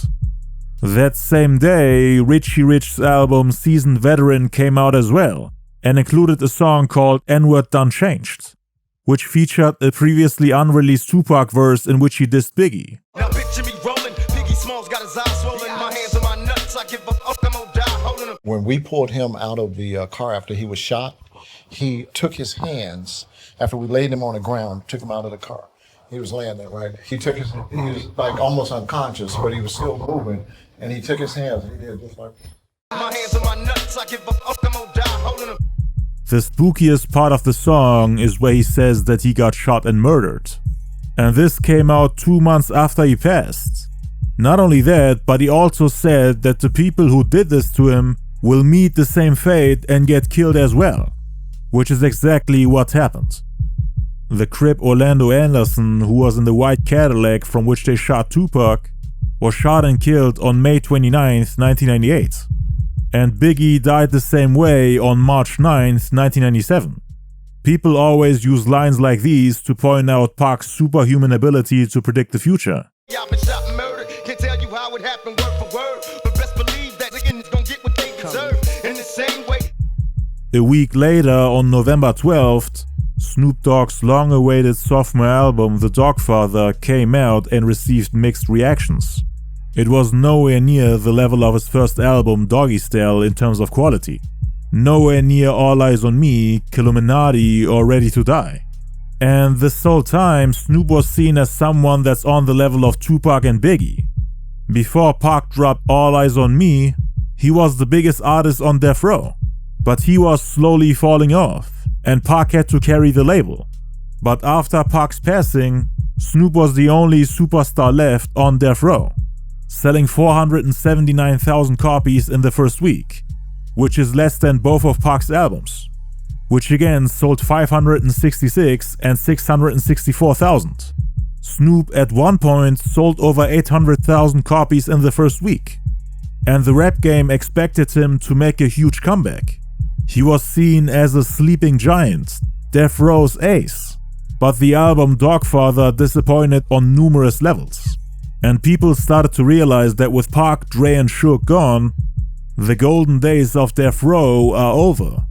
The pressure was on Snoop to carry the entire label, and to compete with Biggie on the East Coast, to fill Pac's shoes as the face of the West Coast during the East-West War, which he wasn't capable of. So the West Coast was at its weakest at that point in time. Biggie didn't even see Snoop as a threat, or anyone else on the West Coast. The East Coast was now about to win the war. When it came to competition, Biggie was more concerned with the MCs on the East Coast than the ones on the West Coast. He wanted to prove himself against everyone from New York who doubted him, and to everyone who came for his crown. After leaving the hospital and learning how to walk again using a cane, Biggie went back to the studio to finish the album. Despite him showing sadness and empathy to Tupac's passing, people were still feeling like Biggie had to respond. The game had lost respect for him. Pac had done so much damage that everyone looked at Biggie like he's the biggest coward in the rap game. Someone who's all talk, no action. A fake king, a fake player. And now with the accident, Biggie was also in the weakest condition he'd ever been. So how is he supposed to come back stronger? Not only did his reputation and status take a hit, but also his physical and mental health. But as the King of New York, you can never be soft or weak. He had to earn back his respect from everyone, and put fear into the hearts of his enemies and competition. How are you supposed to do that when you got humbled by a guy who just passed away, and thus stole your chance of ever getting back at him to earn back the respect people had for you?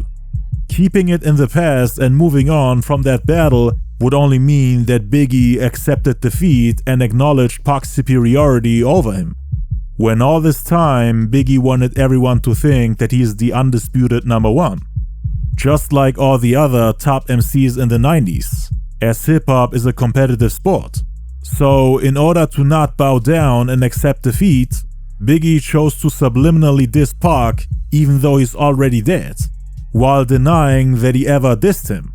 But hip-hop heads knew better and saw through that lie. The disses were made to satisfy them, not the media or the people who are not really involved with the culture. Cause those people were happy with the lie that Big never responded to anything Pac had to say out of respect for the dead.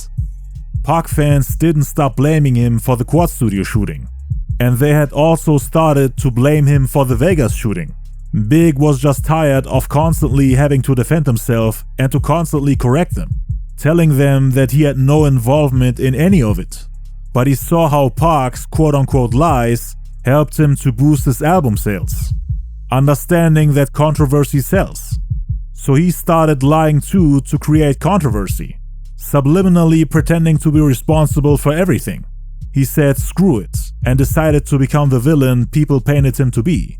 But he would only appear that way to people who are really involved with the culture, and to those who would have never stopped accusing him. All the haters, conspiracy theorists, and those who called him a coward who tucked his tail after talking spicy on Who Shot Ya. Big made sure that those people got the response they wanted, while everyone else continued to see the version of Biggie that acted like he doesn't want to get involved in the beef. The peaceful and innocent one. The victim. That's the version of Biggie most people got to witness. On the radio, in interviews, every time he spoke in public. You got the feeling that Big wasn't dissing Pac. He kept it all subliminal. Unlike Pac, he didn't mention him by name. He was the king of subliminal disses. Dissed him without making it too obvious for the casual hip-hop listeners. So yeah, Biggie subliminally accepted everything people accused him of, thinking, you know what? I did it. I killed him. Blame it all on me. He's dead because of me and my homies. And now I'm going to dig his metaphorical corpse out and do whatever I want with him. For one last time. Disrespect a dead man and then bury him again a second time. I'm tired of having to take the high road. I'll do what MCs are supposed to do when they're disrespected. I'll do everyone who messes with me the same way I did Pac. Or worse. Come and find out. I'm tired of being the victim and proclaiming my innocence to people who don't even care about the truth. I'm going to give you what you asked for and show you that I could have responded to him if I wanted to. It wasn't like I was incapable or not skilled enough to respond. But he was my friend, and I tried to de-escalate the situation. But it's too late now. Believe what you want. I'll close this chapter once and for all. Respond to it once and then never again. This chapter will not end with me losing the battle. I'm not going to allow anyone to disrespect me any further. Now it's my time to shine. I'll come to your city and shove my victory in your face. And everyone else who has a problem with me, come see me. I'll show you why they call me the King of New York. That was Biggie's thought process during the writing and recording of the second half of Life After Death. The more peaceful part was already recorded. And now he wants to extend the album to a double album. have a bigger comeback than Pac with his double album All Eyez On Me.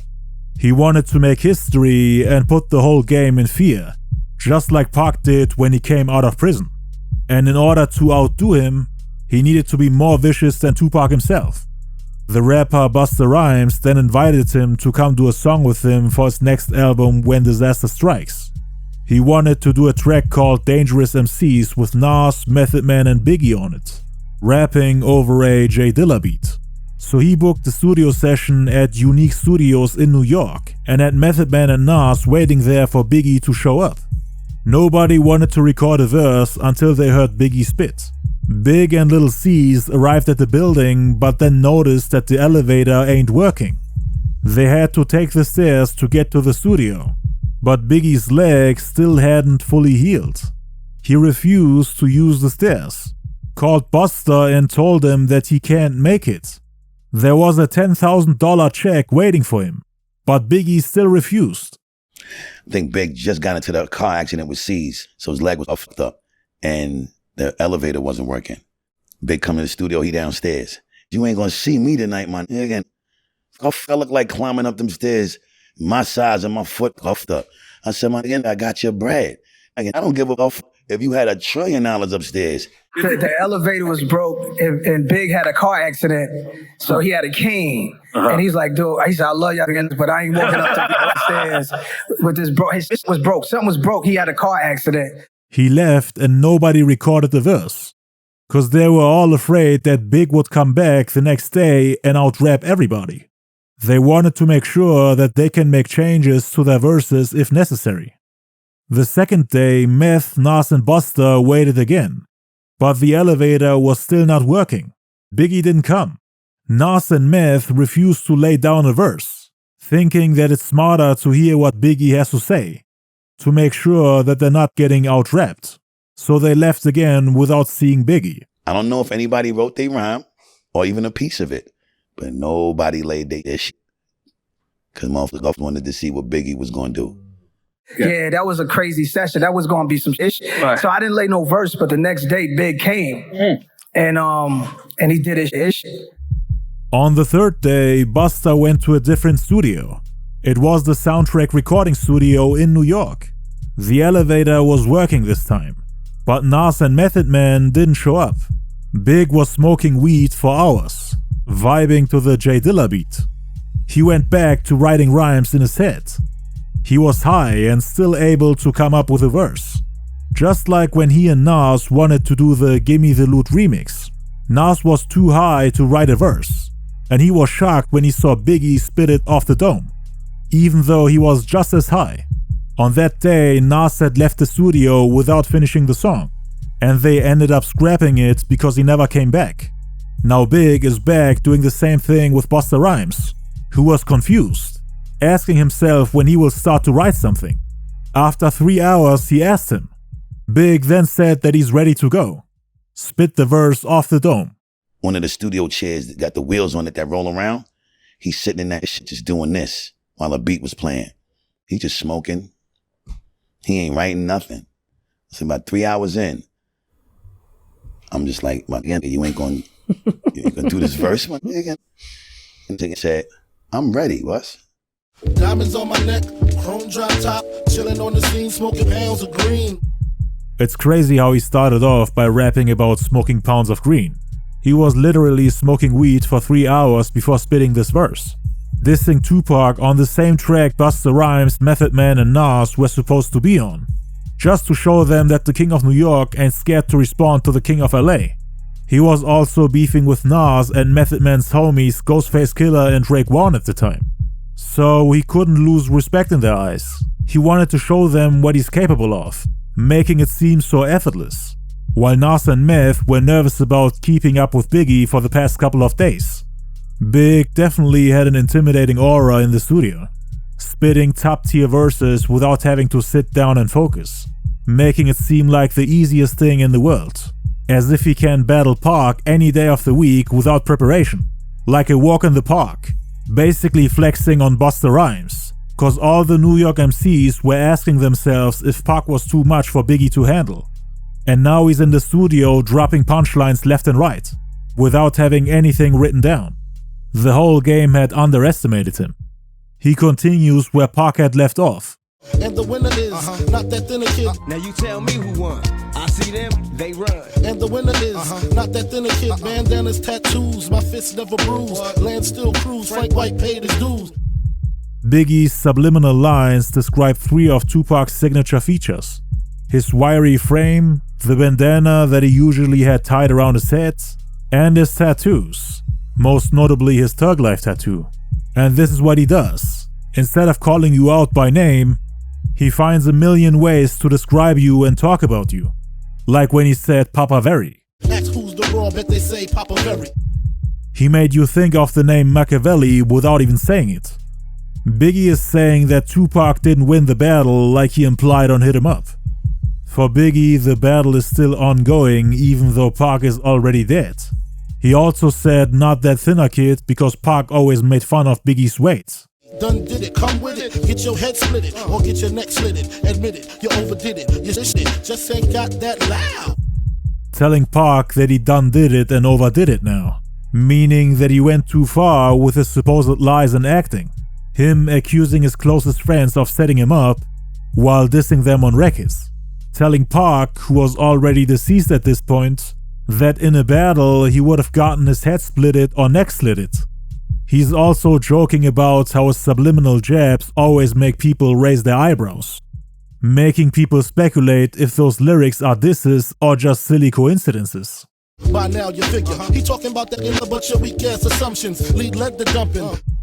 Puffy and Biggie used to tell people that none of the things they say in their lyrics are disses towards Tupac, that people are just misinterpreting the lines. After Pac's death, Puffy tried to make us believe that Biggie never dissed him. But right here, Biggie is spilling the truth about their subliminal game. But your weak ass assumptions, led the dumping, IV the pumping, you're feeling something. Catch my drift or catch my 4-5. These lines are not only dedicated to Tupac but also the entire rap game, which assumed that the song Who Shot Ya was about Pac, and that Big was involved in the Quad Studio shooting. He's saying that those weak-ass assumptions ultimately led to Tupac's murder, playing around with the word lead, which is another term for bullets fired from a gun. Saying that those assumptions about Biggie led to Tupac getting shot in Las Vegas, and to him getting hooked up to an IV, meaning an intravenous infusion pump at the hospital, which pumps fluids, medication and nutrients into Tupac's body while he's fighting for his life in the hospital. He's also saying that Pac being in his feelings led to him feeling something, more specifically bullets. Pac was in his feelings, so he felt bullets. Your talk is senseless. Actor needs chiropractor for crack jaw. Yes, I rocked your chatterbox. Once again calling him an actor. Not because he was a movie star, but because he was quote-unquote acting during the Quad Studio incident. That's what they said about him in the Vibe magazine. That everything was a movie to him. That he went into movie mode after the shooting, accusing everybody, acting like the whole world is against him. I think we'll just get a little bit too happy with the situation. Trying to make movies. Everything was a movie to him. Your talk is senseless. Actor needs chiropractor for crack jaw. Yes, I rocked your chatterbox. Biggie is saying that he punched him in his chatterbox, which is a term used for people who have a big mouth and talk a lot. Biggie cracked his jaw and now he needs a chiropractor to fix it. Dangerous you're not, I gets down. Twist your body round and round, upside down. Get around, still down with the underground clown. Around and go. I get around, twist your body round and round, upside down. Actor needs chiropractor for crack jaw. Yes, I rocked your chatterbox. Dangerous you're not, I gets down. Twist your body round and round, upside down. I said, Big, I ain't putting this out. Yeah. You know that's the only verse that Big went at Pac? Yes. The only. The double album, he had some verses for him, but you're right. That was the one when he went right at him. Right at him. Yeah, you know? Busta played me that verse. I was going to bring it here, but I said, I don't think I should. I was like, I don't think I should. Biggie ended his verse singing the last line mockingly in the style of the hook in Tupac's platinum single I Get Around, referencing the song to say that he'll wipe the floor with him. further fueling the fact that the verse was a diss towards Tupac. Lil' Kim had dissed him in a similar way, if you remember, referencing the song Keep Your Head Up. Fed up, wet up. Maybe next time you punk ass will keep your head up.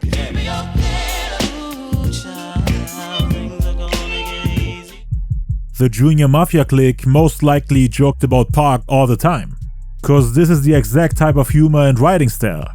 When Busta Rhymes heard Biggie diss Pac on his record, he told him that he's not putting it out. Pac was one of Busta's friends too, and this was in the middle of the East Coast West Coast beef. It would look like he's picking sides, and that's what Biggie actually wanted. He wanted Nas, Method Man and Busta to be on the same song on which he's dissing Tupac, so that he had all the New Yorkers on his side, having his back in the war against the West Coast, especially after dissing one of their deceased legends, a victory song for the East Coast. And they would also look very powerful. Anyone that would have dared to respond to this song would technically have to go against not only Biggie, Junior Mafia and the Commission with Jay-Z, but also against Nas and The Firm, Method Man and the Wu-Tang Clan, and Busta Rhymes and his group Flip Mode. Which of the MCs on the West Coast would have been bold enough to take on all these people? Name one rapper besides Pac who would have responded to all of them. And the East Coast was fully aware of that. They knew that they were back on top. No one on the West Coast would have dared to battle Biggie after he dissed the dead man. That's what motivated him to continue. The West Coast couldn't have done anything lyrically to stop him, but they still felt like Biggie was a coward since he didn't have the guts to say those things to Tupac while he was alive, knowing that he would be able to respond to everything Biggie has to say. Tupac even had a line on Troublesome 96 where he prophesized it. But yeah, Biggie was now back in album mode. He had multiple people on the hit list, not just Tupac, but also rappers on the East Coast like J. Rue the Damager, OGC, Ghostface, Raekwon, The Roots, most importantly Nas, Royal Flush. The list was very long. He had lines for everyone, was ready to battle the entire East Coast. I spoke on this in my King of New York documentary. Make sure to check it out. The Mecca of hip-hop needed to be represented by the best of the best, not by somebody who can only come back because his competition got shot and killed. So he added countless lines to Life After Death going at Pac, to undo some of the damage he did while trying to prove that he's lyrically superior. They did it in a way that they still appeared to be wanting to make peace with the West Coast, so that they can fly to LA again and perform there, now that Pac and Suge are gone. They wanted to unite the nation again, with Biggie becoming the face of it, taking over Pac's half, so that he's not only the face of the East Coast, but of the entire US, the highest selling rap artist worldwide, while pretending to be saddened by Tupac's death, so that they can win over some of his fans. 3 months after Biggie's accident, Snoop Dogg paid Biggie a visit in New York when he was recording his album. Biggie had around 30 people in the studio dressed in army fatigues, just like the robbers at the Quad Studios. Again, Pac pointed out how they looked like Biggie's homies in Brooklyn, and Snoop Dogg was surprised when he saw all these people in fatigues. Biggie played him the song Somebody's Got to Die, in which he said, I'm sitting in the crib dreaming about Learjets and Coops, the way Salt shoots and how to sell records like Snoop. The way Salt shoots and how to sell records like Snoop. Snoop was flattered. Biggie wanted to sell as many records as Snoop. He squashed the beef with the only death row superstar remaining, to get the East Coast-West Coast war under control. He put it on wax to make it official. Now that Pac and Suge were gone, there was no more reason for him to continue the beef. But guess what? While Snoop wasn't around, they invited Pac's killer Orlando Baby Lane Anderson and Keefe D to the studio when Bone Thugs and Harmony and Biggie were recording the song Notorious Thugs. Biggie and Puffy were chilling with them, and they knew the whole time that that's Tupac's killer. So not only were they cool with Jimmy Henchman after the first shooting, but they were also popping bottles with Orlando Anderson and Keefe D after the second one. And Orlando was there when Biggie talked about his beef with Tupac.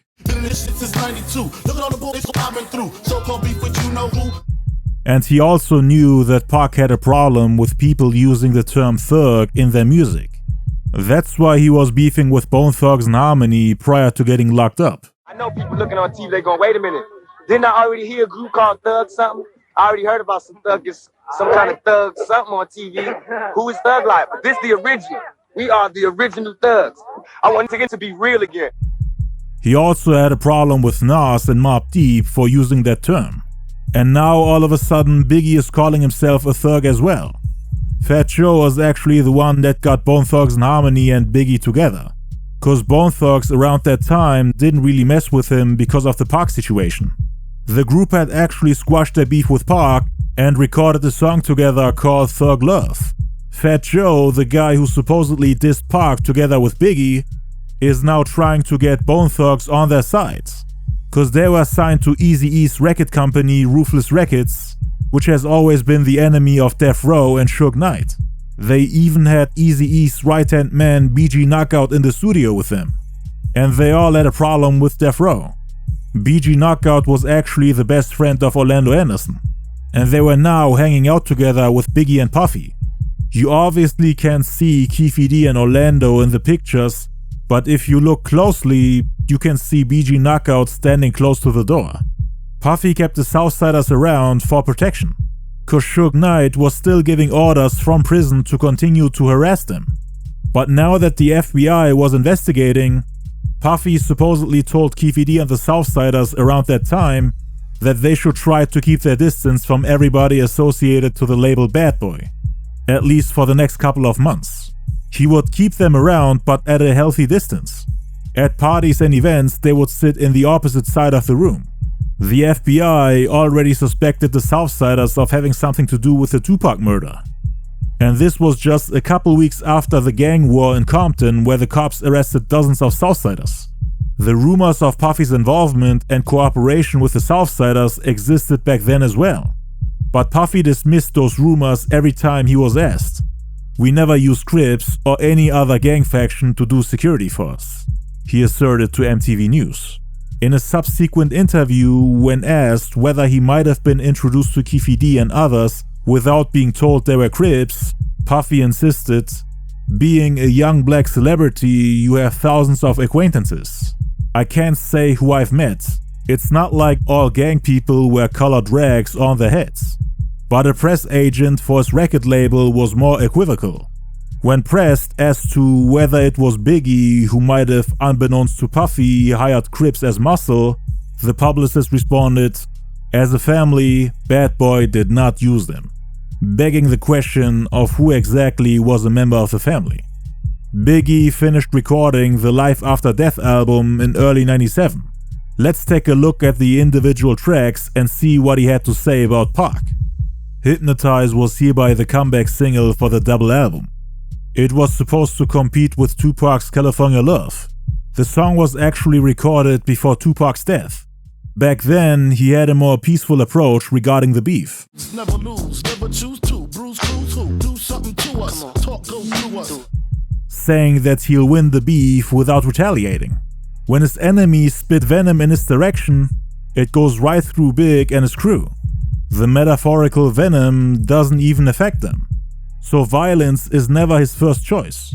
He expressed a similar sentiment about pacifism and the cost of violence on the song More Money, More Problems. Playboy, I told ya, being Mike to me, bruise too much, I lose too much. Bang every MC easily. Take that. Recently, niggas frontin' ain't saying nothing, so I just speak my piece. These lines were directed at all the rappers who were talking bad about Biggie at the time.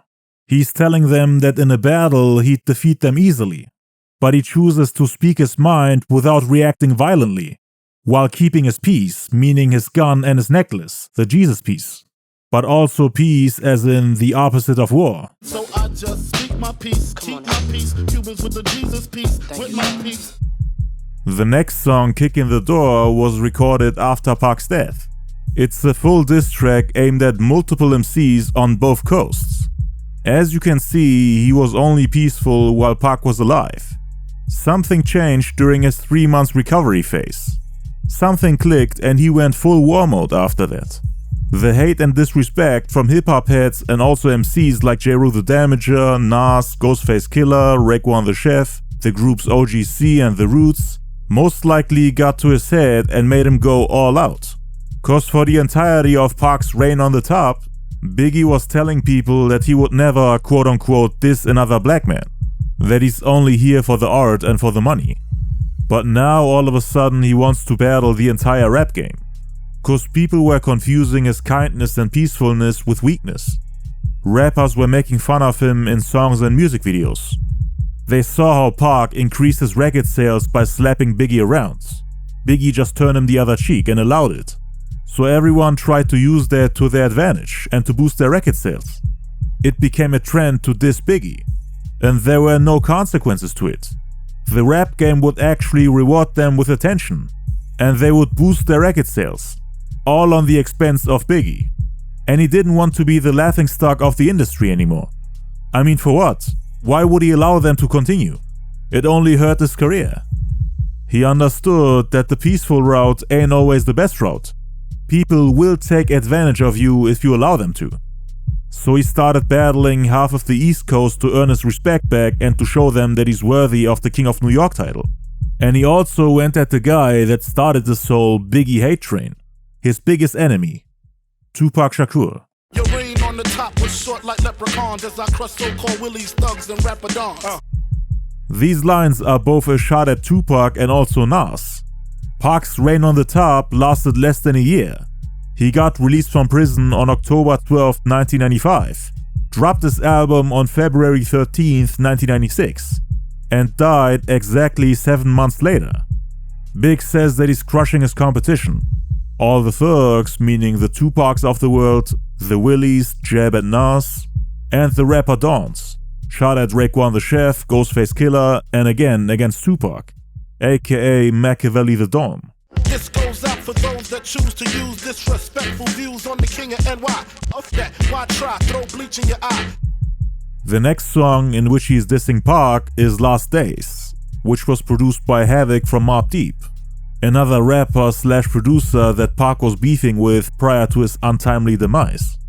Biggie knew that Havoc dissed him on the song Drop a Gem on Him, and he had also dissed Snoop and the Dogg Pound on the song LA LA, which Biggie later used as inspiration for his own Tupac diss record Long Kiss Goodnight, which I will talk about in a minute. It features a similar beat as the one Havoc rapped on when he dissed the Dogg Pound and Snoop. And now these two are collaborating. You're waking up in cold sweats, they just dreams. You still apologizing, analyzing my size and your sizing. He's 3 times bigger than me, and everybody sympathizing with him. They acting like I'm bullying him. He's 3 times bigger than me, and I'm asking this nigga to have a fight. Analyzing my size and your sizing, realizing a fist fight will be asinine. Big started off by referencing Tupac and Suge Knight's offer in the September 96 issue of the Source magazine, where they proposed a pay-per-view boxing match between Tupac and Puff Daddy. Not Tupac and Biggie, but Tupac and Puffy, calling him a punk if he refuses. And Biggie kinda makes fun of that, suggesting that Pac was too scared to fight him. Pac was fully aware that he would probably lose to Biggie in a fist fight, mainly because of the difference in height and weight, because of the size difference. Analyzing my size and your sizing, realizing a fist fight will be asinine. Nobody can never be confused and think I'm Mike Tyson and I'm a heavyweight champion. I'm a little. That's why it's so raw to watch me just battle lions, because I'm a little skinny, battling 3 times my size. Let's be honest, you a punk or you would see me with gloves. Remember that you said the vibe about me being a dub? Die for $1, looking life ain't sweet. Play for keeps, wet shirts with experts on the creep. Pac is realizing that challenging him to a fist fight would be extremely foolish and stupid. Biggie was always calling Pac an alcoholic, saying that he's the type to pop champagne and wine, while Biggie is popping nines, meaning shooting guns. You just pop wines, I must pop nines. Genuine steel piece, nozzle in your grill piece.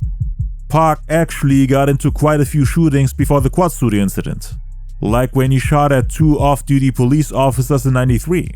But Biggie and Stretch were making fun of him for shooting himself during the Quad Studio robbery, calling him a fake thug and actor, someone who, unlike Biggie, can't even handle a gun. I don't know what he was trying to hide, or scared. I don't know what was going on in his head. And I want to apologize. Especially when I found out what really went down. Now, he shot himself.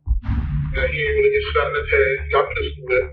You know what I'm saying? I'm hearing all this, and I'm like, damn. I beef is my fiance. I'm about to marry it. I beef is my fiance.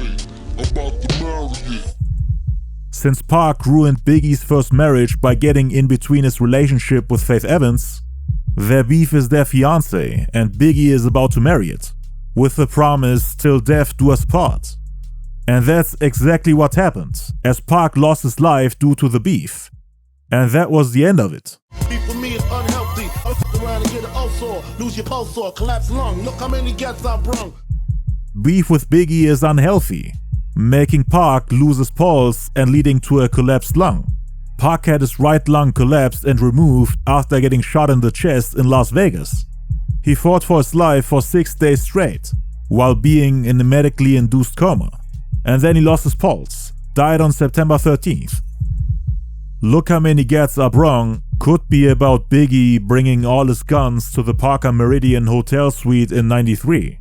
The day Tupac got accused of assault and then also hit with the illegal weapon possession charges for Biggie's guns. Look how many gats I brung for them homo who's still doing promos. Break both your legs, you moving slow-mo. When I got arrested in New York, I got arrested for Biggie. Them guns in my room was Biggie's guns because them cowards left the room when they heard the police was downstairs and everybody left their guns in my room. So I got 4 guns in my room. Serial numbers scratched out and I did not since I took that case. Next song is I Love the Dough with Jay-Z, who again got into a beef with Pac after making the song Brooklyn's Finest with Biggie. He was on Pac's radar ever since Biggie started appearing in his music videos. The beat for I Love the Dough was produced by Easy Mo B, who had also collaborated with Tupac before the Quad Studio incident. Big was the one who introduced these two to each other. Mo B sent Puffy between 70 and 80 beats for the Life After Death album, which Puff rejected according to Mo B himself. He had produced 6 songs for the Ready to Die album, but for his sophomore project he only produced 2, even though it's a double LP. Biggie was a little mad at Mo B for giving Pac better beats than him, and now they reject 70 to 80 beats. Probably didn't even listen to them. The beat for I Love the Dough was actually laying around the whole time, as it was intended for the Ready to Die album back in '94. But Puffy didn't want it as it wasn't raw and grimy enough. It didn't fit the overall theme. Juicy, One More Chance and Big Papa were hereby exceptions. They didn't want the album to sound too commercial. They wanted the I came from nothing and I'm hustling every day to make it type of sound. Cause that was the type of sound that was more fitting for Biggie at the time. Now they wanted everything to be more flashy and glamorous. Cause Big is rich now and famous. That's why Life After Death sounded more polished. And the beat fit perfectly. Biggie used both of Mo B's beats to diss Pac. Deserve Oscars. Me, I'm critically acclaimed. Slug past your brain. The 4th issue, when they came back with a reply, everybody knew what I did. They knew what I said. I was acting. Who gets shot 5 times and acts? Actors deserve Oscars. Pac was of course known for his acting career, particularly for the role of the wild child Bishop in Juice. You might remember what Biggie said about Tupac in 2 of the Vibe magazine interviews. The one in the August '95 issue, for example, where he spoke on Tupac's behavior at the Quad Studios, saying that everything was a movie to him. And then also in the September '96 issue where he talked about the altercation at the Soul Train Awards. I looked into his eyes and I was like, yo, this guy is really bugging the F out. I was like, that's Bishop. Whatever he's doing right now, that's the role he's playing. He played that ish to a T. Deserve Oscars. Ladies and gentlemen, give it up. Give him a round of applause. The Academy Award goes to the actor, Tupac Shakur. Give him a round of applause. Then he also mentions the same jeweler Tupac and Haitian Jack would go to before Pac got shot and robbed at the Quad Studios. He supposedly took Biggie there too. And that's where he started to buy himself jewelry. Tito smile every time we see our faces. There are also rumors that Biggie was seen wearing the jewelry that the robbers stole from Tupac during the Quad Studio incident. which people used as proof to back up their claims of Biggie having something to do with the robbery, suggesting that Biggie was in touch with the robbers and got Pac's jewelry from them to wear it as a trophy. Haitian Jack was the one who introduced Tupac to Tito, and they would always buy jewelry together. Biggie didn't have the money back then, but he would later buy himself jewelry from there too. And it's possible that he bought himself some of the same jewelry that Tupac bought in '93, cause Pac would buy himself the same jewelry as Haitian Jack, and Biggie supposedly tried to mimic and copy him in an attempt to build his player image. That would explain why people saw Biggie with some of the same jewelry that Tupac wore before the Quad Studio incident. He ends the song by saying that half of these incompetent and lame rappers have never seen war, and that Big will make them run for their lives if they decide to mention his name. The only rapper that was dissing Biggie by name was Tupac. Everyone else only dissed him subliminally. Half these rapping cats ain't seen war, couldn't score if they had point game. They lame, speak my name, I make them dash like Dame. Next we have What's Beef, a song where Biggie explains his definition of the term beef, saying that a real beef involves sticks and stones and not words. The first verse was hereby directed at Tupac. Rappers too persistent, quick to spit, Biggie name on ish, make my name taste like ass when you speak it. Biggie is calling Pac persistent for continuing to accuse them of setting him up, despite them repeatedly denying it and explaining it to him. Pac and the Outlaws were quick to mention Biggie's name on records. Again, they were the only ones calling Biggie out by name, so this line is obviously about them. Biggie will make sure that every time his name comes out of their mouths, it will leave a sour, bitter and disgusting taste, which will make them regret ever mentioning him. On this album, Biggie talks directly to Tupac as if he's still alive, to keep it subliminal, to keep people wondering who he's talking about, assuming that the person he's talking to is actually able to hear what Biggie has to say. But this is the way Biggie chose to close that chapter. Pac already had his turn to get everything off his chest, and now Biggie needs to add his final remarks before moving on. See me in the streets, your jewelry, you can keep it. That be our little secret, see me. These lines have a double meaning behind them. Many people think that this is about the jewelry that the robbers at the Quad Studios tried to steal, while letting Pac keep the Rolex watch which was gifted to him by Haitian Jack. That be our little secret would hereby be referring to the message Haitian Jack wanted to send Pac. By leaving Jack's Rolex watch, they indirectly told him to not mess with Haitian Jack. So it was their little secret. He could also be talking about the bounty that Diddy put on those death row medallions, cause they wanted the Southsiders to steal their jewelry and then bring it to the bad boy camp so that they can put it in one of their music videos to taunt death row. The whole thing with Orlando Anderson trying to snatch Trayvon's chain. The members of the Ma Peru and Death Row Records found out about the bounty but kept it a secret from the public. So that's what Biggie could have meant when he said that be our little secret. I hope they know money in the gutter of the kids. Up them in they ass, throw them over the bridge.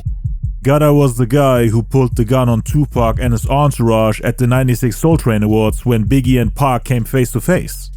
Biggie is trying to threaten them with something that's even more disgusting and outrageous than what Pac said at the end of Hit 'Em Up. Trying to one-up each other while talking about the children of their enemies.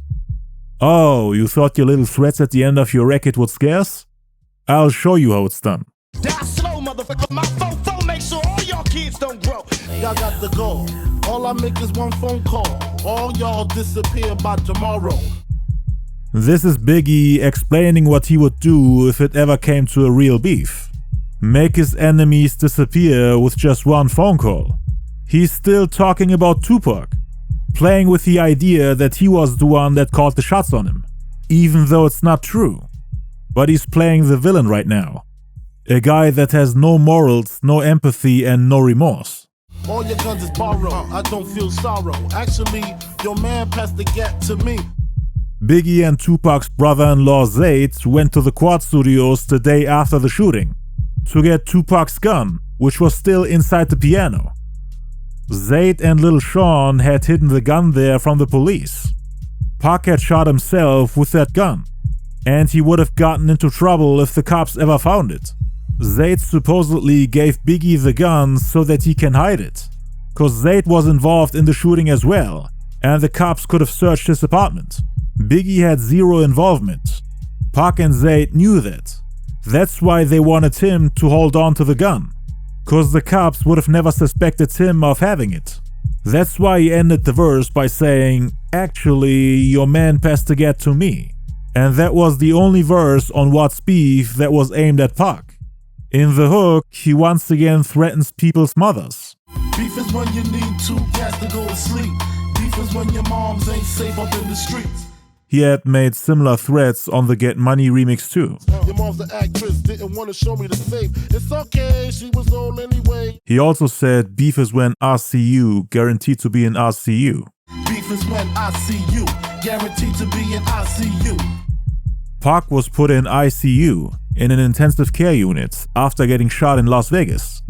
According to Biggie, a beef with him would result in his enemies landing in ICU. And that's exactly what happened. The next song is Going Back to Cali, which was essentially supposed to be a love letter to California, trying to bring the East Coast and West Coast back together after the East-West War, while also trying to win over some of the fans on the opposite coast. But it's also a way for Biggie and Puffy to rub their victory into Suge's face, after he and Pac tried to terrorize them and prevent them from coming to the West Coast. They felt like they no longer needed to worry about Tupac and his people pulling guns on them every time they come to LA, like after the '96 Soul Train Awards, for example. In the song, Biggie basically celebrates his victory against Tupac, Death Row, and the West Coast, as the last man standing, winning by forfeit, saying the game is mine. Got me mixed up, you drunk them licks up. Mad cause I got my dick sucked and my balls licked. Forfeit, the game is mine. According to Big, Tupac lost the war by forfeit, which means that Biggie won by default. The game is now his. No more East-West divide, Biggie rules over everything.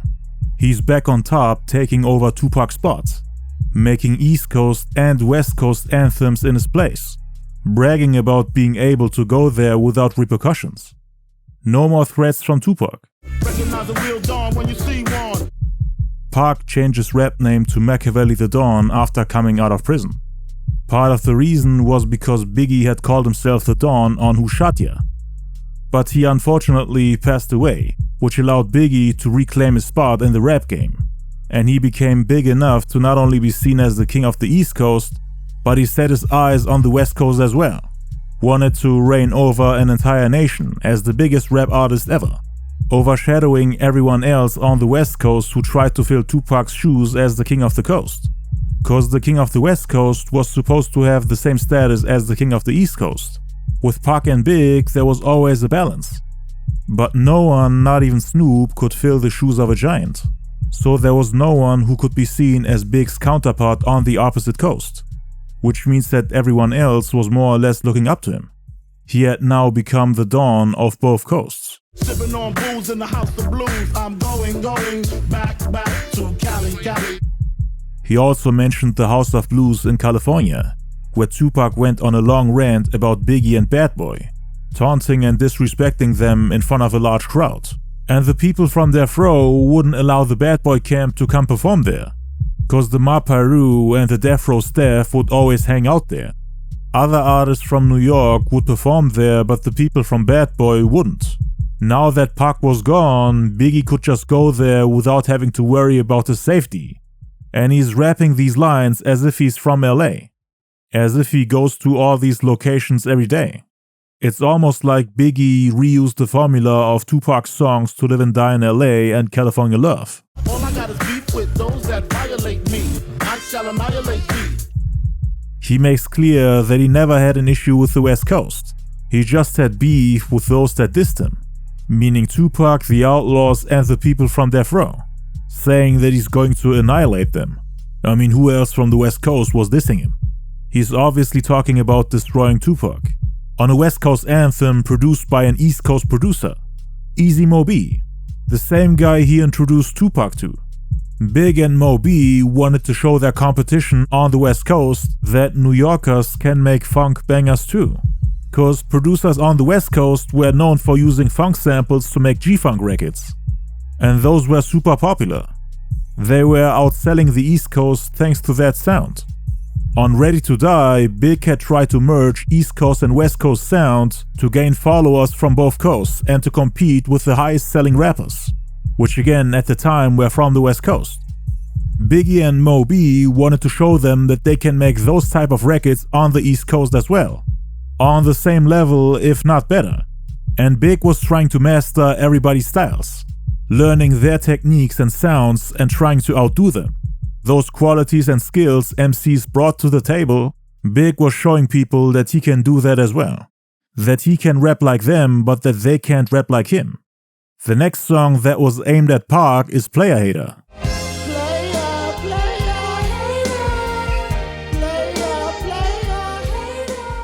On the Bad Boy Volume 4 mixtape, Puffy called Pac a player hater.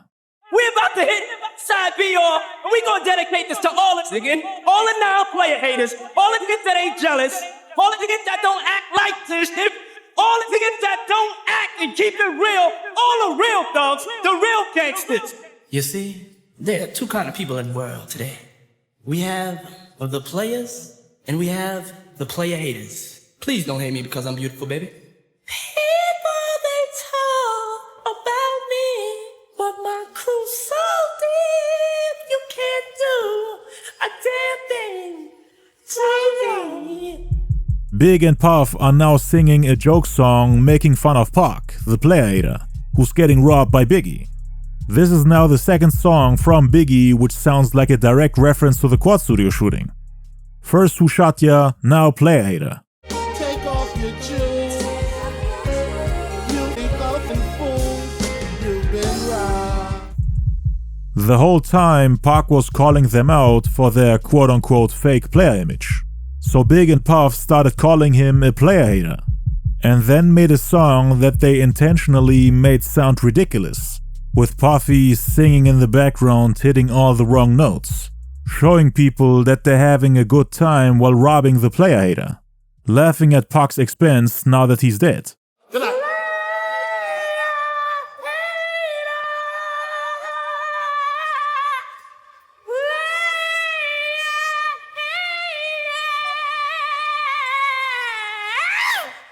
They continued on the song My Downfall, which is about Biggie's enemies preying on his downfall.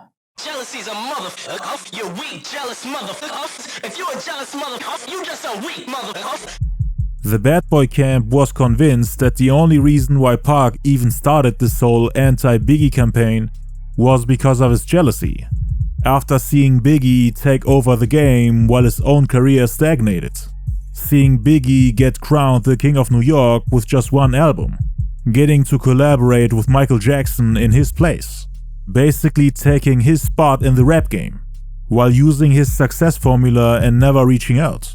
In other words, he was jealous of Big's success while he himself was broke and in jail, thinking that Pac only started dissing him to gain some relevance, as Big was the one that's at the top. And in order for you to reach those heights, you have to take him down first.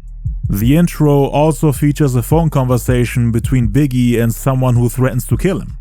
He used to receive a lot of death threats due to Pac's claims, was seen as a traitor and snake. All of a sudden, there were a lot of people on the West Coast who didn't want him to visit their coast, just because of the beef alone. He had a couple of lines on here which referenced the Quad Studio shooting, where three men from Brooklyn who were dressed in army fatigues robbed Pac in the same building where Biggie was recording music in. Ain't no shook hands in Brooklyn. Army fatigue, bring fatigue, the enemies. Army fatigue, bring fatigue, the enemies. Who could he have possibly meant when he said enemies? Army fatigues bring fatigue.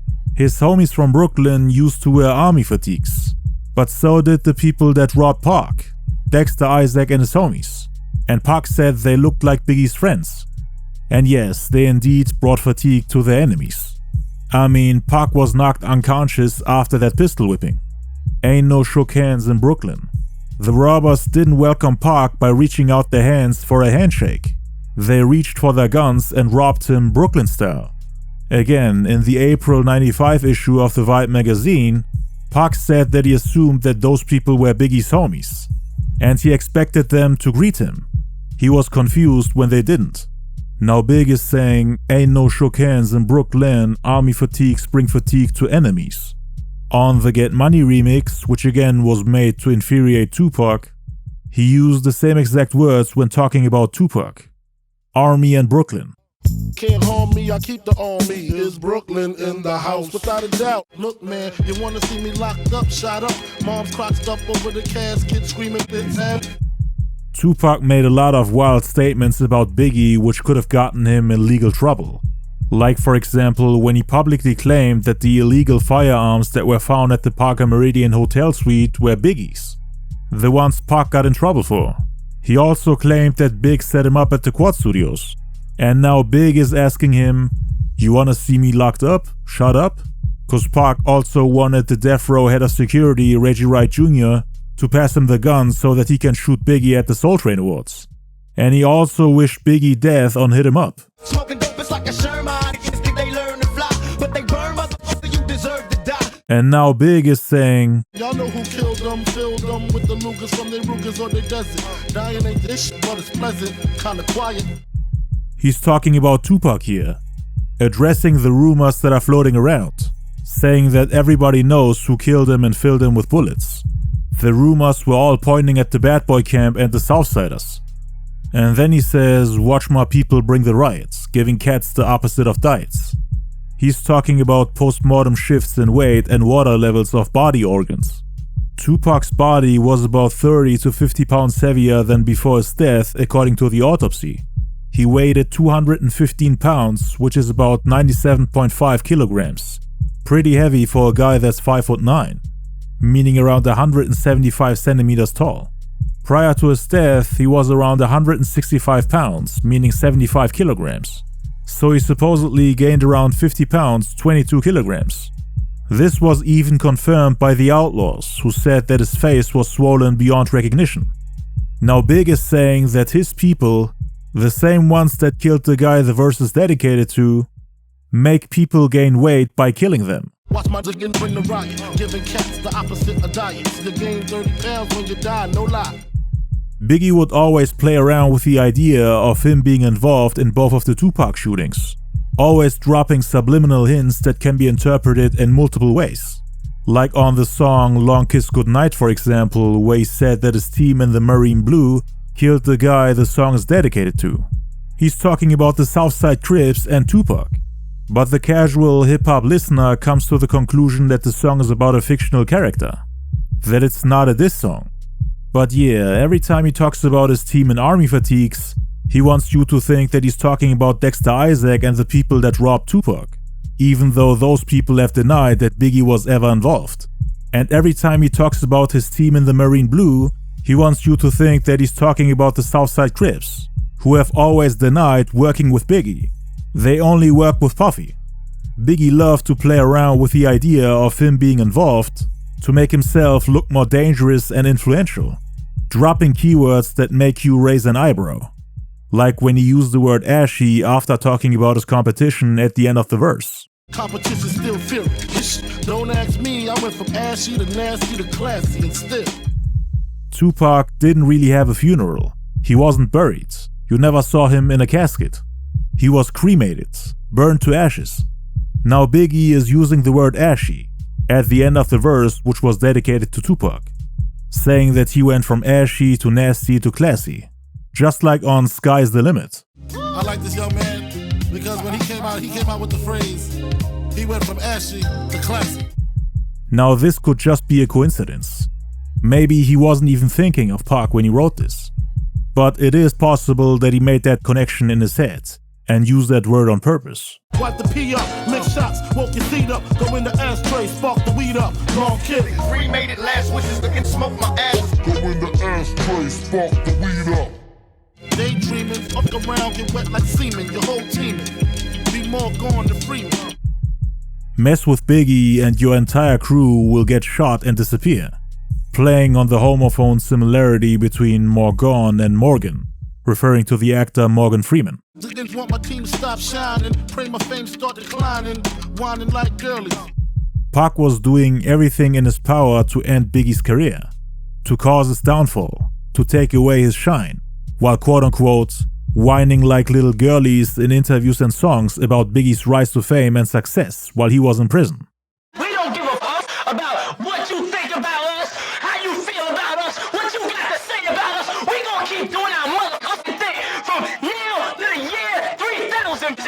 You can't breathe, you can't sleep, you can't eat without thinking about us. Or without thinking about us on your ass. We gonna hurt your asses, motherfucker. And then we finally get to the full response record to Pac's Hit 'Em Up, which is called Long Kiss Goodnight, which never actually mentions him by name and was subliminal mainly due to Tupac's untimely demise. It is said that Biggie held back on the song to not go too far, and to not make it too obvious who he's talking about, cause the entire Bad Boy family denies that this is about Pac.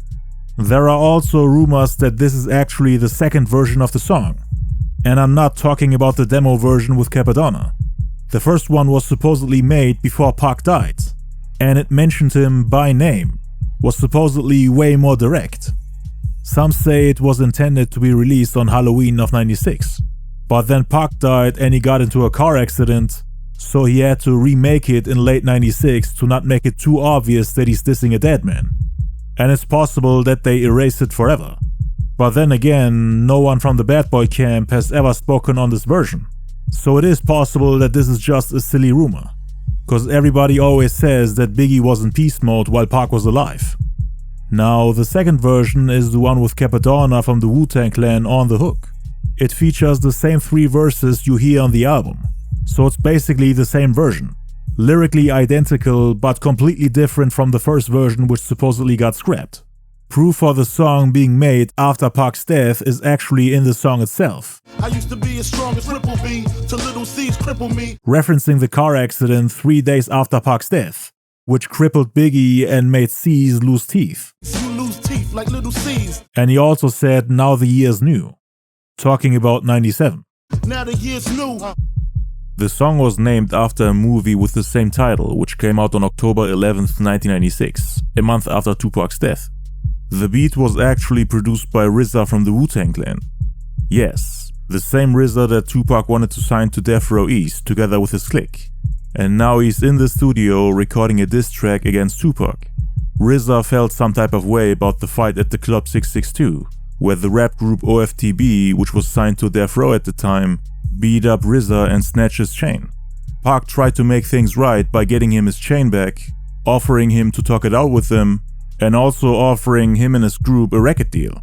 He showed them love and respect on the radio, and wanted the Wu-Tang Clan to be on his side against Biggie, cause he knew that Raekwon and Ghostface Killah had a problem with him. They had already dissed Biggie on the Only Built for Cuban Links album. So Pac wanted to get himself some reinforcements from New York against Biggie. But Big reached out to them and turned them against Pac and Death Row. They stayed loyal to New York instead of siding with the West Coast during the East-West War. Not only that, but the demo version also featured Capadonna from the Wu, who was supposed to be on the hook. He can be heard laughing and talking trash about Pac in the background. So part of the Wu-Tang Clan was going at Pac. The beat also uses the same sample as Capone Noriega's LA, which was a response record to the Dogg Pound song New York, New York, a diss track against him, with Mobb Deep and Tragedy Khadafi as feature guests. It was produced by East Coast legend Molly Mall. They thought the Dogg Pound was dissing New York, especially after hearing Biggie call up the Hot 97 radio station to warn New York about them shooting a disrespectful music video in their city, motivating people to approach them at the video set, which eventually led to the infamous shooting on December 16th, where the trailer of Snoop and the Dogg Pound was riddled with bullets. Capone Noriega, Tragedy Khadafi, and Mobb Deep heard Biggie on the radio and then decided to make a diss record. The video of Snoop kicking over the buildings hadn't even come out yet. The original version of LA came out before it, and featured the same beat as the Dogg Pound's New York, New York. But seeing the video made them film a video of their own, where they're kidnapping Snoop and the Dogg Pound.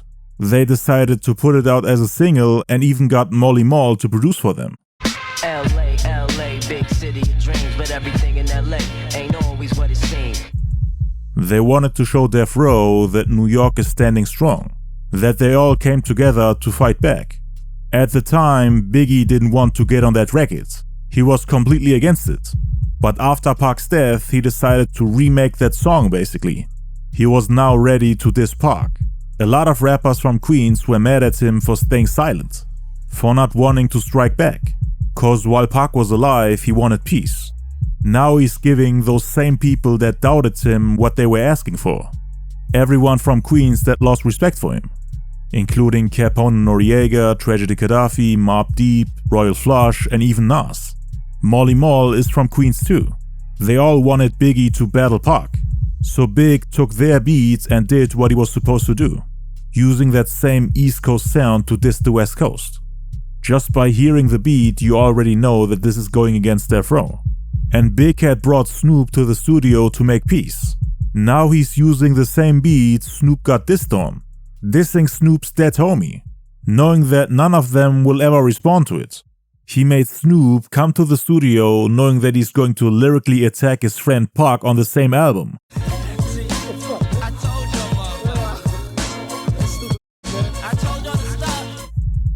Puffy starts off in the intro saying, "I told you to stop. I prayed for you to stop. But you didn't stop. And now we won't stop." Biggie then spoke about one specific guy. A stupid guy who wouldn't stop. Who could he have possibly meant? Biggie then says that it's time for that person to die.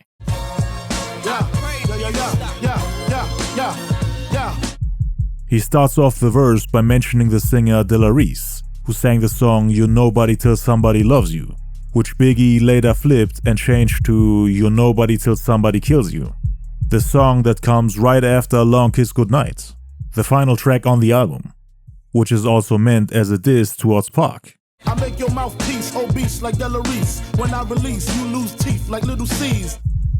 Biggie is once again talking to Tupac like he's still alive, referring to him in the second person, talking to him directly as if it's a letter, making the average listener think that he's talking to someone who's still alive, telling Pac that he'll make his mouthpiece obese like De La Reese, another way of saying that he'll punch and beat him until his mouth is swollen.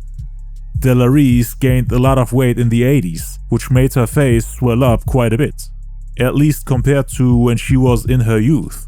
He also said, "When I release, you lose teeth like little C's." This is a double entendre. Every time Biggie releases music, Pac gets metaphorically punched in the mouth, so that he loses teeth just like little C's after the car crash, which again happened after Pac's death. The second meaning is him putting a gun into Tupac's mouth, the way he demonstrated it in the outro of Who Shot Ya. Can't talk with a gun in your mouth, huh? Please, blood floods your dungarees, and that's just the half of my war path. Tupac used to wear dungarees when he was part of Thug Life, around the time he was close with Biggie. He changed his style when he came out of prison. But until late '94, you would occasionally see him in dungarees. Him saying "blood floods your dungarees" as a reference to the Quad Studio shooting, where Tupac got shot in the groin area. When he went up to the 8th floor to confront Jimmy Henchman, everybody saw the blood rushing out of his pants. They tried to stop the bleeding by pressing on it with tissues. Pac even opened his pants and saw the hole in it, with his private parts covered in blood.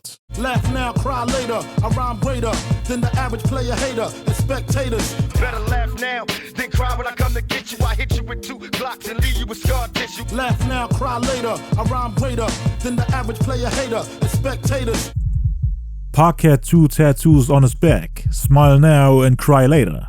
Biggie references them to make clear that the song is indeed about him, even if the entire bad boy camp denies it.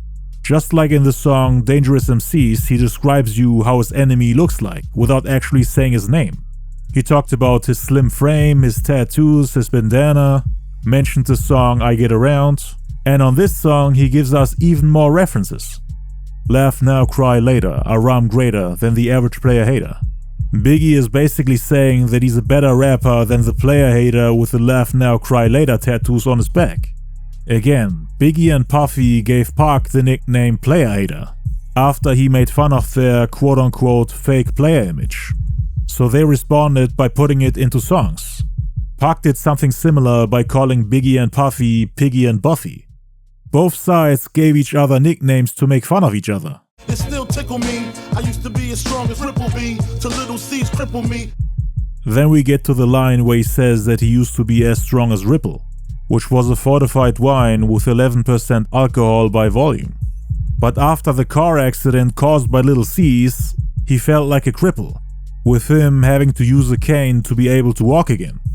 But even in this weakened condition, his enemies still can't hurt him with all their jabs and disses. That's why he said it still tickles him. Now I play hard like my girl's nipples be. The game sour like a pickle bee. This is a response to Tupac constantly saying that Biggie only plays hard, that he's actually a scared little boy acting tough and pretending to be a player. A guy who doesn't know how to play by the rules of the game. So he was questioning his tough guy and player image. Big responded by saying that he might be playing hard, but only because of the car accident which left him crippled. But even in this weakened condition, the girls still love him. So there was nothing fake about it after all. The game sour like a pickle bee. Y'all know the rules. You know the rules. He's also saying this is what happens when playing the rap game turns sour, while quoting a line from Tupac's Hit 'Em Up. Now the year's new. I lay my game flat. I want my spot back. Take two. You can actually interpret this in multiple ways. Biggie wants his spot back. He was the #1 rapper in the world in 94 and 95. Pac took his crown in 96, and now Biggie is back on top in 97. It's a new year, and just like when filming movies, this is take #2. But he's also saying that his competition can take the #2 spot. The #1 spot is reserved for him. Motherfucker mad cause I'm blue. Looking envious. Too many looking on my dick. Shit strenuous. They always felt like Pac only had a problem with Biggie because he blew up in the rap game while his own career went downhill. That it was out of jealousy. That he had to go at Biggie by joining forces with Bad Boy's enemy in order to gain relevance again. Biggie was the king of New York after all. There were dozens of rappers wanting to take his spot, but failing miserably. When my men bust, you just move with such stamina. Slugs missed ya. I ain't mad at ya. We ain't mad at you. I ain't mad at ya. I ain't mad at you. Dangerous you're not. I gets down. Twist your body round and round. Upside down. I get around. Still down with the underground clown. Around and go. I get around. Maybe next time you punk ass will keep your head up. Keep me up.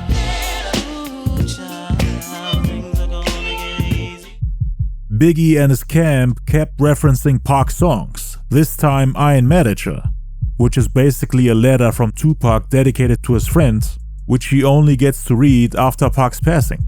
Pac is basically talking to his friend from heaven. And in the video, he actually got shot and killed for trying to protect his friend. And now that he's dead, he's telling him, I ain't mad at ya. Biggie is now saying the same thing. This is one of the few songs where Biggie admitted that the people who shot Pac were his homies. But like explained earlier, this is most likely not a real confession. He's just playing the villain and subliminally taking the blame. It's still debated which shooting Biggie is talking about here. The one at the Quad Studios or the one in Las Vegas. Cause the former had always been a rumor. Something that Pac heard from strangers while he was in prison. While I'm in jail, strangers is telling me, yo, you don't know?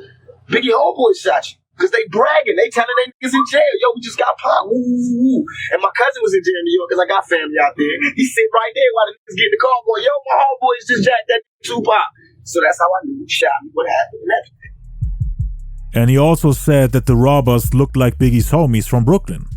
Big saying that Pac moved with so much stamina could be a reference to him running around on the 8th floor where he confronted Puffy and Jimmy Henchman. The slugs missed him in a sense that the 2 shots, which could have been fatal, only grazed him by the head and didn't actually pierce his skull. Hey, homie, if you feel me, tell them tricks they shot me, that they missed, they ain't kill me. When my men bust, you just move with such stamina. Slugs missed ya, I ain't mad at ya. We ain't mad at ya. That's how he used to taunt his shooters, the people who set him up, and everyone who was there during the incident. It would also be in line with what he said next, assuming that this is all a timeline. Him getting shot, catching cases, coming out of prison, accusing people. Blood rushing, concussions ain't nothing. Catch cases, come out frontin', smoking something. A concussion is a mild traumatic brain injury that affects brain function. Tupac got pistol whipped by the robbers during the quad studio incident. So when Big talks about concussions, he could have meant that. The song might have been structured in a way that he addresses everything in chronological order. Verse 1 could be about the quad studio shooting, and verse 2 about the shooting in Las Vegas. But people argued that both verses are about the Vegas shooting and not the quad studio shooting, that Big had nothing to do with it, saying that verse 1 couldn't have been about the quad studio shooting cause Pac didn't move with stamina. He was playing dead and got knocked out. He was only moving with stamina during the Vegas shooting, cause the Crips made fun of him for moving around and trying to dodge the bullets during the drive-by shooting, saying that he looked like he's trying to breakdance in the car, jumping around in panic. Some people think that Biggie was making fun of that, saying that Slugs missed ya, I ain't mad at ya was about Suge, who only got grazed in the head, while Pac took the bullets like a shield. So just like how Pac said I ain't mad at ya to his homie after taking bullets for him in the music video, Biggie is telling Suge I ain't mad at ya for not taking the bullets in Pac's place, cause Puffy had put a bounty on both of their heads, and the Crips that shot at Pac and Suge were indeed hired by him. So it would make sense for Biggie to say when my men bust, talking about the Crips like they're his people, cause the people that robbed Tupac at the quad studios were not cool with Biggie. So it wouldn't make sense for Biggie to call them his men. The Crips, on the other hand, they could be considered his men, even if it wasn't actually him who hired them. So some people think that this is indeed about Suge, cause the Slugs really missed him, and he attempted to escape the crime scene by speeding off and doing a U-turn. That's what Big could have meant when he said you just moved with such stamina. Blood rushing, concussions ain't nothing. Catch cases, come out frontin', smoking something.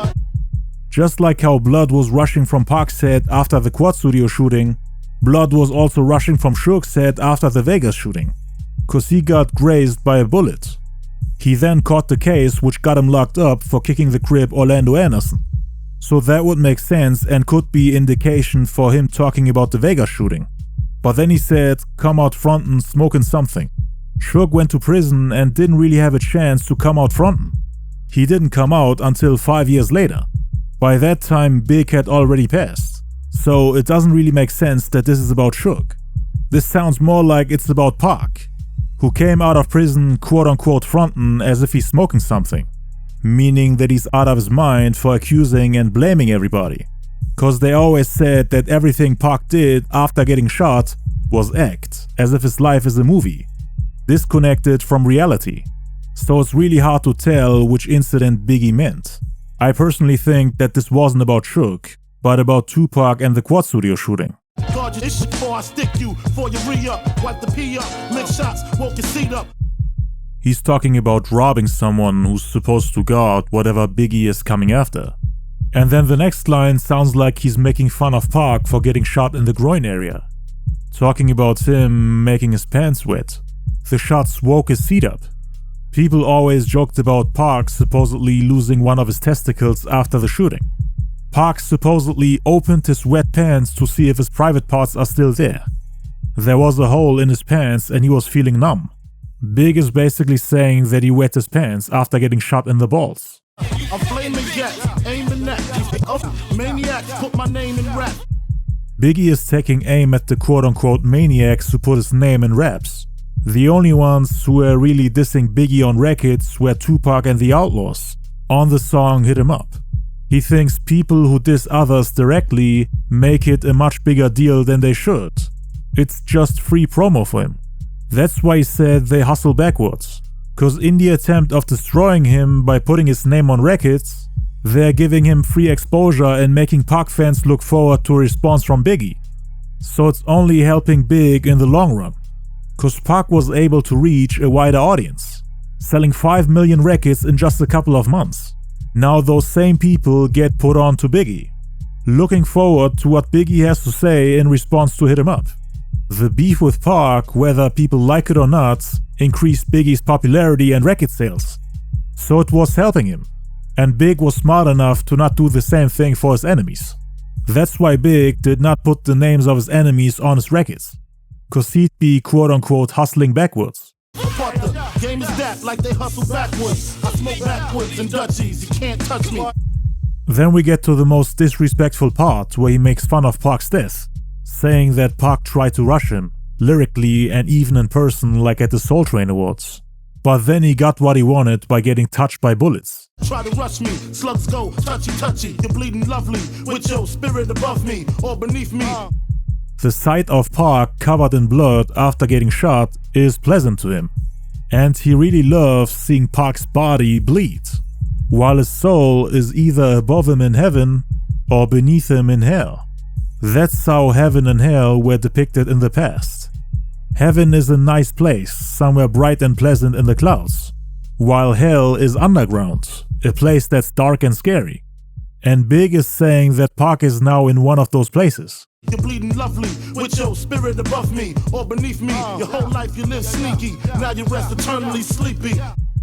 Claiming that Pac lived his whole life sneaky, basically calling him a liar and manipulator.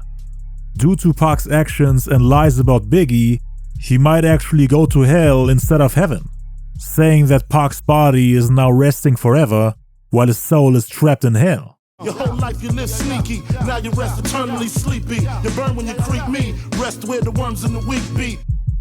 Biggie is saying that Pac played with fire when he tried to go at him.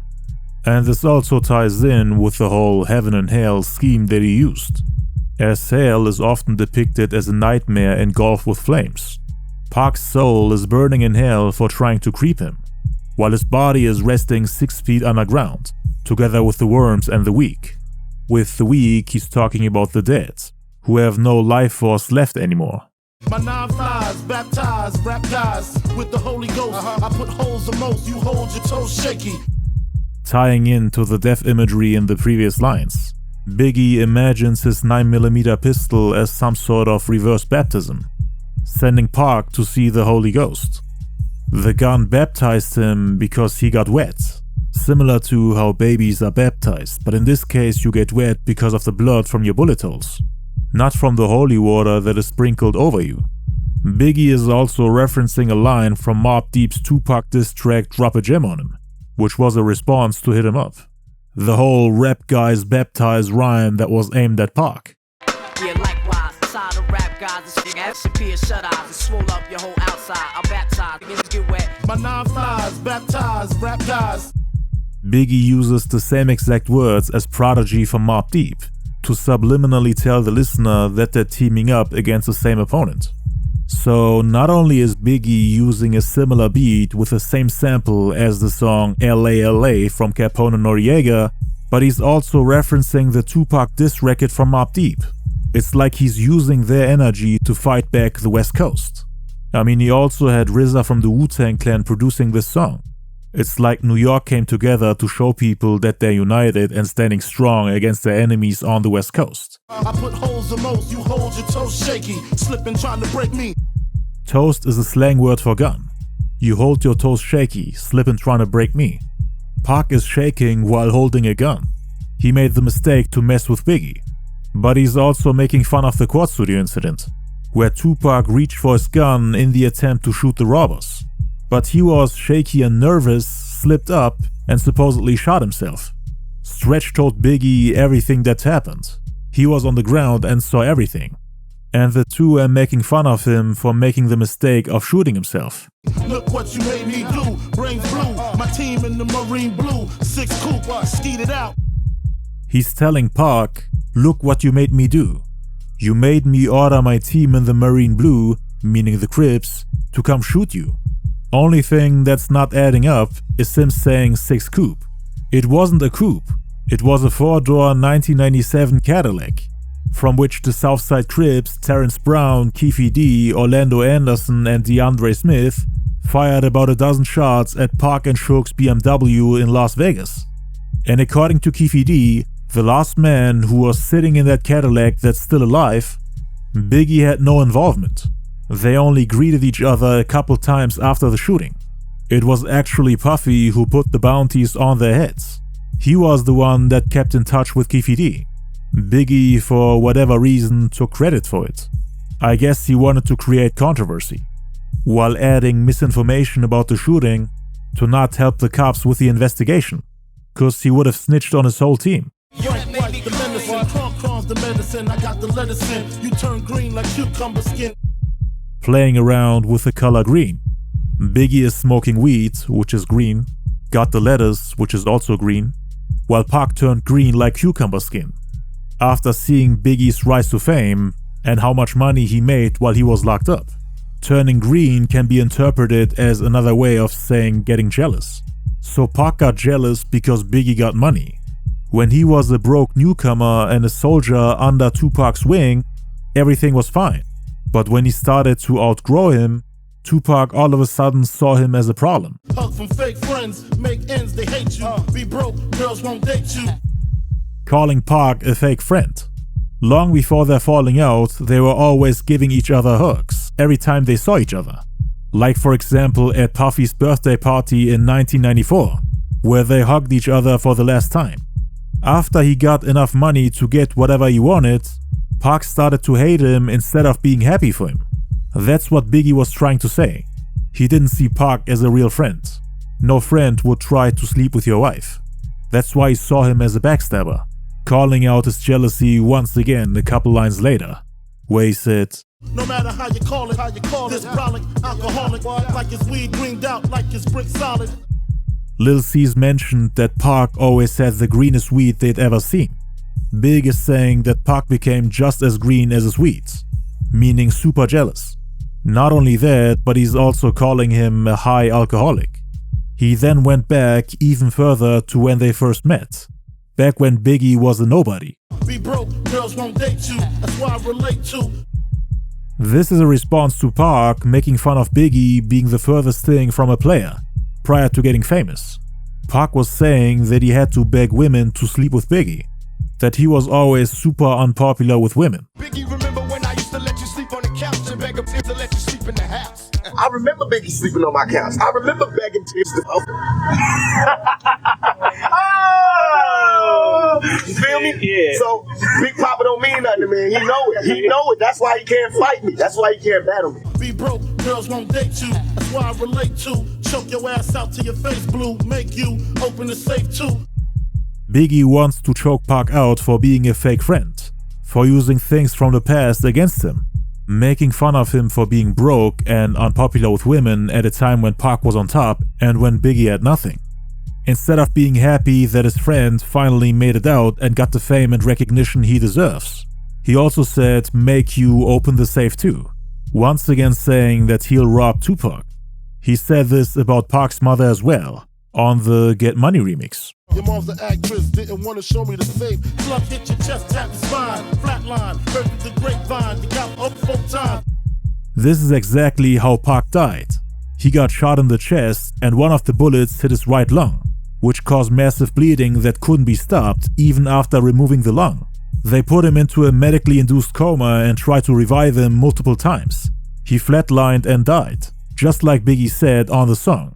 And the Bad Boy members still have the nerve to say that this wasn't about Pac. Fluff hit your chest, tap your spine, flatline, heard the grapevine, you got up 4 times.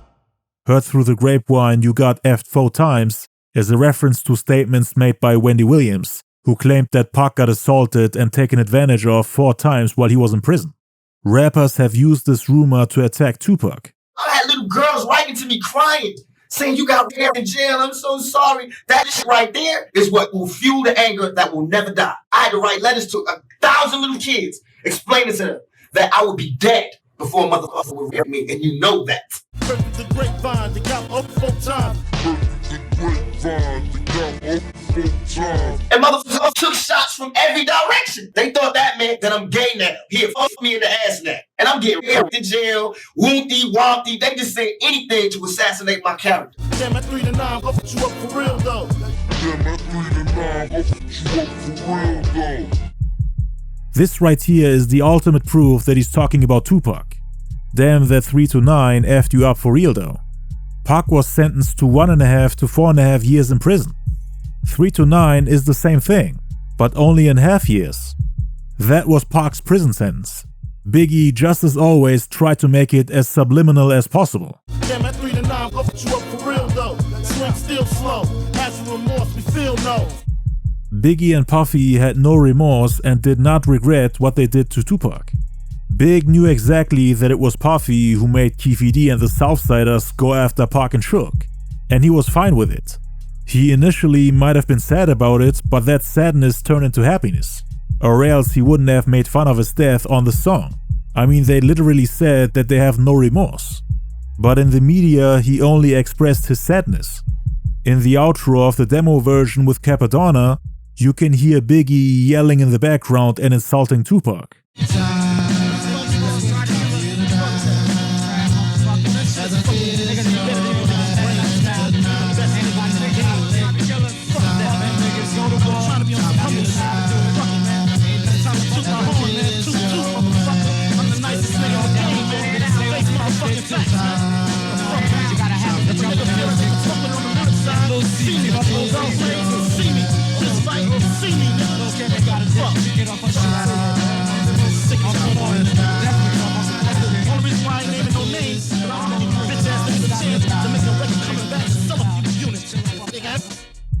So, according to Big, the only reason why he didn't say Tupac's name is because it would have given the Outlaws a chance to come back and sell more units.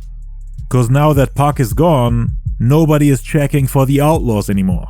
That's what the Outlaws said in multiple interviews. They said they got blackballed. Biggie called himself the best in the game, which he definitely was after Pac's death. And there wasn't much anyone from Pac's camp could have done lyrically to come back from a record like that. Only one capable of doing so was Tupac. Hit 'Em Up and Long Kiss Goodnight are two of the greatest diss songs of all time. And Big's diss would have been even harder if he hadn't holden back. They both had proven that they were at the top of the food chain at the time. And I'm fully convinced that if these two had survived, we would have seen even harder diss tracks. The final track on the album was called You're Nobody Till Somebody Kills You.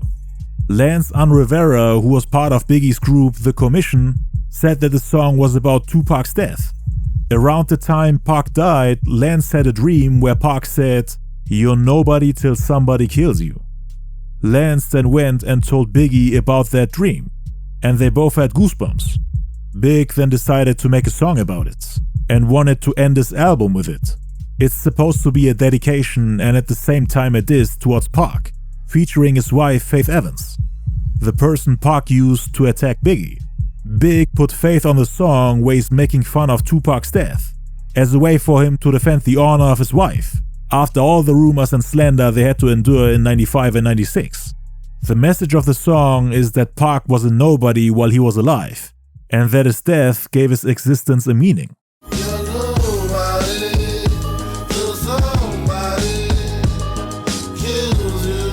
Nobody till somebody loves you. I make your mouthpiece obese like Delarice. Wow, may you rest in peace. Being murdered often makes someone significantly more famous than they otherwise would have been had they not been killed. Pac, at this point in time, had achieved martyr status in the hip-hop world. In the May 97 issue of the Spin magazine, Biggie denied that this song is about Pac. What's missing is the depth and complexity of Ready to Die, with the exception of You're Nobody Till Somebody Kills You. A funky Fright Night riff. It's an ambiguous song, not about Tupac, says Biggie, in which the narrator is both mesmerized and disgusted by the live fast, die young credo. That being said, there are still lines on here that are most definitely jabs at Tupac. As I leave my competition, respirator style, climb the ladder to success, escalator style. Biggie's competition will end up on life support, just like he said on What's Beef. Beef is when I see you, guaranteed to be in ICU. As I leave my competition, respirator style, climb the ladder to success, escalator style. Guess who Big was talking about? Who exactly was put on a respirator, on life support, in ICU? Tupac, of course. He was put on a respirator for a week before dying. Biggie climbed the ladder in the rap game by getting rid of the number one. Left his competition respirator style while climbing the ladder to success escalator style. Now he can be the undisputed number one.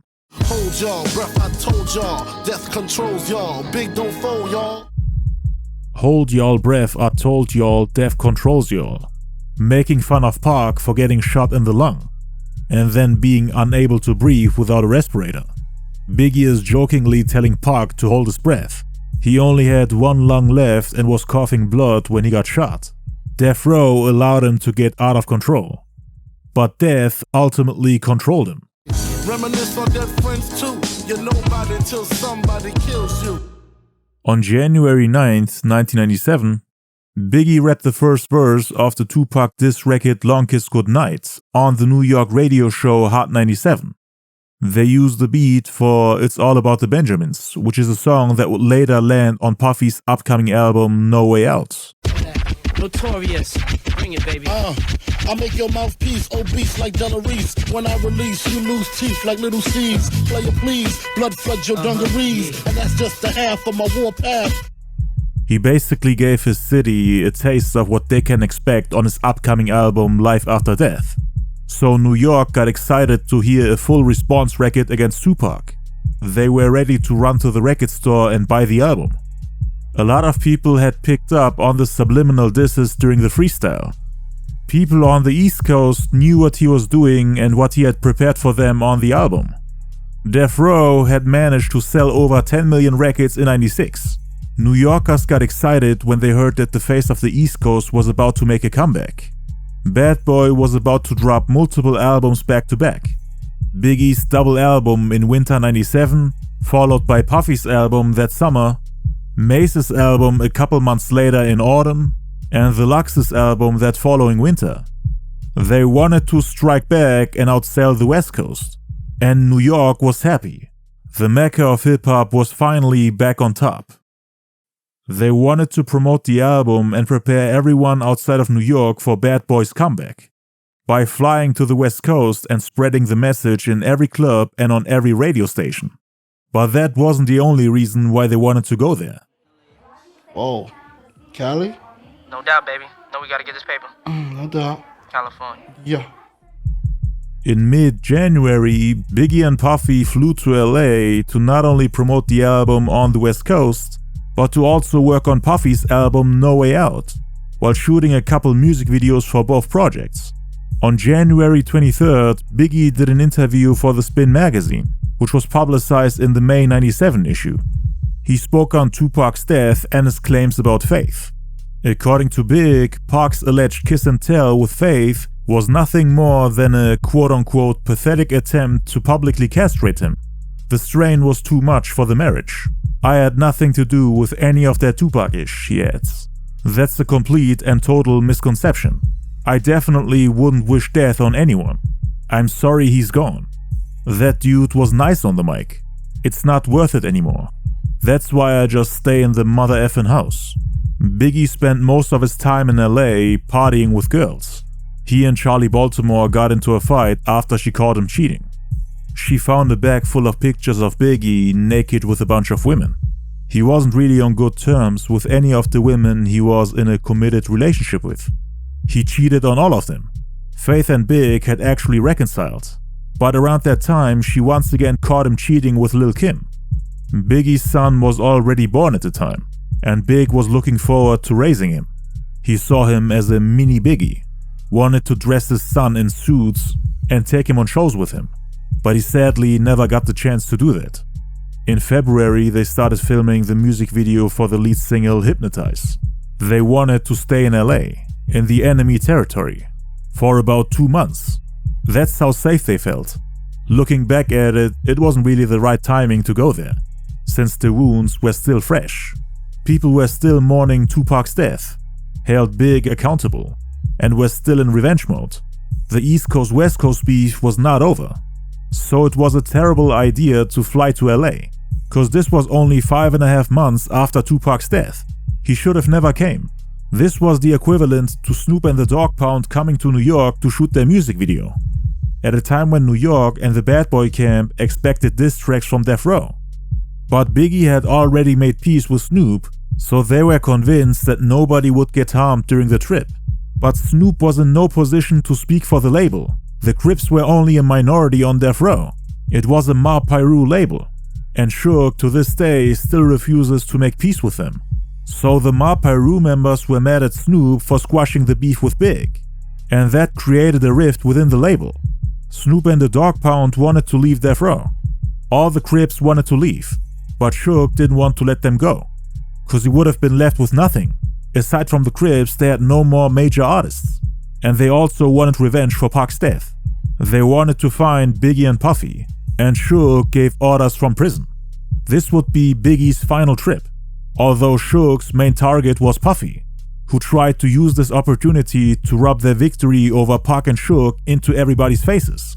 Cause the two were gone, and now they could come to LA, disrespect the eternal West Coast King on their radio shows with subliminal disses while pretending to be on a mission of peace. In interviews, they would always express sadness and pay respect to Tupac and his family. But that was all done to fool the media and the casual hip-hop fans. Puffy wanted to rub it into Suge's face that they will continue to make hits continuously, while Suge's main artist and hitmaker is gone. Pac and Suge's plan was to take over the East Coast and quote-unquote overthrow the old regime, which was Bad Boy, on the East Coast, to create a new regime that includes both coasts while being in full control of it. Those were Pac's final plans before passing away. They happen to be the regime before me. Just like Republicans hate Carter or whatever, now the Republicans is like, we can't wait for Bush to come back. You know? Just like now I'm in power, everybody that love Biggie, they all like, I can't wait for Biggie to come back. Or somebody like that, or Nas. That's why they root for them. They rooting for their people. And when I was gone, that's why all my niggas was like, we can't wait for them to come. And that's why they rushed the polls. They wanted a new regime.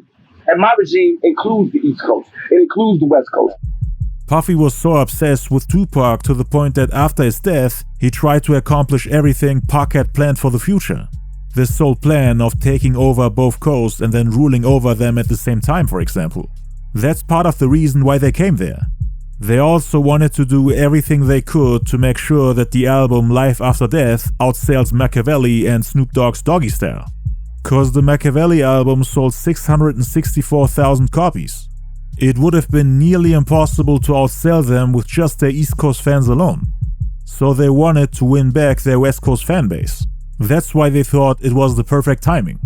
But they couldn't let the people from Death Row know where they were. They didn't want to take risks. Bad boys move in silence. In the Hypnotized music video, they added the caption Florida Keys, as if they shot the video in Florida. But it was all done in Cali. They were driving through the enemy territory while claiming to be in Florida, at least in the music video. They made a mockery out of the whole FBI investigation for the Tupac murder, cause even then they suspected their involvement, that they had something to do with the death of Tupac, and it was said that the FBI was keeping an eye on them. So Puffy wanted to show everybody that they don't even take it seriously.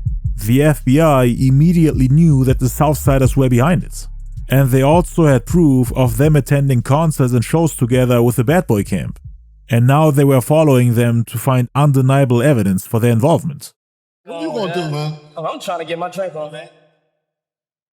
Oh, shit! Oh, I'm trying to get my drink on, man.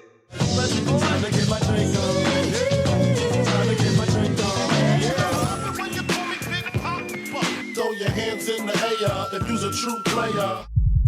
So Puffy and Biggie turned this whole thing into a James Bond movie, with them being the heroes, getting followed around and chased by the FBI, while Big and Puff are laughing, having fun, enjoying life, high on ecstasy, partying, even though it's a very serious matter.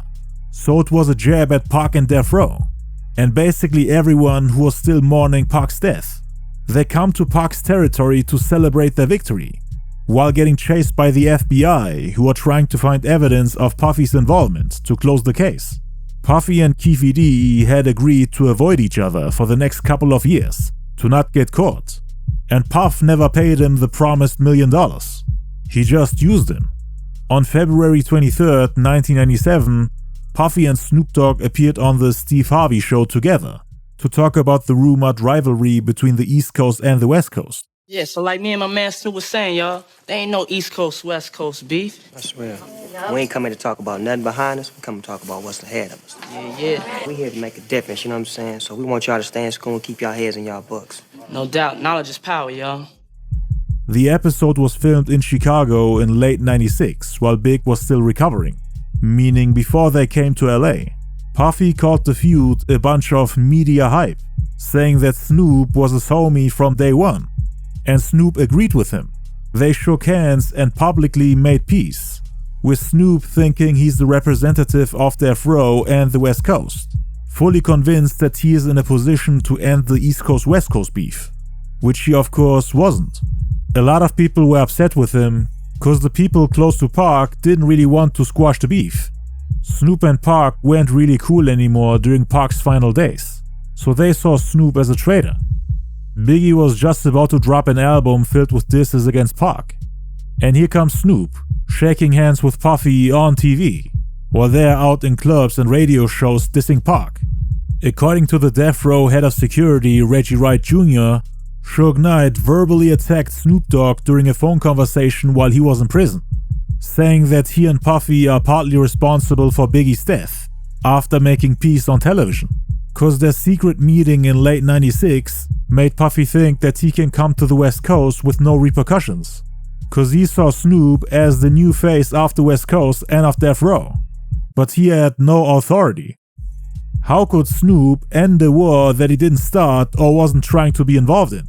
Only people who could have stopped it were Biggie, Puffy, Pac, who was now dead, and Suge, who was in prison. Puffy and Biggie couldn't stop the war on their own either, cause they were only one half of the Coastal War. Biggie at this point in time didn't have enough influence to rule over both coasts, but that was ultimately his goal. But you can't achieve that if you're not welcome on both sides. That's why they were on a mission of peace. At least that's what they wanted you to believe. During Suge's argument with Snoop, he asked him who he thinks he is, making those decisions for Death Row and the West Coast. And after that, Snoop wanted to leave Death Row. It is rumored that Suge and the people working for him were the ones that put out the hit on Puffy and Big. They supposedly tried to find them the whole time they were in LA. I will cover this in a future video. But yeah, Suge and the Ma Piru were happy when they found out that the bad boy camp was in LA. For the entirety of those 2 months, they wouldn't meet with any of the people from Death Row. They were avoiding them on purpose.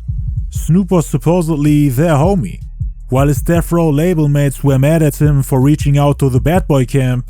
Puffy and Biggie weren't picking up any of his calls. It was like he was stuck in between, while both sides were trying to hold a distance from him. None of them trusted him. His Death Row label mates felt like they got stabbed in the back, while Biggie and Puffy were afraid that Snoop would set them up. That's why they didn't reach out to him while they were in his city. And they didn't pick up his calls either. They hid their location from everybody who wasn't from the East Coast. While on the set of Hypnotize, Biggie was interviewed by Rap City's Joe Claire on February 24th. They asked him about Tupac and how he felt when he passed. I was more shocked than anything, you know what I'm saying? But I wasn't more shocked of him dying. I was more shocked of him. Pac is a strong dude, Joe. I know Duke, you know what I'm saying? Right. He's real strong. So when they was like, he got shot, I was just more like, again? You know what I'm saying? He always getting shot or shot at. He gonna pull through this one again, make a few records about it, and it's gonna be over, you know what I'm saying? But when he died, I was just like, whoa. You know what I'm saying? It kind of took me by, you know, even though we was going through our drama, I would never wish death on nobody, you know what I'm saying? Because ain't no coming back from that. So it kind of turned me down a little bit. But at the same time, you know, you got to move on. You know, I felt for his moms, for his family or whatever, but, you know, things got to move on, you know? This is the exact opposite of what he said on the Life After Death album, where he made fun of him for quote-unquote resting where the worms in the wheat be. He continued to spread positivity by saying that they play Pac on the radio every day, so people will always feel him and remember him. I felt him. I still feel him. You know, we got the record. You know, I'm out here every day. He run the radio station. He ain't got every rotation. He got every rotation. Every rotation. You know what I'm saying? Everywhere you go. I hear him, and every time I hear him, I feel him. So he gonna always be here. He also talked about realizing how much power he and Pac had to wage a whole coastal war, making entire coasts and their artists hate each other. Because people on the East Coast hated Pac and people on the West Coast hated Big, just because of a personal beef. I was more in the mind frame of keep your mouth shut, Big. You know what I'm saying? Just don't feed into it. If you feed into it, it's gonna do nothing but escalate. You know what I'm saying? I knew it wasn't true. Or at least what I knew I was getting blamed for wasn't true. I can't speak for nothing else. You know, I wasn't there. But I know what he was blaming me for wasn't true. Right. So it don't make no sense me sitting there trying to make records or hit magazines and TVs screaming how it ain't true. You know what I'm saying? If it ain't true, I just gotta egg it. You know what I'm saying? Just I got other things to do, man. You know? I kind of realized how powerful Tupac and I was. You know what I'm saying? Because we two individual people, we waged a coastal beef. You know what I'm saying? One man against one man made a whole West Coast hate a whole East Coast and vice versa. You know what I'm saying? And that really bugged me out. Like, yo, Duke don't like me, so this whole coast don't like me. You know what I'm saying? I don't like him, so my whole coast don't like him. Since Pac had passed, Biggie thought that it was his responsibility to squash the beef and make peace. That's why he supposedly came to LA to make sure that people understand that there is no point in beefing, that he got love for the people on the West Coast, and that it was all just a personal issue. It just kind of let me know how much strength I had. So what I'm trying to do now, you know what I'm saying, with untimely demise or whatever, I got to be the one to flip it and take my power and flip it like, yo, it got to be dead, you know what I'm saying, because he can't do that. You know what I'm saying, he can't be the one to be like, yo, I want to squash it because he's gone. So I got to take the weight on both sides. That's why I'm out here, you know what I'm saying. We hit every club, every radio station, you know, we get our little eye screws and everything, but I just tell them straight up, yo, you know you love me. It's real. Because, I mean, come on, you don't got rated that? Let's be real, you gotta be real. I got the jump. Everybody I know got the jump. There you go. You know what I'm saying? Just because that man had a beef with me or I had a beef with him, that don't mean you can't like me. Ask me what's going on. Ask me what's going on. I'm gonna talk to you just like you're a regular person. So I gotta squash it. Around that same time, he was interviewed again by BET and once again spoke about Tupac's death. I never hated nobody from the West Coast, you know what I'm saying? It was a personal beef, you know what I'm saying? And I figure like this, that man has passed away. We just need to just let that be it. I kind of recognize the power that me and Tupac had to be able to have a personal problem with each other and wage an East Coast, West Coast beef. I mean, that's a coast against a coast. Just two regular dudes, you know? So since he's gone, I think I got to take his place and my place to take all the power I can to just squash it. But Biggie's definition of squashing the beef was different from what everyone else thought was gonna happen, cause the album hadn't come out yet. And all these interviews made you think that he's just going to focus on music. No disses, no war, just hits, preaching peace. But the album was filled with subliminal jabs in all directions. The furthest thing from peacemaking. Even more disses than on Tupac's double album All Eyez On Me. But Pac wasn't viewed as a man of peace. They said he was out of control the moment he came out of prison. Puffy and Biggie just knew how to market themselves, looking like an angel while dissing a dead man, showing his enemy respect and honoring his death in interviews while lyrically desecrating his metaphorical grave. He wanted to do both things at the same time, finish their unsettled business and then make peace, respond for one last time and then never talk about it again. Cause on March 1st, Biggie appeared on the Wake Up Show and was interviewed by Sway, a West Coast radio station. Pac had done an interview with Sway 11 months prior, where he ranted about Big for over 20 minutes straight. And now Big was supposed to respond to that, now that Pac had passed. At first, it seemed like a regular interview with him being asked about his relationship with Pac. They addressed the rumors about the Quad Studio shooting and him supposedly setting Pac up. Biggie said that those rumors aren't true. He ain't powerful enough to set people up. I ain't that powerful, you know, yet he wasn't coming to see me. He was going to do a record for somebody else. I just happened to be upstairs working on the Dream Mafia project. Season him, saw him coming in and was like, yo, Pac on his way up. We on our way down. Some kids happened to be in the hallway, stuck him up, shot him or whatever. Got caught up in the mix like that. Biggie was also asked about Pac accusing him of biting his style, and how he all of a sudden became a player thanks to Pac giving him advices on how to become successful in the rap game. That's completely untrue to me. I mean, I always been my own person, you know what I'm saying? I know what I wanted to do the day I came in the game, you know what I'm saying? I may admit, he schooled me to a lot because he knew a lot. You know what I'm saying? If you was my man and we hanging together, whatever, and you doing a certain thing, you gonna tell me, yo, if you gonna do it, you should do it this way. You know what I'm saying? It wasn't a situation where he did something and I watched and stole it. He told me, yo, you can do a whole lot of things in this game. You could be the broke rapper, you could be the rich rapper. You know what I'm saying? You can rap as hard as you want on your album, but just make sure the radio got some joints. You know what I'm saying? Make sure you got those radio-friendly records that the girls is gonna like, that the radio's gonna like, so help you sell your album. And I took that into consideration by making Big Papas and One More Chances and Juicies and stuff like that. It was advice. It wasn't nothing getting stolen. Right. I'm saying, if it's anything, he should have been happy for me more than anything else. He was saying I sounded like him. That's bananas. And then he talks about how much of a loss Pac's death is to hip-hop, while also saying that he didn't really have much time to mourn his death, as he had his own issues to deal with. His wife, the baby, the car accident. So he wasn't really in a good place himself. I mean, it definitely was a loss, you know what I'm saying? A great loss. I feel for his family, you know what I'm saying? But at the same time, I can't be the one to sit there and really get stressed over somebody else, you know what I'm saying? At that time, I was going through my own problems, you know what I'm saying? With my kids and my wife and my business, my money business, you know what I'm saying? I got my own things to handle, you know what I'm saying? Like 3 days after he died, I was in a car accident. I was in the hospital for 3 months. And then he did the unthinkable when asked to freestyle for the audience in California. Biggie wanted to perform the Tupac disses not only in New York but also in California, on the West Coast, which Tupac represented. He rapped the first 2 verses of Long Kiss Goodnight, and also the first verse of You're Nobody Till Somebody Kills You. 2 songs that were aimed at Pac, back to back. I'm flaming gats, aiming at these maniacs, put my name in rap, so part the game is that like you hustle backwards. He wanted to make everybody from both coasts hear it and make it as disrespectful as possible, not caring about the criticism and repercussions he would face for disrespecting a dead legend in his own city. Cause when Suge heard about Biggie dissing Pac on the West Coast radio, he supposedly gave the green light for his hitman Poochie to find and finish them off. As I leave my competition, respirator style, climb the ladder to success, escalator style. He wasn't really showing respect to Pac. You understand? So it was some arrogance on his side. He probably underestimated LA. You know what I mean? But you know, he waited till Pac died to like start, you know, saying stuff about him in music, getting on the radio. Like kind of when they brought up his death, he kind of like he dissed him on the radio. You know what I mean? He came out and did a freestyle diss Pac. So I think it was from his arrogance as well. 4 days later, on March 5th, Biggie appeared on The Breakfast Club once again with Sway, discussing a wide range of topics, including him seeing Tupac at the Soul Train Awards in March '96. He was also asked if he had anything to do with the Tupac shootings, including the one in New York and the one in Las Vegas.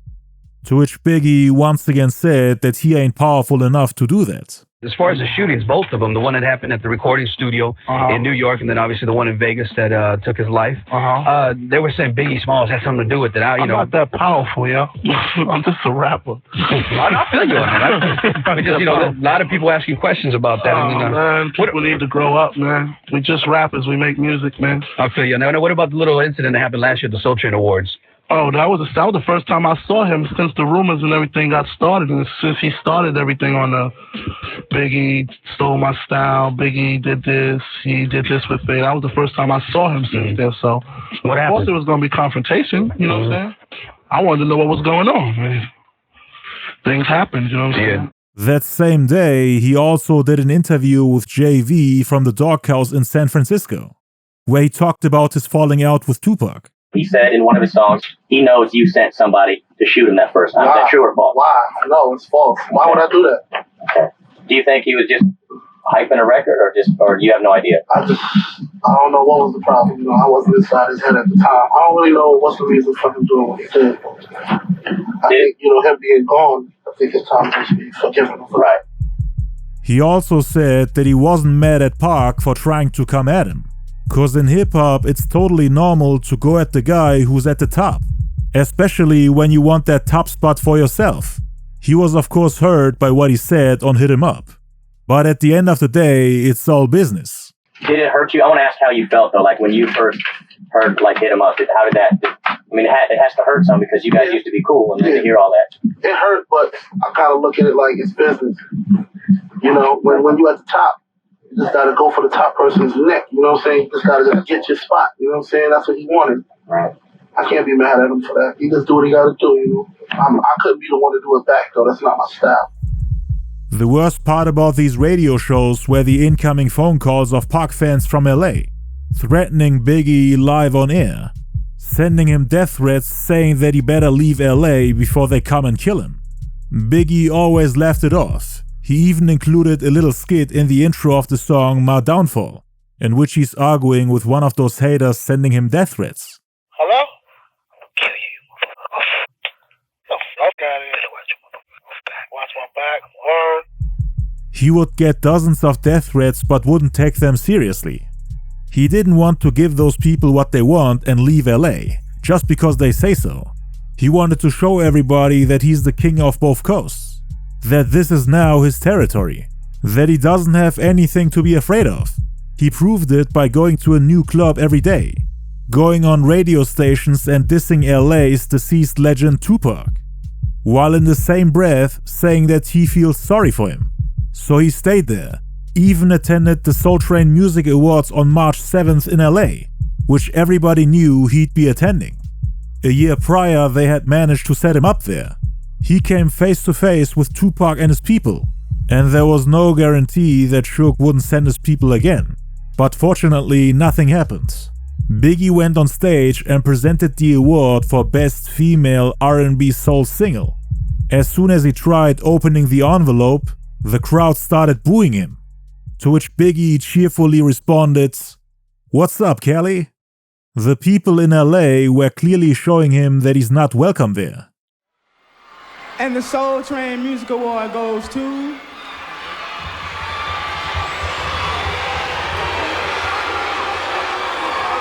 What's up, Cali? You're making me high, Tony Braxton. Biggie was actually supposed to fly to London the next morning, meaning on March 8th, the last full day of Biggie's life. But he and the bad boy entourage decided to stay a little longer, to not only attend the after party hosted by the Vibe magazine, but to also record a song for Puffy's album. It's called Victory, the last song he ever recorded. Just like the title suggests, they are proclaiming their victory, not only in the coastal war against Tupac and Death Row, but also against their competitors on the East Coast, who are trying to snatch Biggie's crown during his moment of weakness, when his reputation took a hit through Pac's lyrical attacks. So Biggie and Puffy recorded the song bragging about their victory against the West Coast while being in LA, dissing Pac in his own city, not just on freestyles but now also on newly recorded songs. They later even put Busta Rhymes on the hook, who previously decided to not add the Tupac diss track Dangerous MCs to his upcoming album When Disaster Strikes, but he still got to be part of this song, which had jabs against Tupac. Puff starts off by talking to Tupac and Suge, saying that Pac made an ass out of himself by assuming that Biggie and Puffy were involved in the Quad Studio incident. Kinda similar to what Biggie said on Dangerous MCs. So when you hear something, make sure you hear it right. Don't make an ass out of yourself by assuming. But your weak ass assumptions lead led the dumping, IV the pumping, you're feeling something. So when you hear something, make sure you hear it right. He says that they're 2 levels above them, while also reusing the same line from the Tupac diss song Long Kiss Goodnight. You know that I'm 2 levels above you, baby. Hug me, baby. I'ma make you love me, baby.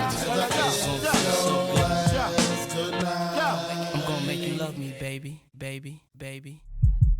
He then says talking crazy ain't gonna get you nothing but choked, responding to Pac's numerous interviews and lines in which he's verbally attacking them, while also throwing out wild accusations. He then continues to address Suge and Pac's quote-unquote jealousy, which stemmed from them seeing Biggie's success while they themselves were stagnating or at a low point. Talking crazy ain't gonna get you nothing but choke, and that jealousy is only gonna leave you broke. Saying that their jealousy will only leave them broke. When Tupac passed away, he supposedly had limited assets, including $105,000 in his checking account. He also had debts, owing around $4.9 million to Death Row Records. Even Tupac's mother admitted that he died broke, and Puffy knew that Pac had signed a deal with the devil. Biggie, on the other hand, was worth $10 million by the time of his death. Pac had sold more records than Biggie, but all the money went to Suge Knight, who at this point in time was serving a 5-year prison sentence. He had lost everything. The co-owner of the company, Dr. Dre, the rap artist with the biggest potential in history, Tupac, and Snoop and the Dogg Pound were just about to leave. So Death Row was a shell of its former self, and Suge would continue to live off the music they made between the early to mid-90s.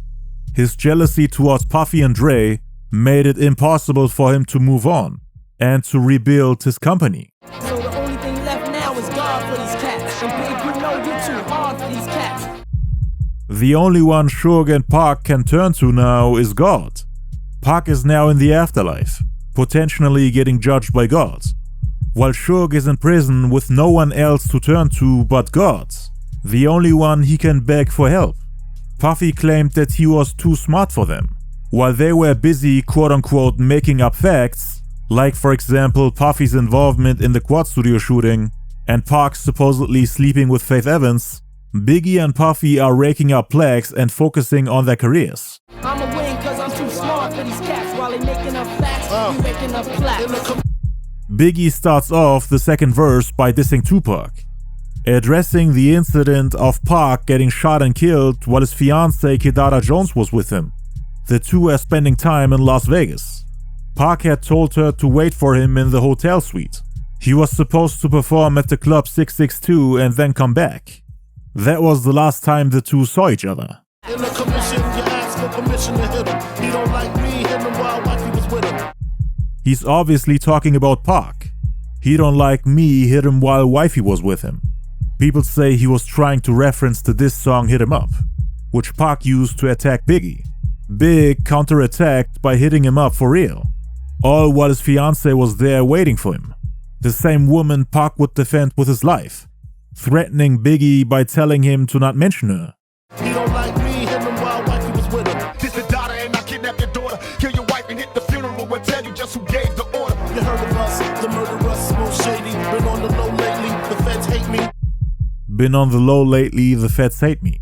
He's trying to stay low-key while the FBI is investigating the Tupac murder. Biggie and Puffy are trying to avoid the feds, just like in the music video for the song Hypnotize.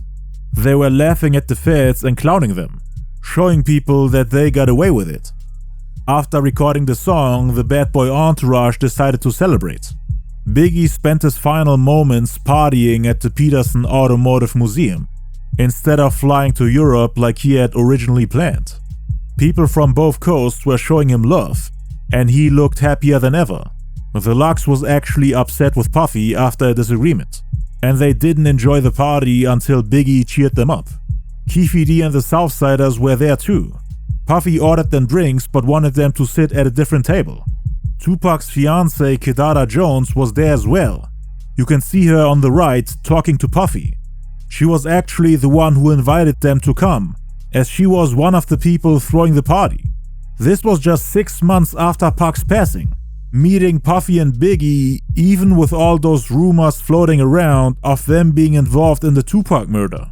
Some people think that she was the one that informed the people from Death Row that the Bad Boy camp would be attending the party, so that Suge can send a hitman to come finish them off, as revenge for what they did to Tupac.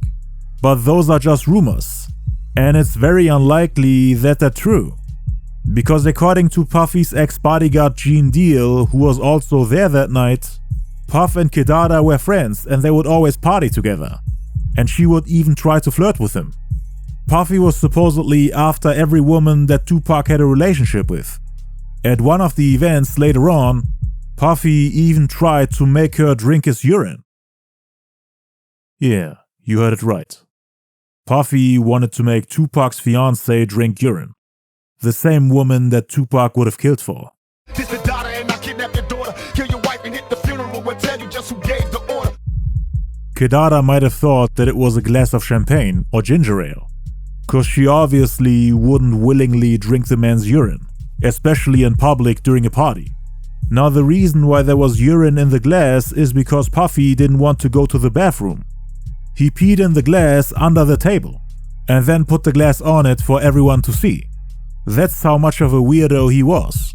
Kidada then tried to get herself something to drink, grabbing the glass of Diddy's urine. She moved the glass to her mouth and Diddy didn't stop her. Anthony Wolf Jones, the guy who allegedly killed Suge's homie Big Jake, jumped up and stopped her in time, and these two continued to have a relationship for years to come. Kidada even removed the Tupac tattoo from her arm, and according to the death row head of security Reggie Wright, she also might have gotten an abortion for Tupac's child after his death. Cause when Pac was fighting for his life in the hospital in Las Vegas, she supposedly told Tupac's family that she was pregnant, but the baby was never born. Instead, she was partying with Puffy. No baby bump, even though she was supposedly 7 months pregnant. Pac never got to have any kids, and a lot of his fans are upset with Kidada to this day. Puffy probably found it hilarious how much Pac defended her, saying that he would kill them for his fiancée, the same woman who later tried to flirt with the guy that put out a hit on him. That was probably Puff's revenge for what Suge and Pac did with Faith Evans and Misa Hylton. But yeah, back to the night Biggie got shot. He and Puffy felt unstoppable. I mean, they had just spent 2 whole months at a place where a year prior they couldn't even go a day without getting into some type of altercation with gang members. Getting chased out of the city even though they came in peace. They thought they didn't have anything to be afraid of anymore. The Bad Boy Camp was just about to do a full album run and wanted to promote it all around the globe. A full world tour and multiple singles. Cause Pac had the chance to shoot multiple videos and drop multiple singles for All Eyez On Me. Biggie wanted to do the same thing but bigger. With Pac out of the picture, he was the undisputed number one. Everybody knew that he was a problem, especially the people on the West Coast who were still holding a grudge against him because of the beef with Tupac. The Bad Boy entourage then tried to leave the party at the Peterson Automotive Museum in 2 green 1997 GMC Suburbans. The plan was to drive to the after party at Steve Stout's house in the Hollywood Hills. But when Big's SUV stopped at a red light at the corner of Wilshire Boulevard and South Fairfax, a dark-colored Chevrolet Impala SS drove to the side of the SUV and shot Big 4 times before disappearing without a trace.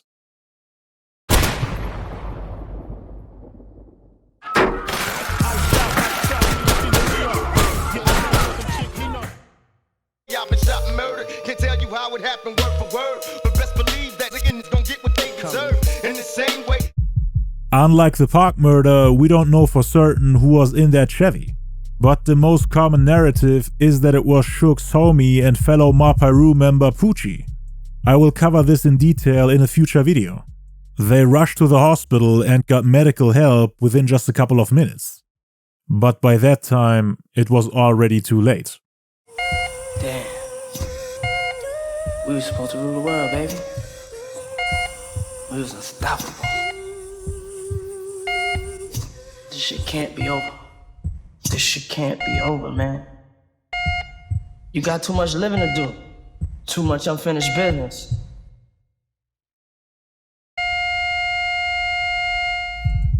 Biggie was pronounced dead on March 9th, 1:15 a.m. According to Low MB from the group OFTB, everyone from Pac's camp, including the Outlaws, was happy about it. They all thought that the shooting was revenge for Pac's death. Death Row had a meeting shortly after where they popped bottles and celebrated.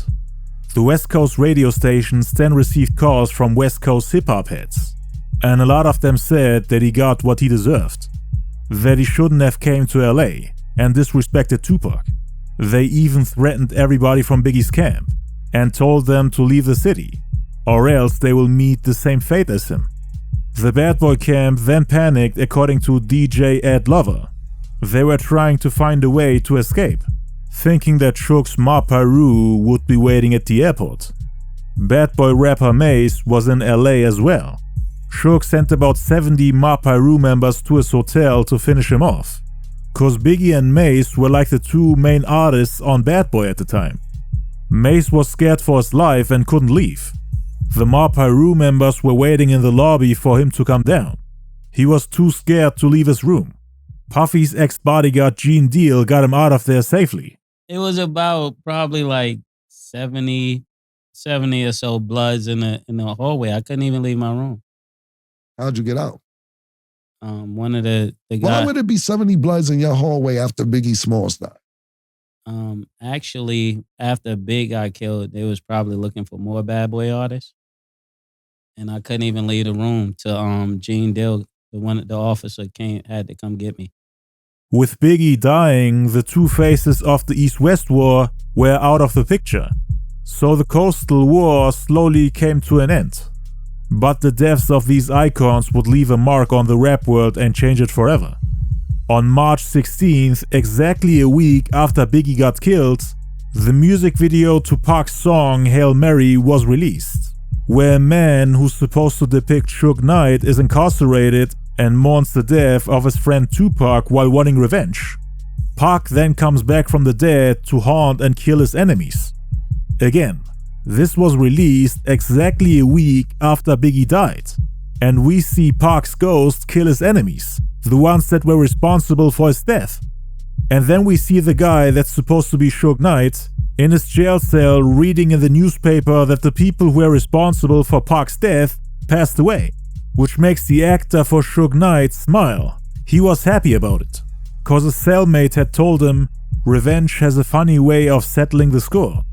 Many people believe that Suge Knight was the person that put out the hit on Biggie, but no one was ever arrested for the murder.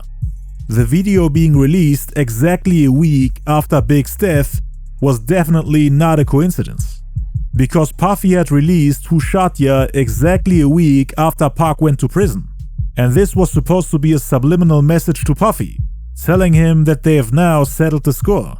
The three people that got killed in the video by Pac's soul were supposed to depict Keefe D and the Southside Crips. They weren't supposed to depict Biggie, but they knew that Puffy was the one that sent them. That's why they released it on that day, sending Puffy a message. Tupac came back from the dead to get his revenge. You are not getting away with this. You motherfuckers can't stop me. Even if I die, I'm gonna be a fucking problem.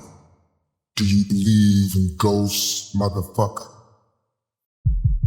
9 days later, on March 25th, Biggie's sophomore album Life After Death finally gets released and shakes up the rap world once again by topping the US Billboard 200 chart, selling an astonishing 690,000 copies in the first week, more than both Pac's All Eyez On Me, which sold 566,000 copies, and the Machiavelli the Dawn Killuminati 7 Day Theory album, which sold 664,000 copies in the first week. During Pac's reign on the top, he was making fun of Biggie's quote-unquote low record sales, with him only going double platinum with Ready to Die, while All Eyez On Me went 5 times platinum in 3 months.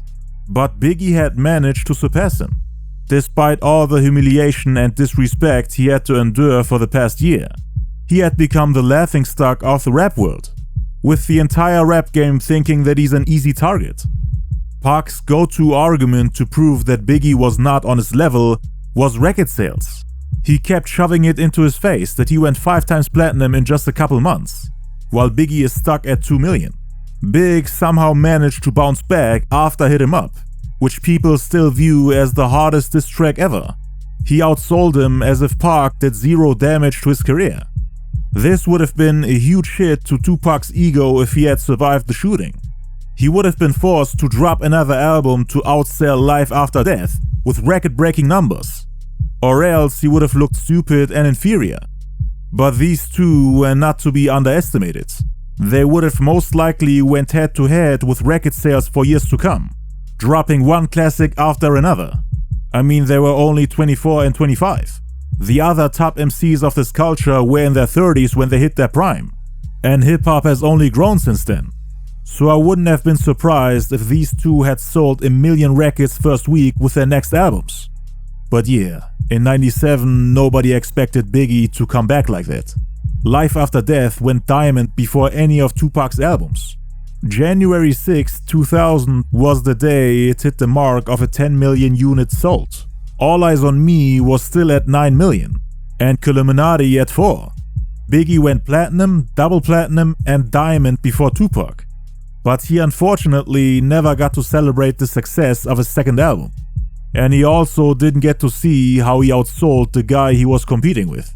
The undisputed King of New York, who outsold the King of LA after all the pain he had to endure, with the entire industry mocking him for getting cheated on by his wife, for supposedly being a fake player, a coward, nothing but a scared little boy who doesn't deserve to be a king. But he had proven himself to everybody by taking on every MC who tried to challenge him, battling them all at once with one album, while outselling them. And from that point on, rappers like Nas and Jay-Z tried to follow his footsteps, and would later fight for the crown which Biggie left behind after his death.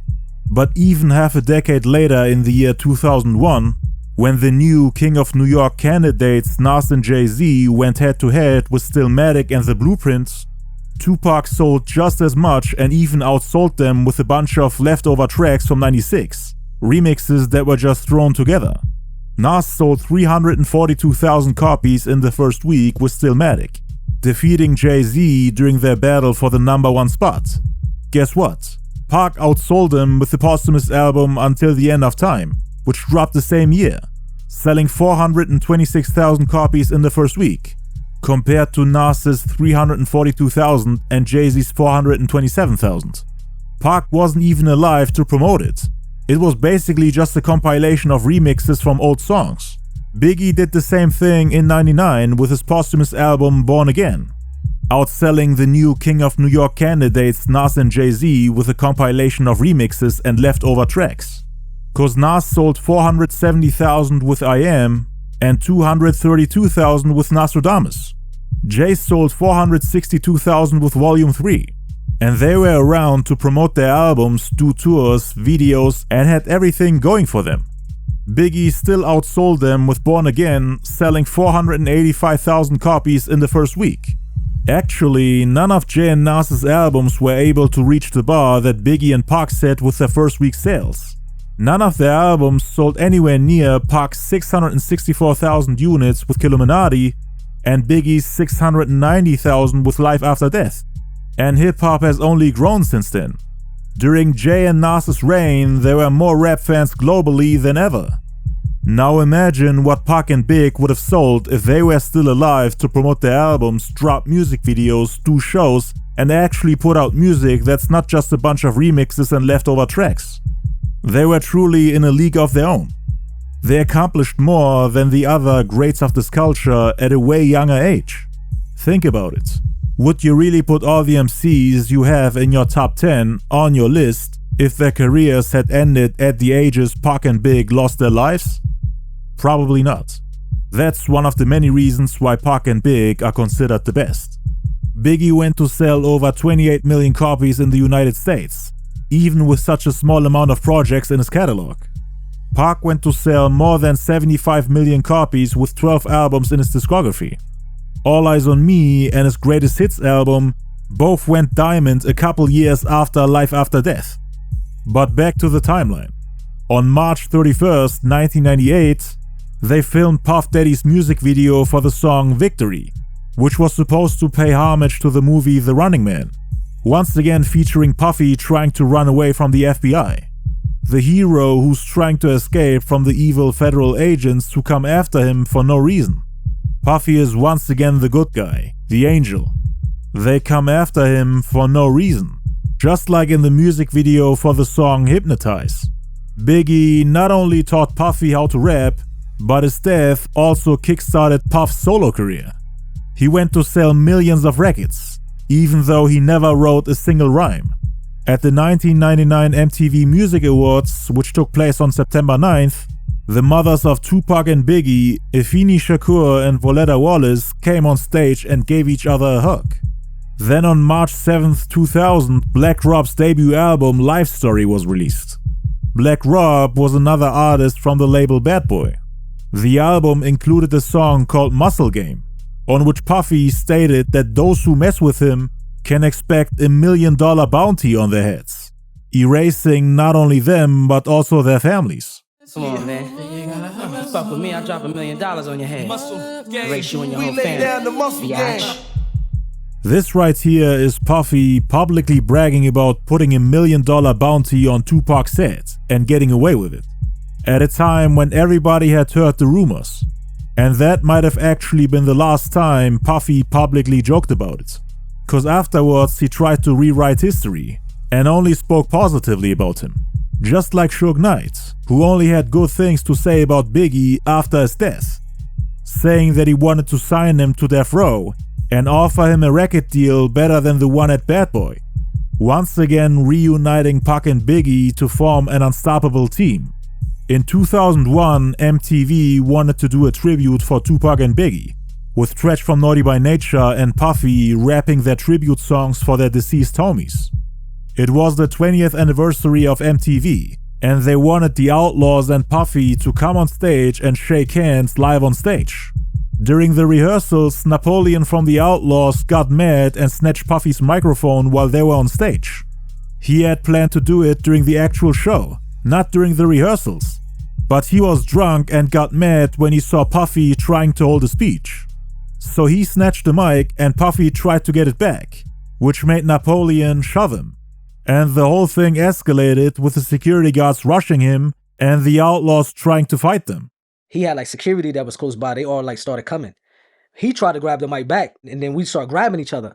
But it wasn't no punches thrown, you know what I mean? So when the security came, they broke it up. They then got thrown out and the Outlaws got banned from ever coming to their shows again. The rest of the Outlaws were mad at Napoleon, cause they actually wanted to squash the beef. And they blamed that incident for them getting blackballed. Napoleon was then pulled to the side by Puffy and his people. And he asked him, "Why did you do that, playboy?"